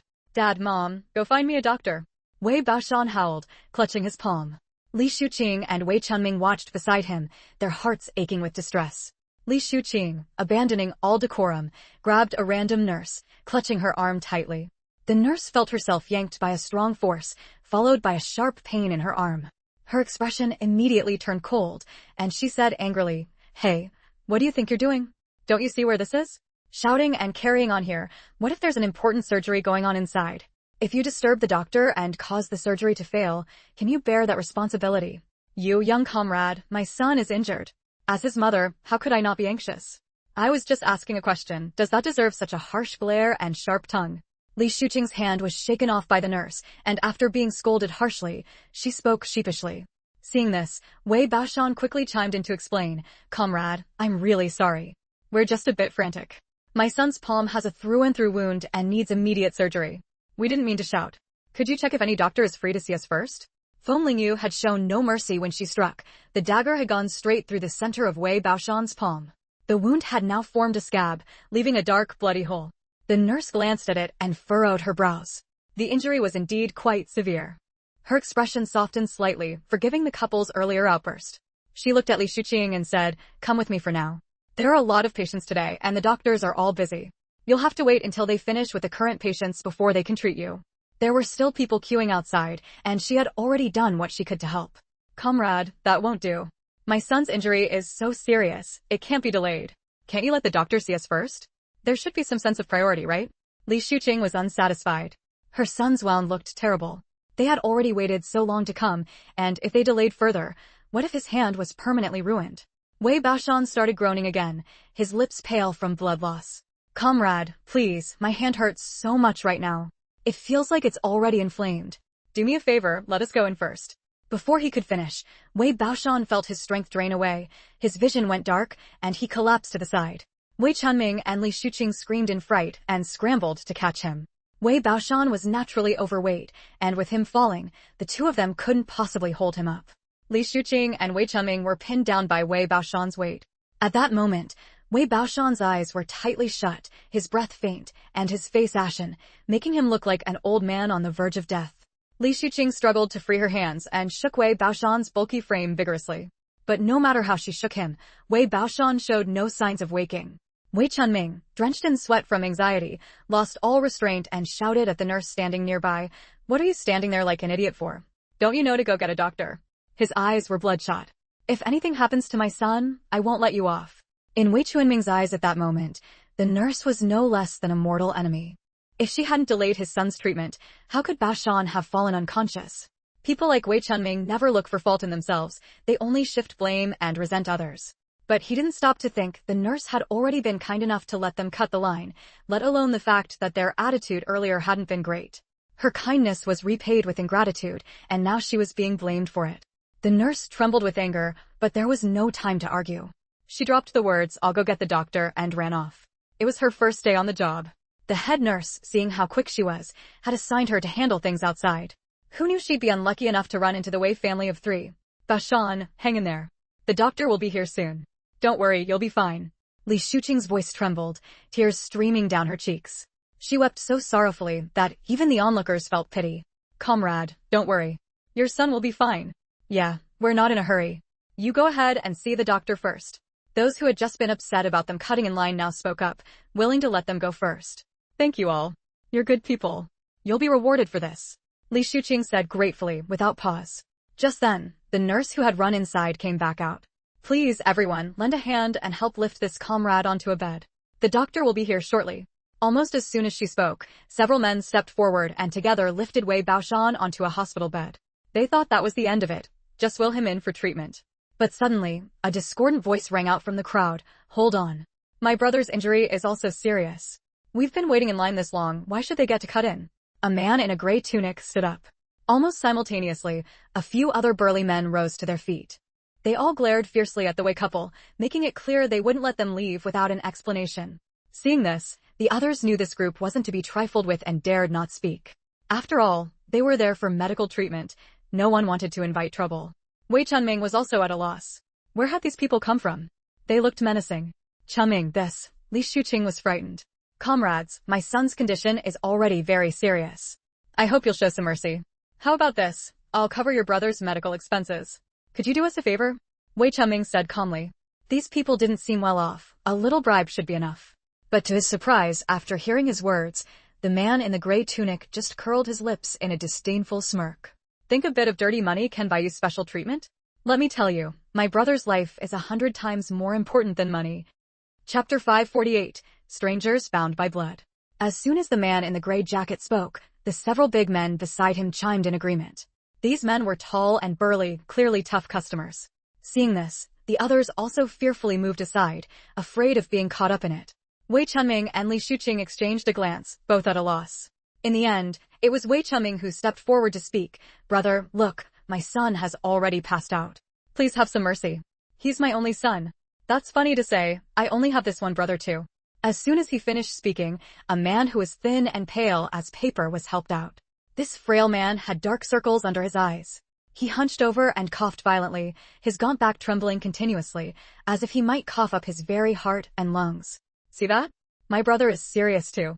If I give way to you and delay his treatment, what then? How will you compensate for my brother's life? Brothers, get moving. Block these two people. We got here first, so no matter how you argue it, we're in the right. The man in the gray jacket snorted coldly, then turned and shouted to his brothers behind him. That's right. No matter what, we won't let them cut in line today. Those big men immediately came up to Wei Chunming, Li Shuqing, and the others, surrounding them. Glared at by several burly men, Wei Chunming and the others trembled in fear. Seeing this scene, the man in the gray jacket curled the corner of his mouth. The little nurse who had left earlier to call a doctor now returned. Behind her followed several other nurses, along with a doctor in a white coat. Where's the patient? The doctor looked around and frowned. For some reason, the hospital had suddenly been flooded with patients today, and they were short on hands. The waiting area was packed full, and the doctors and nurses were all very busy. What are you all doing? Where's the person who passed out just now? Hello, doctor. It's like this. My brother here has also fallen ill.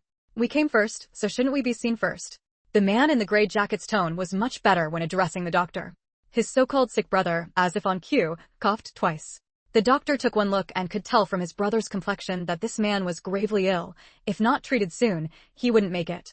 Without a second thought, he said directly, "Quick, take this man inside. He needs N4 immediately."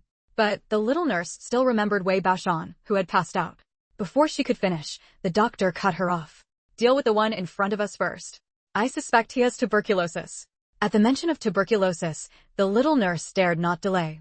This disease was contagious. In the old days, it was called consumption, and once you got it, there was no cure. You could only wait to die. The people around, hearing it was tuberculosis, quickly scattered, afraid to get near them. Oh my God. Tuberculosis. Isn't that the old consumption? A younger brother on my mother's side had that disease. He coughed up blood until he died, and he used to be a strong laborer. Seeing the doctors and nurses wheel away the man in the gray jacket's brother, Li Shuqing immediately panicked. "Doctor, my son has passed out. Could you please take a look at him first?" Unfortunately, her words weren't heard by the doctor because several of the gray jacket's brothers directly covered her mouth, preventing her from speaking. By now, even if Wei Chunming and Li Shuqing were slow on the uptake, they knew something was wrong. These people weren't really here for their brother. They were deliberately stopping the doctor from treating their son. But at that moment, everyone's attention was on the tuberculosis patient, and no one noticed that Wei Chunming and Li Shuqing had been silenced. It wasn't until the doctors and nurses had wheeled the stretcher away that Li Shuqing's mouth was finally released. The last word was still stuck in her throat when Li Shuqing's eyes flew wide open from a sharp pain in her waist. "You'd better think carefully. The knife in my hand has no eyes." A sinister, malicious voice sounded behind the couple's ears. Wei Chunming and Li Shuqing froze as if petrified, the words in their throats caught and stuck. Their eyes were bloodshot. They wanted to cry out to save their son, but the cold touch at their waists constantly reminded them that if they dared to shout, they would lose their lives. Between their son's life and their own, which was more important? The couple's faces were filled with sorrow. In the end, they both silently lowered their heads. The son they loved to the bone was ultimately no match for their own lives. In the corner, Wei Wuyan quietly watched all of this. He didn't really need to feel hurt that Wei Chunming said he only had one son, Wei Baoshan, did he? When it came down to his own interests, didn't Wei Chunming still abandon Wei Baoshan? At the end of the day, Wei Chunming loved himself the most. He and Wei Baoshan were nothing more than strangers bound by blood, whom Wei Chunming could discard at any time. Wei Baoshan lay alone on the ground, his face flushed red from the high fever. But Wei Chunming and Li Shuqing, as his parents, said nothing, and naturally, no one else bothered to meddle. Time slowly passed. Wei Baoshan had even started to rave deliriously from the fever. Watching this, Wei Wuyan leaned against the wall with his arms crossed, a cold smirk curling at the corner of his mouth. "Mother, brother, consider this my way of getting even for you. Whether Wei Baoshan lives or dies, whether he pulls through, let fate decide. Chapter 549. Years of endurance, yet this is the result. The man in the gray jacket received Wei Wuyan's signal and exchanged glances with his brothers.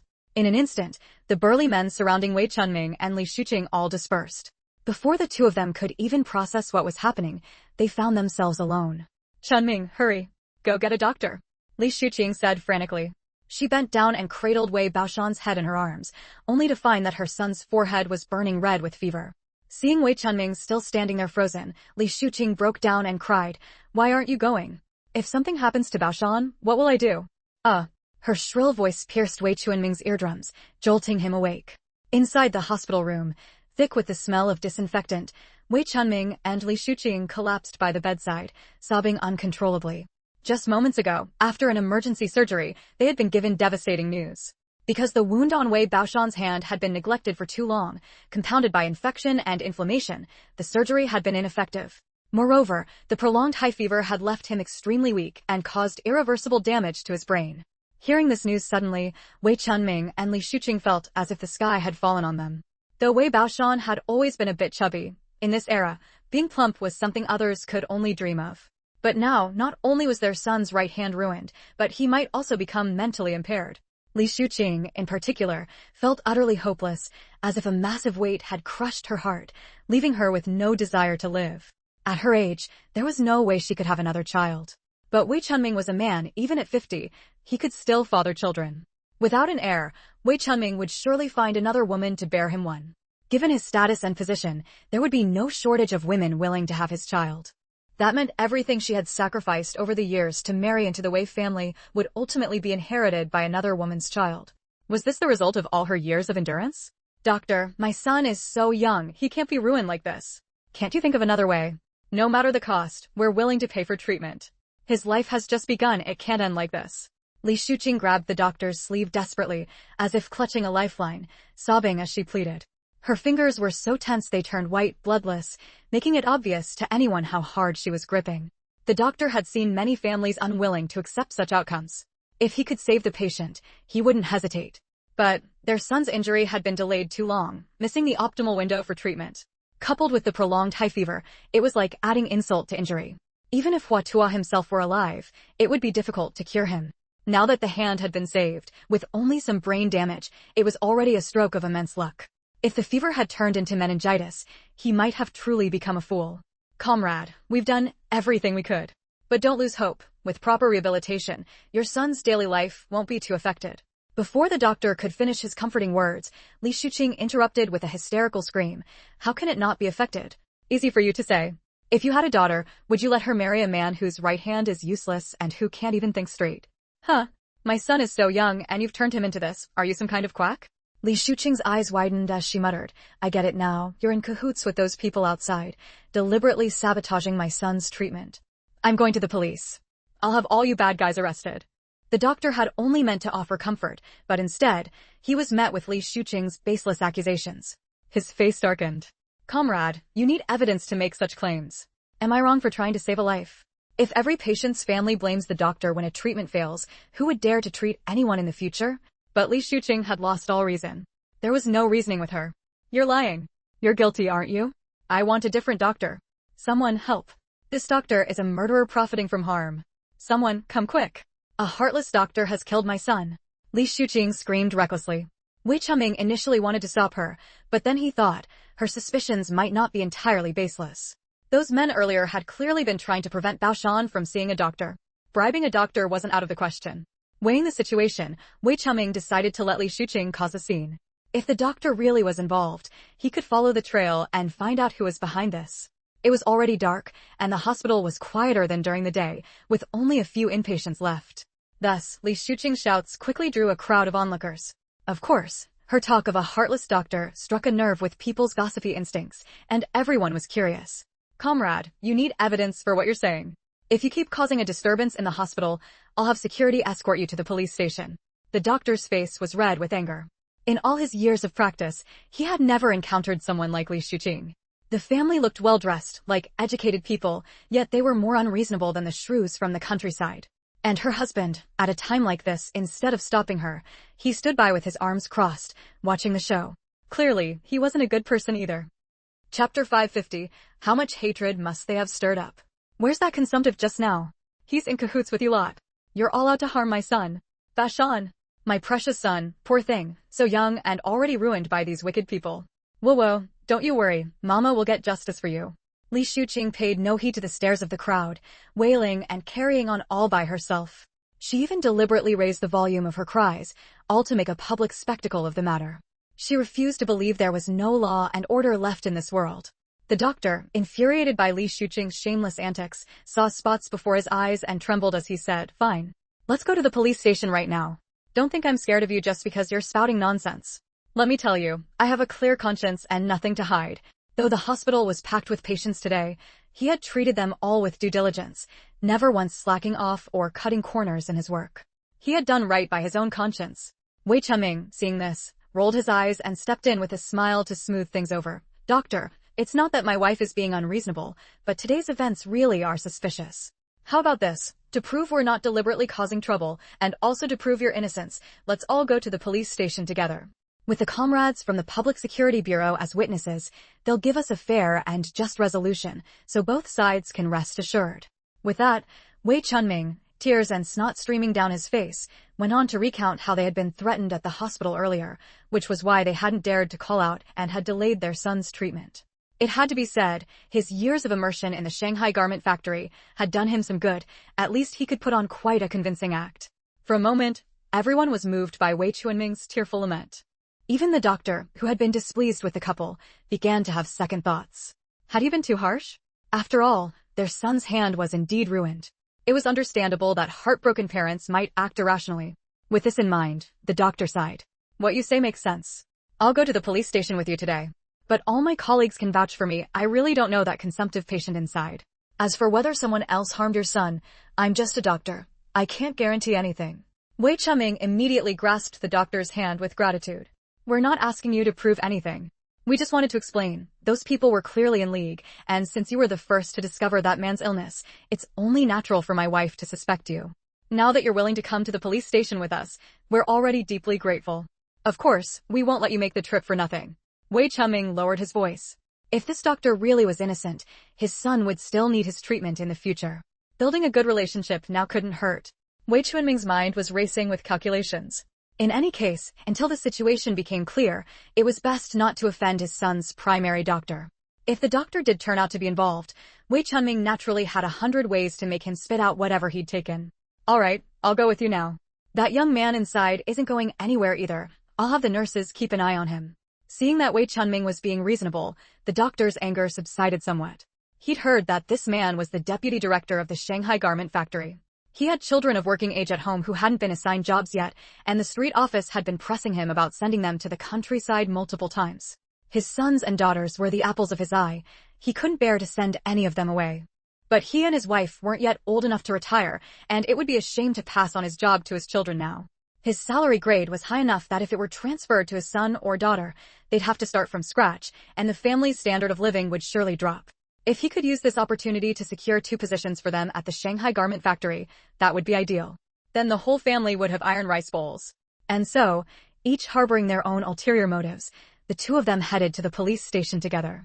The police station had cracked a major case that day, bringing in dozens of people who all needed to be processed one by one. Add to that the many obvious inconsistencies in this case, and the station was in a frenzy of activity, everyone running around so busy they didn't even have time to take a sip of water. Joka happened to step out to deliver a document when he turned and saw 2 familiar faces. "Comrade police officer, I want to report a crime. Someone is trying to harm my son." Hadn't they just left? Now someone was trying to harm their son again? How much hatred must they have stirred up? Joka clicked his tongue twice. Without realizing it, Joka's impression of this family of 3 had soured. Though the saying "flies don't land on an unbroken egg" was sometimes flawed, more often than not, it held true. People with poor private morals tended to offend many in their daily lives, and others would seize any chance to get back at them, wouldn't they? In police work, Joka had seen this kind of thing plenty. People who suffered one misfortune after another like this had definitely crossed someone. Still, the Wei family of 3 must know something about today's case, so he couldn't just ignore them. With that thought, Joka walked straight over. "Director Wei? What's going on this? Joe swept his gaze over the doctor and the Wei couple, then continued, what happened now? It had been barely 3 or 4 hours since the Wei couple had left the police station. To come back twice in such a short time, even Wei Chunming, thick-skinned as he was, felt a bit embarrassed. But perhaps seeing the familiar officer from the afternoon gave him some confidence. With a mournful face, he said, Comrade Joe, you have no idea. My son has been harmed by those villains again. Chapter 551. Do they have so much money they don't know what to do with it? What exactly happened? Tell me in detail. Joe sensed that this matter was not simple, perhaps it was even connected to today's case. As a police officer, his intuition told him there was something worth digging into here, so he led Wei Chunming and her group into the interrogation room. The interrogation room had a solemn atmosphere, with simple and deep tones and the large slogans added to the tension and fear. Wei Chunming couldn't help but swallow nervously before recounting everything that had happened at the hospital today, sparing no detail. That's how it was, Comrade Joe. My son's treatment was delayed. It must have been those people's doing. Why else would they carry knives with them? Just to treat their brother? That doesn't make any sense at all. Wei Chunming's face was full of grief. The doctor, who had remained silent until now, saw Joe shift his suspicious and scrutinizing gaze toward him. His heart skipped a beat, and he quickly spoke up to explain, Comrade police officer, it really has nothing to do with me. I'm a doctor at a major hospital. There's no reason for me to ruin my own future by harming someone. As the saying goes, the monk may run away, but the temple cannot. I have elderly parents and young children to support. What would I gain by harming your comrade's son? Would I throw away my entire family's future?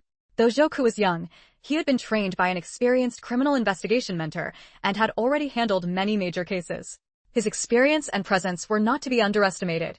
He was nothing like a fresh rookie straight out of training. At that moment, his brows furrowed slightly, his forehead creased, and his eyes were sharp as torches, making the doctor's heart pound with anxiety. First, state your identification information, Joku said calmly. The doctor dared not hide anything. His earlier thoughts about asking Wei Chunming to help his children find jobs had vanished completely. He laid out all his personal details without reservation. The doctor was a native of Shanghai, born and raised there. After graduating, he had gone straight to work at the hospital. None of this could be falsified. Joe bent over his notebook, writing quickly. The man's account was thorough, and it was clear he wasn't lying. It seemed the doctor really had nothing to do with this. Joe had a good idea of the situation. I'll have my colleagues verify what you've said. With that, Joe turned his attention to Wei Chunming and his wife, who were waiting nearby. Director Wei, our bureau is very busy today, and we can't produce results from this investigation right away. Why don't you go back and look after your son for now? Rest assured, as soon as we have any findings, I'll notify you immediately. But Li Shuqing wanted to say something, but Wei Chunming pressed a hand on her arm to stop her. What's the rush? We need to trust Comrade Zhou. Wei Chunming shot Li Shuqing a meaningful glance. Turning back, Wei Chunming put on a fawning smile and said to Zhou, Comrade Zhou, you must interrogate that tuberculosis patient thoroughly. He's our only lead now, he must know those thugs who threatened us. If you can help us uncover the truth, I'll be happy to help you with anything in the future, as long as it's within my power. Hearing this, Zhou raised an eyebrow. Is that so? Rest assured, Director Wei, I'll do my utmost. Seeing Zhou agree, a flicker of delight passed through Wei Chunming's eyes. After the Wei family of 3 left, Zhou let out a cold laugh. This Wei Chunming was indeed no good. He had blatantly tried to bribe him. Using public office for private gain, did he think the Shanghai garment factory was his personal property? Wei Chunming had no idea that this routine exchange of favors, so natural to him, would make Zhou take note of his conduct at work. After all, in his eyes, there wasn't a single public official who didn't appreciate this kind of unspoken mutual benefit. Besides, in these times, every household's cloth ration was insufficient. But as the deputy director of the garment factory, it was all too easy for him to manipulate things and produce some defective fabric on the side. Wei Chunming had often used this method for backdoor dealings in the past. The next day, as soon as he had a free moment, Zhou took a colleague and headed to the hospital. Comrade Zhou, this is the tuberculosis patient, the doctor said, leading Zhou to the ward and pointing at a frail, pale young man lying on the bed. Because tuberculosis was contagious and the man was involved in a case, the hospital had arranged for him to stay in a private room. You, who are you? Sensing movement by the bed, the man slowly opened his eyes and asked hesitantly. This is Comrade Zhou from the Public Security Bureau.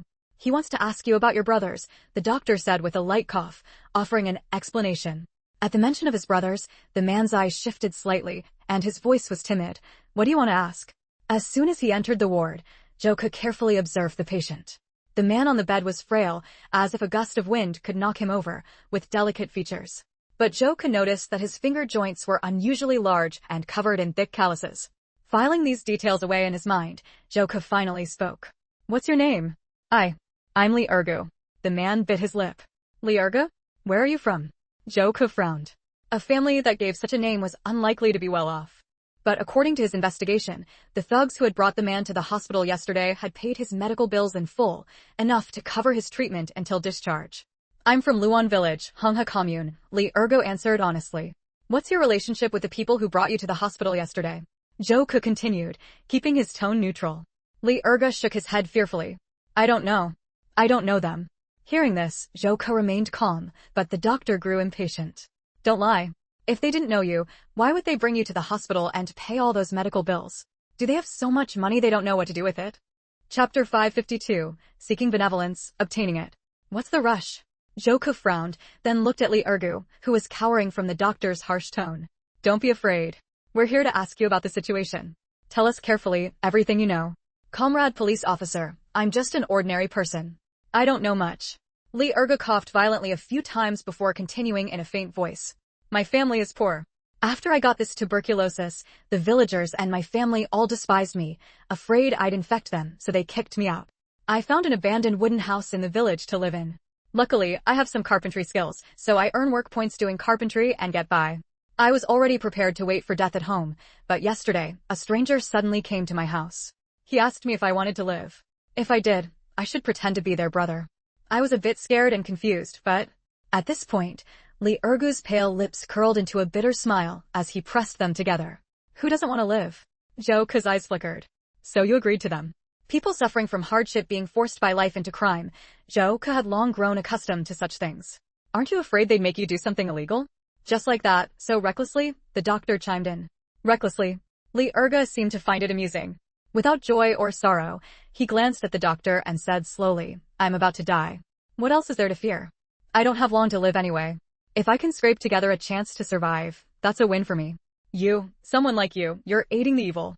Do you know that those people yesterday blatantly threatened others in the hospital lobby? They saved you to harm someone else's life. Aren't you ashamed?" The doctor glared, pointing at Lee Ergu indignantly. By now, he had completely forgotten his earlier thoughts of using connections through Wei Chunming and began lecturing Lee Ergu from a moral high ground. "What's the rush? Are you the police officer, or am I? Should I step down and let you take over the questioning?" Before Lee Ergu could respond, Joka shot a sidelong glance at the doctor, speaking with a half-smile.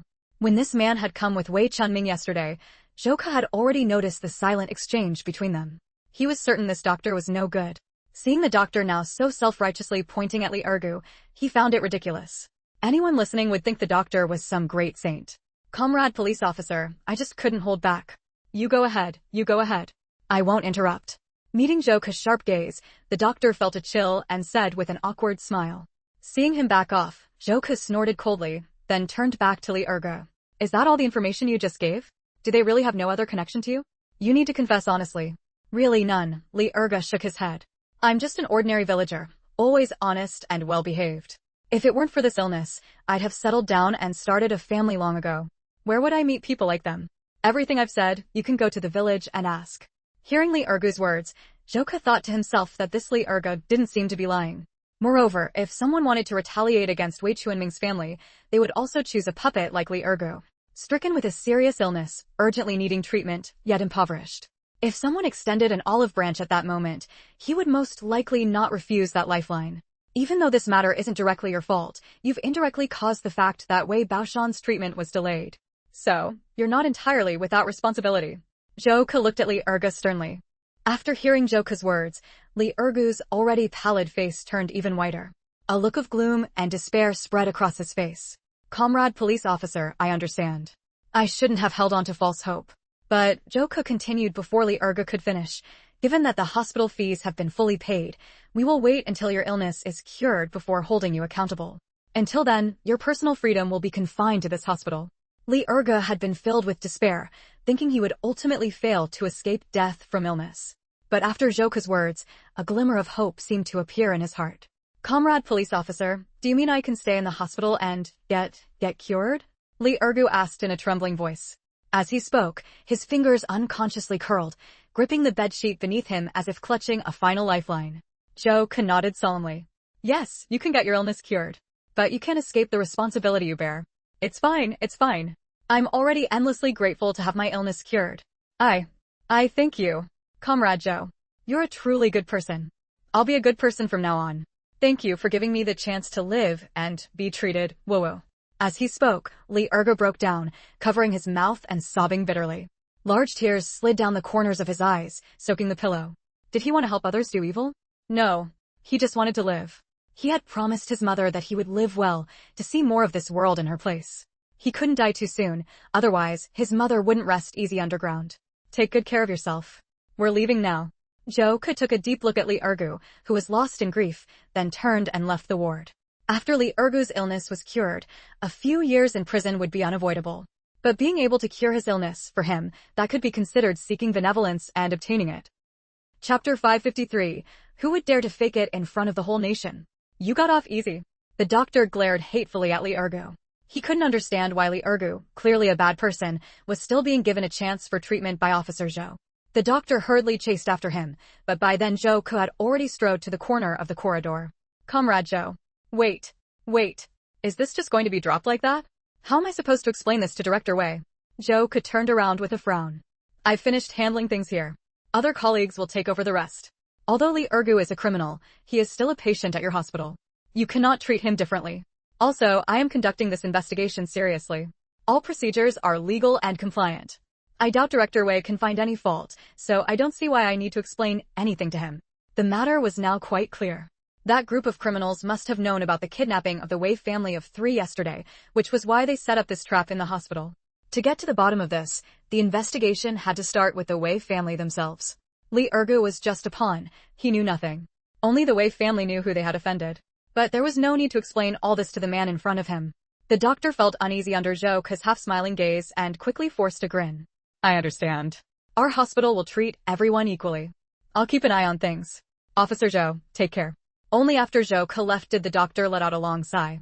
It seemed Director Wei's favors weren't so easy to accept. At least this time, the matter hadn't implicated him, and he had managed to keep his job. Once this was over, someone from his family would have to go to the countryside. With the hospital matter settled, Zhou immediately rushed off with the information he had gathered to report to Ma Xiaoqing. Director, that's everything I found. I believe these 2 cases are connected, and the breakthrough lies with the Wei family themselves. After hearing Zhou's report, Ma Xiaoqing fell into deep thought. After a long moment, he spoke heavily. You're right. The Wei family is very suspicious. But Wei Chuming is no pushover either. If we want to investigate him, he might not tell the truth. What about his wife, Li Shuqing? Zhou suddenly interjected. As far as I know, Li Shuqing only has one son, Wei Baoshan. A woman whose son has been crippled will harbor deep hatred for those who harmed him. She won't stand by and watch the people who hurt Wei Baoshan get away with it. Zhou continued confidently. She will definitely do something. In the coming days, we need to focus on Li Shuqing. I believe she knows something. You have a point.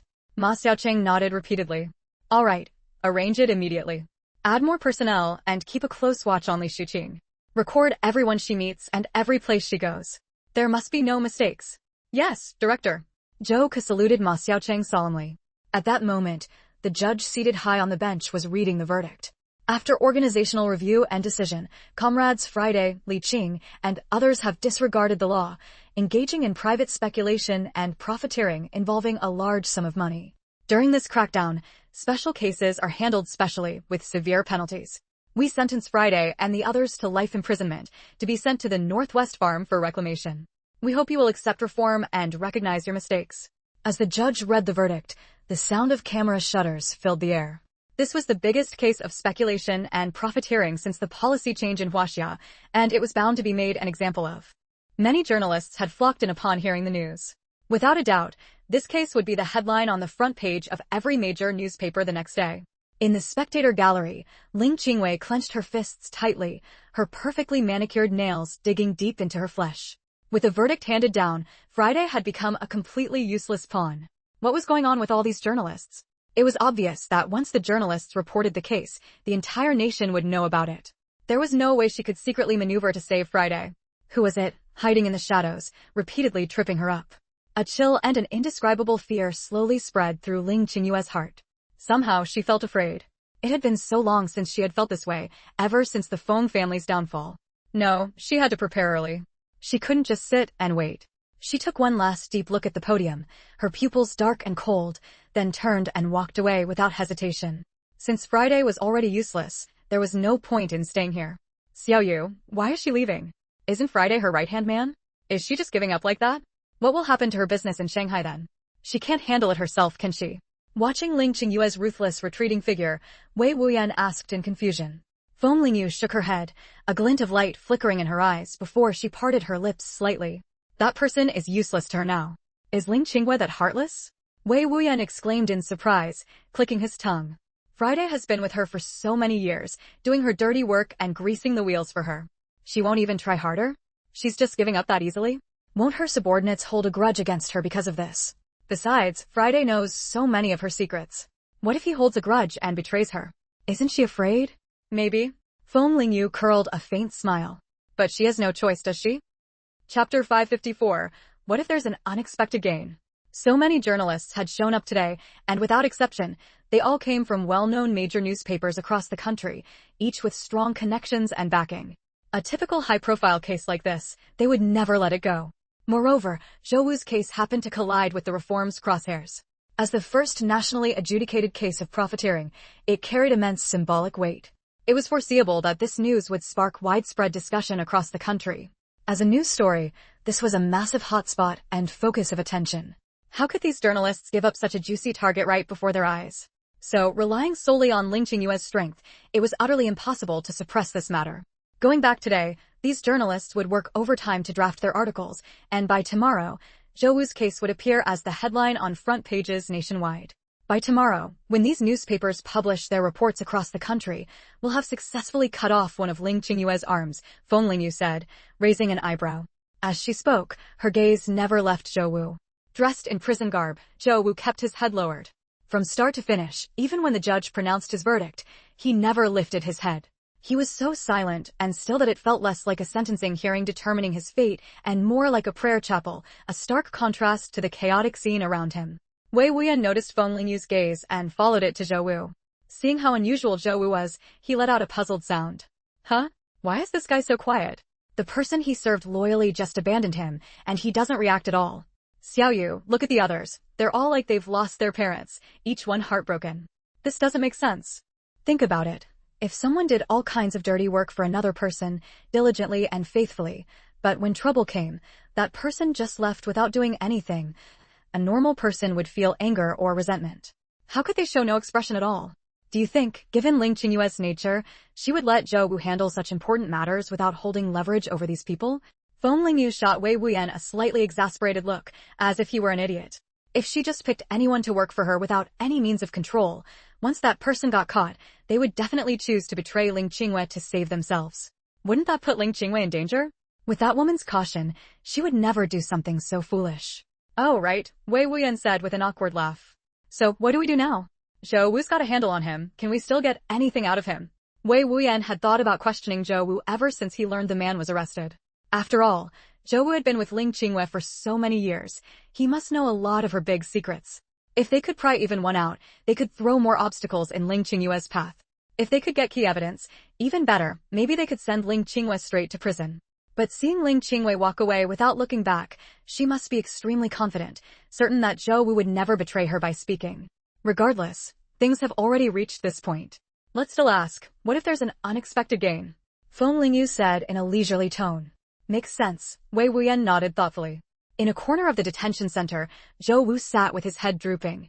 As the main offender in this case, he was held separately from the others. The cell hadn't fully quieted down yet, with occasional annoying noises coming from elsewhere. You two, this is the place. We're switching shifts now, with only a 20-minute window. Make sure you get out on time. A man in a police uniform glanced around cautiously, and after confirming no one was watching, he whispered to the people behind him. Yeah, got it. Don't worry, we definitely won't cause you any trouble, and we'll be out on time.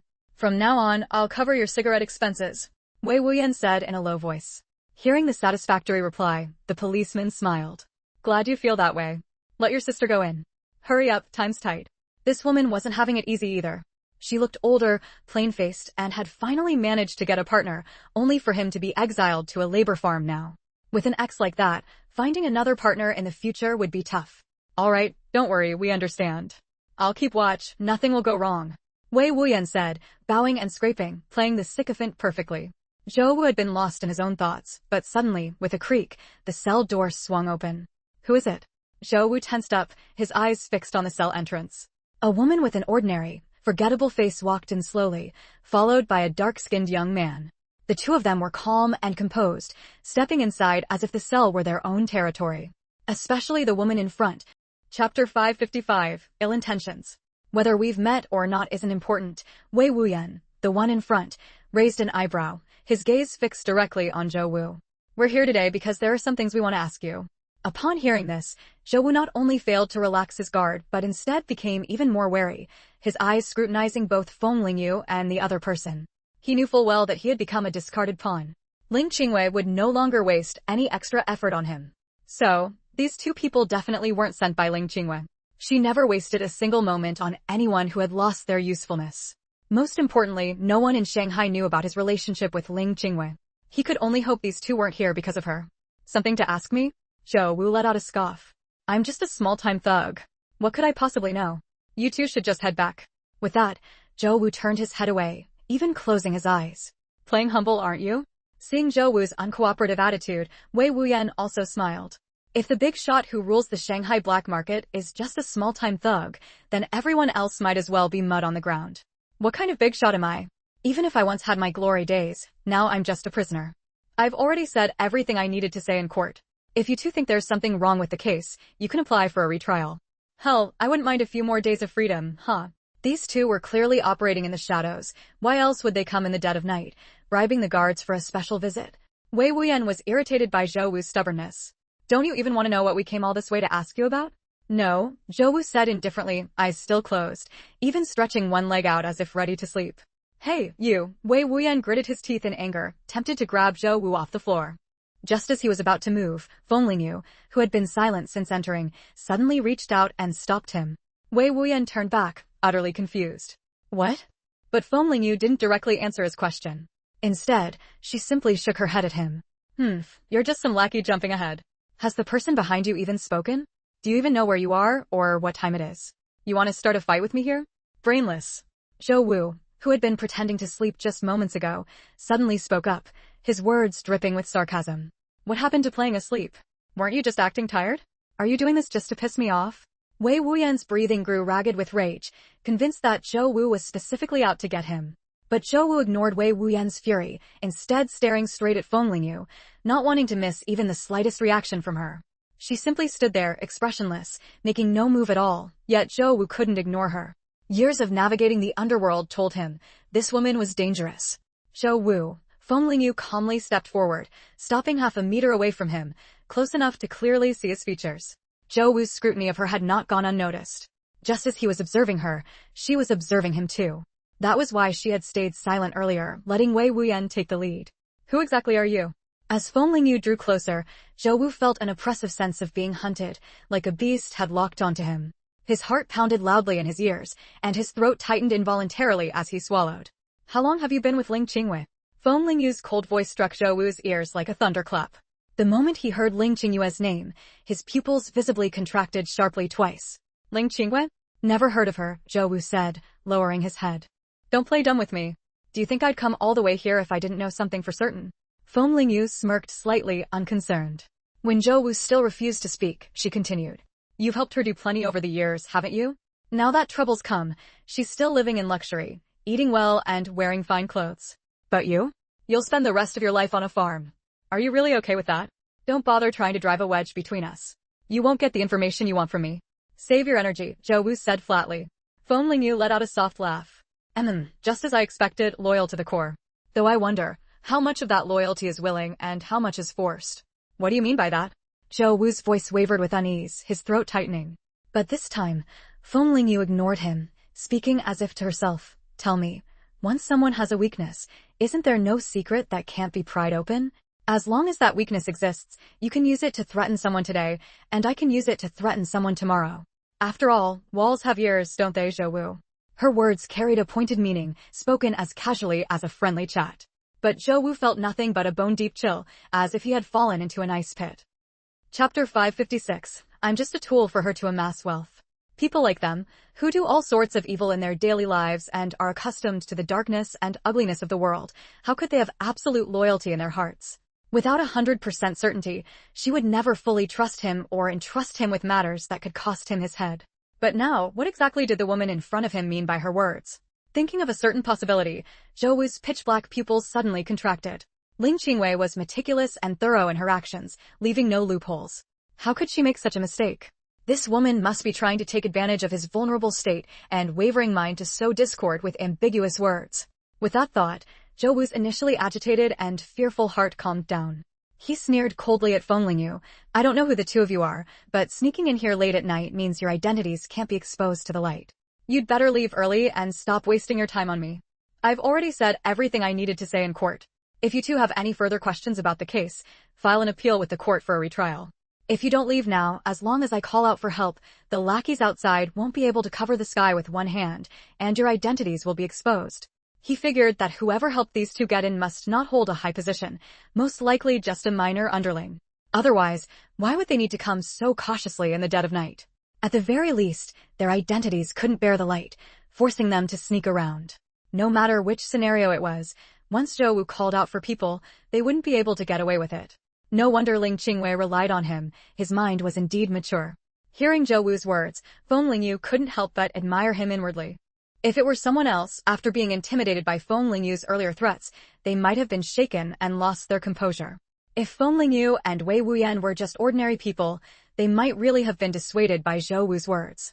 Feng Lingyu stared intently at Zhou Wu and said, word by word, Zhou Wu, let's be straightforward. Do you think I would come to you so recklessly without complete certainty? Wouldn't that be alerting the enemy?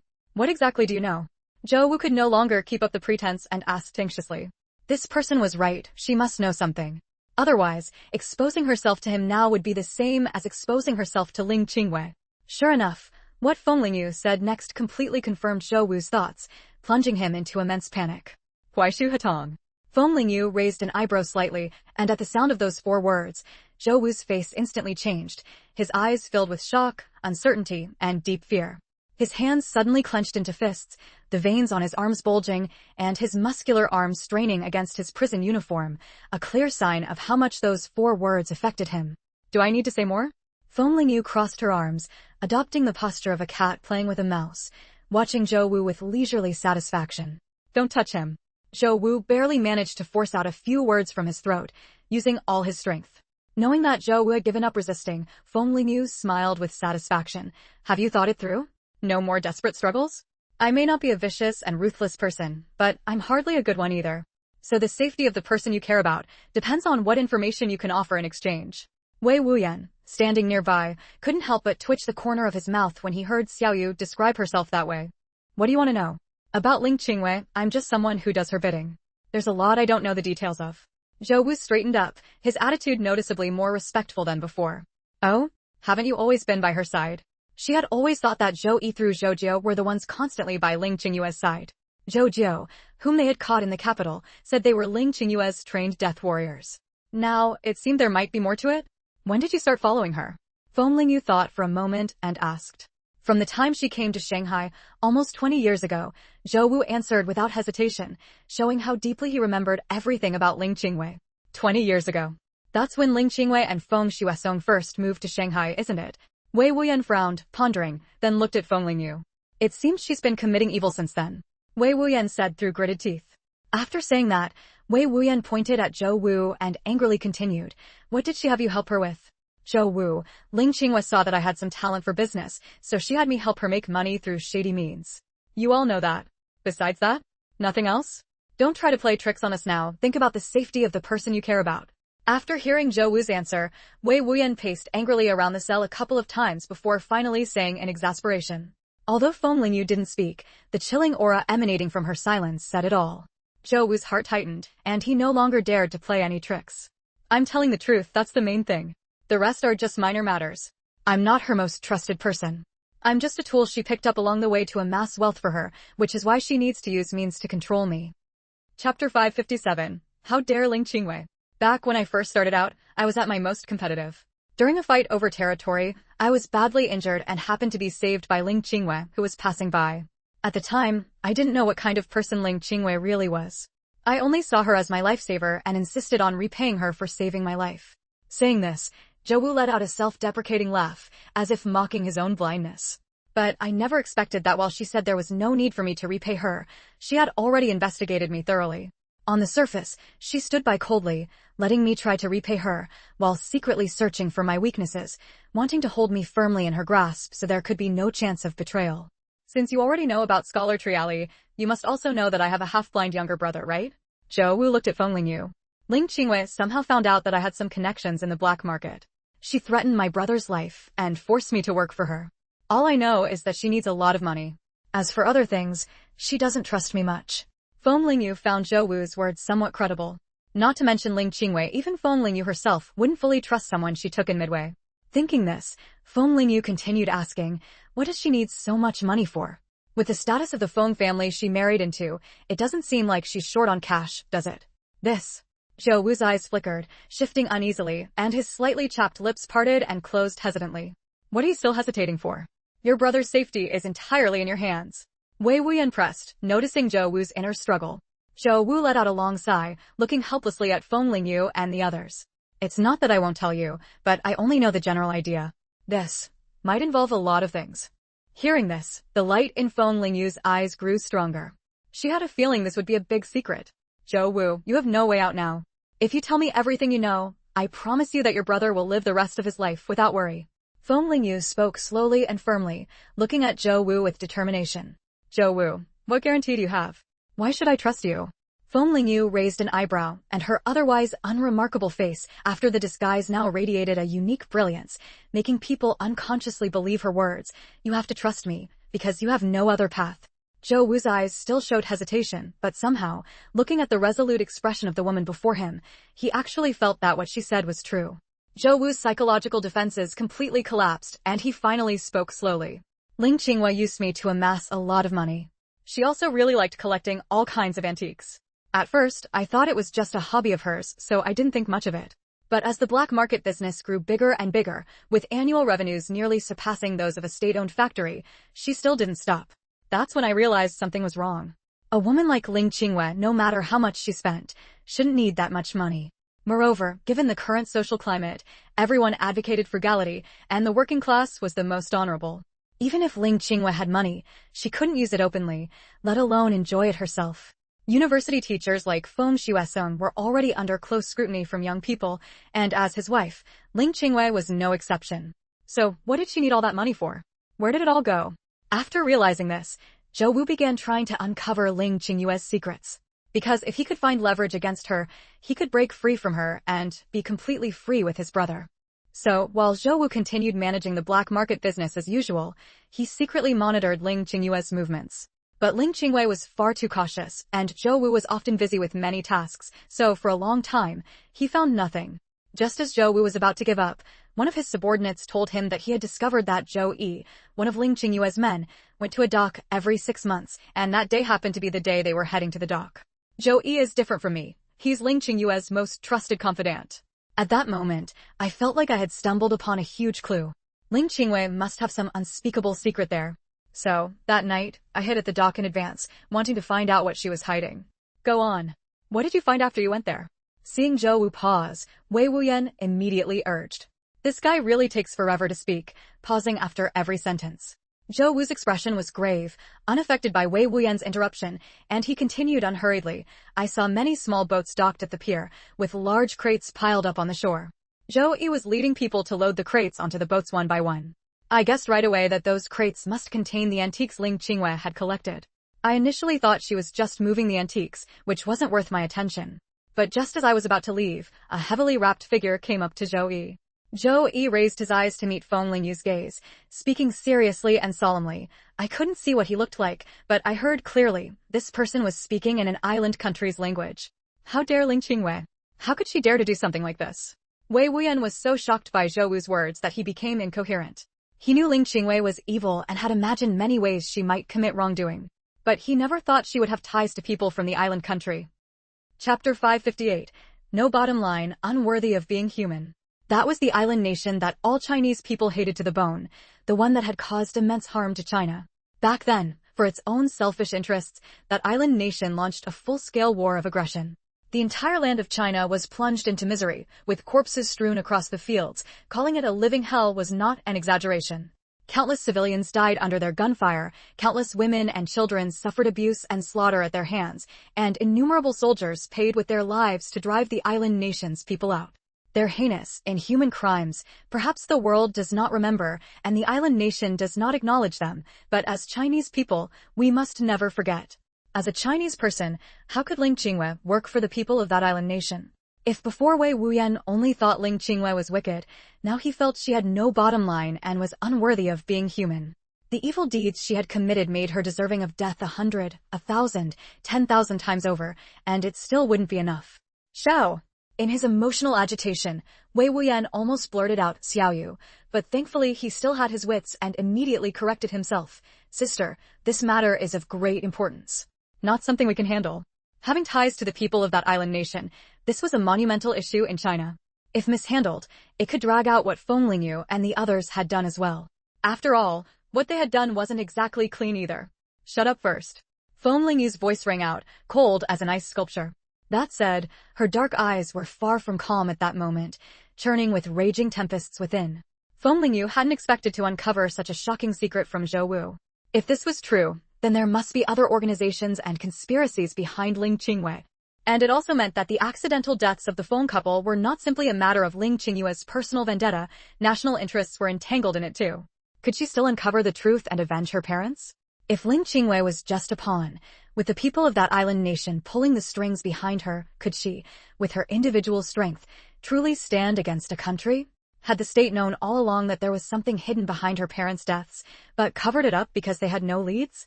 And those bandits captured earlier in Dongguan town, they also had unclear connections to the people of that island nation. Was Ling Qingwei connected to them too? Was there some link between them? All kinds of questions flooded Feng Lingyu's mind, her head feeling like it was about to explode from the pressure. In the dim, damp prison cell, Feng Lingyu stood there like a lone, unsheltered pine tree. Wei Wuyan looked at her somewhat at a loss, not understanding what was wrong with Xiaoyu. Even though he was also shocked that Ling Qingwei had ties to the people of that island nation, it wasn't enough to leave him speechless. Wei Wuyan hesitantly approached Feng Lingyu, his face full of worry as he asked, "Sister, what's wrong with you?" Feng Lingyu slowly clenched the hand hanging by her side and shook her head slightly, signaling that she was fine. Hadn't she done all these things just to avenge her parents?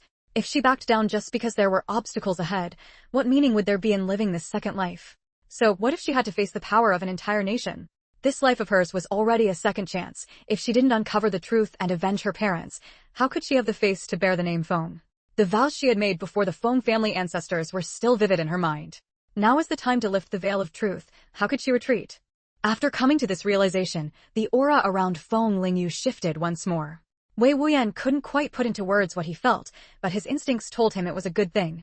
Zhou Wu, how did you know that person was speaking the language of that island nation? This matter was very important, and Feng Lingyu had to get to the bottom of it. According to Zhou Wu, he had only been a small-time thug before. There was no way he could have been exposed to that language. Moreover, based on his own account, the place where he hid was a distance from the shore. How could he have heard that person speaking that language? Facing Feng Lingyu's questioning, Zhou Wu quickly explained, "I've had sharp hearing since I was young. I can hear sounds from very far away. As for the language of that island nation, it's because my younger brother was interested in it. He played the radio in front of me, and I remembered the sound. I'm telling the truth." Seeing Feng Lingyu's look of disbelief, Zhou Wu hurriedly said, "I'll show you." With that, Zhou Wu closed his eyes, concentrating and holding his breath.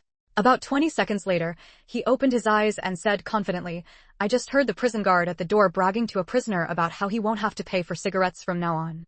Hearing what Zhou Wu said, Wei Wuyan and Feng Lingyu exchanged a glance. When Wei Wuyan and Feng Lingyu had come in earlier, hadn't Wei Wuyan said he'd cover the prison guard's cigarette expenses from now on? The prison guard was now several walls away from them, with the voices of other prisoners mixed in, yet Zhou Wu could clearly make out what the guard was saying. His hearing was indeed extraordinary. Feng Lingyu's hearing was also excellent, but that was because she was an ability user and had been nourished by the spiritual energy in her space. For Zhou Wu, an ordinary person, to reach such a level was nothing short of a natural gift. No wonder he had become the boss of the black market. It wasn't just his knack for making money. Being able to hear that clearly from so far away? Doesn't that mean no one has any secrets around you? Wei Wuyan muttered quietly on the side. Feng Lingyu asked again, besides that person being from the island nation, did you discover anything else? At the time, when I realized the person talking to Zhou Yi was from that island nation, I was terrified too. Even though I usually do illegal things, this matter was just too big. My first reaction was to get out of there as fast as possible and make sure Zhou Yi didn't find me. Chapter 559. Have you found a new lover outside? Because of this, I became suspicious of Ling Qingyue's identity, but since my brother is in her hands, I didn't dare make any moves. Zhou Wu smiled bitterly. To be precise, ever since discovering this, Zhou Wu had been living even more on edge. On one hand, he worried that if Ling Qingyue's affairs were exposed, it would implicate him and his brother, given the deadly nature of what she was doing. On the other hand, he knew that with his own strength, he was utterly incapable of bringing Ling Qingyue down. Ling Qingyue had an inside contact in the police station. As long as Zhou Wu dared to report her, she would get wind of it quickly, which would instead alert the enemy and put him in danger. More critically, he had no evidence either. If he rashly went to the police and claimed that Professor Feng Xuesong's wife was connected to the islanders, the public security might not believe him. Aside from this, how much do you know about the people around Ling Qingyue? Feng Lingyu's eyes shifted slightly as she asked again. Since the biggest secret had already been revealed, there was nothing left to hide. Zhou Wu spoke straightforwardly. The main personnel around Ling Qingyue total 9 people. Previously, Zhou Jiao died on a mission in the capital, so now there are only 8 left. Apart from Zhou Yi, Zhou Er and Zhou San, who have been with Ling Qingyue the longest, the rest, like me, were taken under her wing later to handle tasks. According to you, Zhou Yi and the others are the ones Ling Qingyue trusts the most. Feng Lingyu said thoughtfully. You're the one making money for Ling Qingyue. What about the others? What do they mainly do? Zhou Wu shook his head. That I don't know. Ling Qingyue deliberately isolates us from each other, so we don't know much about one another. But I doubt she has them doing anything good. Back then, the black market wasn't solely dominated by me either, but whenever someone opposed me, they'd always end up dead in mysterious accidents. I suspect Ling Qingyue had her people handle it. This woman is truly ruthless. Wei Wuyan clenched his fists and said bitterly. Zhou Wu, is there anything else you know? Spit it all out. Don't worry, we'll take full responsibility for your brother's safety. Wei Wuyan turned to Zhou Wu and said. That's it. I've said everything I need to say. Zhou Wu shook his head. After a moment, he paused and added, I just hope you keep your promise and take good care of my brother. Mentioning his brother, his eyes turned red and his emotions flared. If you fail to protect my brother, I'll haunt you even as a ghost. Feng Lingyu raised an eyebrow, surprised at how genuinely devoted he was to his brother. Don't worry. I mean what I say. Once you go to the northwest, I can send your brother to reunite with you. No need. His eyes are bad, why should he go suffer in a place like that with me? I've left him money, and he can manage on his own. As long as Ling Qingyue can't threaten him, I believe he'll live well. Zhou Wu lowered his head and said quietly. Zhou Wu's brother was only half blind, seeing things blurrily, but daily life wasn't an issue. Seeing his dejected look, Feng Lingyu knew he was still worried about his brother and added, You really care about your brother. Don't worry, if what you've said today is true, I can cure your brother's eyes. Will that put your mind at ease? Are you serious? Zhou Wu lifted his head, a blazing light bursting from his eyes. Wei Wuyan couldn't stand his excitement and snorted lightly. My sister said she means what she says. Alright, don't get too happy yet. We'll have to verify the truth of your words after we leave. Knowing his brother's eyes could be cured, Zhou Wu trembled with joy. Good, don't worry, everything I've said is true. In a week, Ling Qingyue will have Zhou Yi deliver goods at the dock. You can go check it out yourselves. Wei Chunming adjusted his collar in front of the mirror without turning his head. Ever since returning from the hospital last time, Wei Baoshan, knowing his right hand was ruined, had become dazed. He sat around all day, staring gloomily at the family without saying a word. Wei Chunming often got startled by him out of nowhere. Meanwhile, Li Shuqing only knew how to cry all day, tears streaming endlessly, doing nothing else. At first, Wei Chunming was also sad and would comfort and accompany them, but as time went on, he gradually grew impatient. The moment he saw Li Shuqing and Wei Baoshan, it felt like a stone was pressing on his chest, heavy and suffocating. The garment factory, which once felt exhausting to him, had become the only place where he could relax. Hearing Wei Chuanming's words and seeing his relaxed, carefree back, a hint of madness flashed in Li Shuqing's eyes. What? Have you found a new lover outside? Think Baoshan is useless, so you've already lined up a replacement, haven't you? Li Shuqing stared darkly at Wei Chuanming's back. Her eyes were bloodshot, fixed intently on him. Wei Chuanming frowned at the sharp, piercing voice. From the mirror, he saw Li Shuqing sitting on the bed, disheveled and unkempt, and turned away in disgust. Xuqing, what are you imagining? I know you're upset, but I'm upset too. But what's done is done, we have to look forward. Besides, I can't just skip work, can I? I've already taken several days off. The factory is working overtime to meet deadlines now. As deputy director, how can I not be there at such a critical time? Alright, I'm off to work. Keep an eye on our son at home. Chapter 560. Who exactly are you going to see? After saying this, Wei Chunming tucked his briefcase under his arm and left without looking back. He did not notice the hateful glare in Li Xuqing's eyes behind him. Wei Chunming, don't think I don't know what you're plotting. Rest assured, as long as I'm here, you'll never get rid of us mother and son. After snarling out these two sentences, Li Xuqing angrily slapped the bed beneath her a few times. From her understanding of this man, Wei Chunming, he must be growing impatient with her and their son now. Just like he had grown impatient with the Wei family mother and son back then. No matter what, she had to guard the Wei family estate for her son. For the rest of her life, she couldn't rely on Wei Chunming. The only one she could depend on was Bao Shan. If Wei Chunming thought he could shake off her and her son so easily, not a chance. Li Xuqing was provoked by Wei Chunming's attitude, snapping out of her earlier day's state. She washed her face, changed her clothes, instructed the aunt helping at home to take good care of Wei Bao Shan, and then went out alone. Li Xuqing, now that you're going out, who exactly are you going to see? It was the height of summer, the sun scorching enough to peel a layer of skin off anyone. Few people ran around outside unless necessary. But Feng Chang'an was still a child, at that age of teasing cats and dogs, bursting with energy that had nowhere to go. He simply couldn't stay cooped up at home all day and had to run out to let off steam and burn off his excess energy. To keep him from causing trouble outside, Ling Qingwei had come up with many ideas.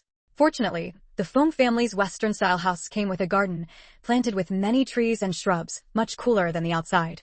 And with someone always keeping an eye on things, the chance of accidents was low.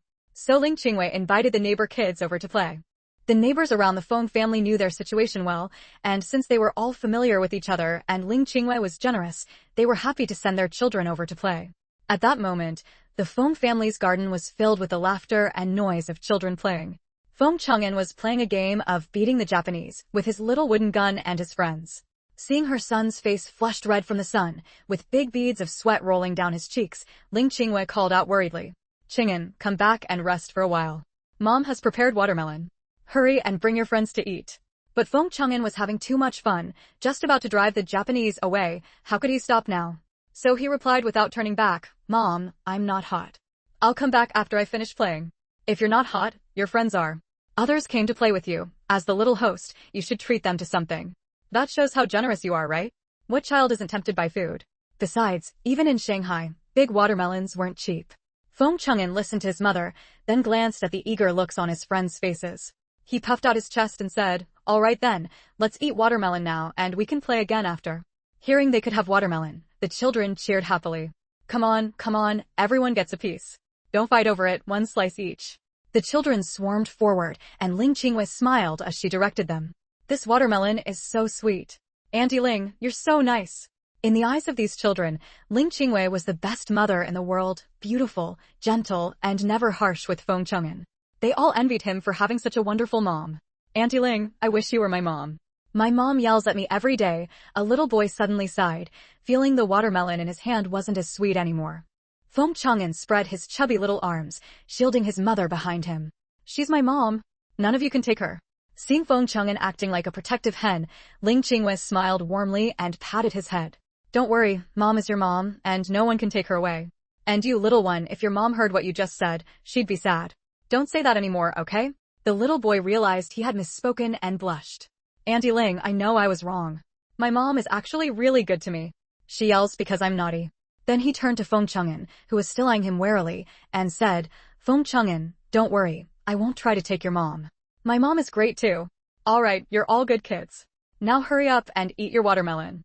Ling Qingwei took out a handkerchief to wipe the sweat off her son's face and instructed, after you finish, sit for a while. Don't run off and play right away, or you'll get a stomachache, got it? Got it, got it. We'll just play in the garden and won't run outside, Feng Chang'an nodded repeatedly. After delivering the watermelon to her son, Ling Qingwei returned to the study. Zhou Yi had been waiting there early.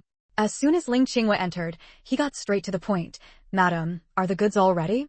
There was still a week until the next delivery day, and nothing could go wrong in between. Madam, I've packed the goods with the brothers, following the old rules. But, Zhou Yi hesitated. Seeing Zhou Yi's indecisive expression, Ling Qingyue's heart sank. Chapter 561. Feng Shuesong educates his son. Monday lowered his eyes and said quietly, "It's just that the quantity of goods this time is a bit insufficient." In the past, receiving goods was handled by Friday, but now Friday had been arrested, and the black market was under heavy crackdown, making it very difficult to acquire goods. On top of that, they were short on manpower, so compared to before, the quantity of goods this time was indeed somewhat less. Hearing Monday say this, Ling Qingyue understood as well. She now regretted giving up on Friday so easily. Finding someone as capable as Friday, who also had a weakness she could exploit, to handle things for her was far too difficult. The situation is bad now, and there's no helping the shortage of goods. I'll explain it. For now, the top priority is ensuring this operation goes smoothly. Everything else can be put on hold. Monday, notify the men. This week, none of the brothers need to worry about anything else. Just focus on keeping the goods safe. After discussing the various details, Monday finally left the study. Ling Qingyue watched Monday's retreating figure, her heartbeat suddenly quickening. For some reason, she had been feeling anxious lately, as if the course of events was slipping further and further out of her control. She almost dared not think about what she would do if something went wrong with the delivery again. As Monday stepped out, he happened to run into Feng Shuesong returning home. Their eyes met. Monday paused, a hint of surprise on his face. "Professor, why are you home so early today?" "Oh, it's Monday." Feng Shuesong stopped walking. "Are you here to deliver vegetables again?" "I had nothing to do today, so I thought I'd slack off. Don't go telling anyone about this," he joked with a cheerful smile. Monday was the one who delivered vegetables to the house regularly.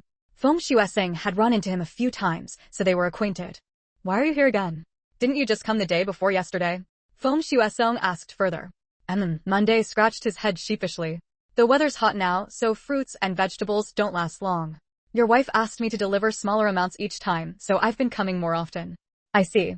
I guess I've been reading too much and got dull," Feng Shuesong said with a self-deprecating laugh. "You should head back too. It's so hot out, sorry for the trouble." Monday nodded with a smile and then left the Feng residence at ease. "Brothers charge. Victory is ours." A jarring burst of laughter and noise reached Feng Shuesong's ears, and his temple twitched. "Feng Chang'an, have you finished today's lessons or not?"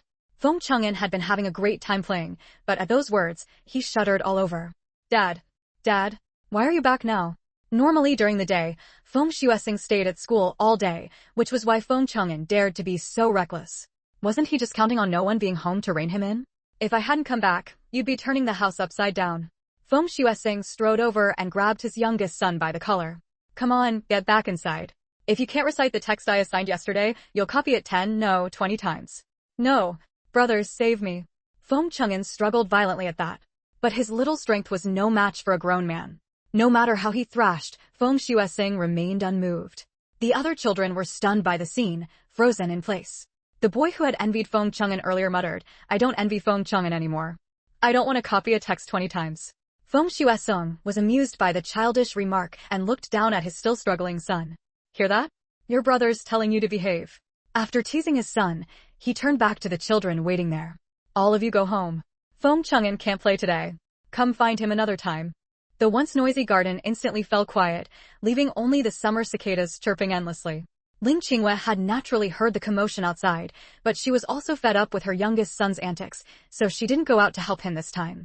Ever since summer break started, the boy's heart had gone wild. It was time for his father to straighten him out. As expected, Feng Chang'an hadn't memorized the text and was punished by copying it. When Feng Shuesong came out of the study, he saw his wife waiting anxiously outside. "Not a sound. Did you hit him? When have I ever laid a hand on him? He just knows he didn't finish his task and has no face to cry or make a fuss." Feng Shuesong snorted. At least he still cares about his pride. Don't spoil him too much. A doting mother raises a failure. This is the perfect time for him to study. How can he waste his days playing around? Fine, you're the one with all the big talk. The son isn't mine alone. You usually don't bother, and now you're blaming me. At that, Feng Shuesong's face showed a hint of guilt. When his youngest son was born, his work at school was just getting on track, so most of the responsibility for disciplining their son fell on his wife, while he did very little. His earlier words had sounded like he was accusing her of not raising their son well. Thinking this, Feng Shuesong quickly chased after her downstairs. "Hey, Qingyue, I didn't mean it that way." "Then what did you mean?" "Yes, I don't have the education of the great Professor Feng, so I can't raise a good son." Ling Qingyue raised an eyebrow, leaned back on the sofa, and crossed her arms, speaking coldly. Chapter 562, Chen Zenian is not a good match. Feng Shuesing heard Ling Qingyue's tone and thought to himself that something was wrong. He had made her angry. I just said the wrong thing. It's my fault. I didn't mean to blame you. He came over to sit beside Ling Qingyue and explained gently. As he spoke, he carefully reached out to take her arm. Feng Shuesong, let me tell you, our son is still young now. Don't push him too hard. It's not like your time back then. Do we still have to follow some family education tradition? Besides, when he's older and more mature, you can teach him yourself. Wouldn't that be more effective? Feng Shuesong was taken aback. He had wanted to say that starting now was already too late. Back in his day. They had renowned tutors from the age of 3 and had to take 8 hours of classes every day. But then he thought of Qingyue's background. She didn't understand the rules of aristocratic families. If he said that, she would think he looked down on her again. So he changed his tune. Yes. You're right. Seeing that Feng Shuesing agreed with her, Ling Qingyue's expression softened. By the way, why are you home so early today? Feng Shuesing picked up a handkerchief to wipe the sweat from his forehead as he replied, it's so hot outside. I simply couldn't stay in the office. At least at home, we have an electric fan to cool down. School's out for break now. I told you not to go to the campus, but you wouldn't listen. Aren't you just asking for trouble? Now you know how uncomfortable it is. Ling Qingyue shot her husband a helpless glare. Feng Shuesong looked serious. I haven't finished the project from last semester. I need to wrap it up properly. As a teacher, I have to be responsible. Ling Qingyue sighed in resignation. Fine. I can't win against you when it comes to big principles. At least I'm not the— What happened? Did he upset you? Ling Qingyue asked nervously. Hadn't she told Zhou Yi to disguise himself as a vegetable delivery man? Not at all. Feng Shuesong quickly waved his hand.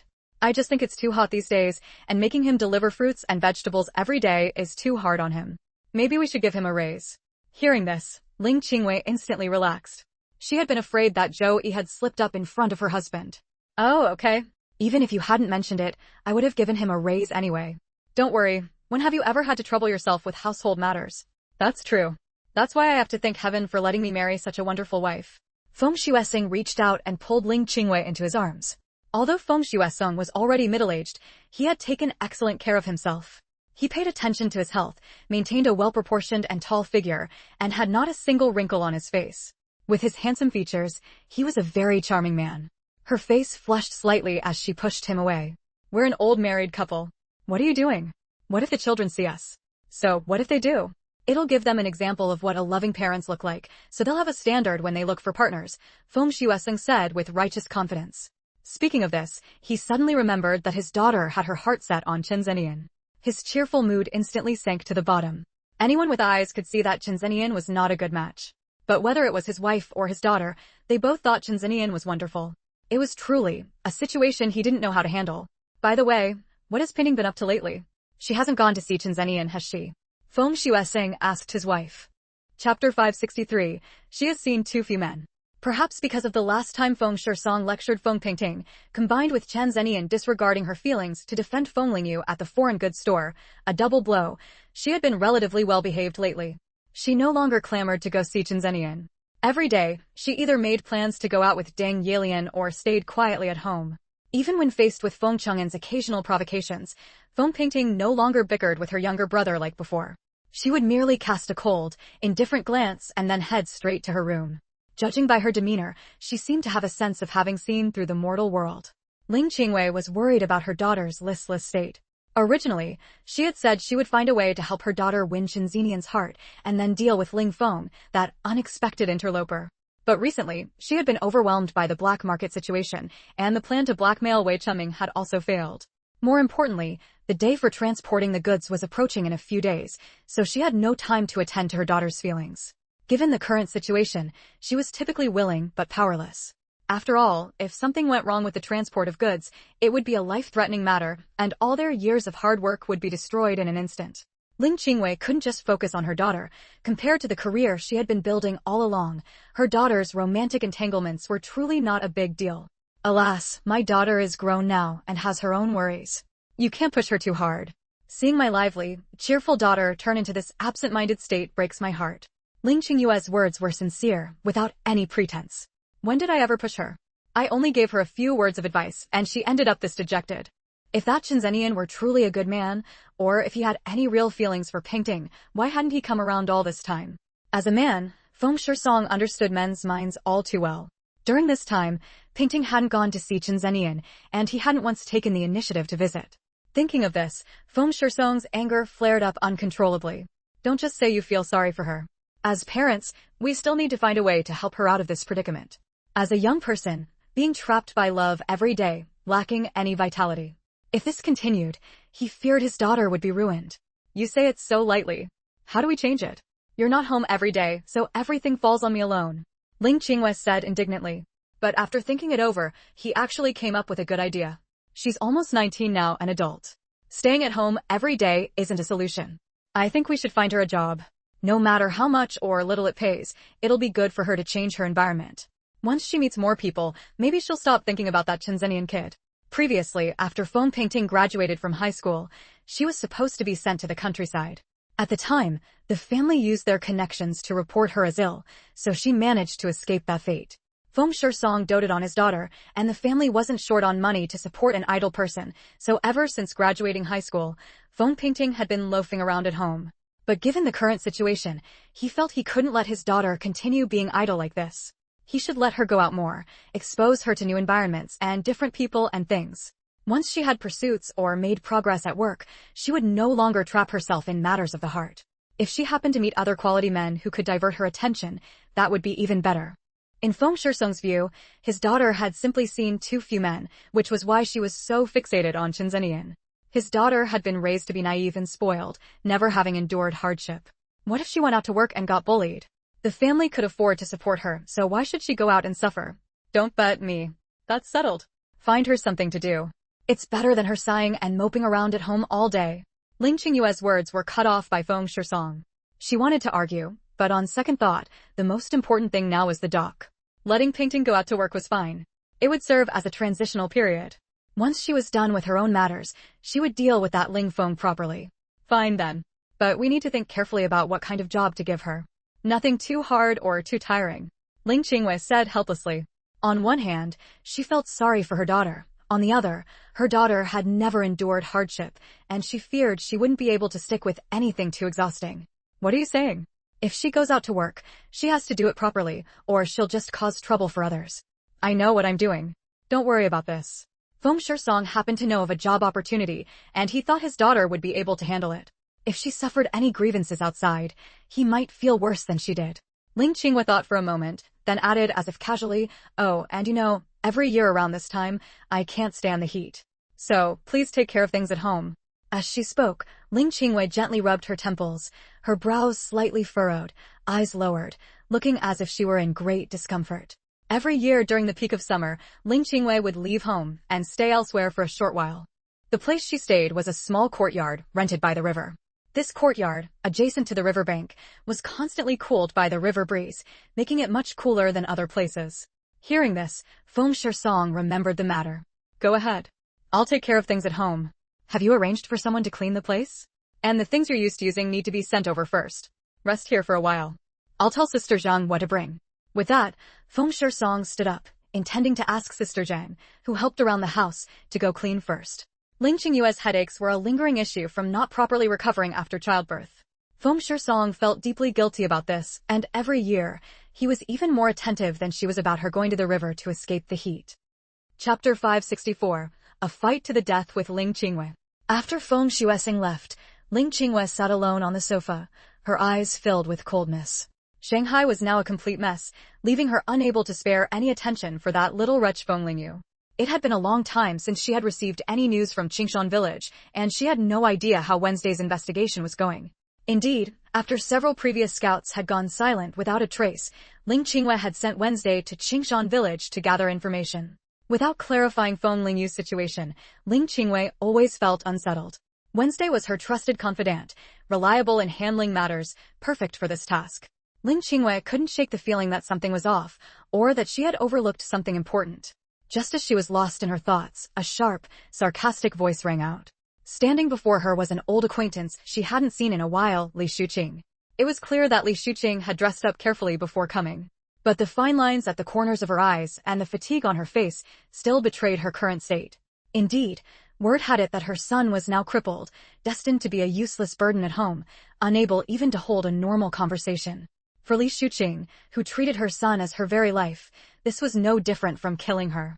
Seeing Li Shuqing in such a miserable state brought Ling Qingwei great satisfaction. If it weren't for this wretch ruining her plans, she would have long gathered enough money to redeem Friday. How could she have ended up in such a difficult position, unable to advance or retreat? If she had known that Li Shuqing would bring her to this, she should never have helped her marry into the Wei family in the first place. Aren't you supposed to be at home taking care of your son? What are you doing at my house? Li Shuqing was angered by Ling Qingyue's calm and indifferent demeanor. Ling Qingwei, do you really think I wouldn't dare to do anything to you? Do you think Baoshan ending up like this isn't your fault?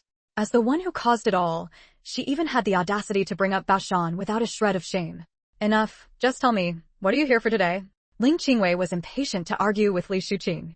After all, she no longer had any use now.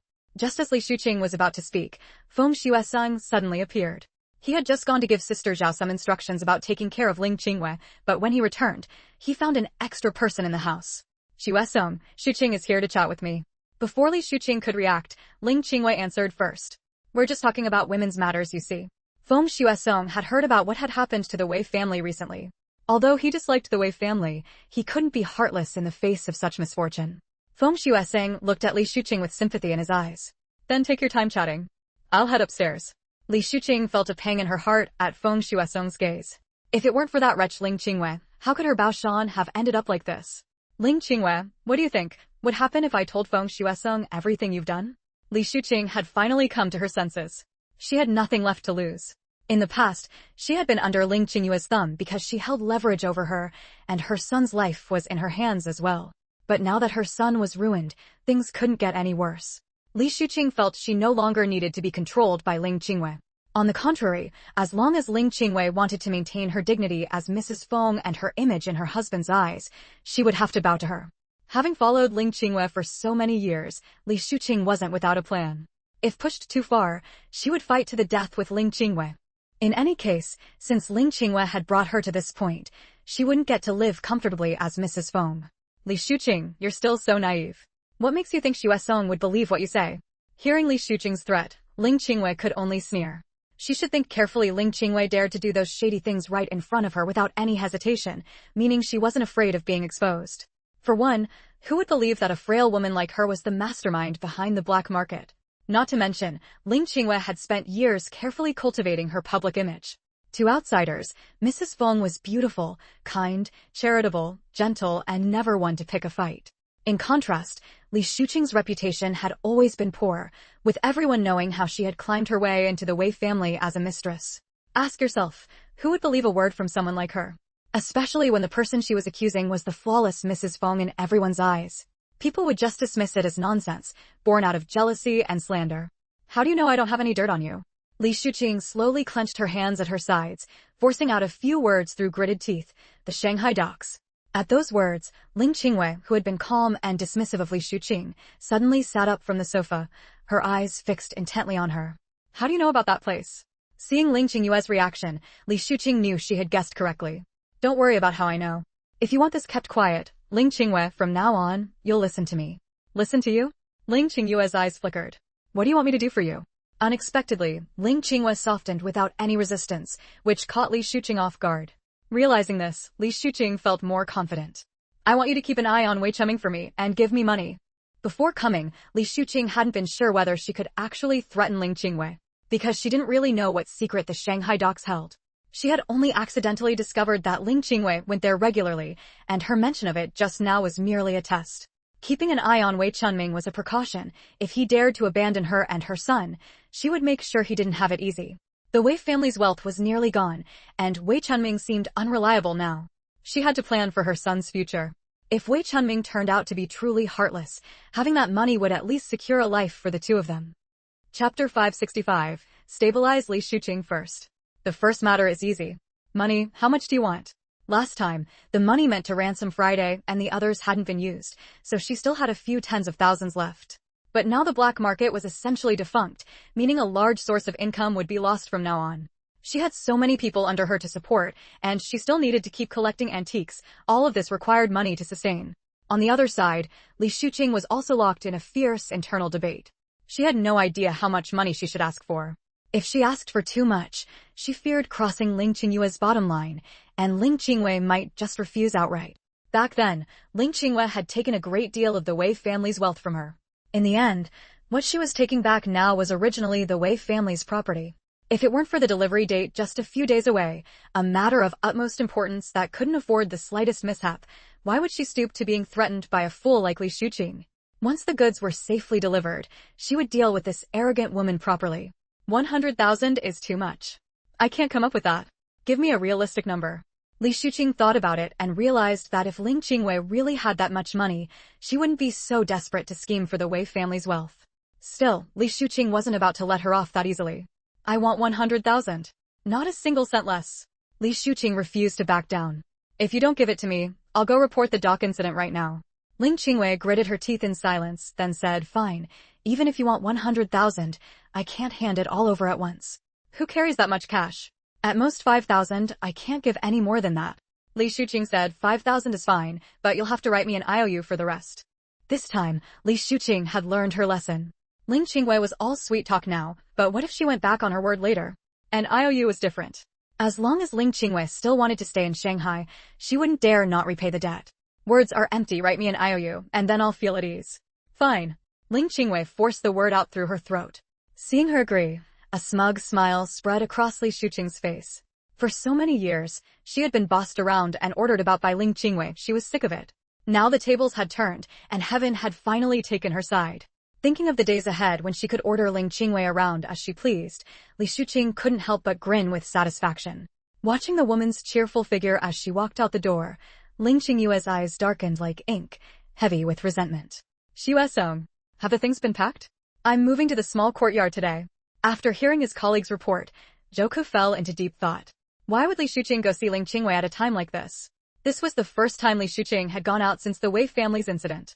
How could Madame Foam, an ordinary person, be connected to a kidnapping case? All kinds of chaotic thoughts filled Zhouke's mind, and he couldn't make sense of them for the moment. At this point, Ling Qingwei had no idea that the Public Security Bureau was already suspicious of her. 2 days had passed since the last visit to the prison to question Friday. Too many things had happened recently, and there was still the dock to investigate. She needed to rest well and recharge. She had a feeling that the day she would fully uncover Ling Qingyue's secrets was not far off. Probably because of the hot weather, they had no appetite. Also, since Feng Lingyu was out running around every day, she left Jinzi and Tuanzi to guard the house. They spent all day lazily sprawled on the sofa, without moving. No wonder they were getting fat. I'm out here running around every day, while you two live it up at home. With rare free time, Feng Lingyu leaned back against the sofa, pulled Tuanzi's big, snowy white, fluffy head into her arms, and rubbed it vigorously. On the coffee table beside her were various plates of fruit and a glass of iced milk tea. With food and drink, plus a big cat to cuddle, even a god wouldn't trade this life. After relaxing and enjoying herself for a while, Feng Lingyu took Tuanzi and Jinzi into the space. By now, the space had grown vast and boundless, and everything inside had long achieved a self-sustaining cycle. The spiritual energy released by the mature plants and animals nourished the space's recovery, and the space, in turn, used that energy to promote their growth. The relationship between the space and its inhabitants was one of complete mutual benefit. As soon as she entered the space, Feng Lingyu felt every pore on her body fill with spiritual energy. It was incredibly comfortable. The oppressive heat of the outside world vanished instantly, replaced by a pleasant coolness. With their owner's permission, Tuanzi and Jinzi excitedly dashed into the forest. In no time, they were out of sight. Feng Lingyu hadn't come into the space just to relax. Ever since she cured Shi Wenhao, she had slacked off in her medical skills, making almost no progress. Last time in the prison, she had promised to heal Friday's younger brother's eyes. She remembered that the medical books in the space recorded this kind of condition, so she planned to study it first. Even though she had her abilities and spiritual energy to rely on and wasn't afraid of failing to cure the illness, those were external forces that couldn't be revealed in public. Feng Lingyu still wanted to improve her own medical skills. Chapter 566, Sudden Change. Who leaked the news? Immersed in the ocean of knowledge, Feng Lingyu voraciously absorbed all kinds of medical knowledge, and time flew by swiftly. In the blink of an eye, the day arrived for Ling Qingwei to deliver goods at the dock. As the last glimmer of light vanished from the sky, the world began to slowly dim. A dozen or so men in coarse short-sleeved clothes were busily working in the night, huffing and puffing as they transported large crates onto a small boat moored at the shore. By the moonlight, dozens of big wooden crates could still be seen stacked on the bank. The small boat couldn't hold too many crates at once, and after reaching its capacity, it swayed away from the dock. Once the boat had gone far, the men who had been moving the crates finally had a chance to sit down and catch their breath. Hey, what do you think is in these crates? They're so heavy. The man who spoke was panting heavily, wiping sweat from his forehead with a cloth, curiosity in his voice. Whatever it is, it's definitely something good, not something people like us should know about. The man sitting across from him, drinking water, shot him a sidelong glance. Huh, isn't that obvious? Do you think I don't know they're good stuff? The questioning man retorted irritably. He not only knew they were good stuff, he also knew they were things that couldn't see the light of day. Otherwise, why would the boss have them working secretly in the dead of night? I'd advise you not to ask too many questions. The more you know, the faster you die. Let's just do what we're supposed to do. I was just asking. The man drinking water's words snapped him back to reality. Others who had been harboring their own thoughts also quieted down. Ling Qingwei raised her hand to glance at her watch. It was now 1 a.m. Summer days dawned early, so the goods needed to be delivered as soon as possible. Zhou Yi immediately replied, not much left. One more trip should finish it all. From the Shanghai dock to the sea took about an hour, so they could definitely get all the goods shipped out before dawn. Good. Ling Qingwei let out a satisfied sigh of relief. Tonight had gone so smoothly that she could hardly believe it. This delivery was, without a doubt, the smoothest thing she had experienced in a while. Go to the dock now and keep an eye on things. Make sure nothing goes wrong. Ling Qingwei still felt uneasy. They were at the final step. They absolutely couldn't fail now. Zhou Yi received the order and left the small courtyard where Ling Qingwei was temporarily staying. By the time Zhou Yi arrived at the dock, the last batch of goods was just being loaded onto the boat. He locked eyes with one of the workers, and they exchanged a brief glance. Knowing that nothing had gone wrong, Zhou Yi breathed a sigh of relief. Of course, he wouldn't just leave these men to handle the delivery alone. One of them was a spy he had planted, ready to report any issues immediately. Boss, you're here. The man who spoke was none other than the one who had been drinking water earlier. Zhou Yi nodded. Brothers, you've all worked hard tonight. Don't worry, I won't let you go unrewarded. After tonight, I'll give everyone some time off. Go home and rest for a while. I promise you won't leave empty-handed. Stay sharp. Once the last batch is loaded, you can rest. Hearing about the generous pay, everyone was filled with renewed energy, and the crates were moved much faster. When all the goods were finally loaded and the small boat drifted away, Zhou Yi's long-held tension finally eased completely. He didn't even dare to think about what would have happened if something had gone wrong with the shipment. But just then, a voice that made him tremble with shock rang out. The night was deep, and the pitch-black sea revealed nothing, only the ceaseless roar of the waves could be heard. The waves, like a ferocious beast bearing its claws, seemed ready to tear apart everything in the sea, instilling an involuntary fear in anyone who heard them. On the vast, boundless open sea, a fishing boat that looked shabby on the outside rose and fell with the rhythm of the waves. A tall lookout tower stood on the boat, and a searchlight, extremely bright with a long range, rotated 360 degrees around the vessel. The searchlight tirelessly illuminated every side of the boat, so that any movement nearby would immediately be spotted by the guards at the bow. Yes, this ordinary fishing boat had someone standing guard at every corner. Chapter 567, Taking Risks, Venturing into the Tiger's Den. His voice quickly alerted the others. The guards immediately took their positions, staring intently at the sea surface. Those hidden in the shadows also tightened their grip on their weapons. If an enemy appeared, without a doubt, he would be riddled with bullets. As the people on the fishing boat stood ready, a small wooden boat wobbled into their line of sight. A figure appeared at the bow of the small wooden boat, raising a hand to make a gesture toward the fishing boat. Seeing the agreed-upon signal, the people on the fishing boat, who had been on high alert, all breathed a sigh of relief. Soon, the tense atmosphere on the fishing boat dissipated completely. Those holding weapons in the shadows also concealed themselves again. This wooden boat was precisely the one Ling Qingwei had arranged to transport the goods. To prevent any leaks, only 5 of Zhou Yi's trusted men were left on the boat. Go report to the last batch of goods has arrived. Listening closely, a burst of island country language could be heard on the boat. After receiving permission, the small wooden boat slowly approached the fishing boat. Are all the goods here? A man on the fishing boat asked in non-standard Huaxiao language. Yes, all the goods are here, the delivery man replied nervously. The man who asked the question swept his eyes over the cargo and noticed that this batch was smaller than usual. He immediately showed displeasure. Why is there so little this time? Reporting to you, sir. Our boss said it's because business has been hit, the capital chain is broken, so we collected fewer goods. Sir, should we load the goods now? There was no point dwelling on it now, but he would have to report this to thee. It seemed Zhou Yi and his men were not handling things properly anymore. Before long, all the wooden crates were transferred to the fishing boat. Zhou Yi's men didn't dare linger, knowing they were involved in a capital offense. They wasted no time and quickly rowed the small boat away. The fishing boat was too conspicuous, and entering or leaving the dock required inspection and registration. But this small wooden boat was different. Basically no one paid attention to it. So, every time they transferred goods, Joey would first use the small boat to transport them to international waters. In international waters, even if caught, Huaxia law couldn't touch these island country people. Because Huaxia was struggling on the international stage, facing a global blockade, and public opinion was unfavorable toward Huaxia, they absolutely dared not arrest island country people on the high seas. The nation's weakness was precisely why these island country people were so brazen, openly doing such things near Huaxia's coastal waters. Crate after crate of large wooden boxes, loaded with Huaxia's antiques, were moved by the island country people into the lower cabin. This mission went smoothly. We must relax properly when we get back. Haha, the ship has already set sail now. By tomorrow night, the first thing I'll do when I get back is find my little Sakura and share a cup of sake. Haha, Yoshi, little Sakura is so beautiful. With the mission complete, the two island country men guarding the cabin chatted and joked with each other. What they didn't notice was that behind them, the lid of a large wooden crate quietly opened a small crack. A faint wisp of smoke drifted into the sealed cabin and quickly vanished without a trace. Unfortunately, before they could finish their conversation, both men collapsed like dead dogs. Seeing that she had taken them down, Feng Lingyu quietly jumped out of the antique crate. Ever since she had gotten this information from Friday, she had been thinking about what the best course of action would be. If she had simply set up an ambush at the dock, waiting for Joey to let his guard down and calling the police to catch them red-handed, it would at most only capture Zhou Yi's group and wouldn't harm Ling Qingwei in the slightest. Moreover, doing so would only save this batch of antiques, but the secrets hidden behind Ling Qingwei would remain untouched. So, after careful consideration, Feng Lingyu decided to split forces with Wei Wuyan. She wanted to catch Zhou Yi's group, but she also wanted to trace where the antiques were going. If she could uncover the real mastermind behind it all, that would be even better.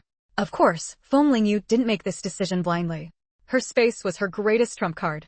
If she encountered any danger she couldn't handle, she would simply hide in the space. As agreed with Wei Wuyan, today at the dock, he would create a commotion to draw all the small fry away, while Feng Lingyu took the chaos as an opportunity to sneak into one of the large crates. Fortunately, those people thought the noise was just a stray cat and didn't suspect anything wrong with the crates. Once inside the crate, Feng Lingyu immediately hid in her space, using her mental power to monitor everything happening outside. With such a powerful tool as her space, there was no way she would endure staying cramped inside that crate. In the end, Feng Lingyu followed the small wooden boat all the way, arriving at the final destination without anyone noticing. It was only after reaching the fishing boat and hearing the island country language that she fully believed what Friday had said. She never expected Ling Qingwei to actually collude with island country people, smuggling precious domestic cultural relics out of the country.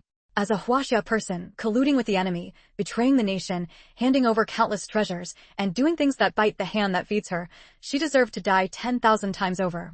But what puzzled Feng Lingyu even more was why Ling Qingwei would work for the island country people in the first place. Now that she was on the ship, though, these secrets would eventually be uncovered. But before she left, there was one more thing she had to do.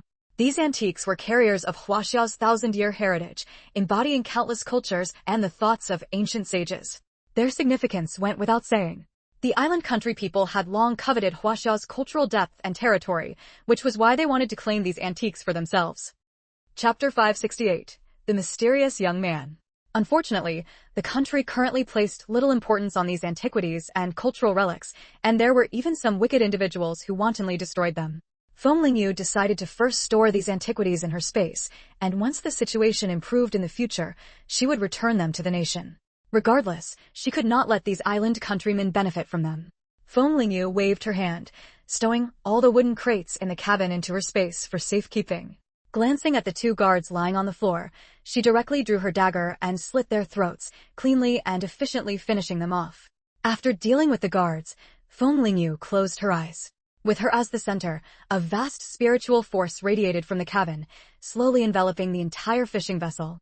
The layout of the entire ship and all its details, including the people hidden in the shadows, all appeared in her mind.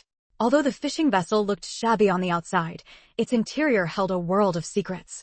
The ship had 3 levels, with a large number of guards on both the deck and the second floor, ensuring no blind spots existed, not even a fly could silently slip in. But the topmost level was decorated extremely luxuriously. This should be where the leader of the island country's operation stayed. The exterior of the cabin was heavily guarded, and patrols moved constantly around the ship's exterior and on the first and second floors. On the top of the cabin, there was a square ventilation opening, just large enough for Feng Lingyu to pass through. The exit of the ventilation opening was on the right side of the ship's hull, a dead angle that could evade the searchlights. Like a nimble leopard, Feng Lingyu silently clung to one side of the hull. The moment the searchlight above swept past, she did not hesitate and directly shot out her diamond claw. With a faint ding, the diamond claw firmly gripped the hull. Completely unnoticed by the numerous guards, Feng Lingyu used the diamond claw to successfully reach the top floor. Their security was already very tight, but no one would ever expect someone to climb directly up the outer hull to the top floor. It could only be said that they never imagined someone like Feng Lingyu, such a cheat, existed in the world. Following the overall layout she had previously detected, Feng Lingyu crept to the window of one room. Using the diamond claw on her wrist, she secured herself firmly to the hull. Only after confirming that her whereabouts could not be exposed did Feng Lingyu feel at ease and look into the room. It was a tea room arranged with elegance and charm, with landscape paintings hanging on the walls. One might have thought it was the tea room of some classical Chinese master. By the tea table knelt a young man dressed in black island country attire. He held a small teapot and was methodically brewing tea. Feng Lingyu could only see his back, not his face. This tea room was a stark contrast to the luxurious style of the ship's top floor. The entire tea room was decorated in an antique style, with a pure wood aesthetic. On a small side table, a bronze incense burner shaped like a qilin emitted wisps of white smoke. Although she could not see the seated man's face clearly, and his back appeared somewhat slender, Feng Lingyu could tell from his upright posture, like a sturdy pine, that he was no ordinary person. So young and already entrusted with such an important task, handling matters of great significance, it was clear that his status in the island country was far from low. Initially, Feng Lingyu had considered capturing this man, forcing information about the island country's dealings with Ling Qinghua from him, and then disposing of him. But this man's status in the island country was clearly exceptional. Killing him would be simple, but the forces behind him would not let the matter rest. If it inadvertently sparked an international incident, she would have blown things out of proportion. The country's international standing was already precarious, blockaded by a group of nations led by the beautiful country. Without a second thought, going against the island country would only end in loss for the country. Father Nation was already struggling enough, it was better not to cause more trouble. Just as countless thoughts swirled in Feng Lingyu's mind, the man who had earlier handed over goods with Zhou Yi's subordinates on the deck knocked and entered the tea room. "Kimura, have the goods been handed over?" The young man at the table set down his teacup, his voice clear and pleasant, like a spring striking mountain rocks. What shocked Feng Lingyu even more was that this man spoke flawless standard Mandarin. She had already prepared to record the conversation. She took a voice recorder from her space, held it in her hand, and aimed it at the window, planning to find someone to translate it later. But this man's Mandarin was far too standard. It seemed the island countryman's schemes had been long in the making. Suppressing her inner complaints, Feng Lingyu refocused on the conversation between the two in the tea room. Inside the tea room, upon hearing the young man's question, the man named Kimura hesitated noticeably. "They have been handed over, but—" Kimura paused. Seeing that the young man still wore a gentle smile, seemingly unconcerned by his hesitation, he gritted his teeth and continued, "The quantity this time is clearly less than usual. I suspect something has gone wrong on Zhou Yi's end." Kimura had been responsible for smuggling Chinese antiquities for many years and had a good sense of the annual quantity Zhou Yi could deliver. He had noticed the discrepancy immediately. But time was tight, and he could not afford to argue too much with Zhou Yi's subordinates. He could only let them drop off the antiquities and leave quickly to avoid further complications. In truth, these antiquities were never the island country's possessions to begin with. Whatever they obtained was windfall. Kimura did not care much about the reduced quantity. What truly concerned him was that the decrease meant something had undoubtedly gone wrong with the people they had planted in the country, or that they had encountered obstacles. Chapter 569, The Adopted Son of That Esteemed Person. Could it be that they had revealed some flaw? The people stationed in China for their operations had been cultivated with great difficulty, and they were crucial to the success of their scheme. If anything happened to those remaining operatives, it would be a heavy blow to the island nation's subsequent plans. Kimura dared not think about how he would report this to his superiors upon returning home. No, he was not the person in charge of this operation. The one who should answer for it was Hayabusa Kazama instead. At the same time, a subtle, unspeakable feeling of schadenfreude quietly arose within him. Did Monday send any message over? Unlike Kimura's anxious state, the handsome young man sitting across from him, upon hearing his words, merely took a light sip of the tea in his hand and then asked calmly. Yes. His subordinate brought a letter. Saying this, Kimura produced a sealed envelope. He was not the overall commander of this operation, so he had not opened the letter. Kimura looked at the man with clear brows and refined features who was reading the letter, his outward respect fading, a hint of resentment surfacing in his eyes. Previously, the person in charge of all tasks related to China had always been Kimura, and he had taken pride in his diligent work. But before this mission, this young man named Hayabusa Kazama had suddenly been assigned. According to his private investigation, this young man was the adopted son of that esteemed person, having previously studied abroad. As soon as he finished his studies and returned, he was appointed as the head of their China plan. Kimura had been dissatisfied in his heart, but now, given the situation, it was actually a good thing that he wasn't the person in charge. With Hayabusa Kazama as the scapegoat, the blame would not fall on him. Good. This time, Hayabusa Kazama would take a major fall, teaching him that some fruits were not so easy to pluck. He thought that after this, the higher-ups would also realize that compared to a greenhorn like Hayabusa Kazama, he, Kimura, was more suited to be the person in charge. Just as Kimura was scheming to himself, Hayabusa Kazama had already finished reading the letter. "Sir, what did the letter say?" Kimura's eyes darted as he asked curiously.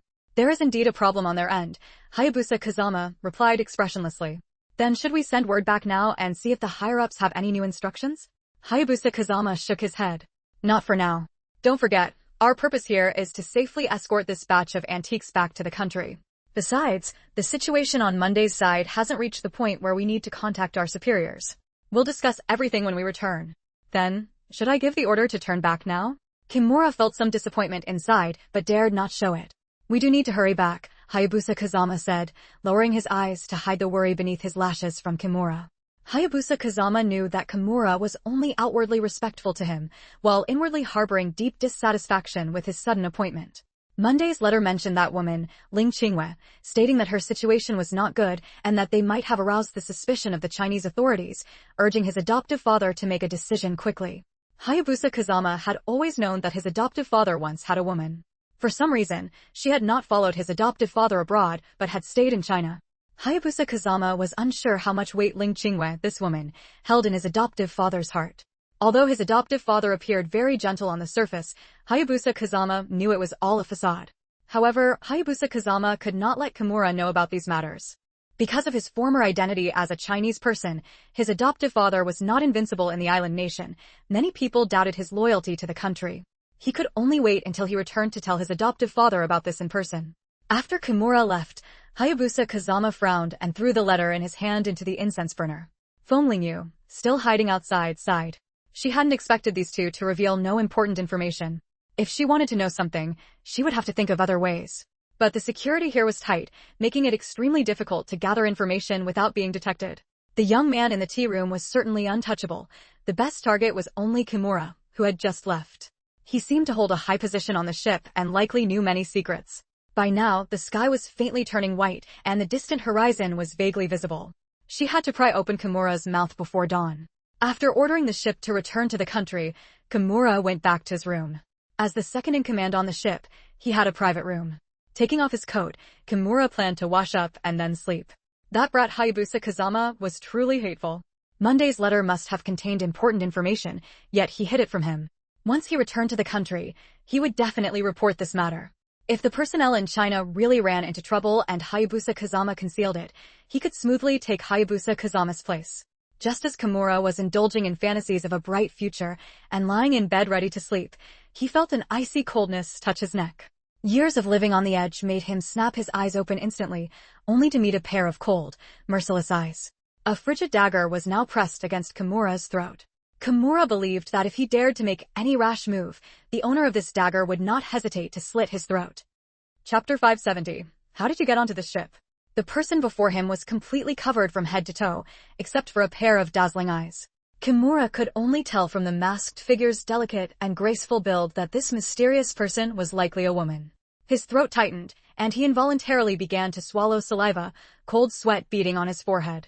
This was a natural reaction to extreme fear. He couldn't control his body's instinctive response. This fishing boat had sailed all the way directly from the island nation without ever docking at any port along the way. Moreover, the security on the ship was undeniably tight. Kimura could swear that even the world's most skilled operative couldn't have slipped onto the ship silently without alerting any guards. So, how did this masked person get on board? In just a few seconds, countless questions flashed through Kimura's mind, leaving his thoughts in chaos. Then Kimura heard a clear, mocking voice from the masked figure. "You're Chinese." Kimura's heart jolted in shock. Heaven knows, he had initially guessed that the person before him was sent by another faction within the island nation to deal with him. Or perhaps this person was a spy who had been hiding on the ship all along. But Kimura had never considered that this masked woman might be from China. The thought that their operation might have already been detected by China filled Kimura with panic. What was going on? How could a Chinese person be on the ship? How long had China been watching them? How much did they know about their plans? "Ma'am, our fishing boat is currently in international waters.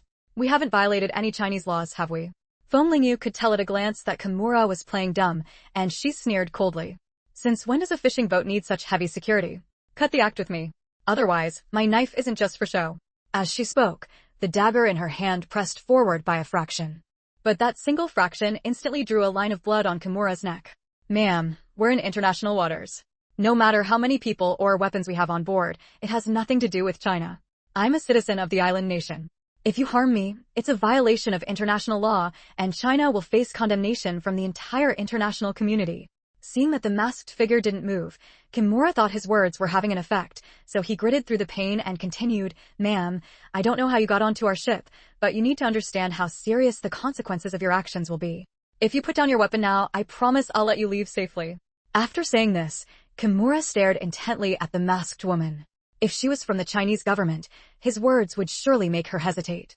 Chinese people cared most about their country's international image. Once she realized it could spark global, she wouldn't dare to harm him. But if she remained unmoved, that meant she wasn't from the Chinese government. If that were the case, Kimura would be even more unsettled. In China, we have a saying, "Don't believe in ghost talk." Back when you islanders invaded us, the common people all said we had to drive out the devils. That says a lot about your kind, doesn't it? Heh, do you really think I'd believe anything you say? As she spoke, Feng Lingyu glanced at the sky outside. Golden rays were already breaking through the horizon. There was no time to waste here. She needed to finish this quickly. "I'll ask you a few questions. If you answer honestly, I'll spare your life." "Don't worry," Feng Lingyu said sarcastically. "We Chinese are different from you islanders. We always keep our word." Kimura was irritated by her belittling of his people, but with a knife at his throat and the situation favoring her, he had no choice but to swallow his pride. "What do you want to ask? Who is that young man you just met? Why are you stealing so many Chinese antiques? And how many spies are there in China? How do you communicate? How did Ling Qingwei become one of your people? What's her position in your organization?" As Feng Lingyu fired off question after question, Kimura's composure crumbled. Asking these questions meant this woman already knew a great deal about their secrets. But even within the island nation, these matters were top secret. Only those with a certain status and rank could possibly know them. For years, their plan had proceeded steadily without any leaks, and even the Chinese government hadn't caught on. So how did this woman know these secrets? The mere thought that someone had silently uncovered so much of their intelligence without anyone noticing sent a chill of panic through Kimura. No matter how much information had been leaked, his top priority now was to survive and get this message out. Kimura didn't dare imagine the consequences if this continued. All this time, someone had been secretly watching their every move without them knowing. "Who I am doesn't matter. Answer my questions." Feng Lingyu lowered her voice into a sharp command, pressing the dagger forward a little more. This time, Kimura felt a sharp pain in his throat. His pupils dilated in terror, and his fingers dug into the bedding beneath him. If the dagger moved even a fraction further, his windpipe would be cut open. Chapter 571. Another enemy added. "Miss, calm down.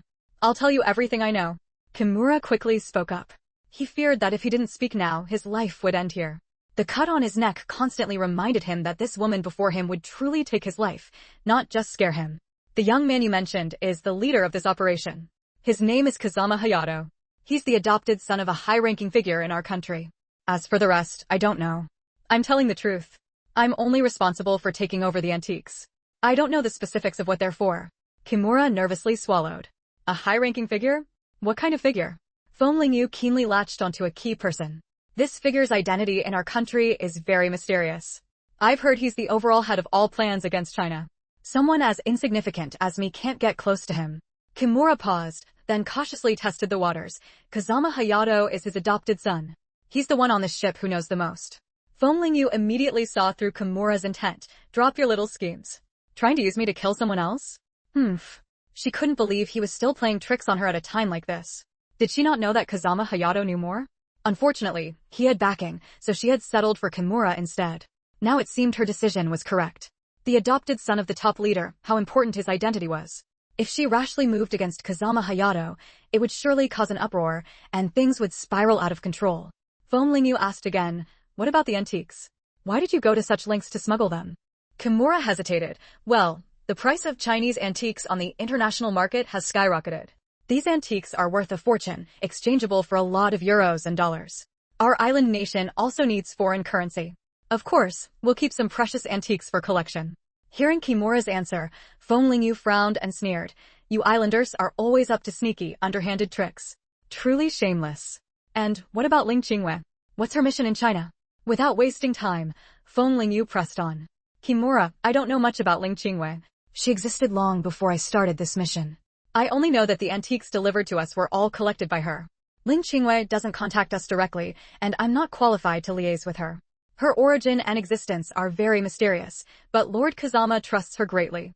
Kimura shook his head. One last question. Foam Lingyu lowered her gaze, her tone as oppressive as a frozen thousand-year abyss. Do you know if Ling Qingwei targeted a couple surnamed Feng 3 years ago? This. Kimura furrowed his brow, thinking hard. I think so. I heard that couple hindered her operations. At the time, to eliminate them without a trace, Lord Kazama gave Ling Qingwei extensive authority, allowing her to command all personnel stationed in China. To get rid of that couple, we lost many of our people in China during that operation. Fortunately, despite the heavy losses, the mission succeeded in the end. Kimura vaguely recalled that their organization had sacrificed many members, which once stalled their operations in China. He had found it strange, wondering what made that couple surnamed Feng so important that Ling Qingwei would go to any lengths to kill them.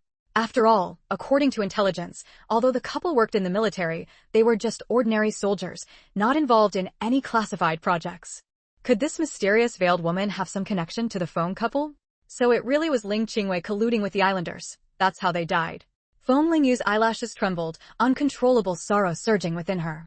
Ling Qingwei, if this vengeance isn't exacted, the spirits of her parents in the underworld will never rest in peace. Miss, what's your relationship with the Feng couple? Kimura's eyes darted as he cautiously spoke. After hearing about the Feng couple, the woman's emotions had clearly fluctuated. Dealing with them had nothing to do with me. It was all orchestrated by Ling Qingwei and Lord Kazama. If you want revenge, you should go after Kazama Hayato. He's the only adopted son of that high-ranking figure. Killing him would surely make Lord Kazama suffer unbearably.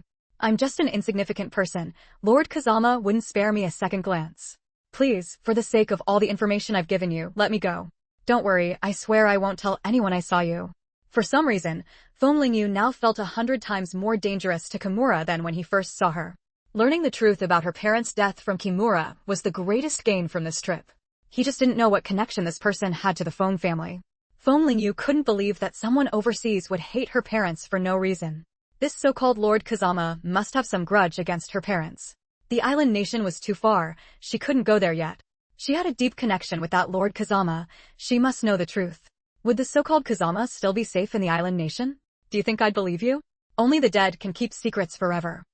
Chapter 572, really. You got off easy. Miss, you said that if I told you everything I know, you'd spare my life.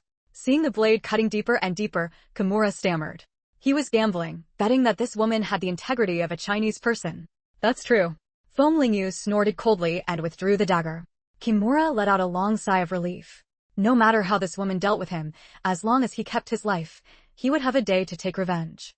But before he could fully exhale that pent-up breath, his jaw was forcibly pried open by an ice-cold hand. Kimura didn't even have time to struggle before a stream of cool liquid slid down his throat. What did you feed me? A sense of foreboding surged in Kimura's heart. Now he could no longer pretend. Using all his strength, he tried to break free from Foam Lingyu's grip and spit out the liquid he had just swallowed. Unfortunately, no matter how hard he struggled, the hand at his throat showed no sign of loosening. You're right.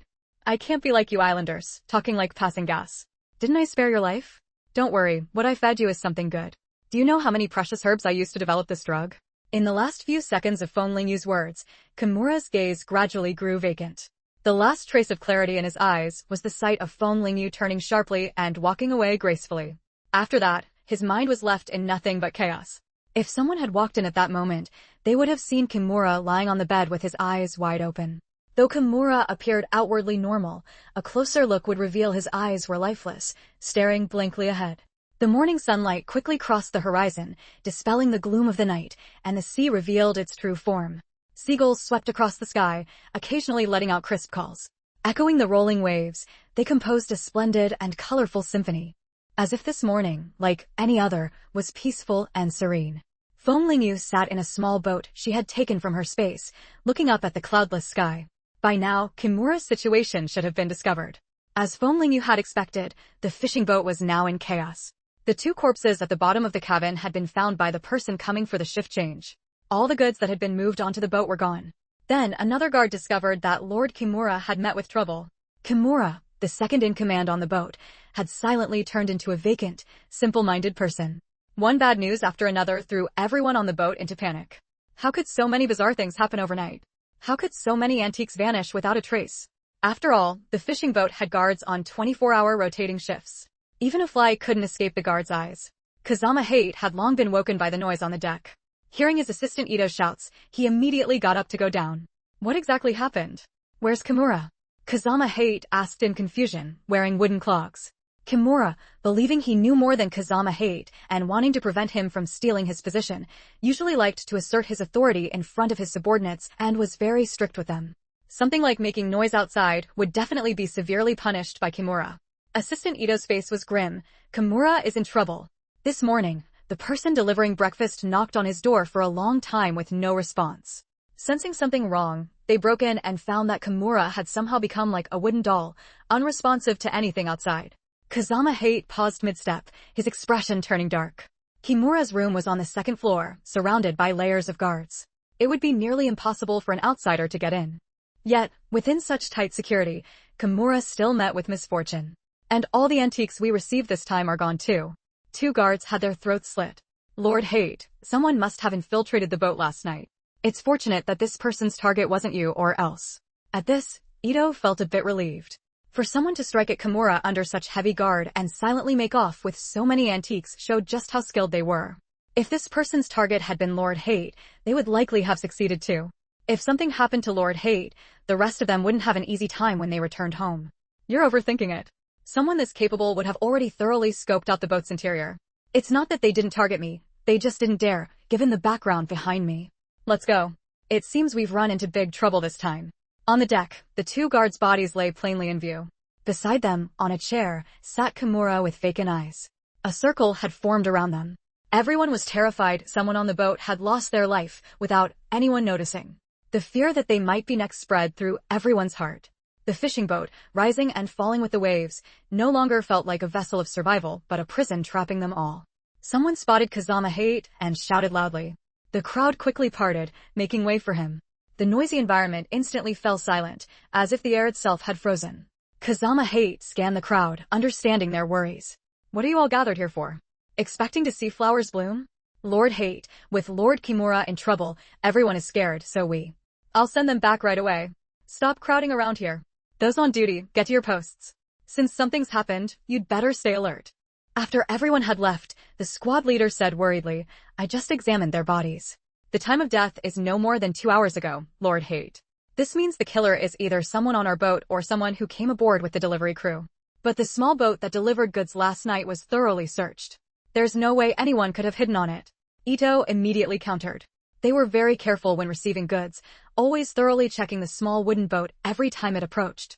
Besides, how big could that small boat be? Where would there be a place to hide someone? Chapter 573, Returning Empty-Handed. Where are the antiques? Have they been checked? Kazama Shun hit the nail on the head, pointing out the flaw. The crates used to transport antiques were always sealed, and no mistakes had ever been made in all these years.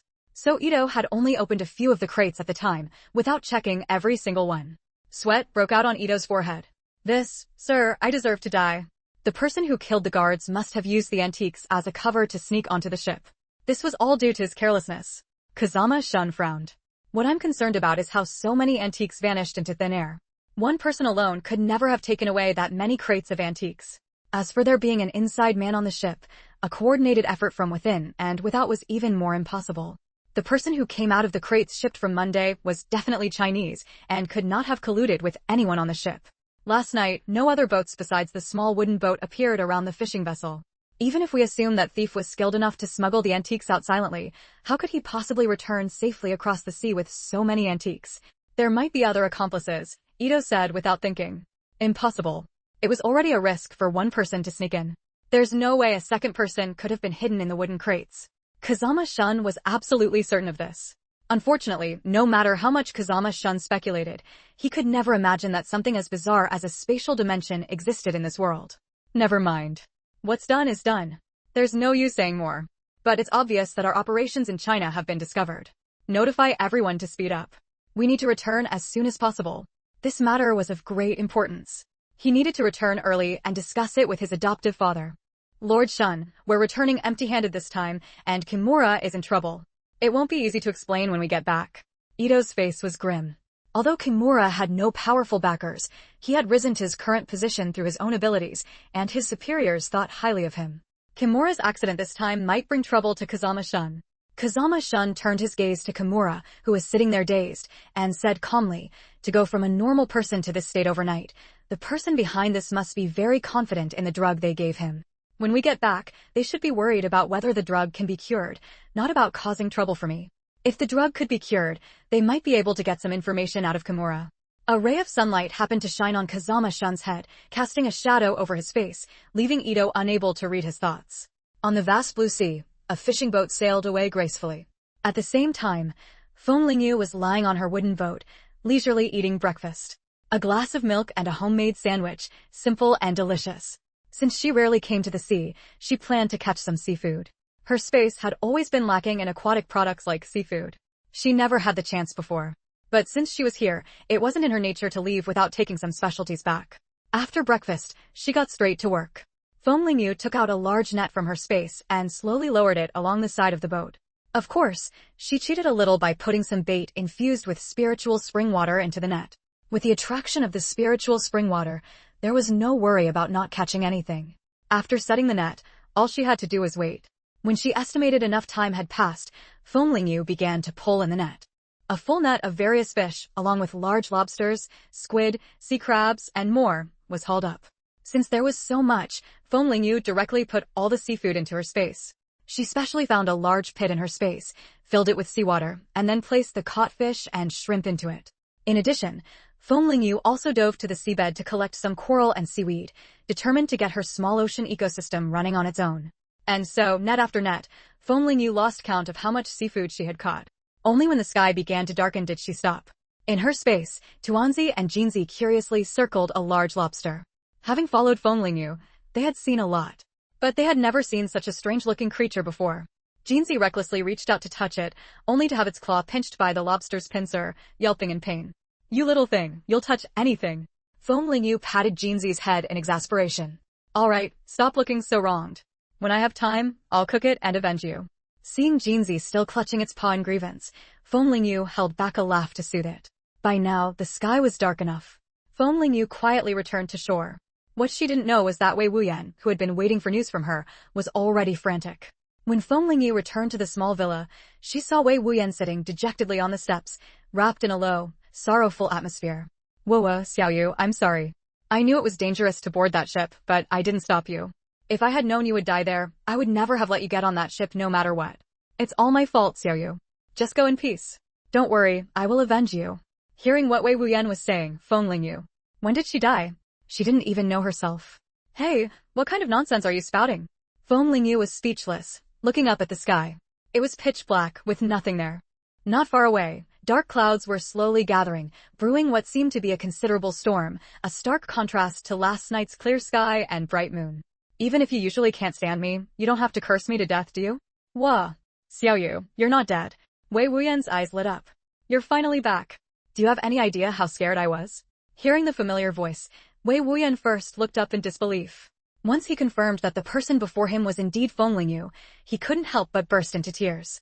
They had agreed that Feng Lingyu would return early this morning, but he had waited until nightfall without seeing any sign of her. Wei Wuyan had assumed that Feng Lingyu had been discovered by the Japanese and had already perished in the sea. Now, seeing Feng Lingyu standing here safely, the oppressive clouds in his heart finally dispersed. Good thing I came back. Any later, and I might have just made it to my own funeral. Feng Lingyu shot Wei Wuyan a sideways glance and said in exasperation. Chapter 574, Make sure she can never rise again. Wei Wuyan felt embarrassed by what was said and awkwardly replied, It's not entirely my fault. Who told you not to come back on time? I was just worried about you, wasn't I? By the way, I haven't asked you yet, how did you get back?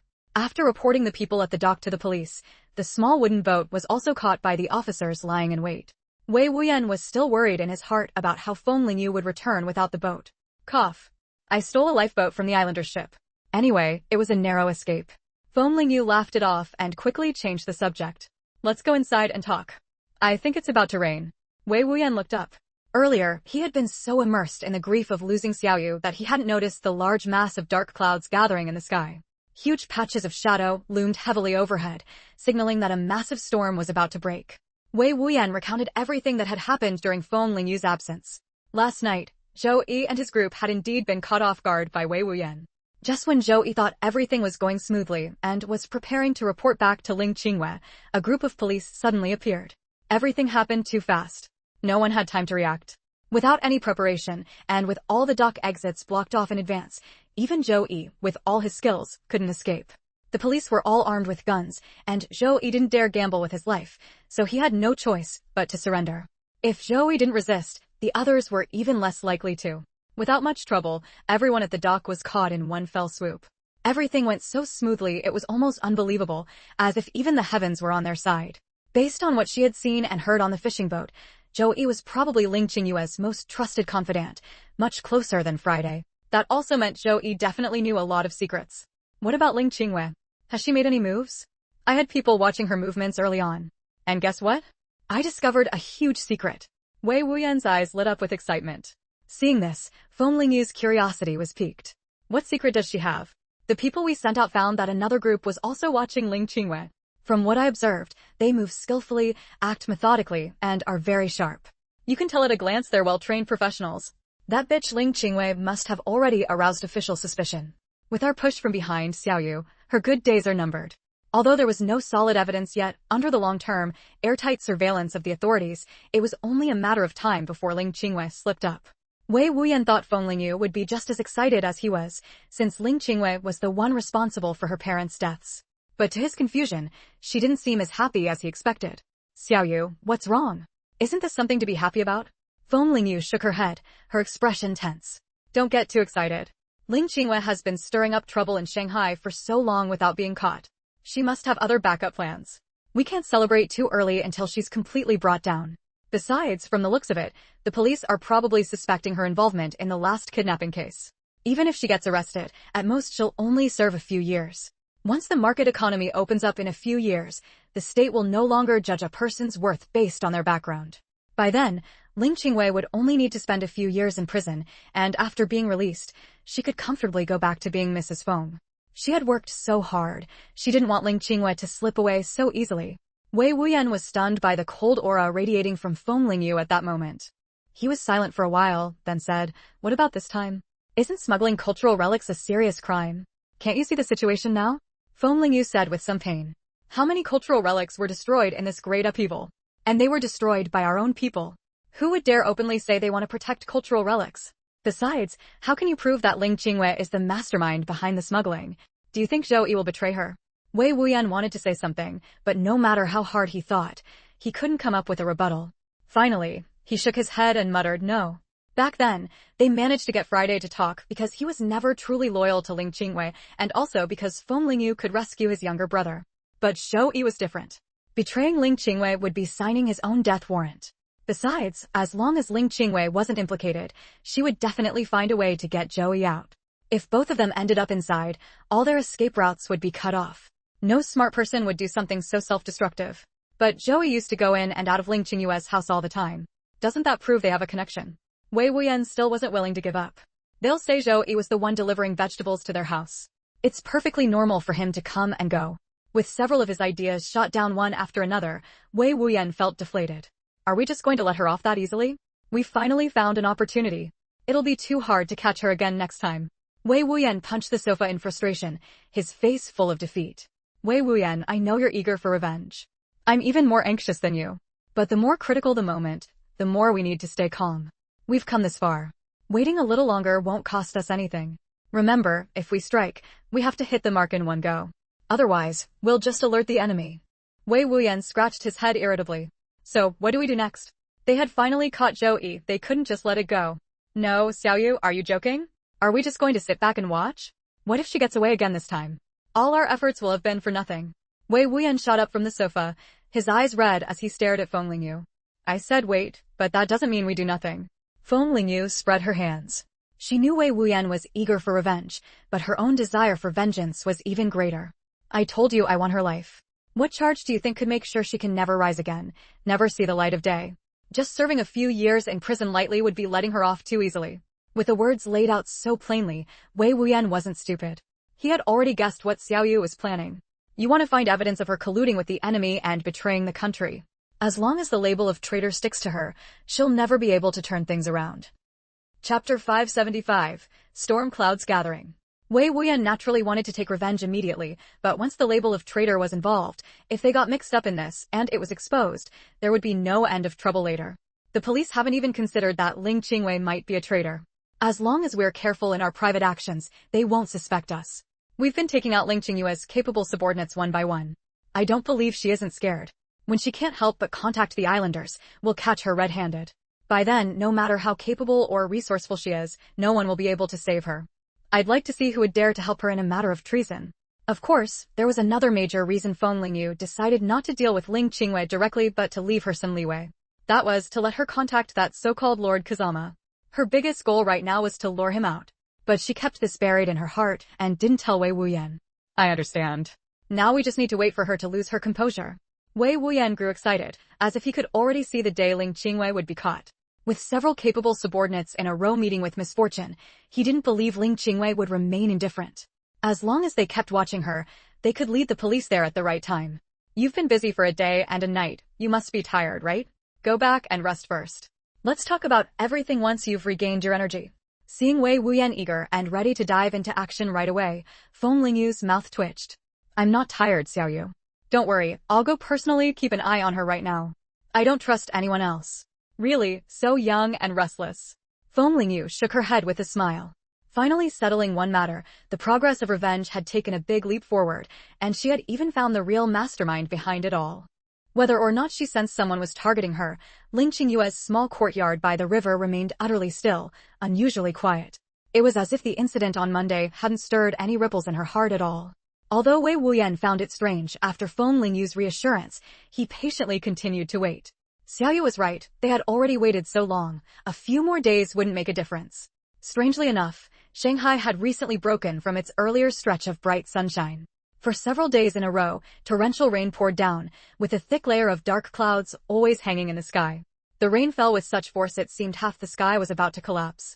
The sky remained perpetually shrouded, gloomy and oppressive, making people feel a suffocating unease, as if something bad was about to happen. The rain was so heavy that water had accumulated on the streets, in some places reaching up to people's ankles. Apart from workers commuting to and from their jobs, hardly any other figures could be seen on the streets.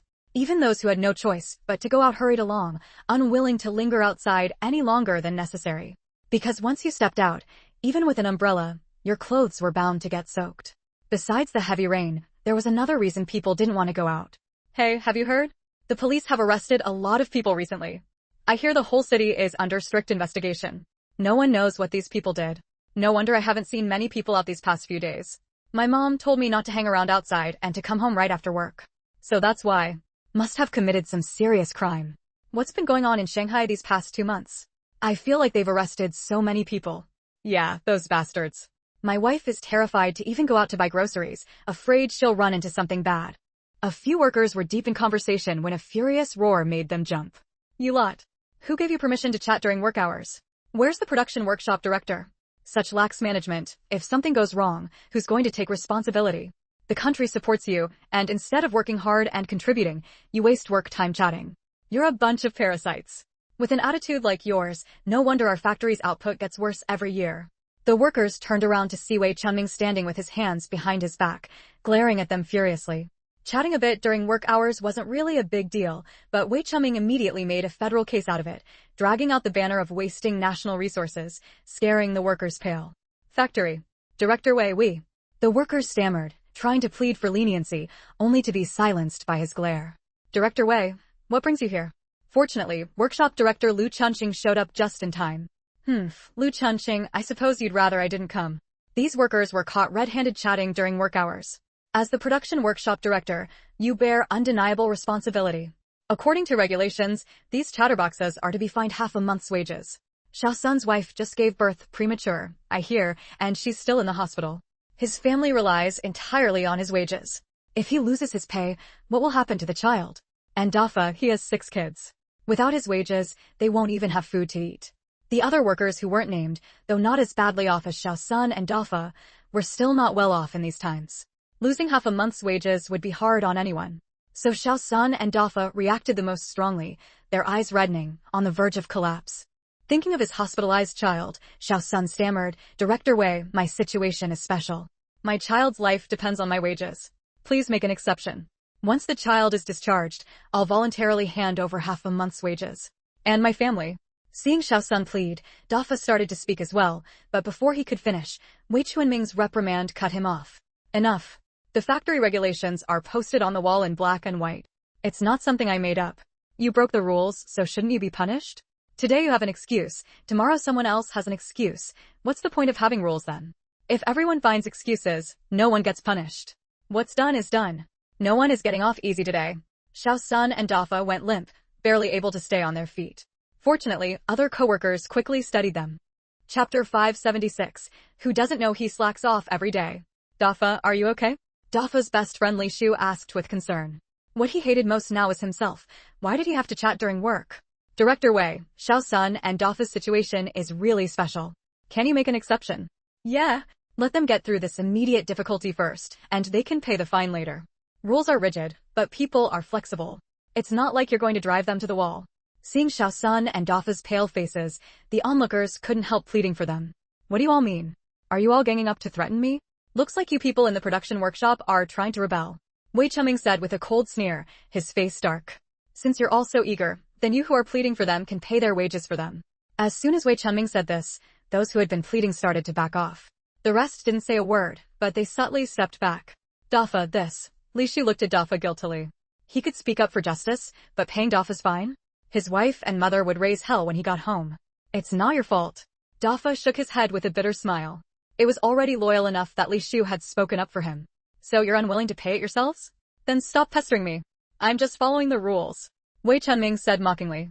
At the same time, he was secretly gloating. Good thing he had the impulse to visit the workshop today, otherwise, how would he have caught Lu Chunqing's failure in management? Just as the atmosphere froze to an icy standstill, Lu Chunqing, who hadn't spoken a word, cursed under his breath. He knew Wei Chunming was putting on the show just to find fault with him. Wei Chunming had been acting strangely lately, repeatedly trying to get his hands into the production department. He had secretly tried to win Lu Chunqing over many times, but Lu Chunqing knew what kind of person Wei Chunming was and never took the bait. After several rejections, Wei Chunming stopped coming to him. He thought the matter was over, but who knew Wei Chunming would show up today to pick a fight? Lu Chunqing knew perfectly well that Wei Chunming had held a grudge against him. Xiao Sun and Dafa were completely innocent, they were just caught in the crossfire. At this point, Lu Chunqing had no choice but to step forward. Director Wei, I'm their direct supervisor. If they made a mistake, the main responsibility lies with me. If you're going to punish someone, punish me. Finally, the main target had spoken. Wei Chunming raised an eyebrow smugly. Director Lu, since you've said that, I can't be unreasonable. You're right. As the workshop director, you've been lax in management, and you can't shirk that responsibility. So I'll suspend you for 3 months and fine you 3 months' wages. As for these workers who are chatting, since you're taking the punishment for them, they'll just write as self-criticism, and that'll be the end of it. Suspended. This punishment is too harsh. Yeah, this will go into their file. Director Lu's future evaluations will be affected. Evaluations directly impacted Director Lu's salary and future promotions. Chatting a bit during work was hardly a big deal. Why such a heavy punishment? Especially since Director Lu was taking the punishment for these workers? Director Lu, you don't have to do this for us. Xiao Sun and Dafa exchanged glances and spoke up together. Lu Chunqing cut them off. All right, this has nothing to do with you. Go back to work. He saw it clearly. Wei Chunming came today specifically to cause trouble for him. Even if he dodged this time, Wei Chunming would find another excuse later. As a leader, if Wei Chunming wanted to find fault, he could always do so. Might as well go along with it and see what he really wanted. Everyone knew the departments with the most perks in the factory were procurement and sales, so internal conflicts were fierce there. Every leader wanted to plant their people there to skim off benefits. The production department, on the other hand, had fixed salaries with no perks at all, so there had never been much conflict. Plus, since production was the foundation of the garment factory, the factory's messy infighting had never spread there. Wei Chunming's sudden interest in the production workshop meant something was up. Lu Chunxing had heard that the current batch of clothes was sourced by Wei Chunming from outside, and the factory was working overtime to attach labels to meet the upcoming autumn season. He had managed the production department for years and had always been diligent. For Wei Chunming to barge in now, given his nature of never lifting a finger without personal gain, there had to be something shady going on. If something went wrong in the end, Lu Chunxing, as the workshop director, would definitely be held accountable. Taking this suspension to avoid the issue might actually be a good thing. Having been the production department director for so many years, Lu Chunxing wasn't naive. Avoiding harm and seeking benefit was almost second nature. Taking the blame for these workers also earned him goodwill and won their loyalty. With their gratitude, it would be easier to carry out work when he returned. Having achieved his goal for the day, Wei Chunming didn't want to waste any more time. He waved his hand impatiently. All right, Director Lu has already pleaded for you. Go back to work now. This batch of clothes must hit the market by September. Be serious. Anyone who delays the schedule won't get any awards or bonuses. Also, Wei Chunming said smugly, looking at Lu Chunxing, during Director Lu's suspension, Wang Dihai will take over as director. Yes. Rest assured, Director Wei, I'll get the job done. There won't be any more chatting during work hours like today. A man with a middle-parted hairstyle and a face full of pockmarks stepped forward smugly. He never thought he, Wang Dihai, would become director one day. Satisfied with the outcome, Wei Chunming shot one last smug glance at Lu Chunxing before leaving contentedly. Why is Wang Dihai the director?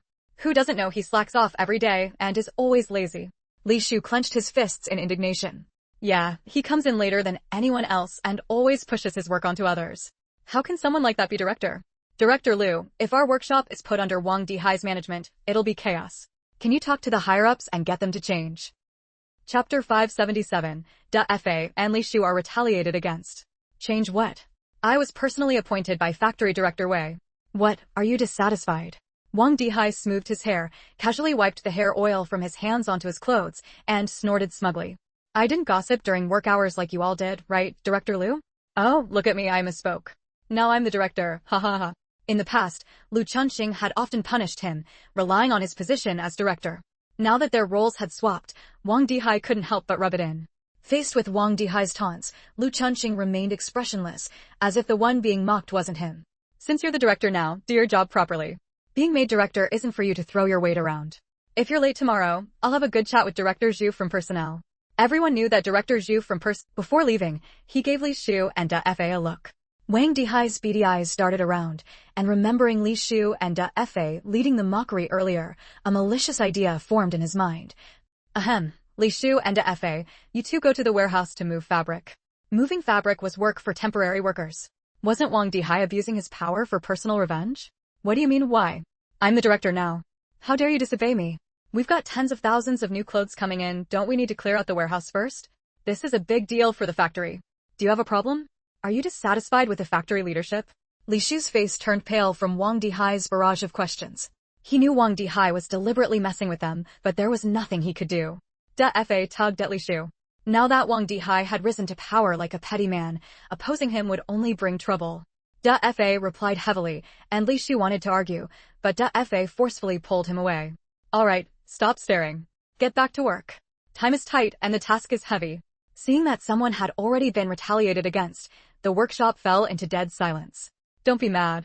Fa was usually a man of few words, and after holding back for a long time, he could only manage that one sentence. Li Shu scowled and threw the sweat towel in his hand to the ground. Why did you pull me away? Wang Dihai is clearly getting back at us.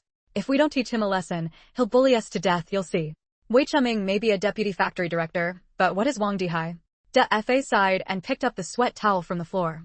Li Shu, I know you can't swallow this. In the end, you got punished today because you stood up for me. I didn't pull you away because I'm afraid of Wang Dihai. I was thinking about the look Director Lu gave us before he left. Director Lu seems easygoing on the surface, but he's not someone without a temper. He's been in the director's position for so many years, doesn't he have connections?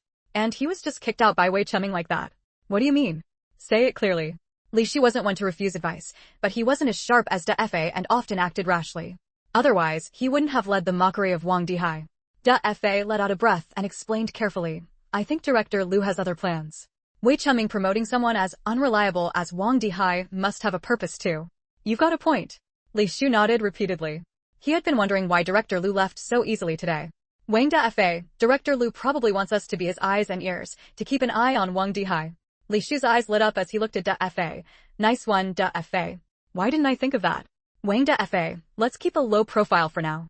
You need to rein in your temper and stop clashing with Wang Dihai. Fine. Let's see what dirty tricks Wang Dihai is up to. Without Director Liu, he was now the highest authority in the workshop, and everyone had to follow his orders. Even Li Shu, that troublemaker, had been subdued. Maybe he was afraid of clashing with him now. For the past few days, Li Shu and Fa had been working tirelessly as warehouse movers without a peep of complaint. But the task Wei Chunming had given him still wasn't done.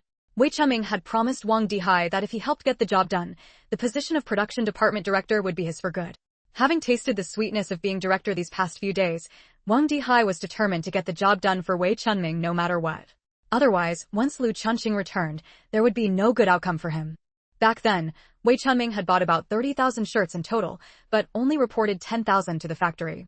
So now, he urgently needed to launder the remaining clothes he had purchased with his own money. Otherwise, once the factory's finance department checked, he'd be exposed. That was why Wei Chunming was so eager to cooperate with Liu Chunxing. After all, it was impossible to do anything in the production department without Liu Chunxing, the director, knowing. But who would have thought Liu Chunxing wouldn't be swayed by either soft or hard tactics? With no other choice, Wei Chunming had him removed and bribed Wang Dihai to take his place. Wei Chunming had been pushing Wang Dihai several times these past few days. With a batch of clothes nearly finished, Wei Chunming had to completely launder his 20,000 shirts before selling them. The most important thing was to destroy the warehouse entry and exit records. That way, the 20,000 shirts could be quietly laundered, labeled with the Shanghai Garment Factory tag, and sold off. Chapter 578. It's over, everything is over. Dafa and Li Shu were busy moving goods when they heard a voice that made them sick to their stomachs. What are you doing here? We're not slacking off. Li Shu shot Wang Dihai a disgusted glare. He couldn't understand why this lazy man had come to the warehouse. For the past few days, he and Dafa had been secretly watching Wang Dihai, but aside from strutting around the workshop bullying workers, he hadn't made any other moves.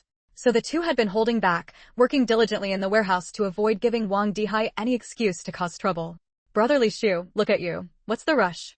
Wang Dihai waved his hand cheerfully. I'm not some monster. I just came to take a look. Wang Dihai put on a friendly demeanor. Anyone who didn't know better would think he and Li Shu and Dafa were good brothers.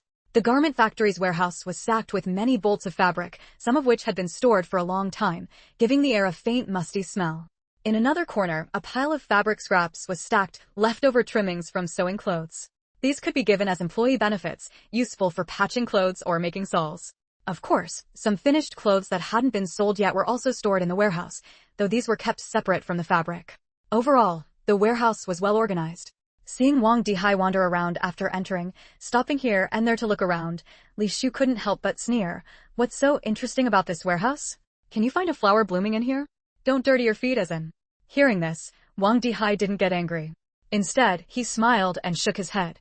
Brother Li Shu, if you ask me, you're too rigid. As the newly appointed director, isn't it normal for me to make the rounds? The warehouse is the factory's top priority. I have to be thorough, or I can't bear the responsibility if something goes wrong. With that, Wang Dihai shook his head and continued wandering around the warehouse. Li Shu spat, tch, only a fool would believe you're that diligent. Over the next few days, Wang Dihai seemed to have suddenly changed his ways, coming to the warehouse every day for a stroll. Li Shu and Dafa had gone from being alarmed at first to getting used to it. At first, they suspected Wang Dihai had ulterior motives. After he left, they carefully inspected every spot he'd lingered at but found nothing unusual. Later, they just assumed Wang Dihai was having a fit or wanted to see them make fools of themselves. As time passed, they just focused on their work. One day, old Nyo, who had been guarding the warehouse, suddenly fell ill and asked for leave from the factory. It happened so suddenly that no suitable replacement could be found right away. With so many things in the warehouse, someone had to watch over it. If you ask me, let Li Shu and Dafa stay and guard the warehouse. They've been working here long enough and know the place well. What do you all think? Wang Dihai suddenly stepped forward. After working all day, who wanted to work overtime at night? So no one had spoken up earlier. Now that Wang Dihai had brought up Li Shu and Dafa, everyone's eyes flickered toward them. Wang Dihai smiled at Li Shu. This is a critical time for launching the fall collection. It affects the factory's performance next quarter. At a time like this, we need to sacrifice some personal interests. You're willing, right? We're willing. Before Li Shu could get angry, Dafa agreed first. The factory's performance affected employee benefits. If it did well, there would be more to share during holidays, maybe even bonuses. Wang Dihai had put it that way. If they refused, and the factory's performance suffered, wouldn't they become the factory's scapegoats? Wang Dihai's face was full of smiles, as if he was very satisfied with Li Shu and Dafa. Good. You're willing to give for the factory, and the factory won't forget it. Old Nyo's wages for this period will go to you, and the factory will give you an extra half-month's pay as a bonus. Hearing about the half-month pay bonus, the workers who had stayed silent earlier felt a twinge of regret. Dafa, Li Shu, you've hit the jackpot. Yeah, looks like Wang Dihai isn't so bad after all, giving you such a good opportunity. Everyone thought he was still holding a grudge against you. Li Shu and Dafa forced stiff smiles. Yeah, we didn't expect that either. Don't worry, we'll guard the warehouse well. A drunkard collapsed by the roadside was the first to notice something wrong. The alcohol numbing his brain was scared out of him in an instant. He stumbled to his feet, running and shouting. If the fire really caught, the entire garment factory would burn down. What's all that noise outside? In the middle of the night, a couple was woken from their sleep. The husband grumbled in dissatisfaction. The wife was sharper. No, I think I hear someone shouting fire. Hey, you're right. The husband sat up. Quick, get up and help put out the fire. Damn it. How did a fire suddenly start? There's a well in my yard. Everyone come here for water. Men, be brave and get to the front. Women, pass water from the back. Hurry. Countless people like this couple were woken up and grabbed buckets to join the firefighting effort.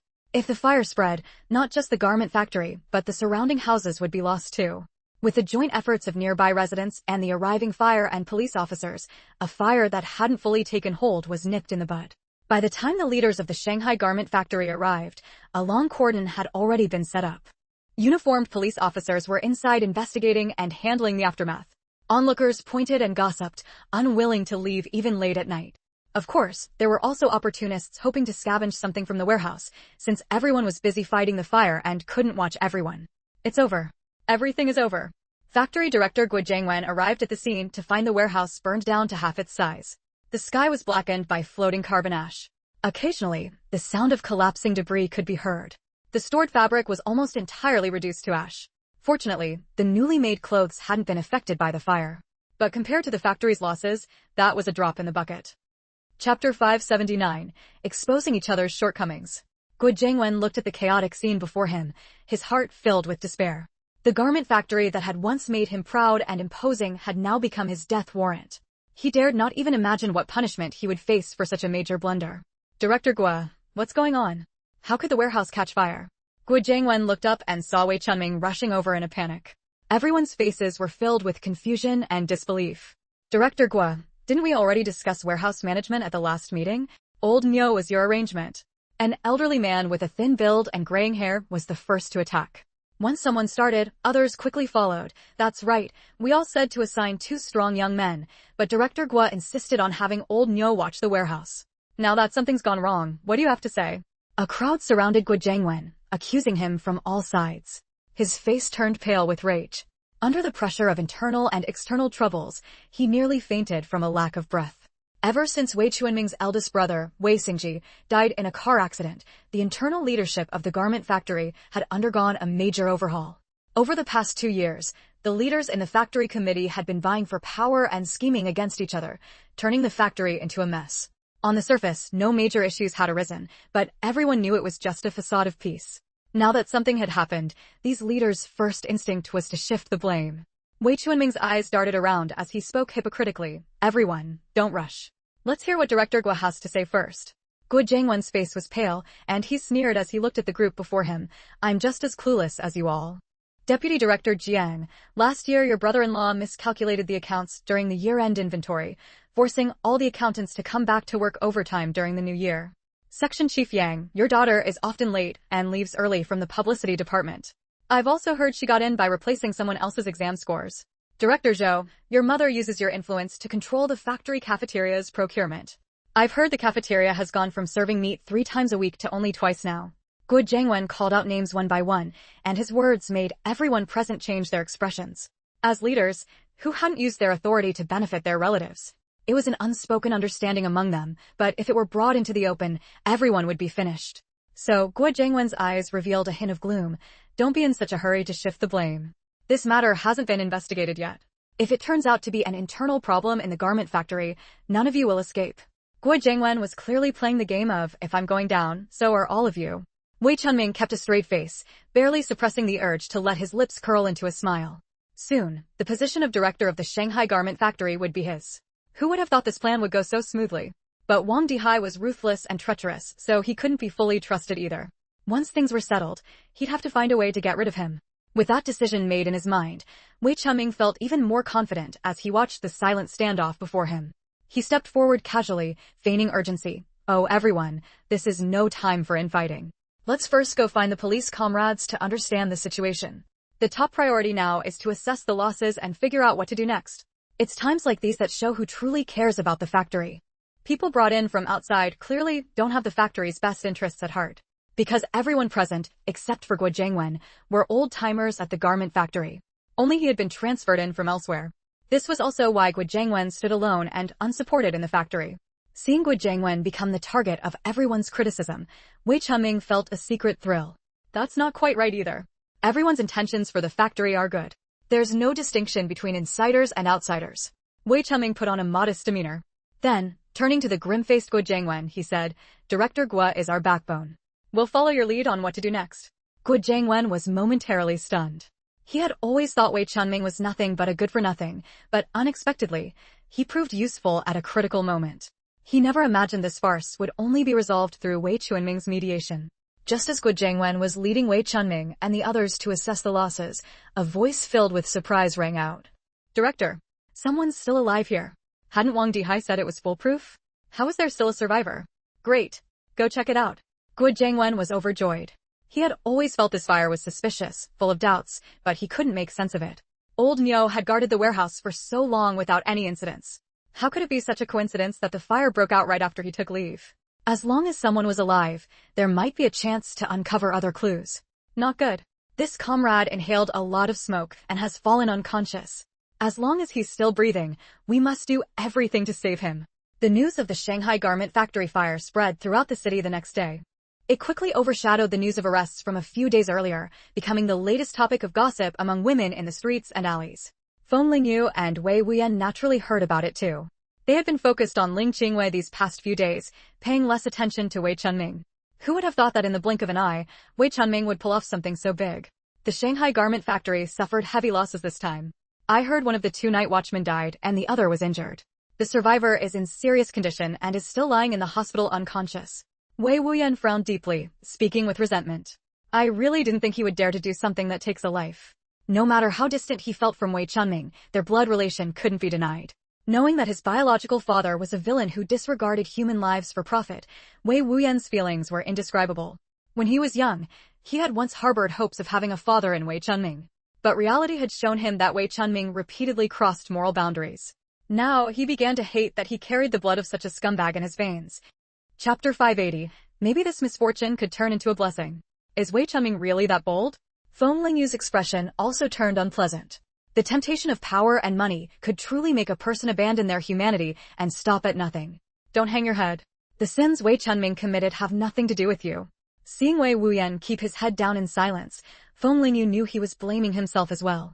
If you feel guilty toward those two workers, find a way to help them. You have the ability to do that now, don't you? Feng Lingyu softened her tone. Besides, Wei Chunming's plan may seem flawless on the surface, but it's full of holes. It'll be exposed sooner or later, and the law will punish him. Wei Wuyan's mood was also complicated at the moment.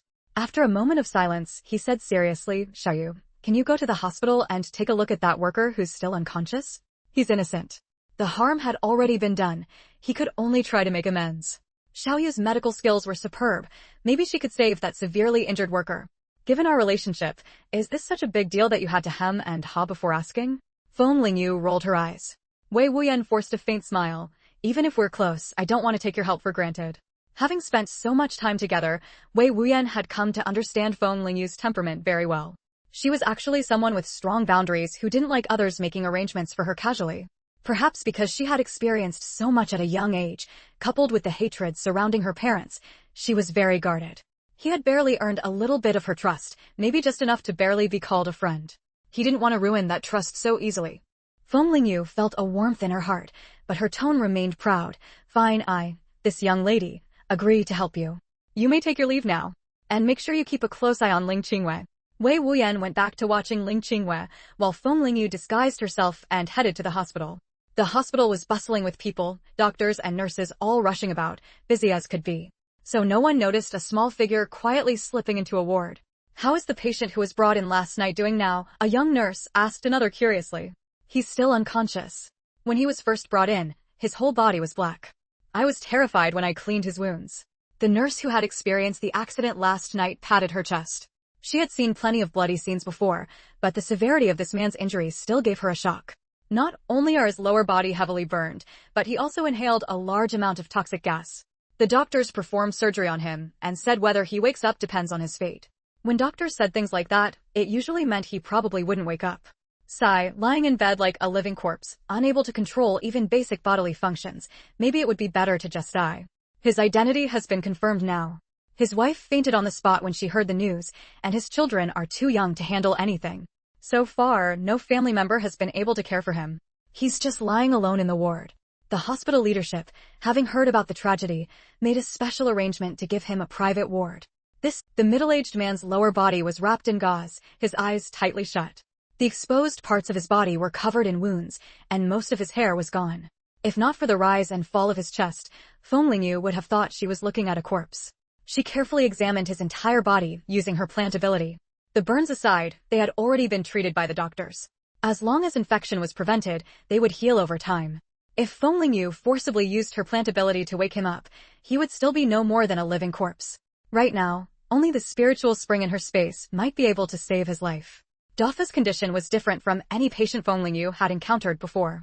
This time, she was truly racing against death. The spiritual spring, rich in spiritual energy, could restore Dafa's body to the greatest extent possible. For her first attempt, Feng Lingyu didn't dare give too much.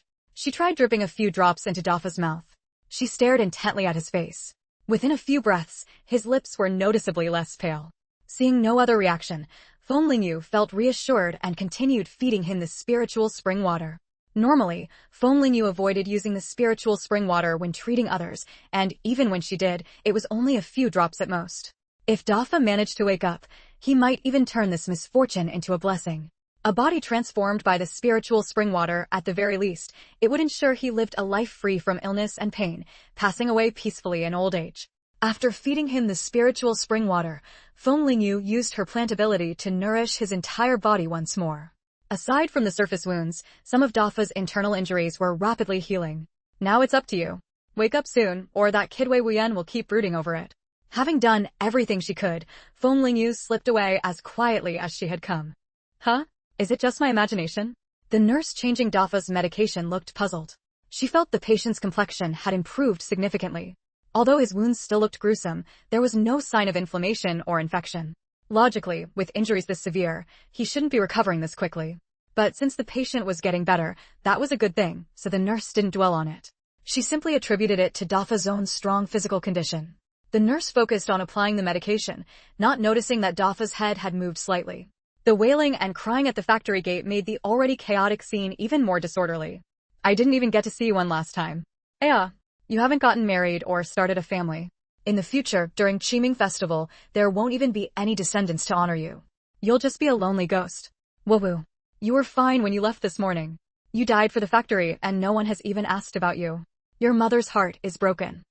Chapter 581, Sparking Public Outrage. An elderly woman, her steps unsteady and her face etched with the marks of time, knelt on the ground, pounding the earth as she wept bitterly, her cries heart-wrenching. Her final words, in particular, made people's hearts tremble. Some of the softer-hearted felt their eyes redden. They were all workers at the factory, and he had, after all, sacrificed himself for it. Yet the factory had still not put forward any plan. How could that not make people feel disheartened? Most of the onlookers were workers from the Shanghai garment factory. Seeing the scene, they all felt a sense of shared sorrow, as if mourning the fox's death while the rabbit grieves. If one day they sacrificed themselves for the factory and the factory ignored them, what would become of their families? My sure, how can your mother live without you? The old woman wept, tears and snot streaming down her face, paying no mind to the stares of those around her. This was the reaction of someone truly heartbroken. Last night, Li Shu and Da Fe, the two men guarding the warehouse, had been caught in the fire. Li Shu was burned alive on the spot. Although Da Fe hadn't died, he might as well have. Whether he would ever wake up was uncertain. In short, whether alive or dead, it was a tragedy. It was said that Li Shu was the youngest child in his family and had always been deeply cherished. Mother, little brother hasn't been buried yet. The funeral must come first. Once that's done, we'll come with you to find the leaders and demand an explanation, Li Shu's eldest brother said, looking at his mother with sorrow. Li Shu's body was so badly burned it was unrecognizable. After receiving the news last night, the brothers had planned to hide it from their mother and bury him directly. But a mother's bond with her child was strong. Li's mother sensed something was wrong. In the end, they couldn't keep it from her, and she fainted on the spot. When she woke up this morning, she forbade anyone from moving Li Shu's body and rushed straight to the garment factory. Eldest, don't stop me. Your little brother's body is still cold. If he's buried so carelessly, who knows what kind of filth might be thrown at him. Li's mother's eyes showed a glint of determination. There's still no conclusion about this fire. Right and wrong, who is at fault? I must get to the bottom of it. Li's mother was a widow. After her husband died, she never remarried. She raised her several sons alone, and even found wives for them. What's more, all her sons had steady jobs. This family of orphans and widows had managed to build a good life for themselves, better than most. Who wouldn't praise Li's mother for her capability? Li's eldest brother didn't fully understand, but he knew his mother was smart and capable. Otherwise, she wouldn't have managed to raise them all so well. Listening to her was the right choice. Mother, we'll listen to you, Li's eldest brother said earnestly. Li's second and third brothers also quickly spoke up, pulling their wives along. Mother, don't worry. We'll fight tooth and nail to get justice for little brother. Li's mother felt a little more at ease. She had come today to demand the truth from the factory. Her Shuer couldn't just die without a clear reason. Li Shu was her youngest son. From childhood, he had always been considerate of her, his mother, so she had always favored him a bit. It was Li's mother who had put in great effort to get Li Shu his job at the garment factory. She knew Li Shu was impulsive and not very shrewd, so she had deliberately arranged for him to work as an ordinary worker in the workshop. Though it wasn't as easy as an office job, it was the best arrangement for him. A few days ago, Shuer had complained to her about being transferred to the warehouse by the newly appointed director, calling the man a petty schemer. She didn't believe it was just a coincidence.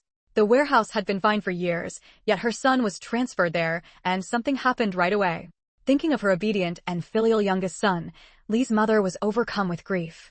She made a decision and said in a hoarse voice, "My son is dead, and not a single person has come to tell me how the factory plans to handle this. If the garment factory doesn't give me an explanation today, I'll smash my head against this gate and die right here." With that, Li's mother charged toward the large iron gate at the factory entrance. The onlookers were terrified. Watching a spectacle was one thing, but a death in public was another. Mother. Li's eldest brother let out a heart-wrenching cry. Fortunately, he reacted quickly. Just a second before she hit the iron gate, he pulled her back. Mother, what are you doing? Little brother's gone, but we're still here. Li's second brother, a tall man of 1.8 meters, and if all else fails, there's still the union. This is a new era. The chairman said it's us workers who are the masters. We'll go to the union and demand justice. Aunt Li's outburst had fully ignited the workers' discontent. Today it was Li Shu who had died. Tomorrow, what if it was one of them? Woo-woo, I had no choice. Thank you all for your kindness. Shuer is blessed to have such warm-hearted fellow workers. Li's mother covered her face, wiping her tears, and said gratefully, "With your words, I feel emboldened." Aunt Li, don't say that. It's the least we can do. Aunt Li's words made some people feel a bit embarrassed. At first, they had just wanted to watch the excitement. But now, they felt an indescribable emotion stirring within them. Seeing Li's mother's overwhelming grief, it was hard not to feel troubled. With a life on the line at the factory gate, the leaders who had been playing deaf and dumb and avoiding the situation had no choice but to come out and deal with it. If the mother of a worker who had just sacrificed himself were to die here, they would all be finished. A group of leaders, headed by Guo Jiangwen and Wei Chunming, arrived at the scene just in time to hear the crowd comforting Li Shu's mother. Li Shu's case had now sparked public outrage. It could no longer be handled carelessly. That bunch from the union had been stirring up trouble, always trying to meddle in factory affairs, and they loved nothing more than making a show of finding fault. If they got involved, this matter would become even harder to resolve. Fortunately, Guo Jiangwen had heard from the public security about some suspicious points regarding the fire. Chapter 582. Some words don't need to be said too clearly. As the factory director, Guo Jiangwen wasn't so inept as to overlook the need to comfort the family. What infuriated him was that yesterday, the other leaders in the factory committee had jointly pressured him, so his attention had been focused on handling the aftermath of the warehouse. Between a dead worker and the power within reach, Guo Jiangwen knew in his heart which mattered more. Instantly, everyone's gaze shifted to Guo Jiangwen and his group. After a night of hard work, these leaders all looked pale, their hair greasy, clearly having gone without sleep. Guo Jiangwen strode to the center of the crowd, first glancing around at the onlookers, then turning to Li's mother. You must be Li Shu's mother, right? The factory deeply regrets what happened to Li Shu. Failing to promptly comfort the family was our oversight. On behalf of the factory committee, I apologize to you. With that, Guo Jiangwen bowed deeply to Li's mother. He made his apology unmistakably clear, leaving Li's mother momentarily speechless. Since factory director Guo had apologized right away, if she pressed further, she would only come off as aggressive and lose the moral high ground. But this fire in the factory has wiped out the workers' efforts over the past 2 months, affecting the livelihoods of thousands. There are many issues to address. Not just me, but all the leaders on the factory committee have been up all night. It's only natural that we couldn't cover everything. Guo Jiangwen's words were sincere, and many people nodded in agreement. Indeed, with such a major incident at the factory, there were countless follow-up problems to handle. It was understandable that they hadn't had time to visit Li Shu's family. It wasn't as if the thousands of workers could just sit around doing nothing. The sooner the factory got back on track, the sooner it could resume operations and earn money. Seeing how Guo Jiangwen had turned the situation around with just a few words, Li's mother tightened her grip on her son's hand. I understand. The factory leaders are all very busy. My son was just a grassroots worker, far less important than the factory. I just want to ask, how exactly did my son die? Li's mother's expression was sorrowful, her voice hoarse. I just want the truth. I can't let him be buried without knowing what happened. My mother is right. My brother is already dead, but we must find out how he died. Li's eldest brother chimed in. The warehouse was a restricted area, with clear rules forbidding any source of fire. In either scenario, the person guarding the warehouse bore responsibility. If it was the first case, an outsider approaching the warehouse, the guard's failure to notice and stop them in time was itself a dereliction of duty. The second case needed no elaboration. Causing the fire himself was a serious breach of duty. For a moment, opinions on Li Shu's death varied widely. Auntie Li, it's not that I don't want to tell you, but so far, the public security comrades are still in. Her youngest son was gone, and she was certainly grieving, but how he died had never been clarified. If he truly sacrificed himself to save factory property, then at the very least, he'd be a martyr. Li's mother had always felt that the person who set the warehouse fire was still hiding in the shadows. If she were that person, she'd do everything to make the warehouse guard take the blame. Unfortunately, her family had no standing in the garment factory, and she was powerless to uncover the real culprit. Her son was already dead. What Li's mother could do was fight for the greatest benefit for her family. So her goal today was to force Guo Jiangwen to concede and acknowledge Li Shu's status as a martyr. Factory Director Guo, as Li Shu's mother, if he truly made a mistake, I'd accept any criticism without a word. But I know the son I raised. He wasn't clever, but he never shirked his duties or slacked off. Li's mother tearfully recounted. Once, I asked him to watch the vegetables I was drying in the yard. He was only 6 then, but because of my words, he kept his eyes on them all afternoon without a break. With that kind of nature, how could he have been negligent while guarding the warehouse? What if he started the fire? Someone muttered quietly. If you're saying Shuo set the fire, that's even more impossible. He was just a low-level worker. What benefit would burning down the warehouse bring him? Li's mother said emotionally. Everyone's eyes turned to the person who had raised the question. Flustered, he blurted out, I heard that Li Shu and Dafa were temporarily assigned to the warehouse by Wang Dihai. Maybe he wanted to get back at Wang Dihai, but ended up getting himself killed. Yeah, that's it. The more he spoke, the more convinced he became of his own reasoning. Everyone in the workshop knows about their conflict. I'm not making this up. This matter was no secret in the factory. Many people were aware of it. For a moment, many nodded, finding his reasoning plausible. But Guo Jiangwen frowned deeply. Who is Wang Dihai? They had been discussing Li Shu's case, but now it seemed there might be other hidden details. Could it really be that a petty conflict between workers had caused this fire? Just thinking about that possibility made Guo Jiangwen furious enough to explode. Such a trivial matter as a temporary change of workshop director naturally wouldn't reach the ears of factory director Guo Jiangwen. Thus, only now did he hear the name Wang Dihai for the first time. Chapter 583, First time seeing such a troublesome woman. The moment Wei Chunming heard the name Wang Dihai, a vein throbbed at his temple. He couldn't help but silently curse the speaker for meddling. That person was still smugly thinking his analysis made sense, unaware that Wei Chunming had already marked him in his mind.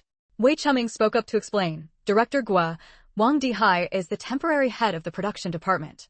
The previous director Lu made a mistake, so he's filling in for a while. How do you know so much about it? Gua Jiangwen frowned. Wei Chunming replied calmly, it was a coincidence. That day, I happened to witness Director Lu's mistake, so I punished him and appointed Wang Dihai as the temporary head. That's why I know a bit about this matter. But I didn't get involved afterward, so I'm not clear on the internal conflicts in their workshop. You actually had the mind to go to the production workshop?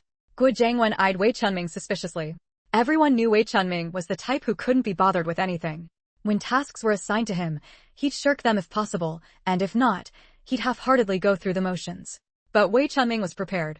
He said leisurely, that batch of clothes was brought into the factory by me. It's only natural that I'd be concerned about the progress, right? Not just him, Gua Jiangwen himself was also very concerned about that batch of clothes. Just as everyone fell into silence, a wailing voice rang out, growing closer and closer. Isn't that Wang Dihai? Someone who recognized him exclaimed. He hadn't bathed in who knows how many days, and a fermented stench of sweat radiated from him, detectable from far away. His hair was matted into strands, sticking to his forehead in clumps, with large flakes of dandruff falling off as he ran, scattering around him. Seeing this, those nearby wrinkled their noses in disgust and backed away repeatedly. They were terrified of Wang Dihai's dandruff landing on them. But Wang Dihai didn't care about their disgust. He was long used to it. He walked straight up to Gua Jiangwen and said, Director Gua, don't listen to their nonsense. With that, he shot a fierce glare at the person who had exposed the matter earlier. Li Shu and I have no conflict at all. Even if we did, would I go so far as to harm them? Burning the warehouse benefits neither Li Shu nor me. His face showed a look of grievance, but unfortunately, in his current disheveled state, people were too busy keeping their distance to feel any sympathy. Wang Dihai's words carried some logic, and the situation had reached a stalemate. She couldn't let Wang Dihai brush things off with just a few words. You're lying. If it weren't for you, why would my son, a workshop worker, go to the warehouse to move goods? You've had a grudge against him for a long time. You probably don't know, but my son told me everything when he came home. He said he had reported you to the director before, and you've hated him ever since. This time, you deliberately retaliated. After saying this, Li's mother didn't wait for Wang Dihai's reaction. Instead, she turned to Gua Jiangwen and said, Director Gua, Wang Dihai must be guilty. Just ask anyone in the factory about his reputation. There are so many capable people in the garment factory. How did someone like Wang Dihai, who's always late and leaves early, become the director? And I want to know, how is it that the warehouse caught fire right after he took office? If everyone thinks my son is suspicious, then isn't Wang Dihai even more suspicious? Many people present cast admiring glances at her. Especially the women, they were utterly impressed. No wonder she was a widow who had raised 4 sons on her own. If it were any of them, they'd probably be hiding at home crying, let alone standing up and arguing in front of so many leaders. And she wasn't just spouting nonsense, every word hit the mark. That was something others simply couldn't match. If Li's mother had thrown a tantrum at the factory gate or made a scene, Gua Jiangwen would have had the security guards drag her away long ago.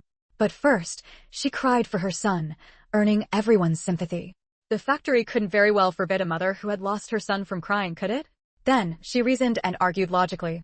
Under the watchful eyes of everyone, Gua Jiangwen couldn't do much. In all his years, this was the first time Gua Jiangwen had encountered such a troublesome woman. Li's mother's words plunged the crowd into a new wave of thought. Wang Dihai wasn't exactly infamous throughout the factory, but he was close to it. First, he was always late and left early every day. He'd saunter in after everyone had started work and leave earlier than anyone else. He was a young man in his 20s, at the prime age for dressing well, yet he was filthy, often going half a month without washing his clothes. The women in the factory kept as far away from him as possible. With these 2 traits alone, Wang Dihai had earned quite a reputation in the garment factory. Why would Wei Chunming let someone with such a bad reputation take over as director? Although Li's mother hadn't directly named Wei Chunming, anyone with eyes could see she was questioning him. Seeing the fire turning toward him, Wei Chunming had to step forward to defend himself. Auntie Li, that's not how you should put it. Wang Dihai may have a bad reputation, but recently I saw him change his attitude and thought the rumors might be exaggerated. Of course, I also thought that since he seemed to be improving, I should encourage him.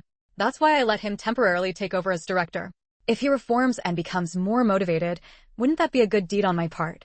Besides, it's only temporary. Director Lu will return to work later. Wei Chunming frowned, putting on a look of goodwill. Wang Dihai's eyes darted around, and he quickly added, Auntie Li, I know you're heartbroken over Li Shu's death, but you can't just bite anyone who comes your way. Everyone in the factory knows what Wang Dihai is really like. And just like that, he changed his ways in front of you. Li's mother said mockingly. She ignored Wang Dihai's words and aimed her attack squarely at Wei Chunming. Chapter 584. Wei Chunming in high spirits. Through the previous exchange, Li's mother had come to understand clearly. This deputy factory director Wei and Wang Dihai were birds of a feather. If someone could promote a petty man like Wang Dihai, what kind of good person could the leader be? She just didn't know how her son had offended them or gotten in their way. Today, she was determined to tear off their masks. There was no reason her son had lost his life while they still swaggered before her. Having explained so clearly, she still wouldn't let him go. Gui Jiangwen wasn't stupid either. By now, he could see something was off with Wei Chunming. With the warehouse destroyed, no leader could escape blame. 2 years ago, after Wei Chunming's eldest son, Wei Xingji, had his accident, wasn't the entire leadership of the garment factory replaced? Auntie Li, I'll remember what you said today. Don't worry, if Comrade Li Shu's death was truly caused by the factory, we will never cover for anyone, even if that person is a factory leader. As for what you've said and the questions you've raised today, I will faithfully report them to the public security comrades. After all, the cause of the fire is still under investigation. Anything is possible. With that, Gui Jiangwen's sharp gaze slowly swept over everyone present. His eyes lingered especially long on Wei Chunming and Wang Dihai. Gui Jiangwen looked sincerely at Li's mother. The deceased come first. It's best to bury Comrade Li Shu's remains as soon as possible. The weather is hot, and the body can't be kept long. As soon as the public security comrades have news, I'll send someone to inform you. Li's mother had said what she needed to say today. How things would unfold from here was beyond her control. So she replied simply, since factory director Gua has said so, I trust you. Making a scene here today wasn't my intention. I just had many doubts I wanted to clarify. I certainly trust the investigation results of the public security comrades. The implication was clear. She trusted no one except the official findings. At this point, there was no need to keep arguing. Having gotten the answer she wanted, Li's mother left decisively with her sons. Li's mother was gone, but Wei Chunming and Wang Dihai had now entered everyone's line of sight. No one had thought of them before, but now many felt Li's mother had a point. Gui Jiangwen also had his own suspicions about Wei Chunming. But after the warehouse fire, there were too many things to deal with. The factory had thousands of workers, how to manage the second half of the year, the warehouse reconstruction, and inventory checks. Every task was critical. The fire had not only destroyed the warehouse, but also burned the registration books. Exactly how much was lost? There was no accurate number now. They could only estimate based on the memories of old Nyo, who guarded the warehouse. But the accountants needed precise figures for the books. Estimates wouldn't do. Still, the factory couldn't stay shut down forever. It had to resume normal operations sooner or later. The garment factory's leaders worked day and night, rushing around, partly to make amends for their mistakes. A few days later, the factory slowly returned to normal. If not for the charred ruins of the warehouse still standing, it would have been as if nothing had happened. But a wound once hidden doesn't cease to exist. It aches day and night. Wei Chunming had been riding high these days. With the warehouse burned down, the factory urgently needed to recover funds. The clothes he had brought back earlier were a lifeline.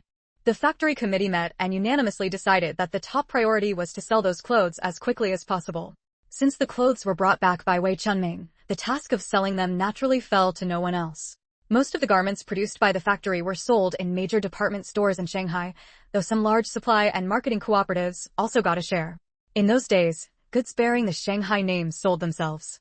Once the shirts hit the market, they became an instant hit, making a name for themselves in Shanghai. At 18 yuan each, they weren't cheap, but their stylish design and novel fabric made them irresistible. The overwhelming demand delighted Wei Chunming. With shirts in short supply, managers from major department stores flocked to Wei Chunming to curry favor. In the past, these people had been arrogant, and selling goods in their stores meant begging them. Now the tables had turned. They were the ones begging Wei Chunming. With the clothes selling well, the factory could catch its breath and recover some funds, and Wei Chunming's standing in the factory had risen significantly. The workers' impression of Wei Chunming had also changed greatly. I used to think Deputy Factory Director Wei only got his position because of his eldest son, otherwise, he wouldn't have made it. No, I was wrong about him. Yeah, this time the factory owes it to Deputy Factory Director Wei for turning things around. Otherwise, I heard we wouldn't even have been able to pay next month's wages. Now our factory's new shirts are selling like hotcakes. People are scrambling to get them. My aunt tried to pull strings today to buy one for her daughter, but even I couldn't get one. After all this, not only did our factory not collapse, it's thriving, who would have thought? From now on, we'd better show Deputy Factory Director Wei some respect. In their conversations, the word deputy quietly disappeared. These subtle changes brought Wei Chunming many benefits, the most obvious being that his influence in the factory had grown considerably. Guo Jiangwen had been run ragged lately, wishing he could split himself in two, and his control over the factory had weakened. Before, everyone treated Wei Chunming like a mascot. No one considered his opinion on factory matters. Now that the factory needed him, they could no longer exclude him. The Shanghai garment factory had completely changed hands. Chapter 585, The Common Enemy of Women. The late summer sun was still scorching, capable of peeling a layer of skin off a person. As noon passed, the sun's intensity grew even stronger. Several middle-aged women, gathered together to stitch shawls, had retreated into the shade under the eaves. Taking advantage of this free time, they chatted while working. The topics ranged from big things like the fire at the garment factory warehouse to small things, naturally the recent happenings in this alley. For instance, Zhang's child ran away from home after being beaten for failing an exam, and the whole family searched everywhere without finding him, worrying them to death. Or Lu's young daughter-in-law hadn't given birth in 3 years, but after divorcing and remarrying, she had twins the following year, and now the Lu family can't hold their heads up when they go out. There was even more explosive news. Wang's father-in-law and his daughter-in-law had gotten involved. To save face, the Wang family had to suppress the matter, and now the whole family lives awkwardly together. In short, there was nothing that happened in this alley that they didn't know about. Not a single stir in any household escaped their watchful eyes. And if anyone failed to get the latest news, they would be looked down upon the next day at the middle-aged women's intelligence exchange meeting. Just as the women sat together, exchanging information as usual, a woman holding an umbrella walked in from the entrance of the alley. These women deliberately sat at the alley entrance, so anyone passing by had to come face to face with them. The woman walking in from the alley entrance was dressed simply, in an apricot-colored cotton and linen top and pants, paired with cloth shoes. Perhaps because she was slender, her clothes and pant legs swayed as if blown by the wind as she walked, making her appear as fragile as a willow in the breeze, delicate and pitiable. She was a woman whose face hadn't even been seen, yet she already stirred a sense of sympathy in people's hearts. The women, who had been chatting animatedly just moments before, all fell silent. As soon as her walking posture appeared, the woman's identity was obvious. It was Zhao Chunying, the well-known widow in their alley. Zhao Chunying was also a pitiful soul. She became a widow at the young age of 25. Her husband had not only squandered the family's savings on medicine for several years, but also left behind a mountain of debt. She was left with only her 3-year-old daughter to rely on. Fortunately, Zhao Chunying took over her husband's job and slowly paid off the debts over the years, managing to get by with her little daughter. The men in the alley, seeing her struggling alone, would often lend a hand with things like carrying water or hauling coal. Over time, rumors began to spread. Because of this, the women in the alley didn't like her very much. The middle-aged women united in their stance, all lowering their heads, intending to ignore Zhao Chunying. "Aunt Li, Aunt Wu, you're stitching shawls." The two aunts called out had no choice, but to look up and force a smile and reply, "Yes, Chunying, you're off work so early today?" "Lingling has a cold, so I took the day off to take care of her at home," Zhao Chunying said, her face showing worry, as if she hadn't noticed their dislike for her. "Well, you go ahead and get busy. I'll head home now. Lingling is waiting for me." With a hint of a worried smile on her lips, Zhao Chunying politely took her leave. Her home was not far from the alley entrance, just a few steps away. As soon as Zhao Chunying entered her house and disappeared from sight, the women's expressions changed. "Old Li, old Wu, why did you bother with her? Aren't you afraid of getting tainted by her bad luck?" Aunt Li rolled her eyes. "We haven't fallen out. She greeted me, and if I ignored her, word would get out that I was bullying her." Aunt Wu's face also darkened, and she said sarcastically, "If I ignored her now, you can bet that within no time, the whole alley would know we bullied her. When my husband comes home tonight, he'd say I'm not being united or friendly." Everyone's faces turned ugly at Aunt Wu's words. The men in this alley seemed to have been bewitched by Zhao Chunying. In their eyes, Zhao Chunying was a pure, innocent white lotus, while they were nothing but unreasonable shrews. Because of this, every household in the alley had had many arguments. "Look at her delicate act every day, taking those tiny steps. Does she think she's some kind of refined lady? It's just that these men are blinded by her, unable to see that she's putting on an act every day. Did you notice just now? Her clothes are new again. So what if she dresses plainly? Not a single patch. I wonder if these men are blind. Her life is actually pretty good. Men aren't as observant as women, and besides, Zhao Chunying is a widow. Staring at her would only cause trouble." Zhao Chunying pretends to be low-key and talks about her hardships, but what's the reality? Not only does she eat meat every few days, but she also changes into new clothes often. Most families in the alley still have patches on their clothes. If Zhao Chunying were truly struggling, that would be one thing. They aren't unreasonable. Living in the same alley, seeing an orphan and widow struggling, how could they bear to stop their men from lending a hand? But living together day after day, they could see through the facade. Their own families were barely scraping by, yet their men had to go help Zhao Chunying, who was doing just fine. How could anyone tolerate that? Tell me, she uses half her salary every month to pay off debts. Where does she get the money and cloth coupons to keep buying new clothes? Aunt Wu had been puzzled by this question for a long time. Workers' monthly wages were fixed, and cloth coupons were in high demand. The cloth coupons they had were precious. How's that possible? What does she trade with others? Her salary is so meager, does she not eat or drink? If you ask me, some lover must be giving them to her. A young, pretty daughter-in-law sitting across from Aunt Wu suddenly spoke up. Xiaofeng, saying that, do you know something? Aunt Wu's eyes darted, sensing there was more to it, and immediately asked. Xiaofeng was the new daughter-in-law of the Zhang family in the alley. She was usually quiet and reserved. Since she didn't talk much and seemed easy to get along with, they had been including her in their work and chats. For someone who rarely spoke to suddenly become harsh, there had to be a reason. Xiaofeng, why are you ruining my reputation? Just as Xiaofeng was about to speak, she was interrupted by a voice filled with grievance and disbelief. But the group was so engrossed in their conversation that not a single person had noticed her. Chapter 586. Am I going to get a new dad? I, Zhao Chunying, stand upright and have nothing to hide. I don't know what grievance you have against me that you'd go around ruining my reputation like this. As Zhao Chunying spoke, tears began to fall, and she looked at Xiaofeng with a hurt expression. I didn't, it's just that last time I saw. Xiaofeng instinctively wanted to argue. She had been gossiping behind someone's back and had the bad luck of being overheard by the person in question, so she felt a bit guilty. Xiaofeng, I know you were upset last time when you saw Brother Zhang helping me carry water, but you can't just go around spreading nonsense. We women already have a hard enough time making a living. If my reputation is ruined, how is my daughter supposed to get by? Zhao Chunying said, her eyes glistening with tears. When Brother Zhang gets off work tonight, I'll talk to him. I'll tell him not to help me anymore. Xiaofeng, caught off guard by Zhao Chunying's accusations, couldn't get the words out that she had intended to say. Zhao Chunying wiped the tears from her face with her sleeve and turned to look at the others. And all you aunties, I've never done anything to wrong any of you. We're just a widow and her orphan trying to live in peace. If I hear any more rumors about me in this alley, I'll take my daughter to the street office and dash my head against the wall. Because if my reputation is ruined, my daughter won't be able to survive either. With that, she turned and left without waiting for their reaction.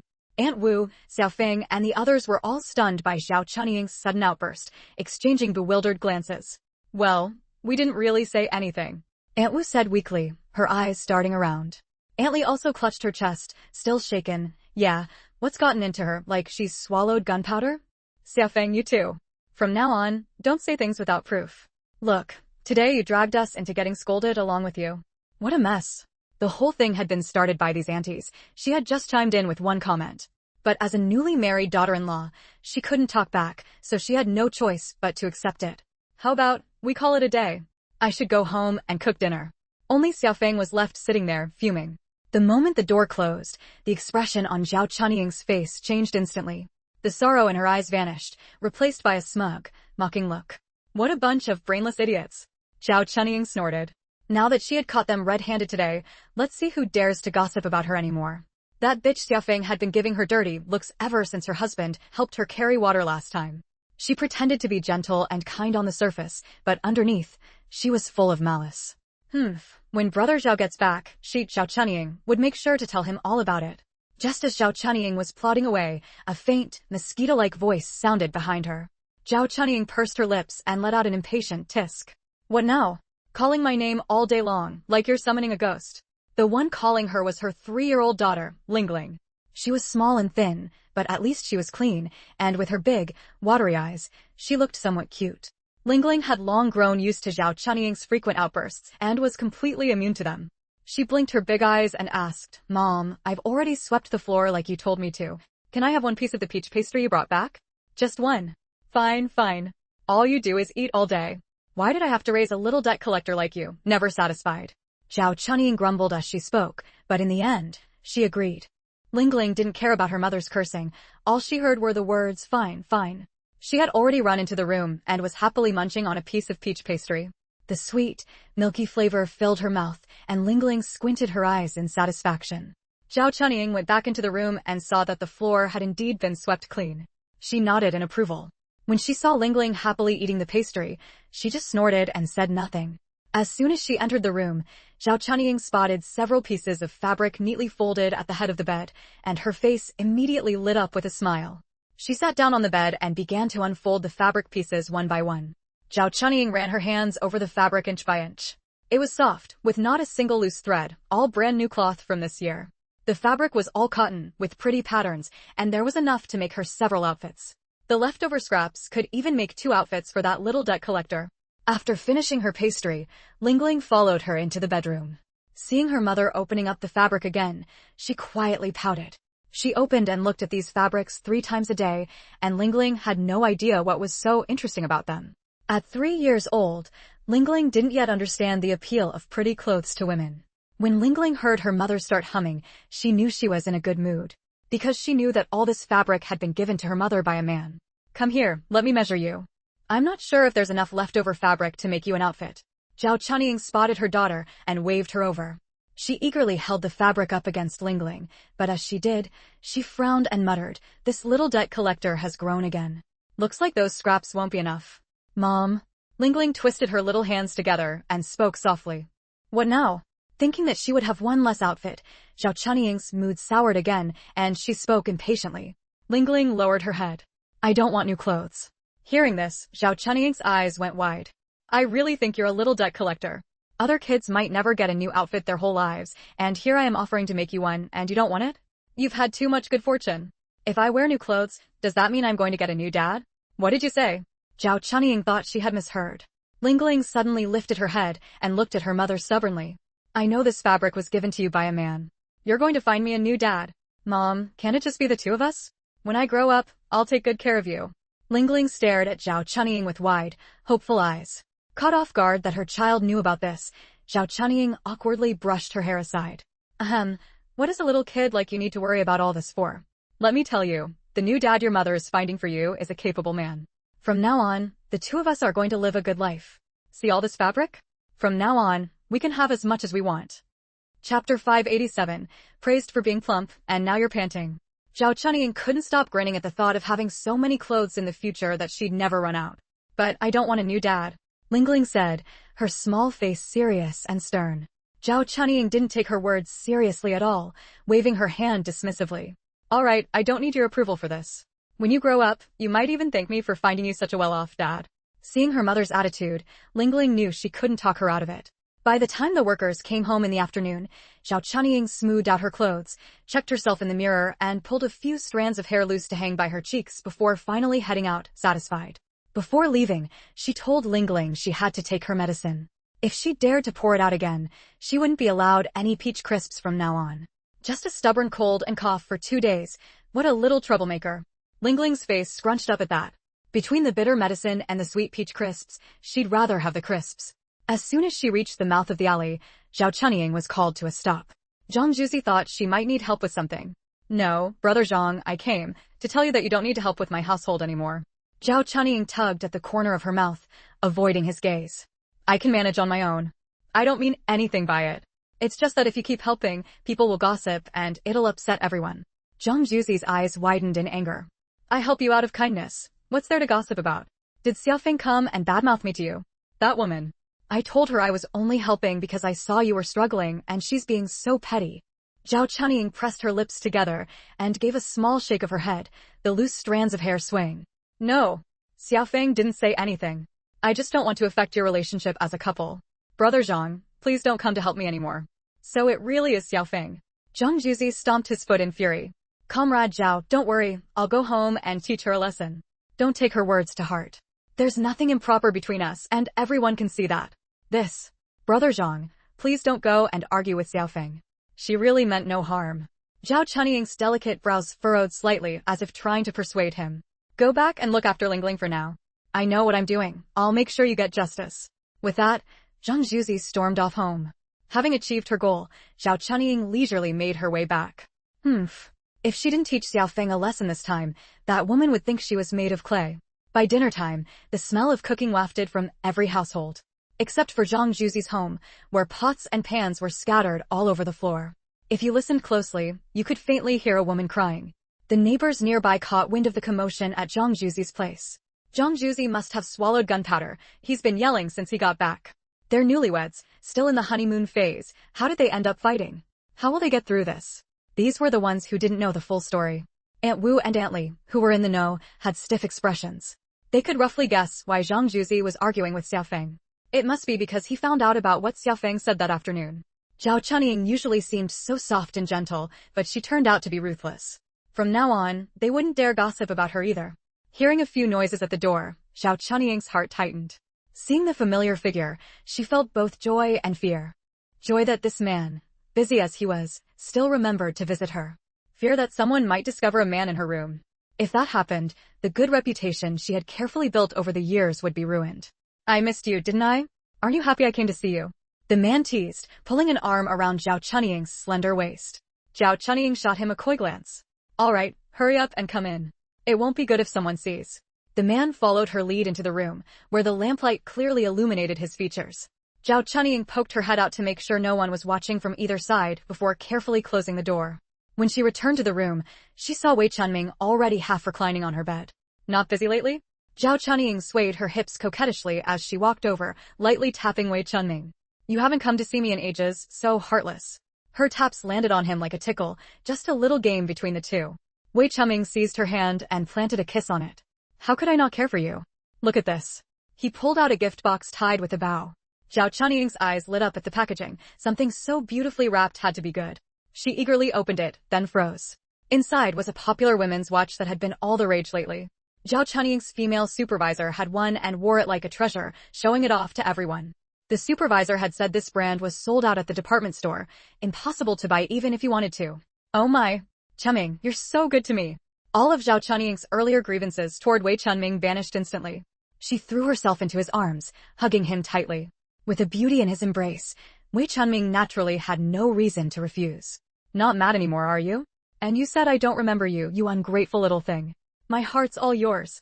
Having received her gift, Zhao Chunying naturally went along with him.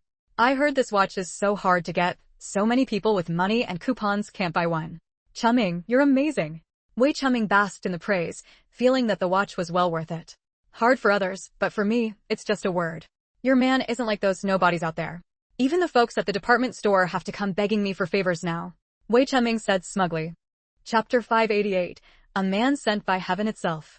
The watch in his hand was a private gift from Director Wang of the No. 1 department store in Shanghai. The reason, of course, was to sell as many of the next batch of shirts as possible to that department store. Wei Chunming had initially not planned to accept Director Wang's gift. He already owned several watches and didn't think much of this one. Besides, how much could a watch be worth? He controlled the sale of the factory shirts, and plenty of people sought his favor. The benefits he could gain would only be greater, not lesser. But Director Wang said he could give the watch to win over a woman's heart, as it was very popular among women. Of course, he wasn't thinking of pleasing Li Shuqing. Instead, he thought of his recent little darling, Zhao Chunying. She was not only young and beautiful but also gentle and sweet, skilled at coaxing him. Surely, she would give him a big, healthy son in the future. In a short time, Wei Chunming had already set his heart entirely on Zhao Chunying. Ever since Wei Baoshan became disabled and suffered brain damage, Li Shuqing had turned hysterical, suspicious of everything at home every day. At first, Wei Chunming truly hadn't considered finding someone else. But as time passed, Li Shuqing tormented him to the point of exhaustion, and his resolve slowly wavered. Wei Baoshan was already a lost cause. He couldn't end up without an heir. Now, there was nothing about Li Shuqing worth clinging to. The once beautiful and gentle young woman had become a hysterical madwoman. Now, whenever Wei Chunming thought of Li Shuqing, only impatience remained in his heart. Just as Wei Chunming began to entertain the idea of finding someone else, he met Zhao Chunying. After Zhao Chunying lost her husband, it wasn't as if no one had tried to set her up with someone. After all, she was young and good-looking. Though she had a child, it was a girl. A few meals and some chores around the house, and when she grew up, there'd be a bride price from her marriage. How could that be a loss? Not to mention, Zhao Chunying's husband had left her a small, standalone courtyard and a steady job. So right after her husband died, quite a few people had their eyes on her. But Zhao Chunying wasn't foolish. She saw through everyone's schemes clearly. So she spread the word that her daughter was young and frail, needing monthly medicine. Her husband's illness had also left behind a considerable debt, and her monthly salary would go toward. Just then, a powerful force slammed into her, and she tumbled face first into a puddle by the roadside. The puddle was full of muddy water. The filth splashed onto her hair and face, and her clothes were completely ruined, her chest stained with mud. Even though Zhao Chunying always put on a facade of gentle virtue, she nearly lost her composure at that moment. She opened her mouth to curse, but a strong hand pulled her up from the puddle. She managed just one word before swallowing the rest. All her attention was now drawn to the hand gripping her arm, because on that wrist was a finely crafted foreign-made watch. Her gaze drifted slightly downward and landed on a pair of gleaming leather shoes. The watch and shoes both told her that the man before her was undoubtedly wealthy. After all, in the alley where she lived, most men couldn't even afford a watch, let alone leather shoes. Zhao Chunying's eyes lit up, and her heart grew warm. If she let this man slip away, finding another with such good prospects wouldn't be easy. Her mind racing, Zhao Chunying made up her mind on the spot. She had to form a connection with this man. "Comrade, are you all right? Are you hurt anywhere?" Wei Chunming asked again when the woman kept her head down and said nothing. He hadn't expected such bad luck today, bumping into someone the moment he stepped out. It was all Li Shuqing's fault. If she hadn't been so sarcastic and spiteful, making home unbearable, he wouldn't have stormed out in anger and forgotten to watch where he was going, leading to this collision. Just as Wei Chunming was darkly wondering if this woman was trying to extort him, she looked up, revealing a delicate, gentle face and spoke timidly. Though her face was still smudged with dirt, it couldn't hide her beauty. She had some scrapes on her body, so her brow was furrowed, but her eyes kept stealing glances at him. Wei Chunming's heart stirred, and his tone softened a few degrees. "Comrade, I'm truly sorry. You were walking along fine, and I crashed into you. How about I take you to the hospital for a checkup?" "No need. I'm fine. A few small wounds won't matter." Zhao Chunying shook her head. Her face grew paler, and her wet hair added a touch of fragility that made her pitiable. Wei Chunming's eyes darkened.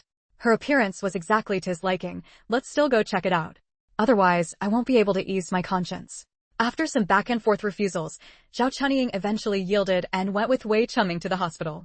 Along the way, Wei Chunming's hand never left her shoulder. He claimed it was to keep her from falling, so he had to support her. But this played right into Zhao Chunying's hands. Zhao Chunying learned that Wei Chunming was the deputy director of a garment factory. Wasn't this exactly the kind of well-off man she had been dreaming of? She immediately resolved to win him over. Chapter 589, an attempt that backfired. Moreover, Wei Chunming's behavior didn't seem like he wasn't interested in her. The two of them were willing, and after a few exchanges, it was only natural that they ended up together. Wei Chunming knew Zhao Chunying was a widow with a child, and at first, he was somewhat displeased. But under Zhao Chunying's gentle and attentive care, he gradually stopped minding it. After all, it was just a girl, raise her well and marry her off when the time came. Coincidentally, Wei Chunming had been riding high lately, successful in his career, and he treated Zhao Chunying even better. He generously gave her a large amount of defective fabric from the factory, and Zhao Chunying, having gained benefits, was even more tender and sweet toward him. The two of them had indeed spent a period of time clinging to each other like glue. Recalling the process of how they got together, Wei Chunming couldn't help feeling smug. His hand slowly caressed Zhao Chunying's waist. They had done everything there was to do during this time, and he wondered when he might have another son. Zhao Chunying naturally felt the movement on her waist, and a hint of worry appeared on her face. Over this period, she had naturally learned that Wei Chunming had a wife and a son. She heard that son had some problem with his mind, and was now no different from a useless person. As long as she could get pregnant and give birth to a healthy son, Wei Chunming would definitely marry her. The problem was that her stomach showed no signs of activity. Although the two seemed to be getting along well recently, Zhao Chunying knew in her heart that if her stomach remained quiet for too long, Wei Chunming would definitely go find someone else. "Chunming, don't touch me it's making me so ticklish." Zhao Chunying dragged out her words, looking at Wei Chunming with seductive eyes. Wei Chunming, aroused by her coquettish appearance, tightened his throat and pulled her into his arms, lecherously saying, "You little slut, I'll take care of that itch for you right now." Soon, discordant sounds filled the room. In the darkness, Lingling in the next room let out a silent sigh. Having such a troublesome mother made life really hard. The clean, bright windows and the neatly arranged counters made the place look exceptionally upscale. Over the past 2 months, the burglary at home, her son's accident, and the series of events involving the police station had left her exhausted, and she hadn't been out shopping in a long time. This time, she came out mainly to buy a watch. She had heard that this watch was selling very well at the #1 department store, just like the shirts from the garment factory that were out of stock. Li Shuqing was, after all, Wei Chunming's wife. Although their relationship was strained now, Wei Chunming had still brought one back for her as soon as possible. She figured that if she bought this watch too, no one would dare laugh at her behind her back anymore. A while ago, she had extorted 5,000 yuan from Ling Qingwei and made her write an IOU for 100,000 yuan, so she was quite well off. After wandering around for a bit, Li Shuqing finally reached her destination, the watch counter. "Hello, comrade.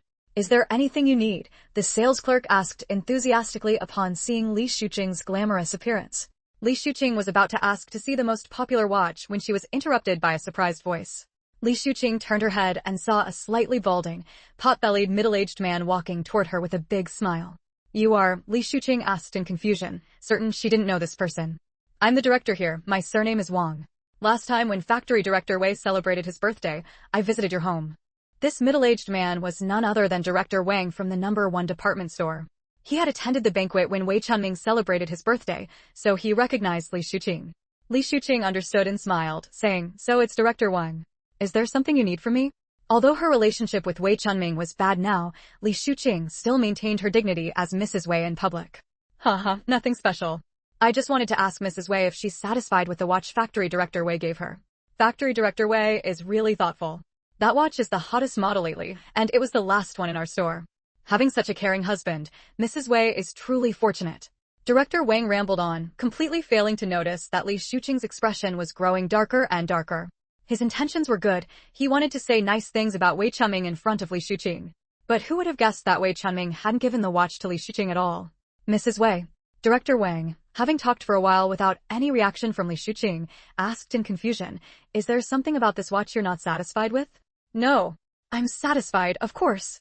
Very satisfied." Li Shuqing forced a smile on her face. If you listened closely, the last few words were spoken through gritted teeth. "Satisfied is good. Satisfied is good. Ha ha. About the shirt allocation, Mrs. Wei, please put in a good word for me with factory director Wei." Hearing Li Shuqing say she was satisfied, Director Wang immediately beamed with joy. "Director Wang, you go ahead and work. I have things to do, so I'll be leaving now."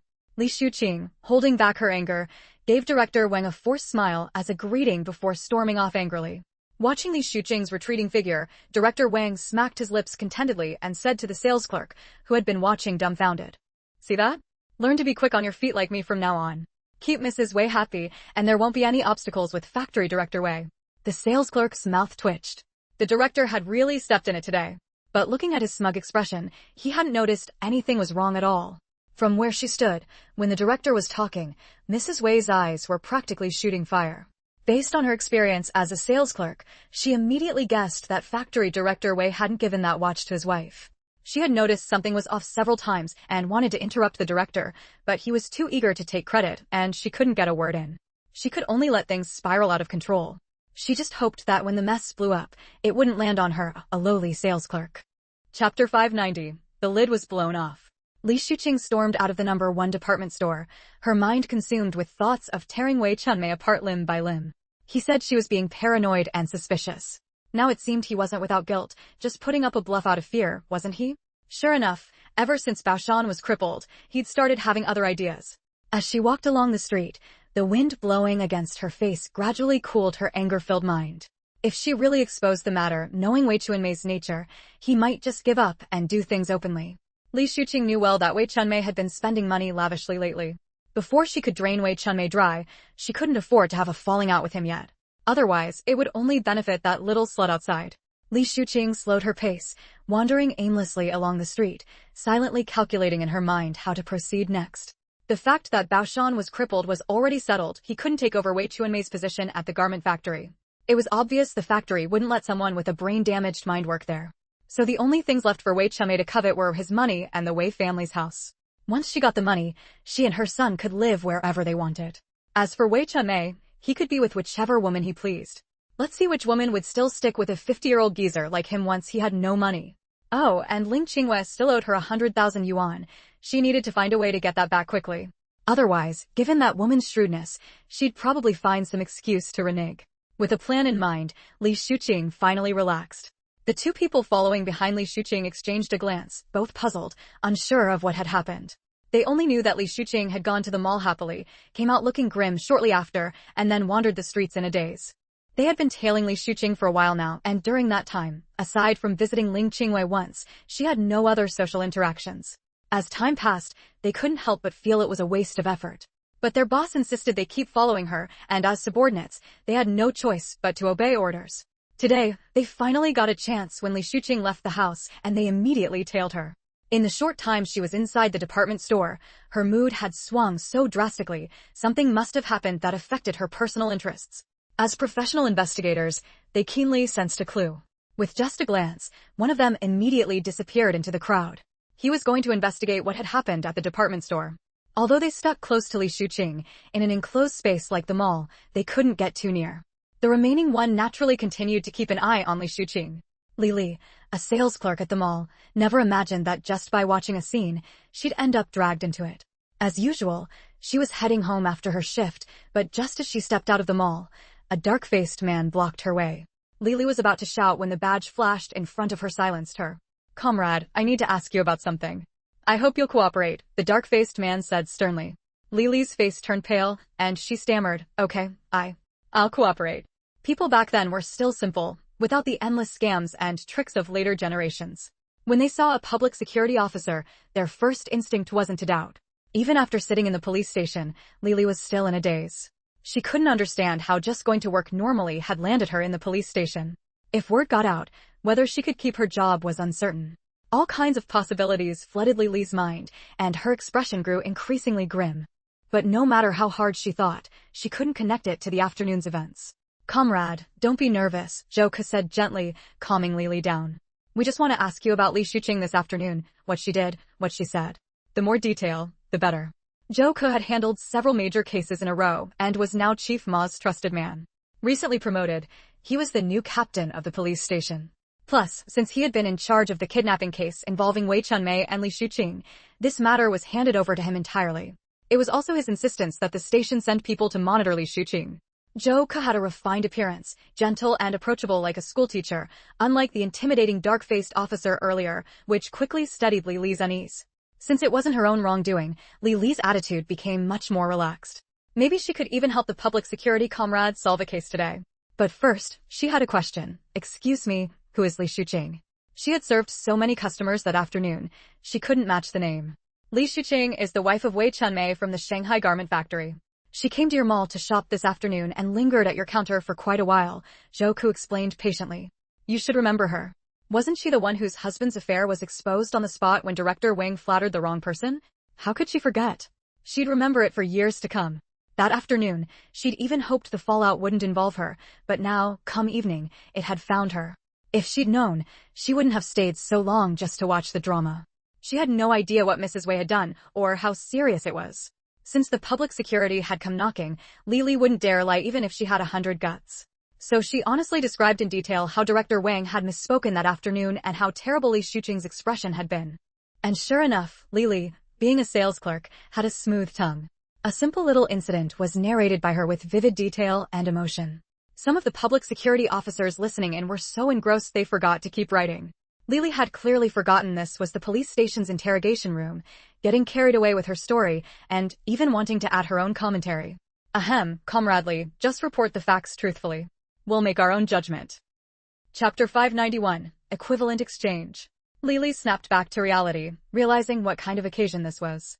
When she looked at Zhou again, she felt a rare sense of embarrassment. She said sheepishly, "I've told you everything I know. There's nothing else." Of course, there was plenty she had embellished on her own that she hadn't mentioned. Zhou nodded and asked further. Li Shuqing just looked upset. Maybe Director Wang said something wrong. "How did you know Wei Chunming had someone on the side?" Hearing this, Li wished she could go back in time and strangle her earlier self for rambling on so much. It was all her fault for getting carried away and blurting out all her assumptions at the time. "Ahem, well, I'm a sales clerk, you know. I've seen plenty of similar situations. But Officer Zhou, this is just my guess, I can't be sure, okay? All right, Comrade Li. We've noted everything you've said. Thank you for your cooperation today. Before this matter is fully resolved, we hope you'll keep today's conversation to yourself." Li smiled and said, "No need to thank me. It's my honor to cooperate with the public security comrades, and it's my duty. I hope the information I provided today will be helpful to you." After Li left, Zhou stared silently at the night outside. The person tailing Wei Chunming had reported back that he had indeed been getting close to a widow recently. Li Shuqing had someone watching her, and naturally, Wei Chunming did too. Recently, they had discovered that Wei Chunming had privately sold tens of thousands of shirts without going through official accounts. Zhou Ke had suspected back then that he was connected to the fire at the Shanghai garment factory warehouse. Thinking back to the kidnapping case involving the wake of the 2 warehouse guards, one was dead and one was injured. Now, all they could hope for was that Dafa, lying in the hospital, would wake up. In truth, Wei Chuanming's embezzlement of factory assets was already grounds for arrest, but after discussing it with Bureau Chief Ma, they both agreed to wait a little longer. Feng Lingyu had visited Dafa at the hospital several more times during this period. With her plant-based ability repeatedly clearing his pathways, his wounds were healing at an astonishing rate. Unfortunately, while Dafa's physical injuries had improved, he still showed no signs of waking up. This left Feng Lingyu with no choice but to leave it to fate. After she told Wei Wuyan about it, he expressed understanding. After all, what doctor in the world could guarantee curing every patient? Besides, Xiaoyu was so young, yet her medical skills were already remarkable. Many older doctors couldn't match her. Apart from Dafa, Feng Lingyu had also specifically sought out Friday's younger brother. Last time in prison, she had promised Friday that if the information he provided was true, she would treat his brother's eyes. Her trip to the high seas had yielded great rewards, and now it was time for her to repay that favor. Friday's brother was only half blind. After examining him, Feng Lingyu found that his eye condition was acquired. She breathed a sigh of relief. As long as it wasn't congenital, she was confident she could cure it. After several treatments, Friday's brother's eyes had already improved. Feng Lingyu stood before a somewhat thin man and said softly, "Xiaodu, try opening your eyes now. Don't open them all at once, take it slow. If it feels too harsh, pause for a moment." This was the first time Xiaodu, Friday's brother, had the bandages removed from his eyes since the treatment began. Hearing Feng Lingyu's words, his body began to tremble slightly. Ever since the accident in his childhood that damaged his eyes, he had never seen the world clearly again. Feng Lingyu sensed his trembling and knew he was very emotional, so she said, "Calm down first. Remember, open your eyes slowly." To give Xiaodu time to adjust, Feng Lingyu had deliberately chosen a dimly lit room to remove the bandages, avoiding the stimulation of bright light. Her voice helped Xiaodu gradually settle down. At first, everything was dark before his eyes, but as he opened them, he slowly began to see faint traces of light. By the time Xiaodu's eyes had adjusted to the room's brightness and he fully opened them, everything in the room was clearly visible to him. After so many years, Xiaodu had finally seen the world clearly again. "I really can see." Xiaodu's voice trembled uncontrollably as he excitedly walked around the room. He picked up every object to look at it, as if confirming that his eyes were truly healed. Once the initial excitement subsided, Xiaodu finally remembered the benefactor he had overlooked. He pursed his lips apologetically. "I'm sorry, I got too carried away." "Thank you. I even doubted your intentions before. That was my fault. You've helped me, and from now on, you're my benefactor. It's just, I don't have the means to repay you right now." His brother had raised him to adulthood, and he couldn't just abandon him. This debt of gratitude for healing his eyes, there was no way he could repay it now. Xiaodu secretly glanced at Feng Lingyu's expression. She hadn't spoken since earlier. With delicate features, almond-shaped eyes, and rosy cheeks, she was an extraordinarily beautiful woman. She stood there calmly, her gaze at him entirely serene. What surprised him most was that the person who had cured his eyes looked like such a young girl. Friday held considerable power and influence in Shanghai. To treat his brother, he had consulted countless renowned doctors, yet Xiaodu's eyes had never improved. An eye condition that had stumped so many famous doctors had been cured by a young girl. If word got out, everyone would think it was boasting. Xiaodu felt nervous under Feng Lingyu's gaze and stammered, "But when I'm able to, I will repay you. I swear it. It's good that your eyes are healed." Her tone was indifferent. "But there's something you should know. I don't need your repayment. There's nothing wrong with that. I treated your eyes as an exchange with your brother. He helped me, so I came to heal you." Chapter 592, Ling Qingyue's Predicament. "What are your plans from now on?" Feng Lingyu directly interrupted him and asked. "Your brother has been sentenced to farm reclamation. You can either stay here, and I'll find a way to arrange a job for you to ensure your daily life. Or, you can follow your brother and leave. The choice is yours." Almost as soon as Feng Lingyu finished speaking, Xiaodu immediately made his decision. "I'm going with my brother." He didn't need to think to know how tough farm reclamation would be. If he went along, he could at least look after his brother. He couldn't just stay in Shanghai and live a comfortable life while leaving his brother to suffer on the farm. "All right, since you've made your choice, I won't say more. I believe your brother should have made arrangements for you." After all, Friday had been an underground figure in Shanghai for so many years. He would surely have left some security for his younger brother. Xiaodu hadn't expected this young woman to have guessed even that. Over the years, his brother had indeed made many preparations in secret. He had left behind plenty of money and ration tickets, not to mention other things. If anything happened to Friday, these things could provide his brother with a safety net. Your eyes are healed. My deal with your brother ends here. I hope you can keep the fact that I treated your eyes buried deep in your stomach. Feng Lingyu looked up and said seriously, you're a smart person. If this gets out, neither you nor your brother will come to a good end. Xiaodu's expression turned solemn, and he nodded earnestly in agreement. All right, I understand. Ling Qingwei was already in deep trouble, but if she found out that Friday's brother had his eyes cured, she might not fail to suspect that Friday had leaked her secrets about the docs. By then, the Friday brothers would certainly be in mortal danger. That was all she had to say. Offering this one reminder was already a rare act of kindness from Feng Lingyu. After staying by the river for a few days, Ling Qingwei packed her things and returned home. Why are you back so early? I was planning to bring the kids to see you tomorrow. With Ling Qingwei away, he naturally had to stay home, or else that kid Feng Chang'an would turn the house upside down. Ling Qingyue's expression was calm, showing nothing unusual. She just smiled and cast a sidelong glance at Feng Shuesong. Isn't it good that I came back earlier? It rained a couple of days ago, and living alone was boring. Besides, I missed you and the kids, so I thought I'd just come back early. Coming back early is fine too. Feng Shuesong nodded. Shanghai hasn't been very peaceful lately. Several incidents have happened. Even if you hadn't come back, I was planning to go pick you up. Thinking about the events of the past few days, Feng Shuesong's expression grew serious. I think the current situation is off. We'll need to keep a low profile from now on. Wei Chunming of the Wei family has been very high profile lately. I have a feeling something's going to happen. You should keep your distance from Li Shuqing from now on.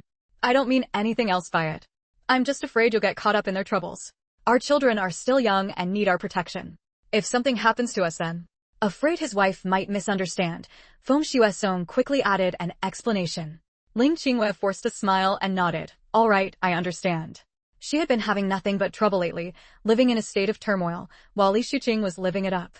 A stifling resentment lodged itself in Ling Qingyue's chest, unable to rise or fall. Seeing his wife's poor complexion, Feng Shuesong quickly went over and gently helped her to the sofa to sit down. What's wrong? Your face suddenly turned so pale. I'm fine. I'm just worried about Shuqing. After all, she and I have been friends for so many years. Ling Qingwei could only make up an excuse to brush it off. Seeing his wife in low spirits, Feng Shuesong simply assumed she had deep feelings for Li Shuqing and was upset about having to distance herself from her friend. Sigh, you know our family background isn't good to begin with. If something happens to the Wei family, it wouldn't be good if it implicated us. Besides, as long as you're safe, if Li Shuqing ever truly falls on hard times, you'll still be in a position to help her. By the way, did you know that Monday, the one who delivered our vegetables, was arrested? Feng Shuesong changed the subject. He always seemed like such an honest person. I wonder what he did wrong. He shook his head and remarked, truly, you can't judge a book by its cover. At the same time, he felt a bit relieved that the matter hadn't implicated their family. A week had already passed, and she still didn't dare to inquire about what happened to him after his arrest. Shuesong, I'm not feeling well. I'm going to lie down upstairs for a while. With that, Ling Qingwei stood up and went upstairs without looking back. It seemed Qingwei really wasn't feeling well. He would have Mrs. Zhang make some cooling sweet soup and bring it up to her later. Thinking this, Feng Shuesong picked up the newspaper he had been reading earlier and continued. Ling Qingwei returned to the bedroom and angrily threw her bag onto the bed. When Friday got into trouble, it was just the loss of a money-making underling. She had been concerned at the time, but she didn't feel it was a crippling blow. If she could prop up one Friday, she could prop up another. He was the person left by her side before that man went abroad. He had been with her the longest and knew the most. Many things that Ling Qingwei had no time to attend to were handled by Monday. For so many years, it had been Monday who maintained contact with the people overseas. Once Monday was arrested, Ling Qingwei felt as if she had lost her backbone, her heart feeling hollow. Right after Monday was taken, Ling Qingwei, afraid of being watched, endured her fear and anxiety and insisted on staying a few more days at the riverside cottage, pretending that nothing had happened. Ling Qingwei slapped the bed in frustration, her long nails tearing a gash in the silk bedspread. Wednesday had been sent by her to Qingshan village to investigate that little wretch Feng Lingyu, and still no word had come back. As for the remaining Tuesday and the other loyal followers, they usually stayed in other places collecting antiques and weren't in Shanghai at all. After all, Shanghai was only so big, and in recent years, many old artifacts had been destroyed. It was better to try their luck elsewhere. Her biggest predicament now was that she had no one available to use. Ling Qingwei unconsciously bit her lip, quickly drawing several bloody marks. At this moment, Ling Qingwei was like an ant on a hot pan, frantic and desperate, seeking only a way out. What she didn't know was that, in the shadows, an all-encompassing net was slowly closing in on her. Chapter 593, Li Shuqing's Revenge. Even in summer, the early morning always carried a chill. He picked up his briefcase and planned to ride his bicycle to work. Chunming, I've made some porridge. Why don't you have some before heading to work? It's still early. Wei Chunming turned around and saw Li Shuqing's concerned gaze. He knew that ever since Baoshan's incident, it was already a good day if they didn't argue when they met. As for breakfast in the morning, Wei Chunming hadn't eaten at home in a long time. What's this? Not picking a fight with me today. Wei Chunming looked at Li Shuqing with suspicion, unsure what she was up to. Li Shuqing was seething with hatred inside, wishing she could tear Wei Chunming limb from limb, but she showed nothing on her face. I've come to terms with it, she said with a tone of relief. What happened to our son can't be undone. We still have to keep living our lives together. Chunming, I was wrong to think the way I did before. Can you forgive me? Let's live well from now on. After saying this, Li Shuqing looked at Wei Chunming with hopeful eyes. If it were before, Wei Chunming would have reconciled with Li Shuqing right away. But now that he had a young and beautiful sweetheart, when he looked at Li Shuqing's face, though it seemed well-maintained, the wrinkles at the corners of her eyes and mouth still betrayed her age. Wei Chunming felt disgusted inside and wanted to mock Li Shuqing, but then he thought again. His sweetheart's belly hadn't shown any signs yet. If he made things too tense with Li Shuqing now, it might be hard to clean up later. He'd wait. Once his sweetheart was pregnant, he'd kick Li Shuqing out. Having made up his mind, Wei Chunming immediately put on a happy expression. All right. I'm glad you've come around. From now on, we'll live well as a family. Li Shuqing was also a master of performance, and she immediately put on a show of what it meant to cry tears of joy. Soon, the two of them were holding hands affectionately and went in to eat breakfast. But the cracks were already there. No matter how much they tried to paper over the peace, they couldn't hide the mutual hostility. On the table were steaming hot white porridge, a few small plates of pickled vegetables, and deep-fried golden, crispy youtiao. Wei Chunming glanced at it and realized his stomach was empty. He was hungry. These days, since Li Shuqing wasn't taking care of him, he mostly ate at the factory cafeteria, occasionally treating himself at a state-run restaurant. It had been a long time since he'd eaten at home. Sit down. The youtiao won't be as good once it gets cold. Li Shuqing urged Wei Chunming to sit. She even peeled a boiled egg with great care and placed it in his plate. Have an egg too. I've noticed you've been busy lately. You need to get more nutrition. It's my fault too. You're so busy, and I should have been a good wife and taken care of you, but I've been losing my temper with you lately. Li Shuqing looked at Wei Chunming nervously. Chunming, you're not angry with me, are you? How could I be? Let the past be the past. Don't bring it up again. Let's just live well. Wei Chunming said comfortingly. But in truth, Li Shuqing's hysterics over this period had worn out all his patience. By the way, do you still have that shirt you brought me last time? A friend of mine wants one too. She said it's incredibly popular. You can't even buy it outside. Chunming, you're so capable. Now whenever I go out, everyone says I'm lucky, envying me for marrying such a good husband. Seeing that Wei Chunming was eating happily, Li Shuqing casually changed the subject. Hearing this, Wei Chunming couldn't help but feel a bit smug. So this was why Li Shuqing had suddenly bowed her head to him. She was waiting for this. But a shirt was a trivial matter to him. So Wei Chunming casually replied, all right, I'll bring one back for you when there's stock. Then I'll be waiting. Li Shuqing put on a smile. He was so confident, it seemed these shirts were indeed under Wei Chunming's control. Li Shuqing added, there's one more thing I haven't told you. Last time I went to the #1 department store, I ran into Director Wang. He even asked me to put in a good word for him with you. Mentioning Director Wang inevitably brought up that coveted lady's watch, and Wei Chunming's face stiffened. He tightened his grip on the spoon and asked nervously, did he say anything else? Oh, Li Shuqing's face flushed slightly, and she looked at Wei Chunming with a shy expression. He said you'd prepared a surprise for me. Wei Chunming breathed a long sigh of relief inside. At least nothing had been exposed. He cursed Director Wang fiercely in his mind, but pretended to be surprised on the surface. That old Wang. What a blabbermouth. I said it was a surprise, and he goes and tells you, now I'm caught off guard. No, since he told you, it's not a surprise anymore. I'll prepare something else for you later. Fortunately, Director Wang had only mentioned a surprise, not the watch. After hearing what Wei Chunming said, Li Shuqing sneered inwardly. Her gaze fell on Wei Chunming's bowl of porridge. The white porridge, simmered for 2 hours, had become thick and sticky, with the fragrance of rice lingering in the air. This was the porridge made from the new rice that Wei Chunming loved most. Perhaps feeling a bit guilty, Wei Chunming didn't dare look up at Li Shuqing sitting across from him. He just buried his head and gulped down the porridge.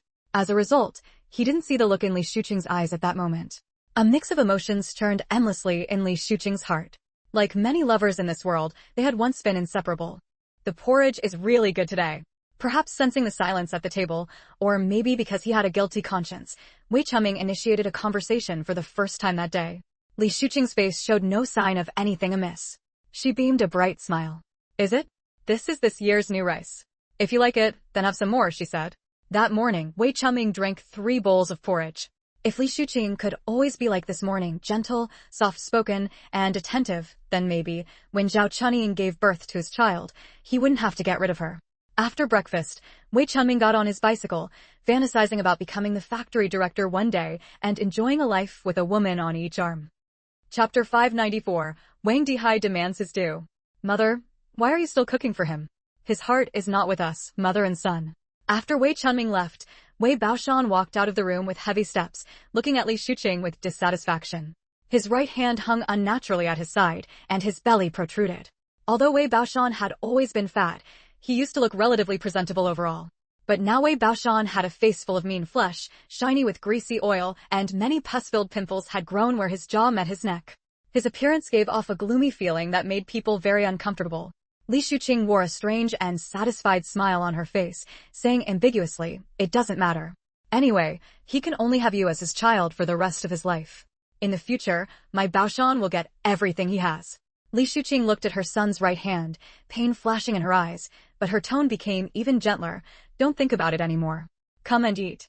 "Great, great. Eat, eat. Hee hee." Wei Baoshan, who had just been gloomy-faced, suddenly started laughing foolishly. The high fever had damaged his brain, making him sometimes normal and sometimes like an idiot. Li Shuqing's expression did not change. She was already used to all of this. She gently pulled her son to sit down and eat breakfast. "Coming so early today, Director Wei, are you going to the cafeteria for lunch too?" Wei Chunming rode his bicycle into the factory, and along the way, workers enthusiastically greeted him. Without exception, they all addressed him as Director Wei.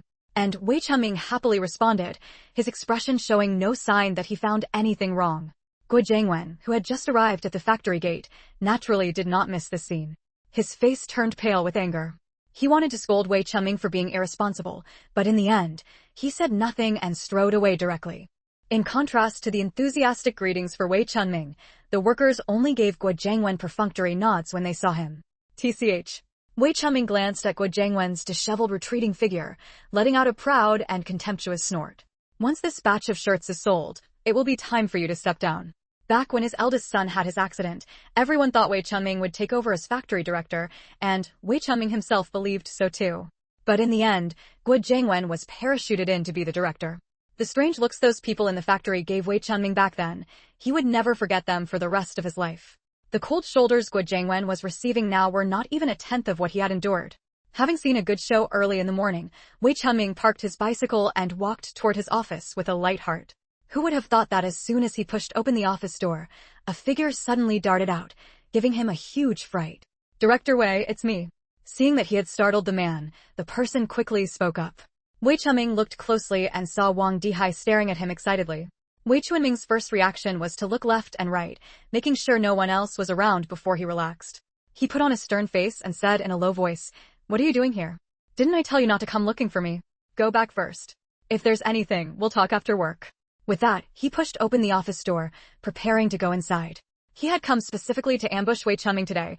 How could he be willing to leave empty-handed? So, seizing the moment Wei Chunming opened the door, Wang Dihai slipped through the crack like a slippery load. "What exactly do you want? You can say it now." Wei Chunming sat down at his desk, looking at Wang Dihai with hostility. Wang Dihai was thick-skinned and didn't care at all about Wei Chunming's sour face. He grinned happily and said, "Director Wei, I'm not here for anything else. I just want to ask you, when will my position as acting director be made official? As long as it's not official, I can't rest easy for a single day. What if, one day, I get confused and say something I shouldn't? That would be bad. Don't you think so, Director Wei?" Looking at Wang Dihai's smug, petty face, Wei Chunming felt a stifling anger in his chest. It hadn't been many days since the warehouse incident. If something happened to Wang Dihai now, it would be too obvious that something was wrong, so Wei Chunming hadn't made a move against him yet. "Haven't I explained it to you? Director Liu hasn't made any major mistakes. How could I let you replace him right away? Once I become factory director, wouldn't it be as easy as a word for me for you to become the director of the production workshop? What's the rush?" Wang Dihai's sleazy eyes rolled around. He cursed inwardly. Asterisk, what a bastard. Wei Chunming. "I helped you, you got the meat, and you won't even let me have a sip of the soup. Asterisk. But on his face, he kept smiling and said, "Well, you can't blame me for being impatient. Right now, you're Director Wei, respected by everyone in the factory, while I'm nothing. How can I not be anxious? If I can't have a position, giving me something tangible will do. I'm not picky." As he spoke, Wang Dihai pressed a few fingers together and rubbed them. "Those shirts have made you a fortune, Director Wei. It's not too much to let me have a little taste, is it? After all, I'm your great contributor. You haven't forgotten that, have you, Director Wei?" Hearing this, a flash of malice crossed Wei Chuanming's face for a moment, but soon he returned to normal. "Of course I haven't forgotten." Before long, Wang Dihai swaggered out of Wei Chuanming's office. When he left, his coat pockets were bulging, clearly stuffed with many things. After he left, the floor of Wei Chuanming's office was in a mess. Wei Chuanming, furious, leaned back in his chair, a vicious look crossing his face. It seemed he had to get rid of this despicable man Wang Dihai as soon as possible, or he would just keep sucking the blood out of him. The third quarter work meeting of the Shanghai garment factory was in full swing. That concludes the focus of the third quarter's work. Does anyone have any questions? If not, the meeting is adjourned. Guo Jiangwen swept his gaze around. Seeing that no one spoke, he prepared to stand up and leave. Guo Jiangwen paused mid-motion, his sharp gaze shooting toward the person who had spoken. Deputy Director Jiang? Deputy Director Jiang had graying hair and wore a pair of glasses. His eyes were piercing as he sat upright in his chair, meeting Guo Jiangwen's gaze without backing down. He was the oldest among the leaders present and also had the most seniority. He was also the one who had led the charge to hold Guo Jiangwen accountable after the fire incident. Chapter 595, Deputy Factory Director Jiang Strikes. Factory Director Guo, don't rush off. We were all busy dealing with the mess left by the fire before, but now that everything is back on track, there are some things we ought to discuss properly. Deputy Factory Director Jiang said calmly. Guo Jiangwen's face darkened. He knew today's meeting wouldn't end so easily. Suppressing the anger burning inside him, he could only pretend to be magnanimous and say, "Since Deputy Factory Director Jiang has spoken, let's not rush off. Let's hear what he has to say." Seeing Guo Jiangwen agree, Deputy Factory Director Jiang nodded with satisfaction. Since no one objected, Deputy Factory Director Jiang spoke confidently. As everyone knows, this warehouse fire has caused incalculable losses to the factory. Although the public security comrades have yet to determine the cause of the fire, regardless of the outcome, the dereliction of duty by the relevant leaders cannot be overlooked. His voice was forceful, striking heavily at the hearts of everyone present. Guo Jiangwen nearly ground his teeth to dust. Wasn't this clearly aimed at him? The factory committee was busy cleaning up the mess before, so it's understandable that there hasn't been an official resolution on this matter. After all, the workers' livelihoods come first. But now, everything in the factory is back on track. If we still don't address this, it simply won't do. Seeing many people nodding in agreement, Deputy Factory Director Jiang felt satisfied and continued with even greater righteousness. As a large state-owned factory, having received so much support from the party and the people, we should take the initiative to give an account to our superiors and all the workers. We cannot adopt an evasive attitude toward the mistakes that have occurred. Instead, we should actively face the difficulties and make corrections. Only this aligns with the spirit of our times. With him putting it that way, who dared to say he was wrong? If anyone questioned his words, wouldn't that be questioning the factory's loyalty to the party and the people? Thus, everyone chimed in to support Deputy Factory Director Jiang. You're right. We owe everyone an explanation. Seeing this, Guo Jiangwen's face turned pale with rage, but he was helpless. Sensing the atmosphere was ripe, Deputy Factory Director Jiang spoke again. All right. Since everyone agrees that we need to give an account to the workers and superiors, there are some things I must say. As an old hand in the garment factory, others may not dare to speak unpleasant truths, but I do.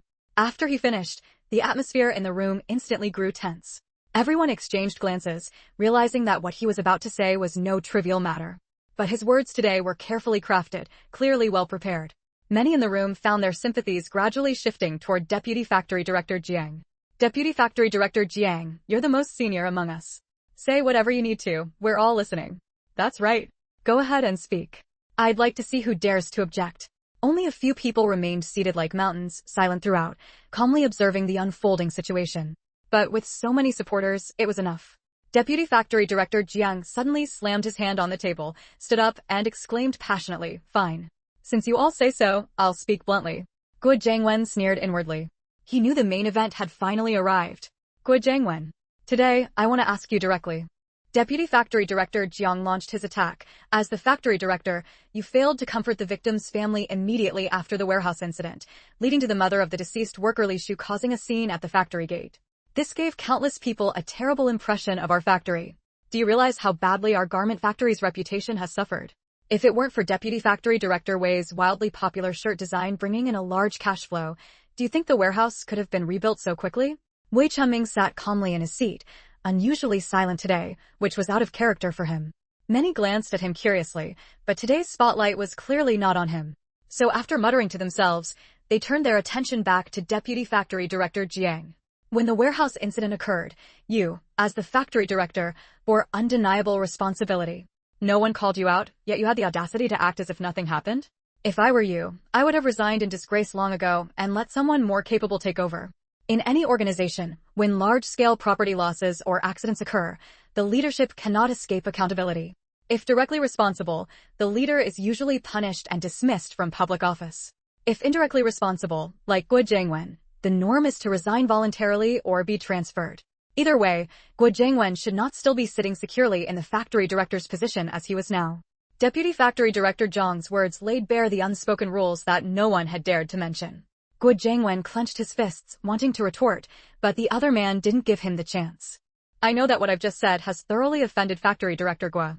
But as the saying goes, when you have many lice, you stop feeling itchy. For the sake of our garment factory's future, even if I offend Factory Director Guo, I must still speak my mind. Even if his words spread, the workers would only see him as a selfless and upright leader. You've said all the good and bad things. What's left for me to say? Guo Jiangwen said with a cold laugh. He saw it clearly now. Old man Jiang was staging the scene to drag him down from his position. He wondered how long Jiang had been preparing for this attack in private. I'm thinking of the garment factory's future. But in Factory Director Guo's eyes, it's probably all about vying for power and profit. Deputy Factory Director Jiang shot back immediately. You, Guo Jiangwen pointed at him, too furious to speak. After today, his image in the eyes of the factory workers would be completely ruined. Factory Director Guo, the old man Yo who guarded the warehouse, you insisted on hiring him over everyone else's objections, didn't you? We said he was too old and unfit for night shifts, that we should find a strong young man instead. But you said young people were too restless, and that old Nyo was steady and responsible, that the job required someone patient and able to endure loneliness. So we dropped it. And what was the result? Old Nyo was sick every few days. This time, it was because he fell ill that two inexperienced greenhorns were temporarily put in his place. So, you bear undeniable responsibility for the warehouse fire. Factory Director Guo, because of your poor staffing decisions, the factory has suffered such heavy losses. Don't you feel any shame at all? Chapter 596. Step down and make way for the worthy. Since becoming the factory director, Guo Jiangwen had never suffered such humiliation. Being scolded harshly in front of all the leaders. But unfortunately, he really couldn't find any words to refute. Guo Jiangwen closed his eyes tightly and said through gritted teeth, Deputy Director Jiang, what exactly do you want? Just say it directly. Then I'll say it directly. Deputy Director Jiang looked around calmly before speaking loudly. I hope Director Guo will step down and make way for the worthy. Let a capable person become the director of our garment factory. Isn't that a bit much? Someone said hesitantly. Although the warehouse fire had caused heavy losses to the garment factory, it didn't warrant Guo Jiangwen stepping down. Why not? Deputy Director Zhang's sharp gaze swept over, and he said sarcastically, back when Wei Xingji was still here, our garment factory's sales increased year after year. Everyone envied our factory's great benefits, and people fought to become workers here. But since Guo Jiangwen became director, let alone increasing profits, it's been hard for our factory to even maintain its previous standards. How can someone so incompetent who has also caused such a major blunder continue to be the director of the garment factory? Although Wei Xingji was young, he was at least the heir personally trained by old Master Wei. The Wei family was once so illustrious, so his skills and wisdom were naturally not something Guo Jiangwen could compare to. During his tenure as director of the garment factory, the factory was at its peak, being rated as an outstanding city unit for several consecutive years and well known in Shanghai as a great workplace. But after Guo Jiangwen took over, the garment factory declined considerably.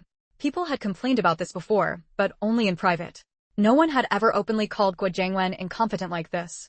Guo Jiangwen had now lost both face and dignity. Even if he had thick skin, he couldn't bear to stay in the director's position any longer. Forced into this corner, no matter how unwilling he was, Guo Jiangwen had to come out and state his position. Deputy Director Jiang is right. Staying in this position any longer would just be asking for humiliation. I've decided to submit my resignation to my superiors today and review my dereliction of duty in front of all the staff. My inability to achieve results in these 2 years at the garment factory is my incompetence. I hope that the future leadership can lead the garment factory to an even more brilliant future.